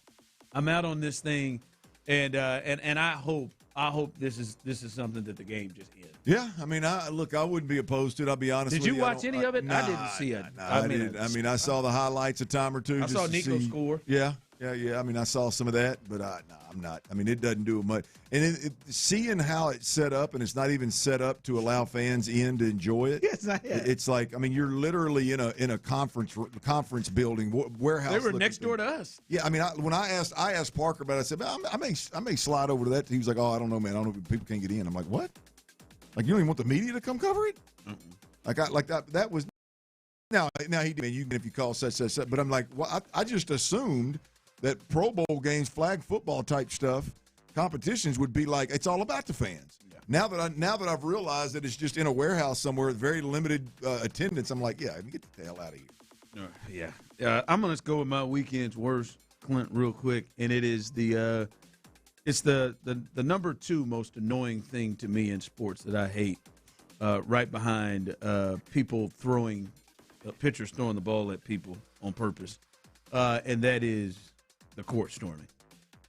And for multiple reasons, Duke and North Carolina, we get a court storming. First off, we get a court storming, and there's .45 left in the game. And North Carolina can still have a chance to win the game, but we got to get everybody's ass off the court because we've court stormed. Second, apparently, according to John Shire, the head coach of Duke, a staffer of his got punched in the face and had a bloody lip. He had a bloody lip, and then he got punched in the face and got trampled. But he is doing better, doing fine. He may have to sit out this week of being along with the team. He'll be all right. And then the third part is you are North Carolina. You look up into those rafters. There's Michael Jordan. There's James Worthy. There's Dean Smith. There's everybody. And you're storming the court against Duke. That's all around pathetic. I mean, I bet all of them were just against Duke. You're North Carolina. I swear to God, if Kansas storms the court and they beat Arizona tonight, I will lose my mind. There have got to be some leaders in the fan base to stop people from running down. That's absolutely ridiculous. And punching people. All right, I got one that's going to take a little bit of figuring here, but I'll make it quick. My weekend's worst is California. That's the whole state, huh? Well, yeah, definitely. But no, in particular, I don't know if y'all heard this or saw this, and are even I'm aware of it, having played. When you play in other states, you get taxed according to the state you play in. Yep.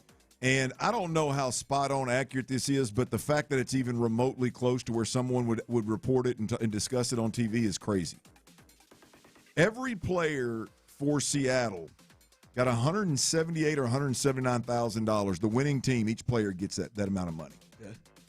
When you chalk up the fact that they've been in California for 7 days, by the time that they pay taxes, because they end up, when you're there for so many days, I believe you have to pay taxes on your total salary, not just the money that you earned in that state, right?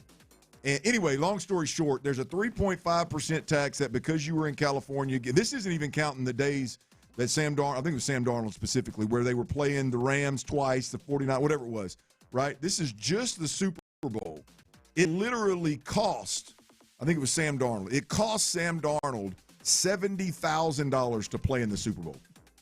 Because of all the money, even with the winnings? Yes, that's counting the winnings. He made $170-something thousand, and he's going to have to pay over $200,000 in taxes to California for earning a living there for 7 days. It cost him $70,000+. Now, the guys that are minimum wage guys that are that offset that 170, they'll probably make money. Yeah. But for Sam Darnold, apparently, the state of California, the taxes that are there, which, I mean, you listen to anybody that lives there, the reports, I mean, it's just absolutely absurd. But apparently it cost Sam Darnold 70 stacks to just play in the damn Super Bowl. That's ridiculous. How about that? He's fine. No, he'll be all right. Yeah, He's fine with it. They'll make it up one way or another. They'll get it. What you got coming up? All right, there's one thing in response to this game that I keep getting hit with is keep that same energy towards Sam Darnold. Keep that same energy towards Drake May as you did towards C.J. Stroud. Let's discuss that briefly here in Dirty's Daily. We'll do that next right here on Sports Radio 610. Before we do that, though, I need to talk to all the fellas out there that's got a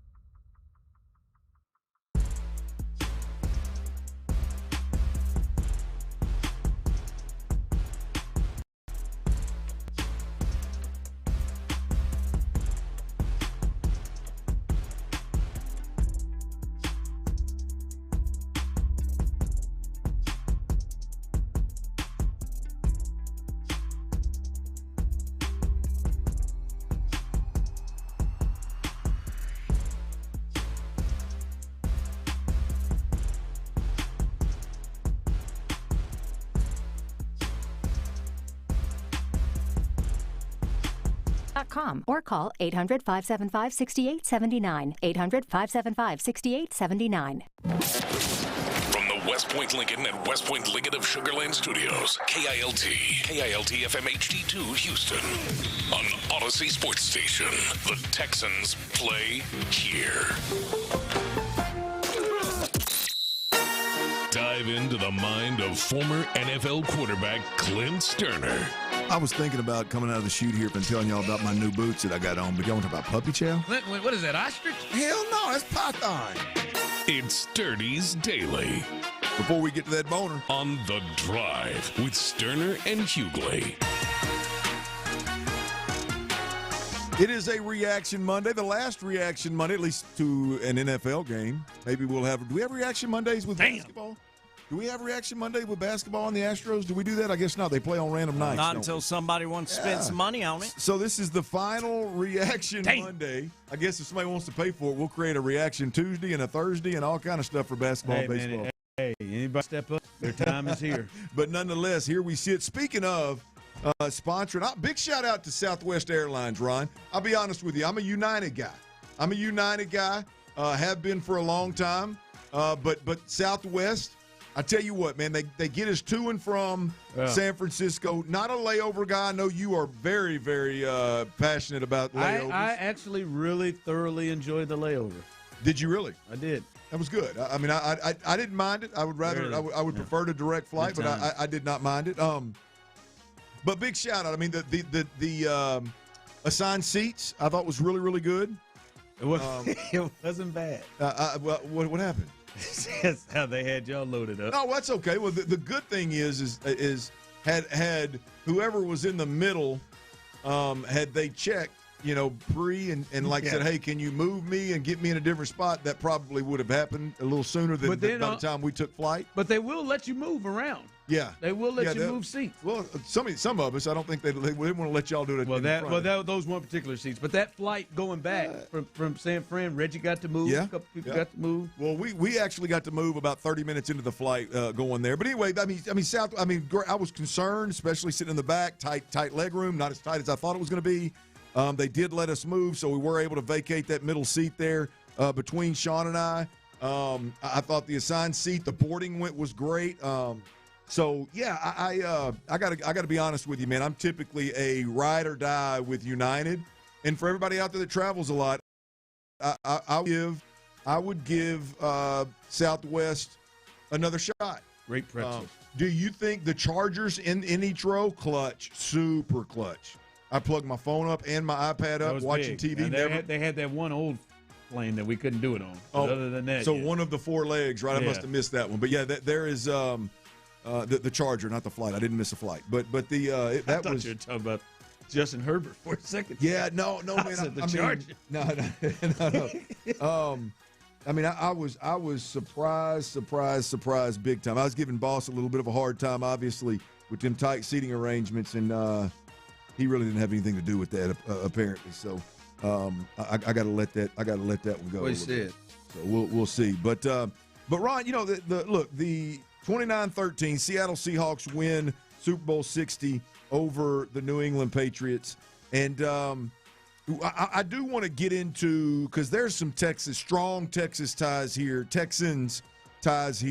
I do want to get into, if you're a Texans fan, this should scare the hell out of you. But I want to save that for after I get through discussing this. I'm getting hit. The caller a little earlier, Eddie, I think it was, wanted me to ease up on CJ.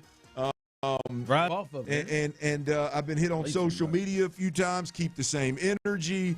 And look, I want to be 100% honest here. This is what I keep hearing is that Drake May was trash. Are you going to be as hard on him as you were on CJ? There's this competition. Look, if you're a fan that needs me to talk down about other quarterbacks so that you feel better about yours, you're probably not going to get that from me.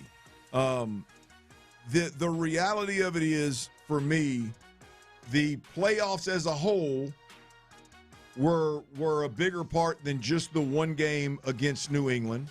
The season as a whole was part of how I got to where I am with C.J. Stroud right now, which is I'm out on C.J. Stroud. I don't think he's the guy that's going to lead this franchise to a Super Bowl. What I watched throughout the season, the regression, the pouting, the bad body language, what I believe is a severe lack of real leadership. Not everybody in the locker room likes you, but like leadership, which really doesn't. I mean, it doesn't matter who likes you in the locker room in terms from a leadership perspective, but like all of that, that's all encompassing. So I can't speak for everybody out there that was hard on CJ. I can't really speak or make the sensitive ones out there feel better about what they hear and have heard about CJ Stroud. All I can do is explain to you where kind of how I got to my opinion of the quarterback for the Houston Texans. I like C.J. Stroud. I hope I'm dead wrong about C.J. Stroud. C.J. Stroud had the best rookie year that I've personally ever seen. One of the best years that we've seen in football. I mean, you lead the league in passing and lowest interceptions. You've done something special. Since then, it's been a steady regression for me. Now, when it comes to Drake May, I think there's a major difference between what we watched Drake May go through. Now, both guys were rattled. I think CJ to an extreme. I think it's fair to say that Drake May was a bit rattled. But we're talking about the world was calling for a guy to potentially be benched at halftime with one guy versus the other guy. Hey man, he was just rattled. He didn't seem to be seeing the field well. Yada yada yada. One guy was going to be benched. One guy. There had to be serious conversations about being benched. So if anybody wants to talk about the one game in a vacuum, for me personally, I think it was significantly worse for C.J. Stroud. Not only the interceptions, the pick six, the way the game unfolded, but all you got to do is listen to what the thoughts were by anybody and everybody that was watching the game, whether you're a Texans fan, a C.J. Stroud fan, or not. The conversation around one guy was you should bench him and go to Davis Mills. The other guy was rattled and wasn't himself. So I don't have anything for you if you want me to lean on Drake May as Drake May is not the guy that's going to take you to the Super Bowl, or Drake May was this or that. It's not a game for Drake May, but I can't address Drake May to make you feel better about C.J. Stroud. Yeah, I mean, that even if he does, it ain't gonna make you feel better about. If you feel a certain way, you feel some kind of way about C.J. Stroud. I guess maybe what you're trying to get to is Clint be fair to everybody. I guess that's what you're trying to get to, but that ain't gonna make you feel better.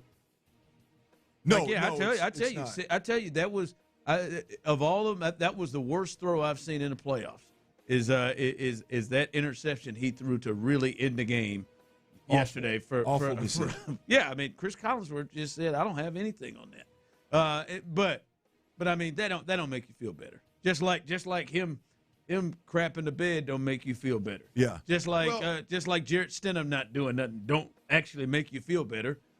Yeah. Well, look, here's the deal. In comparing the two as well, I mean, you got there is the throw that you mentioned, Ron, was unacceptable. That was a panic throw at a moment where I don't think the game dictated that you take a bunch of risk and try to throw the ball down the field. I think that was second down and 3. Yeah, that was gross. It was uncalled for. The game had dictated. It was a piss poor decision, and we'll give him a D- or an F for the game maybe. But when one guy was completely overwhelmed and doing uncharacteristic things in the first half of a ball game, and the other just couldn't figure out what the hell the defense was doing. Yeah, I can go on and on comparing the two. I know an election Monday about the Super Bowl may not be the best day to do that, but I got hit with it, so I thought, hell, why not? Why not go at it and try to explain a little bit? You got something on your mind? No. I'm just thinking through it. I'm not ready to say it yet. I want you to continue. I'm not ready. Well, no, I'm fixing to shift gears and go into why the hell this should just scare the hell out. Not CJ and Drake. This is good. This is real. Somebody loved this earlier. That somebody DM me. Oh, I wasn't thinking that till Clint brought that up. Which one? This right here about. Hey man, this should make you nervous. Oh. Yeah, no, look. I mean, this is the reality of it. If you're a Texans fan, this should scare the hell out of you.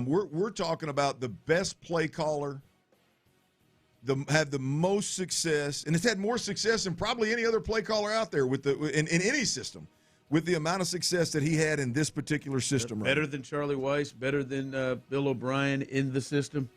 Yeah, Josh McDaniels has been the best with that. Yeah, because he's been able to have success without Brady. Well, and here's the deal: is you can have all the culture, the buy-in, the good guys, the good mechanics and techniques, the sound execution, the just doing your job that we hear all the time from Nick, particularly from Nick Caserio and Nick Caley and these guys with these New England ties. It ain't good enough, even when the conference is suspect. The AFC is suspect, right? You can play conservative. You can let the defense steer the ship, and you can wait game takes that you put your foot on the gas, and it failed miserably in the Super Bowl, right? I thought the game plan, which is exactly what the Texans are doing, I thought the game plan was trash. That vanilla lack of creativity. Everybody knows what you've done and what you're going to do here moving forward. Put it all on the quarterback at the line of scrimmage to try to figure out what the hell the defense is doing.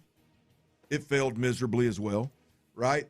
I hear once again the lack of answers for pressure overall was a problem. The same pressure that they got him once got him like 4 or 5 times, right?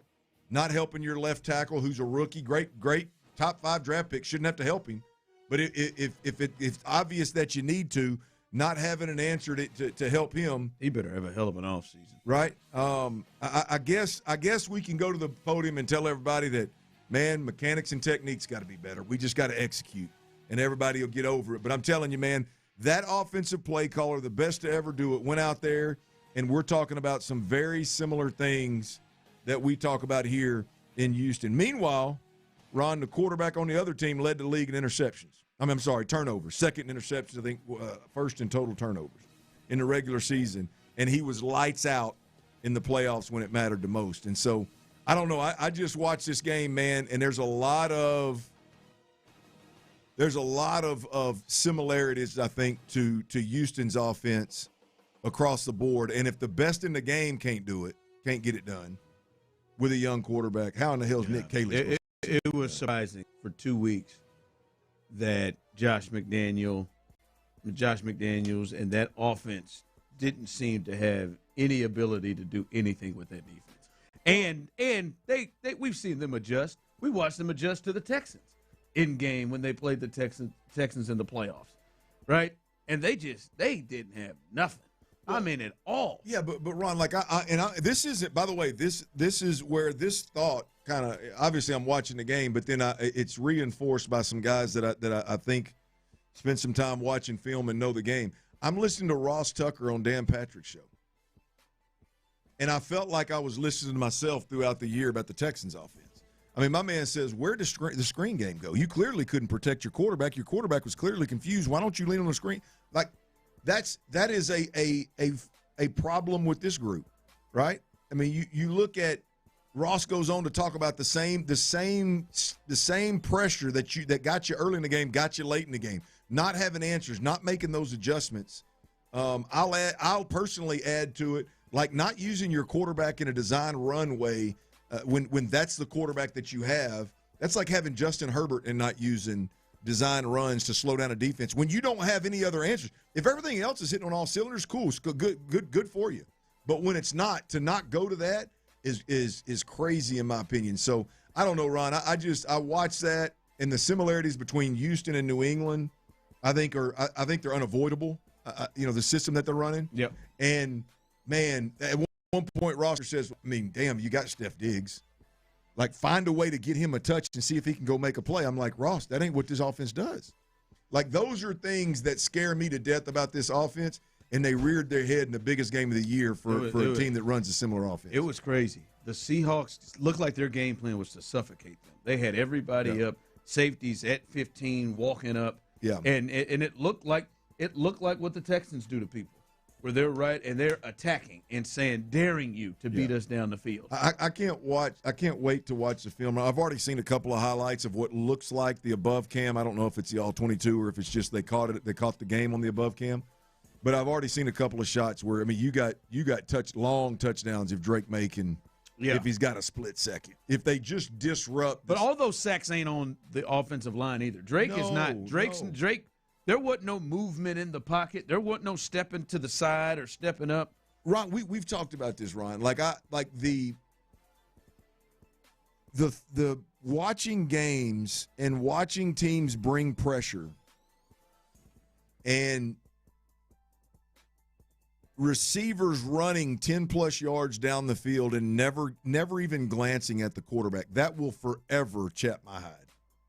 Like, I don't know why you don't get to a point, and maybe I'm oversimplifying it. If somebody out there is a coach or somebody smarter than me, let me know, that's dangerous to say that. But, I don't know why you don't slide protect. I don't care which direction you do it, but whichever you slide protect, have an answer the opposite way. If I'm going to slide to my right because I think Witherspoon's going to keep coming, I don't give a damn if they're standing on a line of scrimmage to my left. That's fine.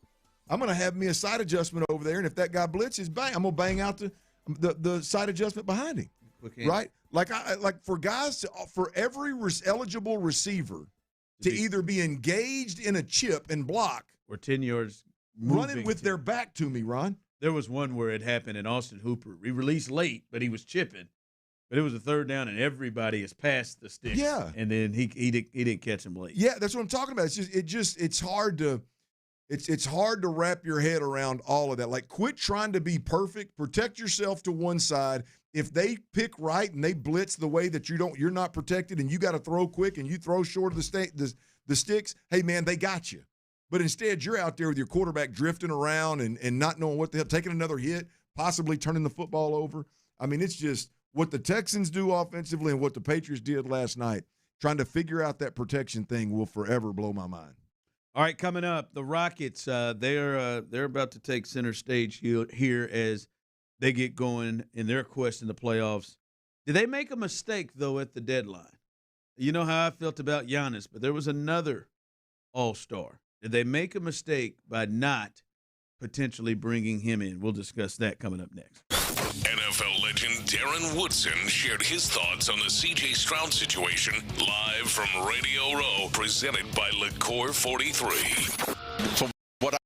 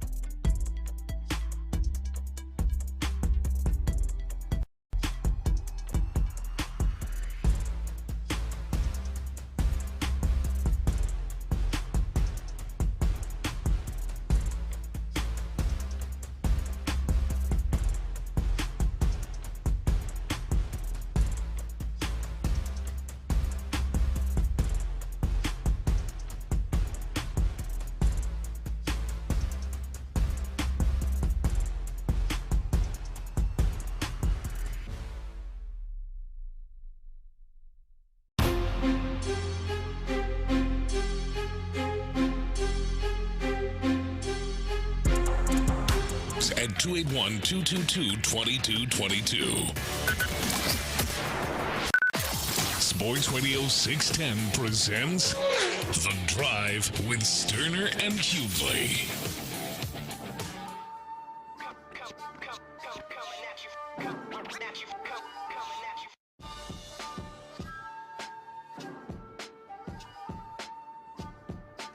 All right, welcome back in to The Drive. Tyler, I don't think Lindsey Vogn's done.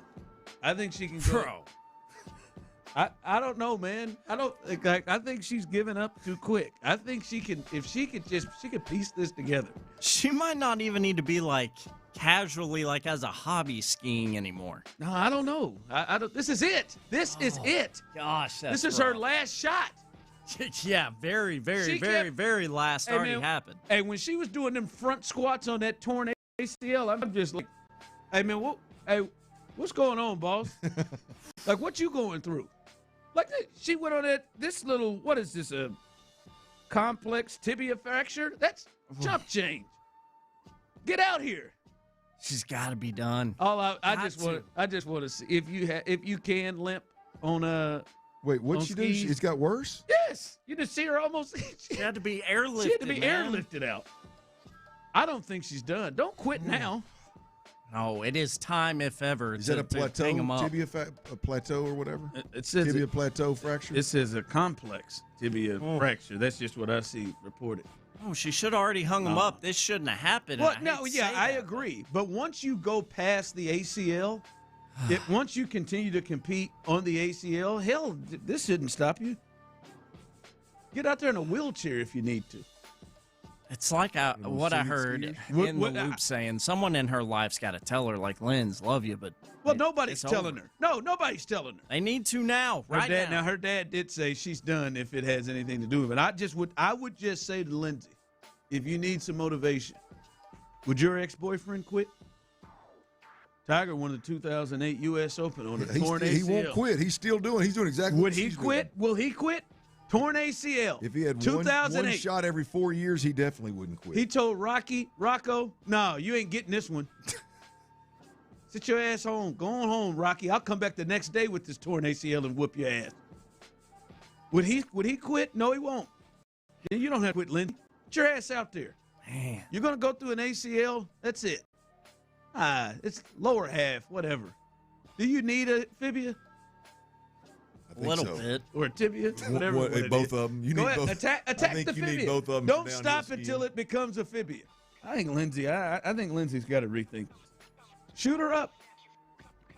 Actually, I want to retract that last one. Listen, she really needs to stop though. I'm just saying, Tyler. I don't think in her mind it's over yet. I don't think so. All right. The Rockets, they're going to take center stage here as they are a top 5 seed tied with the Lakers, 4 and 5 spot in the West right now. They came off, they better have won that damn game. Well, no, they was in there flirting with a disaster, losing to OKC without SGA and Williams, both of them sitting on the bench. Big win, man. You got to win that one. Yeah, you got to. They were fooling around. They were down by double figures there in the second quarter. What's going on around here? But they were able to come back and win in the second half. But we know that James Harden went to the Cleveland Cavaliers, Clint, but it has been reported since that James Harden reportedly expressed interest in a return to the Rockets before being traded to Cleveland, but the feeling wasn't mutual. Now, all I've been hearing from many of y'all is, man, Fred's down. If they could just get a point guard. They could just get a point guard, baby. Get a point guard. This team's ready to go. Well, they had a chance to get one. Feeling wasn't mutual. They had a chance to get one. James at 36. To get one that can score a little bit. Score, pass. James is still playing at a high level at 36. I'm going to be honest with you. I know Tyler don't believe they made a mistake. I'm just wondering, do you wish they went ahead and got him? No, I'm good with James not being. You ready to go ahead and do this? Even here's the deal, boys. We're just not good enough. This wasn't an organization decision, was it? You don't think so? Well, I mean, there ain't but one guy on the court, and in the organization. You think Kevin? If Kevin Durant walked in there right now in his career and said, "Hey man, that's my dude. I need him here." If we can get him, you think he would be in here? You think 100%? There's no way he walked in and did that. No question. There is. I think he would have been all right with it. I think maybe. Well, I think if it turned him on in the least bit, I think he walks in there and says, "Bring him on. I want to try to win one this year." This has to be one where Durant said, "Nah, I'm good." I'm good. I played for the last time with James. I'm done. Because he did it with Brooklyn. He obviously James got there in Brooklyn where he okayed it. Him and Kyrie okayed it. There's too much experience. There's too much water under the bridge with James Harden and Durant for Durant to not either be, "Hey, I'm all in, get his ass in here, let's see if we can't win one," or, "Nah, coach, that ain't gonna be good for our organization." Right? I mean, I'm not trying to put it on Durant, but Durant's I would definitely believe that they talked to him. I mean, I would definitely believe if there was, like, I could also see, Clint, that Tillman doesn't have interest. Agreed. Like I could see, and he's was old Raphael here when he was here at all? No, he was gone. No, I think they weren't here together, were they? They weren't. Raphael? No, he was here because remember he hired Paul Silas' kid. Right. That's right. So Stephen Silas thought he was coming in to coach Russ and James. That's right. And then James just blew himself up. It wouldn't talk. I listen. I mean, obviously he would have made him better, but I don't know. There is some thought of what the chemistry would be, how long it would take for James to get through. But I mean, if you just look at it on paper, though, I mean, if you're looking for a point guard and you're looking for, all right, what can he do? Like, he played alongside another really good one the other night, and he had 23 and 8 assists, took 13 shots, and him and Donovan Mitchell looked pretty good in the backcourt together. I mean, he was an all-NBA player last year, and this year he's averaging 25, 8 assists, and 5 rebounds a game. I mean, that's pretty good. Yeah. And that would have increased their chances to win a championship. But when I see, but the feeling wasn't mutual, Clint, I think there may have been a couple of people before we even arrived at KD that may have been there, that may have been into a place.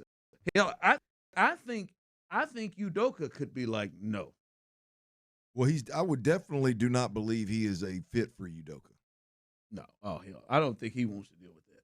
So unless he inherited him, I don't think he's going to be. See, I think KD would have been all right. I don't. So? I don't know about that. KD is just like, let me just go hoop. Like I'll roll. Like I don't even think KD will. That if they'll come to him and talk to him about it, he'll give his thoughts.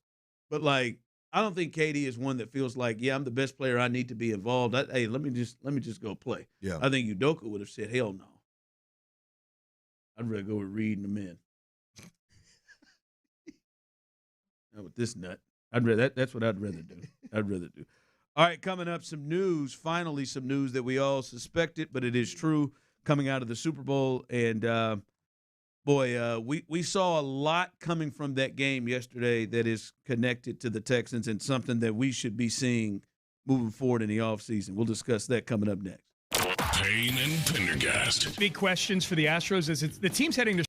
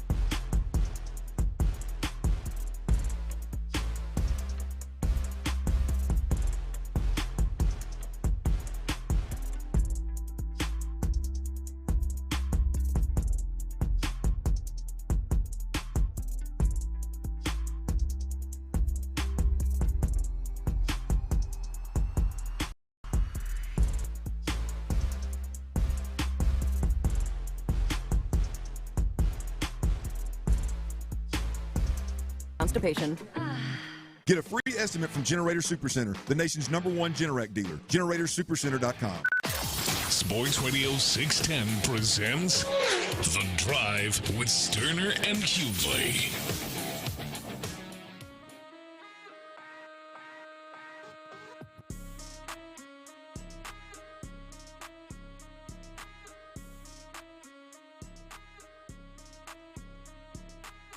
Hey, I'm really intrigued to see what happens with Seattle next year. Seattle won their second championship as they beat the Patriots last night in a game that was boring, wasn't close, not even as close as the final score was, and a perfect game to kind of tip off the season.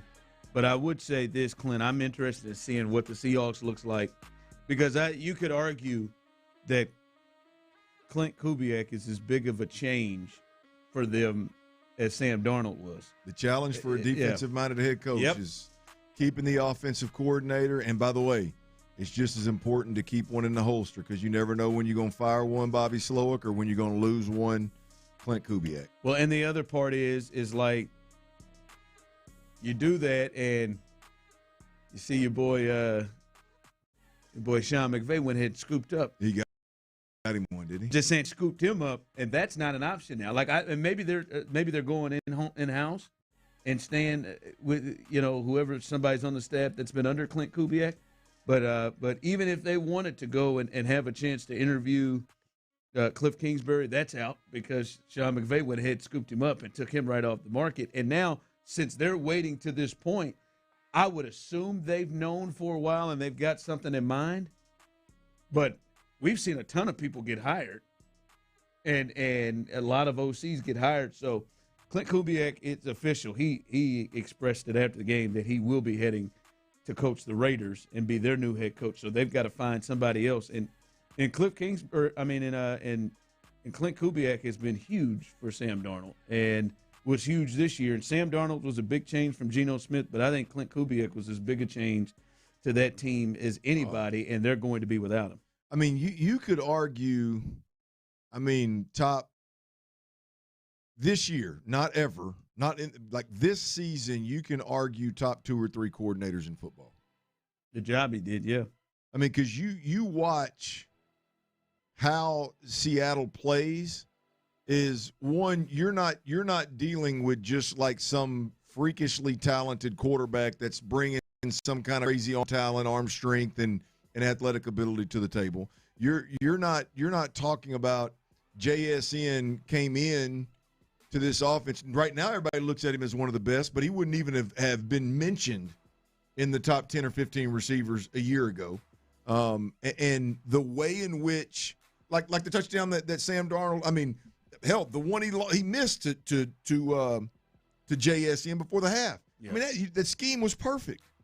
All you got to do is if you miss by 5 yards instead of 10 to 12, it's a touchdown, right? And then you look at the touchdown that he threw in the second half to the tight end to Barner. What a scheme up! Yeah, it's a throw in the ocean, man. And it seemed like every time I watched Seattle this year, you can go back to the first 2 drives when they went up 14-0 on the Texans, one of the best defenses, if not the best defense in football.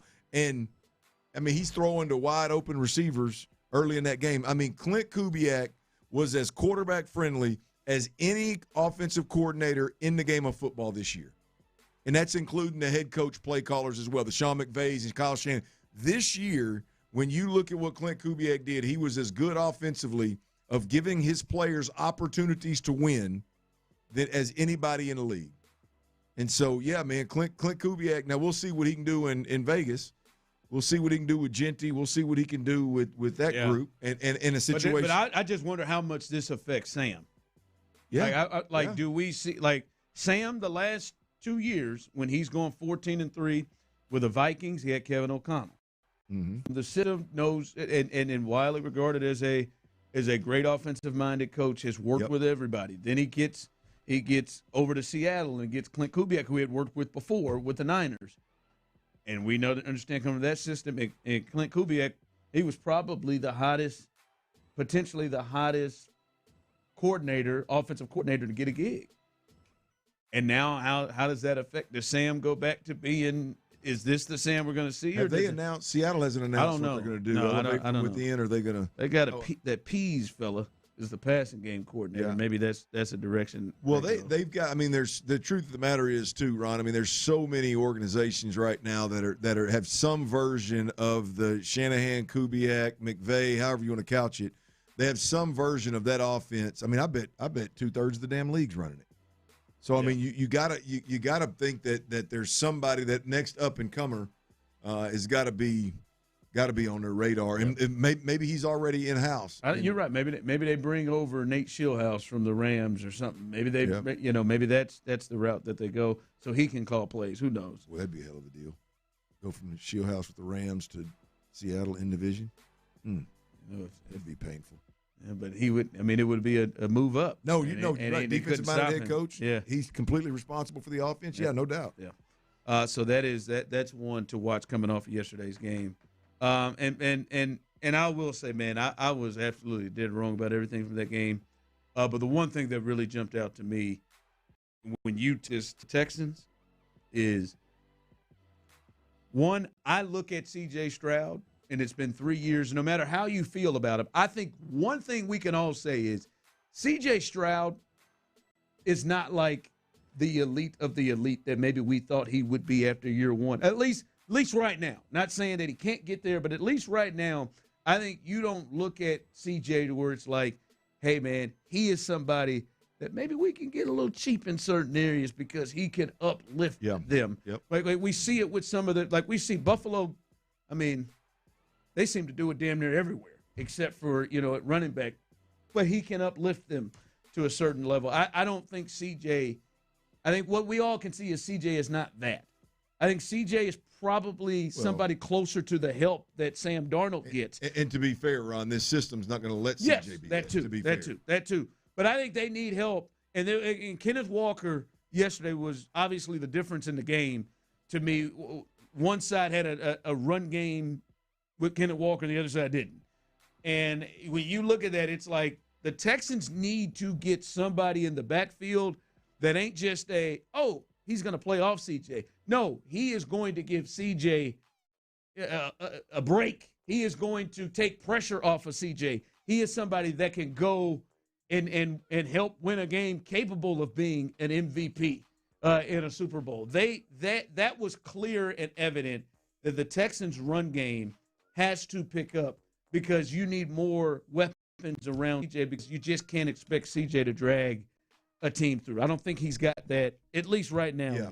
Well, look, I'm on record, Ron. I think the number one right now, I think the number one addition for the Texans in the offseason is a lead running back.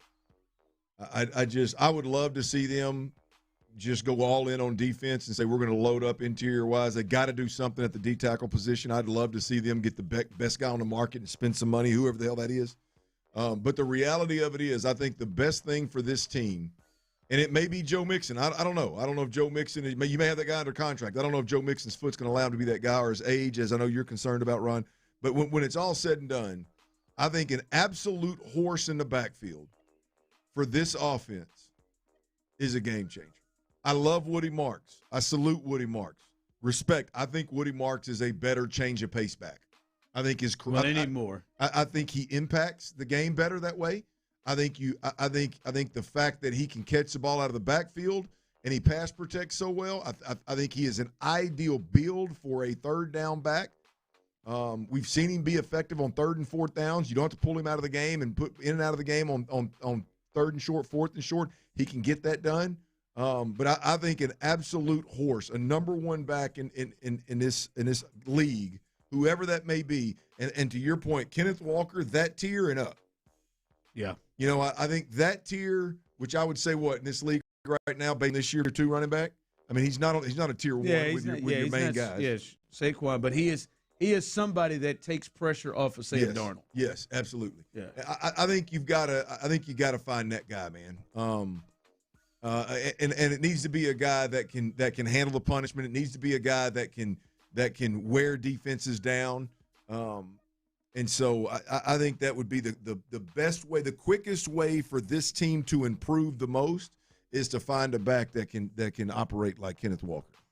Yeah, just somebody that can do, because you saw. I mean, we didn't see it in the game yesterday, but I think what helped Drake May a lot was they had a dependable run game with Stevenson and Henderson throughout most of the season, right? And I think that was a big deal. Now, obviously, it didn't help him in the playoffs, or at least yesterday's game, but yeah, that was evident to me. Is running back may not be the space to go cheap, like whatever resource. I'm not saying you got to blow it out the water, but it like I don't think you could say let's go. Really like what Gerard Jordan was able to do at the end of the year and Woody Marks. Let's bang those two. Yeah. I think it's something that you've got to take a little bit more serious. Well, I think, Ron, in my opinion, I don't think you're moving the needle from an improvement standpoint if you do that. Like, I think at the end of the day, this offense in Houston needs a shot in the arm. And I don't know that just more guys, more do your job, more good soldier, more guys that have technique and mechanics, and more guys that, hey man, they can get the job done. We have faith in them. I don't know that moves the needle for this offense. I think they're good enough already that those are just kind of like fillers. I'm talking about a shot, and it could be a guard, it could be a center, it could be another wide receiver. It could be a running back. I think a running back is the quickest way. But any of these guys, it has to be somebody that's dynamic. And I don't mean dynamic as in a weapon. Like I think when you get Tank back, you're going to get I'm talking about personality. Like this offense needs a personality. This offense needs that dog. This offense needs that dude that'll bark at the opponent's sideline and mean it. You know what I mean? Like that's who it needs to be. I prefer it being at running back, but I'll take it anywhere I can get it. All right, coming up as we continue, a little 5 o'clock fire here on a Reaction Monday. We are still reacting to the football season, officially over. We got an MVP out of this game. Any problems with who the MVP was? Also, more on Drake May. Maybe this can explain his performance. And Şengün, good news from him. I know he was disappointed, but he is indeed an all-star. We'll tell you about all of that and more as we continue. Right here live on The Drive.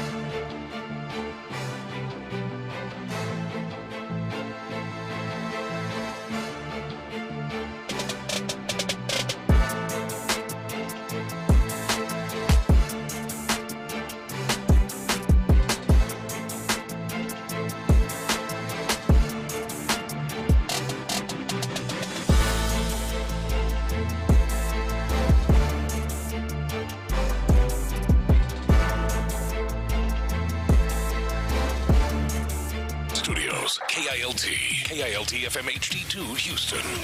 On Odyssey Sports Station, the Texans play here. I said, oh, Lord Jesus, it's a fire. Sports Radio 610 presents The Drive with Stoerner and Hughley. It's the 5 o'clock fire. It is 5 o'clock. Congratulations.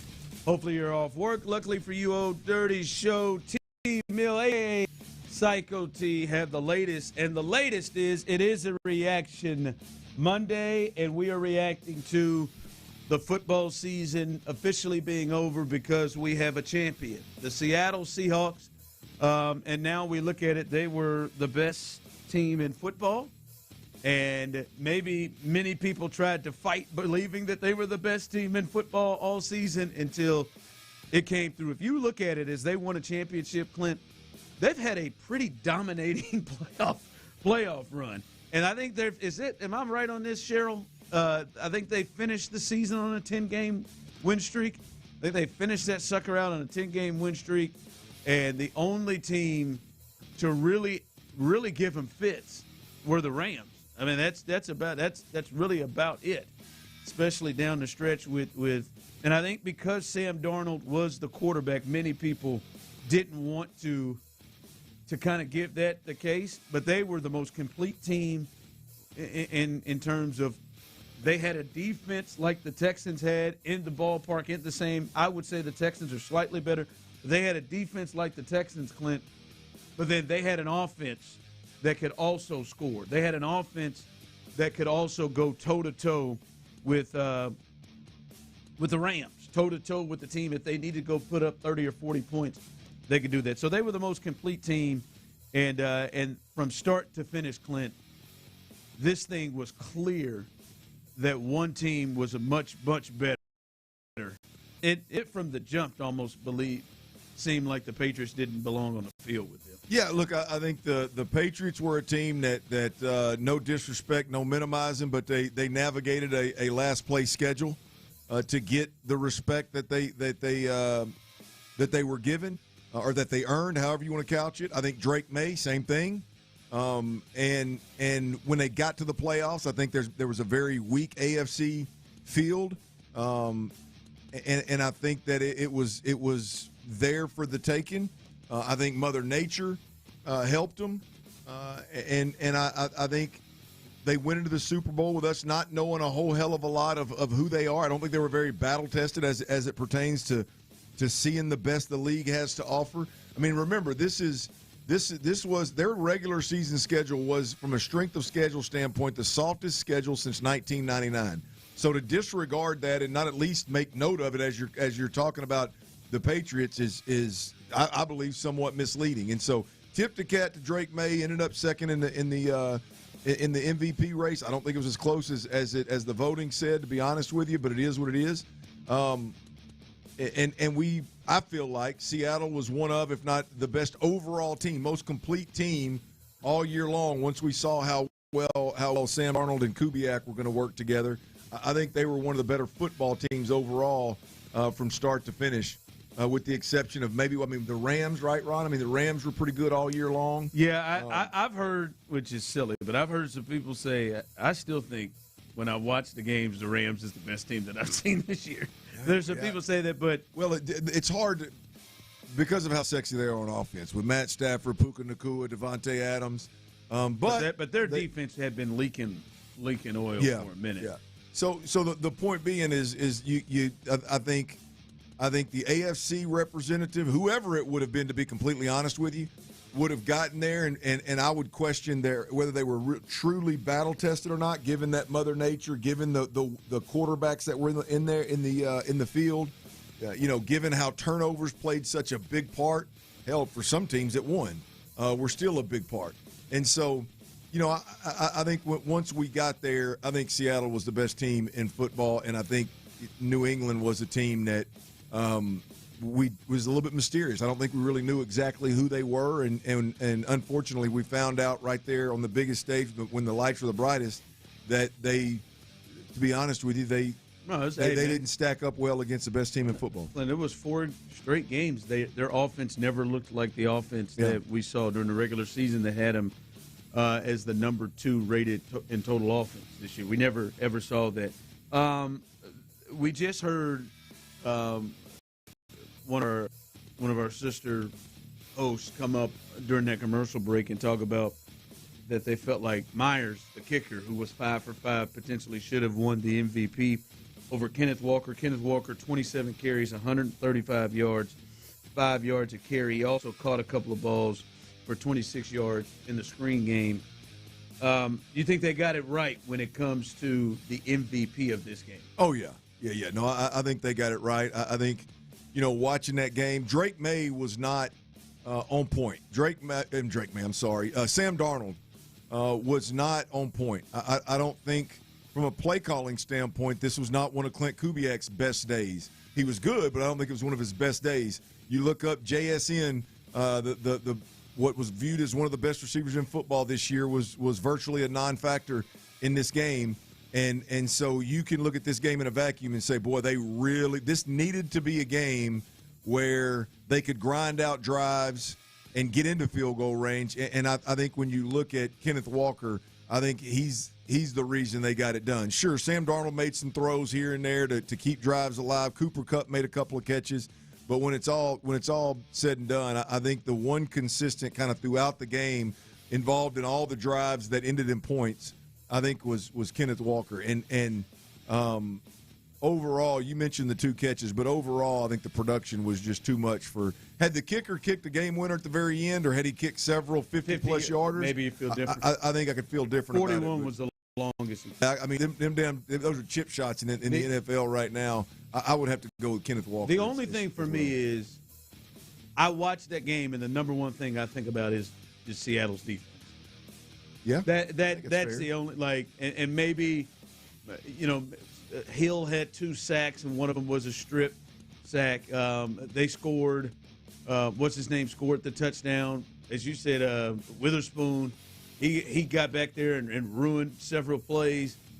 So that's the only thing is the number one memory from the game is Seattle's defense feels like they could have won this game by themselves. Yeah. Right. And that's the only thing is maybe somebody coming from that side of the ball. Well, it was definitely a game a lot like the leading up to the game. The star power, the storylines were hard to find. And after the game, the MVP was hard to name, and so we just knew who the best team was, who was going to get it. That's right. And but if you got to pick one for me, I've got to go with Kenneth Walker, and I think he was what a time for him to have his best run of games. Not only when the stage was big and the lights were bright, not only when the Super Bowl was won, but boy, when that contract is up and it's a contract year. We have a liftoff. 5 o'clock fire. Sorry, Tyler, that was too much. I didn't know what you were fixing to do over I had there. the sights together right here. If you're on YouTube, you can. I love a good finger gun. Whoa, pause. Whoa. I'm gun or wave? I'm staying with the pause. I don't want it. All right. This game also, we talked about Drake May a little bit. Reports out of the game that he had an injection in his shoulder before the Super Bowl. To receive some pain-killing issues. He got injected, excuse me, in his right throwing shoulder. Did he appear hurt to you? Did you watch him and think, boy, something has got to be wrong? No, I didn't. I did not. From the game, but to be honest with you, I wasn't even watching through that lens. I didn't. I was led to believe, maybe I just bought it and didn't pay much mind to it, but I was led to believe that both injuries for both quarterbacks were kind of a no problem, no harm, no foul. I didn't realize they were going to be still in shoot 'em up phase. I know I had my throwing shoulder shot up. Unfortunately, we played against Bama that day. I could not throw the ball 10 yards before the game. They shot it up. I could throw it 50 easy, but I had no clue of where it was going. Like I lost all of my accuracy for that entire game. It happened to be a game where we threw it 52 times. It's the most I ever threw it in a game was the game when I shot my shoulder up. Some of the I think if anything, obviously preparation was probably a little bit of a struggle.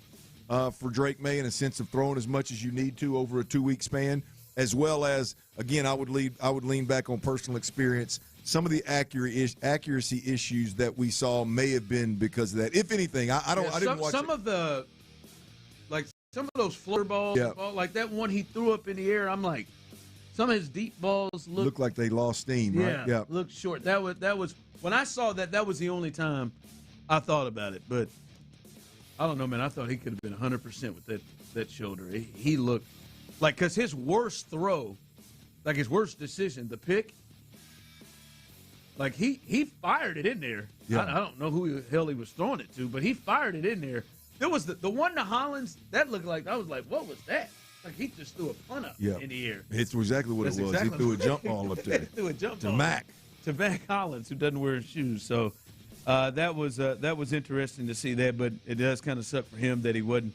That's just a tough thing. Is there's nothing about Drake May's playoff performance that leads you to believe that he was one vote away from winning the MVP. That's in. And I think Drake's better than that, and everybody who's followed the Patriots and seen him this year believe he's better than that. But damn, it wasn't just one game. It was four of them. It's going to be. Have you seen? And maybe this is something we can talk about tomorrow. But have you seen the Patriots' schedule next year? Significantly more difficult. You want to talk about some horses now? Yeah. You're going to find out about Drake May in this offense. There's no doubt about it. You're going to find out how good the defense is. There's no doubt about it. We all know, we talk about it a lot around here, there's obviously a huge upgrade from a last-place schedule to a first-place schedule. The Patriots are fixing to hit it square in the face next year, and it's going to be tough, man. I don't think that the leading the league in completion percentage along with yards per completion is going to be anything that may need to worry about next year. By the way, very, very misleading. Like that's a tough combo right there. Yeah, you don't see that one a lot. That's harder to understand. I don't think it's more valuable, but that's harder to understand than the one CJ got his rookie. Yeah, it was crazy. 5 o'clock fire. 70+% completion percentage in the most yards. That is nuts. All right, Rockets. Alfred Şengün, he is going to be an All-Star. He replaces SGA, who has been injured. He is going to be in L.A. for that event coming up February 15th. But he does get in. He becomes the second Rocket who is an MVP. Him and Kevin Durant. He is averaging almost 21 a game, 9.5 rebounds, and just a little over 6 assists a game. So he gets in second straight year that he is an All-Star. And I felt like he played and was playing at an all-star level. He had the injury there that he missed some games with. It then probably wasn't himself, as he said before. But good for him, deserving of this. I thought he played at that level this year, and he is making his case to being one of the best players in the game. Back-to-back years, he's an MVP. He's an all-star. I mean, besides the fact being a Rockets fan and a Şengün fan, just basketball-wise, it's hard to not like how hard dude plays. I could do without. If I said it before, I could do without with all the complaining to the referees and throwing the hand up every time you get. I mean, you're a big man that's going in there drawing contact, man. Let's play basketball. I could do without that part of it, but boy, I'm a fan of just how he goes about his business, how hard he plays, the hustle, the grind, the almost sneaky, almost like low-key physicality that he plays with putting a body on folks. So yeah, good. Point is it's always good to see cats like that right there get rewarded for how hard they play. Yep. So he'll be there. Him and KD will. You never know who else is going to sit out. We'll see who may miss the game. It's not like the Pro Bowl. These guys do like playing in this, but it would have been disappointing if he didn't play in the All-Star game because he's had that type of year. So congratulations to Alpy as he is. He's 2 years in a row. Hey, Houston fans. I am so happy. 5 o'clock fire. All right, Cowboys. They are expected to place their wide receiver, George Pickens, with the franchise tag. We talked to Emmett. We talked to Woody last week in San Francisco. They made it very clear they felt like he needed to be back and be in the fold, but they're expected to franchise, at least start with using the franchise tag. And Clint, that is a cost of 1 year, fully guaranteed, at roughly $28 million at the wide receiver position. So you would imagine they want to get a deal done long term. Your thoughts about the Cowboys? Emmett said it is a must. He has to be a part of the fold, even though their defense is struggling. He has to be a part of the fold. Do you agree with that? You think George Pickens needs to be back there for them? Well, I mean, I don't need is a strong word. I think it's in the Cowboys' best interest to be an offensive-led team. Let's be honest. I mean, defensively, you can throw a bunch of money at it if you want to, but defensively, they got to get coach, they got to get scheme, they got to get effort. They got to get 11 guys playing together that want to play, that are committed to stopping the run and playing sound defense and doing it together. They're just sure money always helps, but if I'm being honest with you, I would bank, if I'm Jerry, I would bank on Dak Prescott, George. This offense, the way it was constructed, I'd get Williams re-upped, and I would be an offensive-driven football team. And I would tell my defensive coordinator, hey, man, get the scheme right, get the dudes right, do more with less, and just don't be horrible. Like I would flip flip what the rest of the league is doing. What it seems like a lot of the league is man, we're and if you get if you get the right coach, I don't even know who they hire as their defensive coordinator over there. Oh, I think it's the first British defensive coordinator. I can't remember where he came from. Jerry working on apparel sale. I'm certain. In Great Britain, in the UK. I'm certain. I'm pretty sure it's this. Christian Parker. Yes, Christian Parker. Yeah. He was with the. Also the youngest in franchise history at age 34. Well, they're starting off doing more with less, Jerry. But the reality of it is, I mean, you can throw some money out there. They've got some players, man. They've got some Vic Fangio guy. There you go. I mean, they got some dudes. I mean, if you are just a respectable defense, like right now, if you go the defensive route, you got some hella competition out there, man. To try to be a defensive led team like this, clearly, to me, is it's not the better overall team in the NFL, like the Seahawks are. It is an offense-driven team. Get your defense leveled up. George Pickens needs to be a part of it, and you can go out there and outscore folks. You can scare the hell out of folks in the same mold as the Rams offense if you do it right. But, yeah, this is a great use of the franchise tag. This is what it's for. Yeah. Now, I'm not saying that Jerry has those doubts, but I think George Pickens has probably earned a franchise tag and a little bit of doubt there of who the hell he is. He was a top receiver last year. Yeah. He's nasty. But I mean, you can argue Jerry's doing this because he's not real comfortable with giving him all the money yet. But you're saying you could see him still playing on this, playing on a 1 year, and not just, hey, we're going to put the tag here, which we're trying to get to a deal. I mean, the smart thing to do would be to place the franchise tag on George Pickens to keep his rights and potentially draft him if you get pay him if you get another year's worth of. Hey, man, you don't act up, you don't act a fool, you don't quit on your team, you don't act a fool off the field, and you're more convinced that George Pickens is going to be a professional than you pay him the money. And now I don't know if that's what you're doing. 28, because that 28 just sits there. You can't do nothing with that. Can't do nothing with it. Yeah, you can't do it. All right, coming up, T-Mill's best bet, as he will try to get this week started. Football season's over, no more bets. Killed it in football. He even finished it. Well, we'll see. He finished it off. But T-Mill's best bet's coming up. And let's think about this and talk about it on the other side.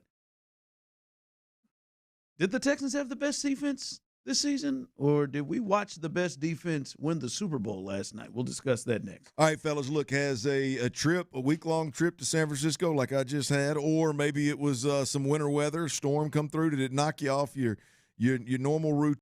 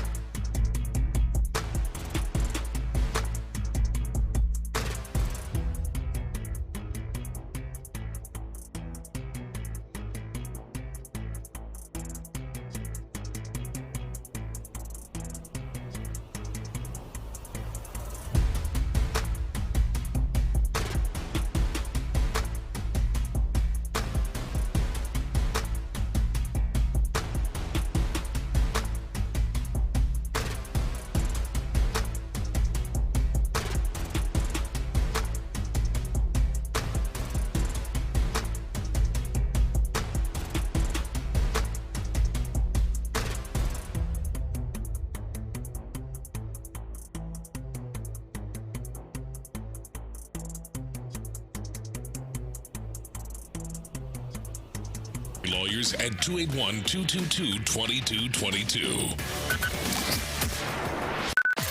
Sports Radio 610 presents The Drive with Stoerner and Hughley.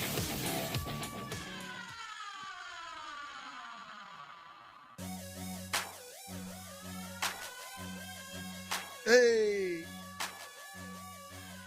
I don't mean to call Lindsey Vonn a liar. Well, you're really hung up on this Lindsey But Vonn. I just don't. I think she's being delusional. She's come out now again. Is she even out of the helivac yet? I'm just telling you, still in her statement, she has not said she is officially done. I just want to say that. I mean, you could read some things within her statement saying it, but she didn't say. She said that Lindsey Vonn, she made a post on IG, said she suffered a complex tibia fracture that will require multiple surgeries to fix properly when she crashed in the downhill race on Sunday. Vonn raced the downhill despite having torn the ACL in her left knee 9 days earlier after the crash, in another crash. She also then said, I was simply 5 inches too tight on my line when my right arm hooked inside the gate, twisting me and resulting in my crash. My ACL and past injuries had nothing to do with my crash whatsoever. Now, I don't know. I'm not going to pretend I know that sport. I got a hard time believing the torn ACL. I mean, just had nothing to do. Like you couldn't rebound at all. A little like you've been in a better shot with a regularly not torn ACL in your knee. I got a better chance to survive if I've got a working left knee. Yes. I don't know if she's convincing herself of that, or maybe she is right. Maybe there is. I'm certain on YouTube, Twitch, or the text line there is a skiing expert who is going to tell me no, she's right. I don't know. I just feel like something with that, with a working left knee that doesn't need to have in. I mean, good God, Lord, I hope she does hang him up. Man. Like how in the world she just went out there with an ACL? I mean, with an ACL.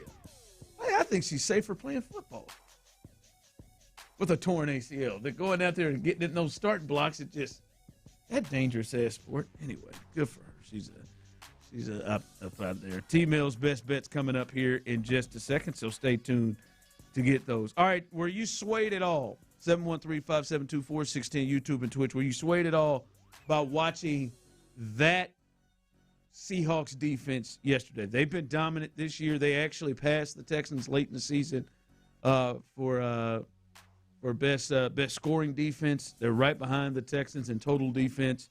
They get after the quarterback. They've got a lot of guys in the Pro Bowl. They've got some All-Pros. They were really, really good this year. And we watched the Texans play the Patriots. The Patriots ended their season in the divisional round, and then we watched the Seahawks dominate this offense. They looked like they had no chance throughout most stretches of this game. Were you swayed at all? Do you potentially think maybe Seattle had a better defense this year than the Texans? No chance. Not even no chance. No chance. No chance do I believe that they were, Ron. I think they're a really good defense, and we are really splitting hairs here. I mean, when you talk about the Texans and the Seattle Seahawks, clearly there is a polo on the sideline, a play caller that's elite. Clearly there is a scheme that is really, really sound. There is buy-in from the players. There is some level of instinct and chemistry that is rare, that is extremely powerful.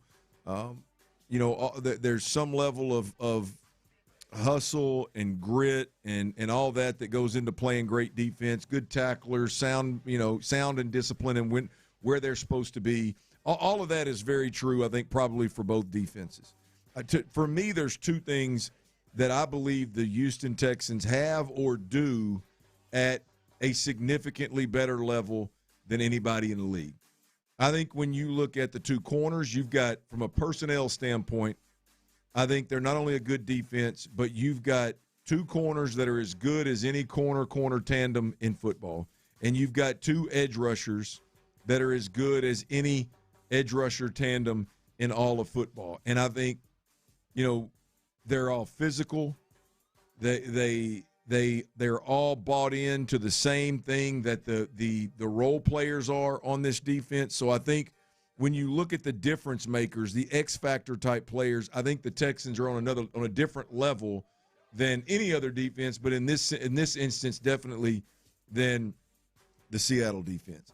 And I think number two, we talked about this all year. Every time I've talked to a Texans defensive player, whether it's post-game show or show, Ron, I believe that the swarm mentality that was annoying a little bit when they got this, they started calling people swarmy and all that kind of crap. I get that, but I think the way in which all 11 players, the role players and the superstars, the way they swarm to the football is second to absolutely none. And I watched them do it for 20-plus weeks or 20 weeks, whatever it was. I think the players, the superstars, and then the commitment to that swarm mentality, I think, is on a different level in what separates this. It makes this Texans defense better than any other defense in the league. It's pretty good, though.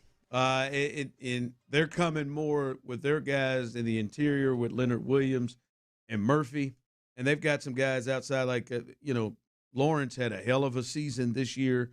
They just had a bunch of bodies in that front seven they can throw.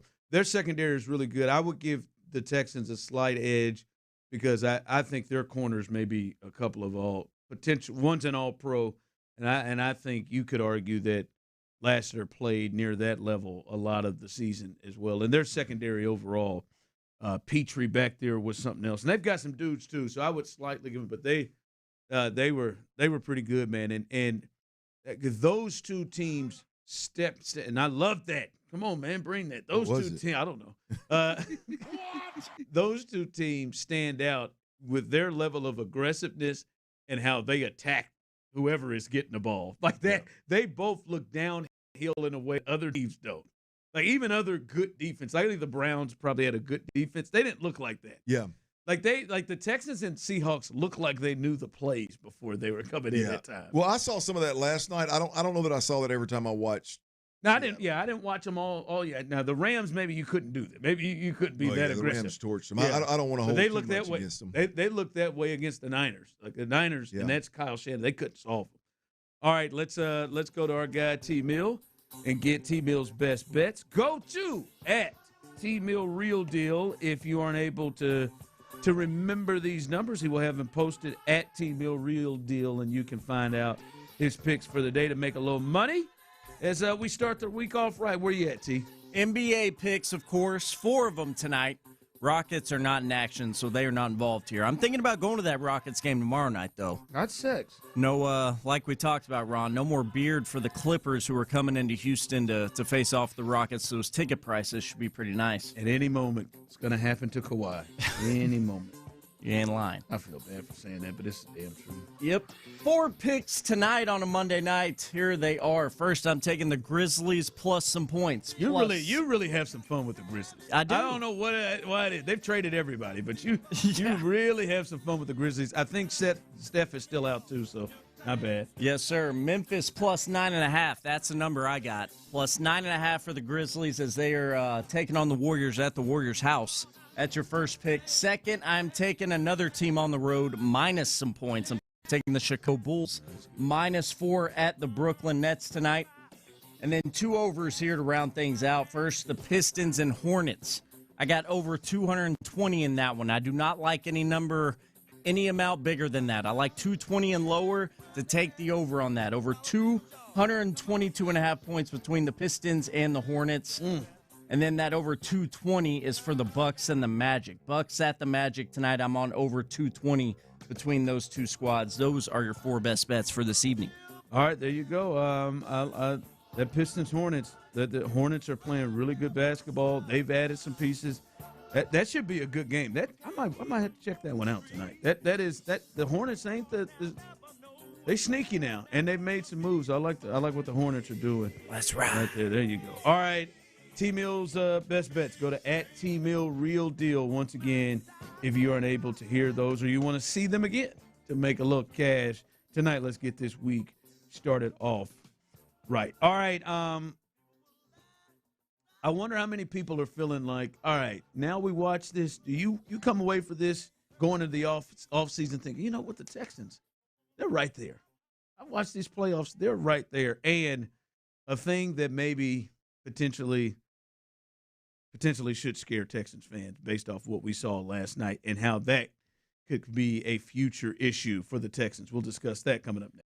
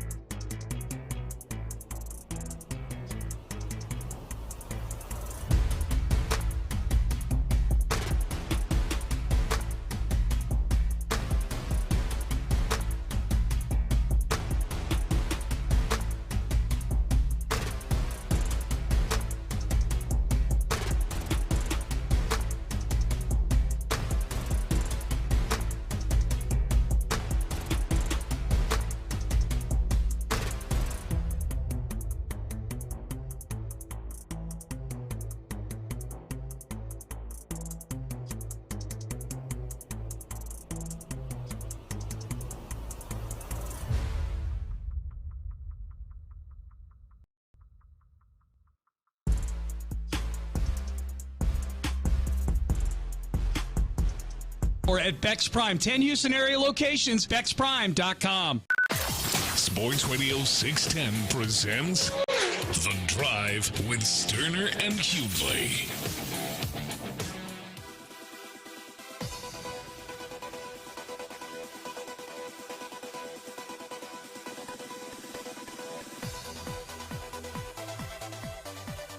Okay. Yay.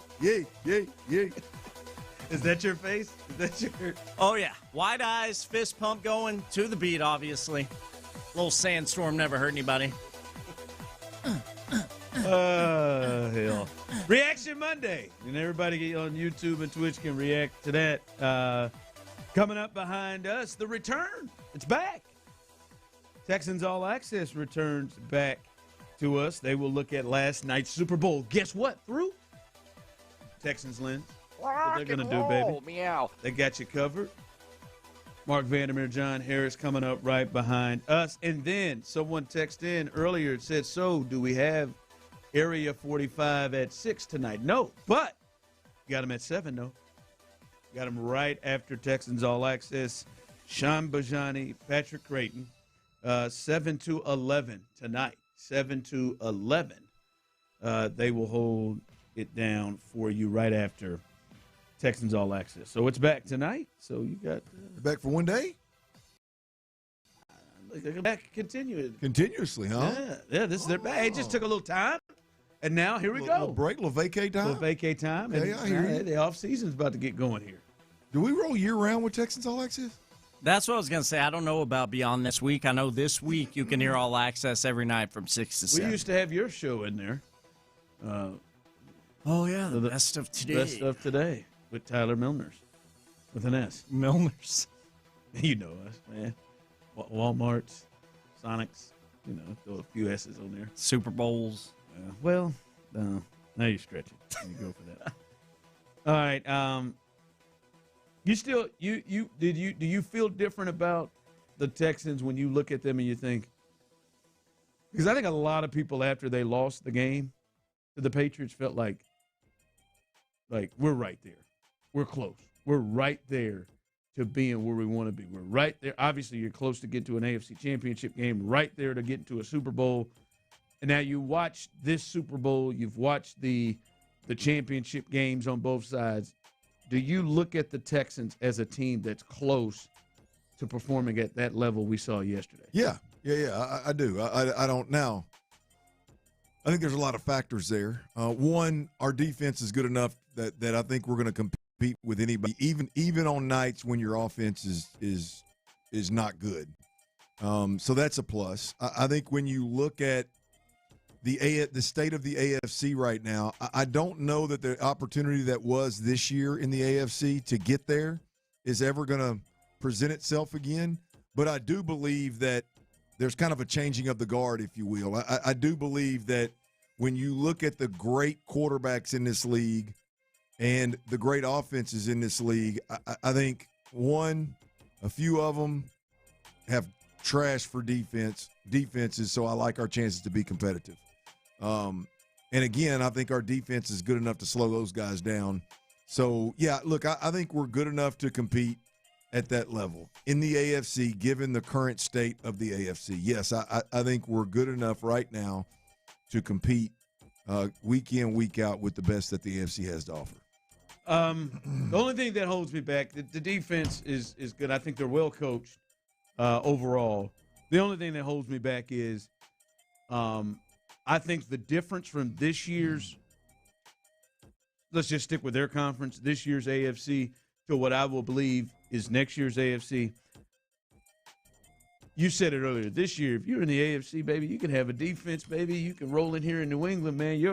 Your quarterback can get sacked 23 times. You can make the Super Bowl.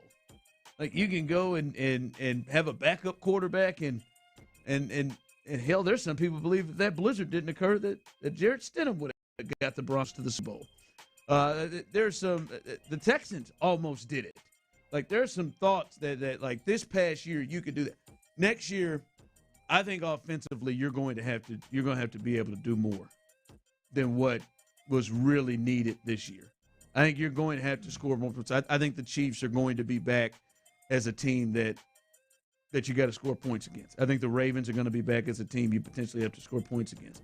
I think the Bengals are a team that kind of fits that. Right? Ravens potentially fit that if they're healthy. So I don't know if you can just – because there are many teams claim hey, let's get to 20 men. I think we got a chance to win this sucker in the playoffs, and I don't know if that is the case. I think the Chargers with Mike McDaniel and if these guys get healthy are a team that I feel like will be able to score offensively at a better clip. So that is the only thing for me is they've got to pick it up offensively, because I think there's going to be a need for them to be able to do more than they did last year. Well, look, I think if we're talking about winning it, yeah, I agree. I think they've got to do more, but I just think you get a better product out of your quarterback. I think you get your running back that you got under contract back, kind of deal. I think you got a real shot to compete with anybody out there. You mentioned some of the big heavy hitters at quarterback, and again, I agree those guys are going to make it more difficult, obviously, but I mean, Joe Burrow with no defense, from a championship perspective, I don't know that they're scaring a ton of people. Again, I don't know what the defense is going to look like in Buffalo. I don't know what the defense is going to look like in Baltimore. So I don't know. I just think our defense is a field leveler when it comes to some of those guys, especially given that they don't have much of a defense. So. To help them. So we'll see. Yeah, look, two things can be true. I don't believe the Texans are winning a championship unless they have major improvements on the offensive side of the football. But I do think that they are as they are right now. And I'm a guy that I don't necessarily lean into they got to make wholesale changes with the offensive line.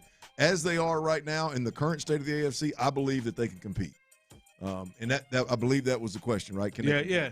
When you watch that, did you feel like they're right there, or oof?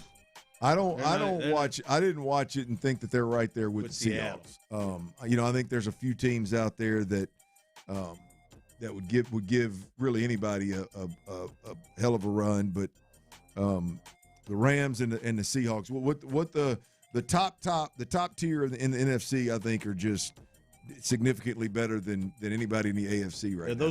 Those two teams seem to stand out from everybody. But I do know for you, watching that game, though, as a Texans fan, understanding like, hey, this is probably the most similar offense that the Texans run is what the Patriots do, and that was ugly. Well, yeah, look, I mean, I think the culture, the buy-in, the good guys, the sound mechanically and technically, the execution, all the stuff that we hear come out of there. Look, I think it's good enough to win games. I think it's good enough to raise the floor of your franchise.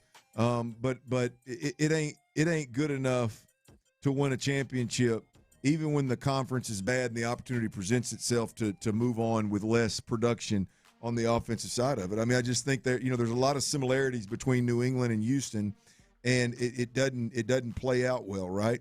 That conservative play, I think New England was comfortable last night when it was 12-0. I think they were real comfortable at halftime. And then that might have been the plan. Yeah. Oh, yeah. No, if you listen to the talking heads on TV, that was let Sam Darnold lose this thing. Kind of was the approach. Well, that really backfired. And by the time that you decided to turn on and be a little bit more aggressive, it was 19-zip. Your quarterback turned the ball over, and it was 19-zip. And now you have, relatively no chance to come back, right? So that playing that conservative play, minimizing risk, let the defense steer the ship. I think the offense failed them miserably in that circumstance, which is very Houston Texans like from a game plan perspective. I thought, speaking of game plan, the game plan overall for New England was very similar to what the Texans are trying to do, and I thought it was trash. Super vanilla, lack of creativity. Yeah. Putting it all on the quarterback at the line of scrimmage to figure things out. It's like they weren't ready for what Seattle was like, or just the ability to overwhelm a young quarterback is in this offense seems to be easier than others. I mean, like the play caller was zero advantage last night and he's one of the most decorated play callers in the game. The thought of like hey man, have an answer for pressure. Never, you know, they didn't, the same pressure that got them late got them throughout the game. They never really adjusted. You know, one of those things where I watched it, Ron, and we watched it here in Houston, and everybody here constantly leans into, mechanics and techniques weren't good. We got to execute better. Blah blah blah. About the staff, yeah, the staff here. I mean, it was the same stuff. You watch that game, and they just leave a lot to be desired. And I'm talking about if you want to be you when you come out, cool. But when you realize that, hey man, my quarterback's not seeing things clearly. The adjustment of let's use his legs in a design run game. Nope, never saw it. Hey, let's throw the screen game. Nope, never saw it, right? I mean, like the lining up and doing the same thing over and over and over again, hoping for a different result when you got a young quarterback that clearly isn't seeing things right. Expect their hold it. Like that's eerily similar to what we see here in Houston. And I'm shocked that's with their staff and what they have. Yeah, we watched them adjust against the Texans defense. Yeah, well, that was the one thing that shocked me. I expected the difference between Houston and New England to be Josh McDaniel would come out with 2 weeks to prepare and have some level of creativity, something that Seattle hadn't seen, have his quarterback prepared in a way to at least take the pressure off of him, and it just didn't seem like any of that surfaced. And as a Texans fan, when I'm watching it, I'm like, man, this seems eerily familiar to kind of the challenge that we're up against here in Houston with Nick Caley, this offense, the lack of weapons. Question is C.J. Stroud really